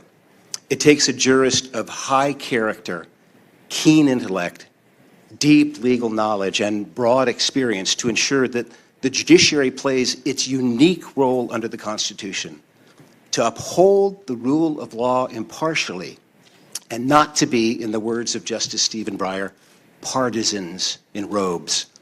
Today, I have the high honor to introduce Judge Ketanji Brown Jackson, a jurist who has all of those qualities. When President Biden introduced her to the nation a little over 3 weeks ago, the American people caught their first glimpse of Judge Jackson's character. You may recall that she began her remarks with an expression of her faith in God and her gratitude for this nation, which she rightly observed is the greatest beacon of hope and democracy the world has ever known. I first met Judge Jackson in 2013 after the Senate had confirmed her nomination to the Federal District Court as a trial judge. 8 years later, she joined the D.C. Circuit as an appellate judge after another Senate confirmation. I've had many opportunities to review her work and observe her work over the years as a judge, and on several occasions, I reviewed her decisions on appeal. Although we did not always agree on the outcome the law required, I respected her diligent and careful approach, her deep understanding, and her collegial manner, indispensable traits for success as a justice on the Supreme Court. About her collegial manner, that important feature of the justice's work is often overlooked. Although appointed by different presidents, the justices have genuine fondness and respect for one another. We saw some of that in their expressions of admiration and love for Justice Breyer when he announced his retirement. The civil manner in which the justices debate the large and vexing issues before them is vital not only to the success of the Supreme Court, but to the success of our nation. The Constitution requires that of all of us. It goes without saying that civility of debate and respect for the differing views of others are sorely lacking from our public life. Judge Jackson's life has modeled these qualities. Perhaps most important, Judge Jackson is an independent jurist who adjudicates based on the facts and the law and not as a partisan. Time and again, she has demonstrated that impartiality on the bench, sometimes ruling in favor of the government, sometimes ruling against the government, sometimes ruling in favor of the individual, sometimes ruling in favor of the corporation. Her rule is simple: follow the law. Now, some think it noteworthy that a former judge appointed by a Republican president would enthusiastically endorse a nomination to the Supreme Court by a Democratic president. That reaction is a measure of the dangerous hyperpartisanship that is seeped into every nook and cranny of our nation's life, and against which the framers of the Constitution warned us. There should be nothing unusual about my support for a highly qualified nominee who has demonstrated through her life's work her commitment to the rule of law and an impartial judiciary. My former colleagues in the federal judiciary, Michael Ludig, Michael Chertoff, David Levy, and Andrew Guilford, each appointed by Republican presidents, and all highly respected judicial conservatives, have also voiced their strong support for Judge Jackson's confirmation. There was a time not so long ago when bipartisan support of the president's nomination of a highly qualified jurist was regular order. Antonin Scalia was confirmed by the Senate 98-0. Ruth Bader Ginsburg by a vote of 96-3. The rule of law is a fragile possibility in the best of times. Today, it is literally under attack in Ukraine and is threatened around the world and in our own country by autocrats and their sympathizers who give lip service to the rule of law but then work to undermine it at every turn. As Justice Scalia taught us so well for so long, an indispensable feature of the republic the Constitution created is an independent judiciary of judges who have taken an oath, not to a president or a party, but to the American people and to God, that they will be impartial.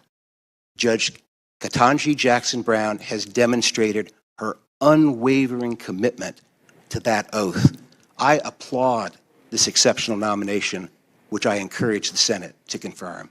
Thank you. Thank you, Judge. Professor Lisa Fairfax. Chairman Durbin, Ranking Member Grassley, and members of the Senate Judiciary, my name is Lisa Fairfax. I am a presidential professor of law at the University of Pennsylvania School of Law and co-director of its Institute for Law and Economics. Prior to my academic career, I worked at corporate and securities law at a large law firm. But before that, I was roommate and a very dear friend at Harvard College and Harvard Law School of Judge Ketanji Brown Jackson, who I am so very honored to introduce to you today and to the American people. Ketanji and I met during our first days of college nearly 35 years ago. Those first moments when you wonder if you belong. She's the friend that made sure we all did. A woman of deep faith in God and unyielding love for family, Ketanji defines friendship. She's the friend you're immediately drawn to for their outgoing and friendly nature. As our circle of friends grew, she's the one who became the rock for us all. Even though we are the same age, she is the role model who makes you believe in what she said. You can do it, and here's how. And she showed us how, by the power of her example of hard work, preparation, and excellence that transforms the seemingly impossible into the achievable. Together, we poured our souls into our studies, graduating college with honors, and then doing it all over again when we enrolled and graduated law school with honors. We became sisters and saw each other's families as our own. We both met our husbands when we were students, and we were there for each other as we walked down the aisles, started our legal careers, and eventually our lives as working mothers. My husband, Roger Fairfax, now Dean of American University's Washington College of Law, has described Ketanji's impeccable credentials that's distinguished her at every level of her professional career. He also knows her as one of our children's most favorite people in the world. Our college roommate, Nina Simmons, a top corporate lawyer, has described Ketanji's unwavering work ethic. She puts her head down and gets it done, even and perhaps especially when no one is watching. Our other college roommate, Antoinette Coakley, a distinguished business law professor, has described Ketanji as a coalition builder. We knew early on that she could be anything she chose to be, but also that she seemed destined to be a judge because of her ability to see all sides and render fair and level-headed decisions. But our tight-knit group of girlfriends also knows that there's so much more to Ketanji beyond her brilliant mind. There's her wonderful sense of humor, her gift of storytelling, her heart of gold that always shows up. From the first call you make for advice about your career to the first knock you hear on the door after learning you're diagnosed with cancer. You never have to ask. She is always there. Above all, Ketanji is humble enough not to pretend she knows how to have it all. But she does know how to give it her all. At what she gives to her family, her friends, she also gives to the law and to this country. A testament of her character is all the people of different backgrounds and beliefs who understand that essence of Ketanji. We've seen that in her endorsements from bipartisan colleagues from the bench and the bar, and from both civil rights leaders and members of law enforcement. And we will see it in the history she will make. I know she is honored and humbled by the significance of this moment, not for what it means for her, but what it means for our amazing country. Confirmation of the idea that America is a place in which all of us can feel a sense of belonging, and all of us can reach our fullest potential. While challenging, I would summarize nearly 35 years of friendship in this way. By highlighting Ketanji's faith in God and country, her intellectual brilliance, her goodness and grace, and a work ethic that makes her perfectly suited for the serious task of serving on the Supreme Court. It is with tremendous pride, love, and gratitude for her willingness to serve that I introduce to you my dear friend and an exemplar of the best of America's promise, Judge Ketanji Brown Jackson. Thank you. Thank you both. Professor Fairfax and Judge Griffith, I'm sure that Judge Jackson and her family deeply appreciate your being here today and your kind words. I want to add to the list of introducers, the man sitting behind you, Senator Doug Jones, who has introduced Judge Jackson to many of us, not for the first time, maybe reintroduced it. But Doug, thank you for serving in this cause and for helping the President and Judge Jackson. Thank you all three for being with us today. We are now going to move to the next phase of the program, and that is to hear from Judge Jackson. So if we could set up the table.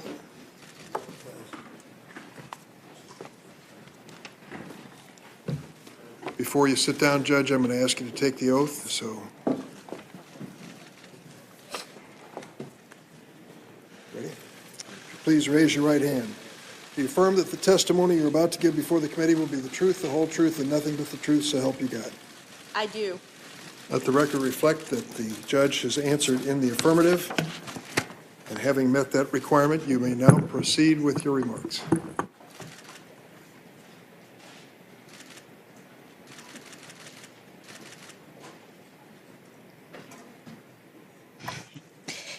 Chairman Durbin, Ranking Member Grassley, and distinguished members of the Judiciary Committee, thank you for convening this hearing and for considering my nomination as Associate Justice of the Supreme Court of the United States.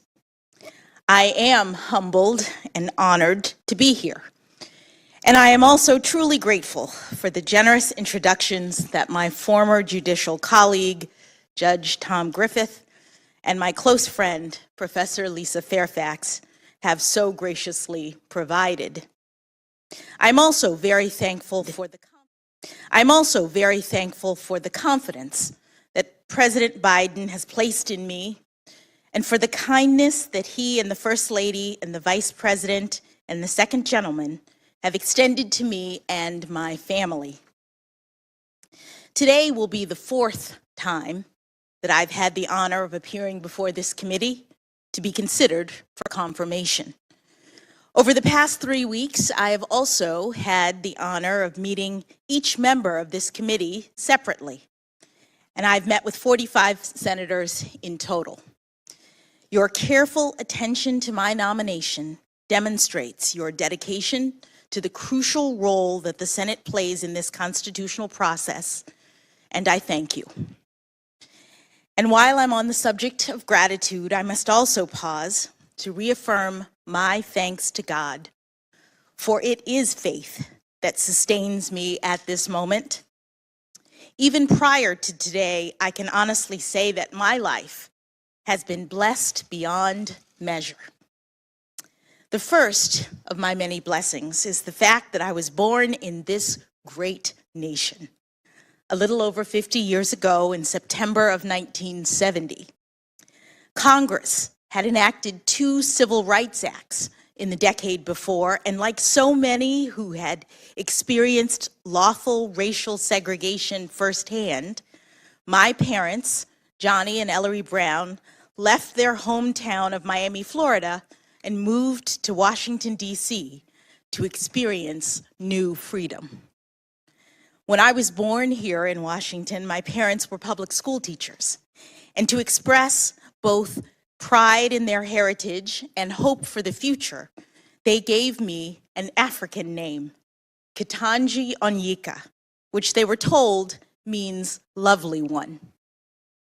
My parents taught me that unlike the many barriers that they had had to face growing up, my path was clearer, so that if I worked hard and I believed in myself in America, I could do anything or be anything I wanted to be. Like so many families in this country, they worked long hours and sacrificed to provide their children every opportunity to reach their God-given potential. My parents have been married for almost 54 years, and they're here with me today. I cannot possibly thank them enough for everything they've done for me. I love you, Mom and Dad. My father, in particular, bears responsibility for my interest in the law. When I was 4, we moved back to Miami so that he could be a full-time law student, and we lived on the campus of the University of Miami Law School. During those years, my mother pulled double duty, working as the sole breadwinner of our family while also guiding and inspiring 4-year-old me. My very earliest memories are of watching my father study. He had his stack of law books on the kitchen table while I sat across from him with my stack of coloring books. My parents also instilled in me and my younger brother, Ketaj, the importance of public service. After graduating from Howard University, Ketaj started out as a police officer, following 2 of our uncles. After the September 11th attacks on our country, Ketaj volunteered for the Army and eventually became an infantry officer serving 2 tours of duty in the Middle East. Ketaj is here today providing his love and support as always. And speaking of unconditional love, I would like to introduce you to my husband of 25 years, Dr. Patrick Jackson. I have no doubt that without him by my side from the very beginning of this incredible professional journey, none of this would have been possible. We met in college more than 3 decades ago, and since then, he's been the best husband, father, and friend I could ever imagine. Patrick, I love you. William, Patrick's identical twin brother, is here as well, along with his wonderful wife, Dana. Also here from Park City, Utah, are Patrick's older brother, Gardy, and his wife, Natalie. And last, but certainly not least, my very dear in-laws, the matriarch and patriarch of the Jackson family, Pamela and Gardner Jackson, have traveled here from Boston to be with me today. I'm saving a special moment in this introduction for my daughters, Talia and Layla. Girls, I know it has not been easy as I've tried to navigate the challenges of juggling my career and motherhood. And I fully admit that I did not always get the balance right. But I hope that you've seen that with hard work, determination, and love, it can be done. I am so looking forward to seeing what each of you chooses to do with your amazing lives in this incredible country. I love you so much. There are so many others who are not here today, but whom I need to acknowledge. I have a large, extended family on both sides. They are watching from Florida, North Carolina, New Jersey, Connecticut, New York, Massachusetts, Colorado, and beyond. I also have incredible friends. 3 of my college roommates came here today to support me, and I have so many other boosters from Miami Palmetto Senior High School, Harvard undergrad, Harvard Law School, and all throughout my personal and professional life. I've also had extraordinary mentors, like my high school debate coach, Fran Berger, may she rest in peace. She invested fully in me, including taking me to Harvard, the first I'd ever really thought of it, to enter a speech competition. Mrs. Berger believed in me, and in turn, I believed in myself. In the category of great mentors, it was also my great good fortune to have had the chance to clerk for 3 brilliant jurists, U.S. District Judge Patty Saris, U.S. Court of Appeals Judge Bruce Selya, and Supreme Court Justice Stephen Breyer. These extraordinary people were exceptional role models. Justice Breyer, in particular, not only gave me the greatest job that any young lawyer could ever hope to have, but he also exemplifies what it means to be a Supreme Court justice of the highest level of skill and integrity, civility, and grace. It is extremely humbling to be considered for Justice Breyer's seat, and I know that I could never fill his shoes. But if confirmed, I would hope to carry on his spirit. On the day of his Supreme Court nomination, Justice Breyer said, quote, "What is law supposed to do, seen as a whole?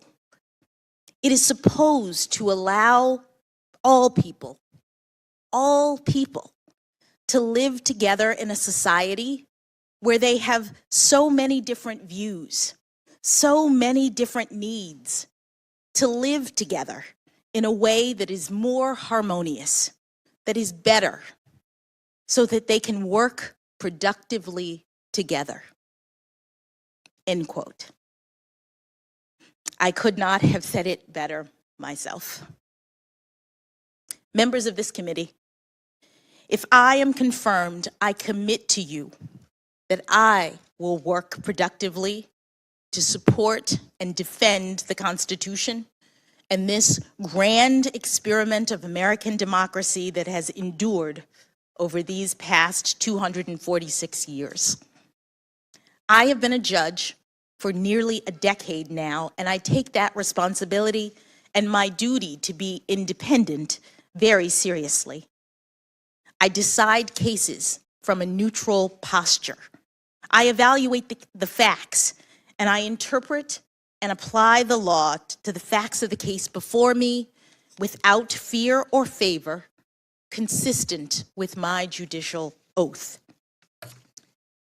I know that my role as a judge is a limited one, that the Constitution empowers me only to decide cases and controversies that are properly presented. And I know that my judicial role is further constrained by careful adherence to precedent. Now, in preparing for these hearings, you may have read some of my more than 570 written decisions, and you may have also noticed that my opinions tend to be on the long side. That is because I also believe in transparency. that people should know precisely what I think and the basis for my decision. And all of my professional experiences, including my work as a public defender and as a trial judge, have instilled in me the importance of having each litigant know that the judge in their case has heard them, whether or not their arguments prevail in court. During this hearing, I hope that you will see how much I love our country and the Constitution and the rights that make us free. I stand on the shoulders of so many who have come before me, including Judge Constance Baker Motley, who was the first African-American woman to be appointed to the federal bench and with whom I share a birthday. And like Judge Motley, I have dedicated my career to ensuring that the words engraved on the front of the Supreme Court building, "Equal justice under law," are a reality and not just an ideal. Thank you for this historic chance to join the highest court, to work with brilliant colleagues, to inspire future generations, and to ensure liberty and justice for all. Thank you, Judge Jackson. Well, this is the end of the first day of the first 3 days, which are involving more personal, on a personal level, the senators on the Judiciary Committee. In a way, it's the easiest day because 10 minutes is merely a throat-clearing warm-up for most senators on this committee. Starting tomorrow, there'll be some serious exchange and questions of 30 minutes, and then the following day, 20 minutes for each senator to participate in this. We're looking forward to this opportunity to finally really give you a fulsome opportunity to respond to many of the things that you've heard and to answer direct questions. Members have until Thursday at 5 p.m. to submit questions for the record. We're going to reconvene tomorrow morning at 9 a.m. to begin the 30-minute rounds of questions. We thank all the participants and members of our audience for keeping this dignified, respectful, and civilized, and we hope to continue that tradition tomorrow. The committee stands adjourned. And with that, day one is officially over here for the SCOTUS nominee. Judge Jackson, after giving her opening remarks, all of these senators in the Judiciary Committee were able to give their 10-minute opening remarks there. And tomorrow will be the first full day of questioning for Judge Jackson there. And you heard it. Each senator tomorrow will have 30 days, not 30 days, that would be really long.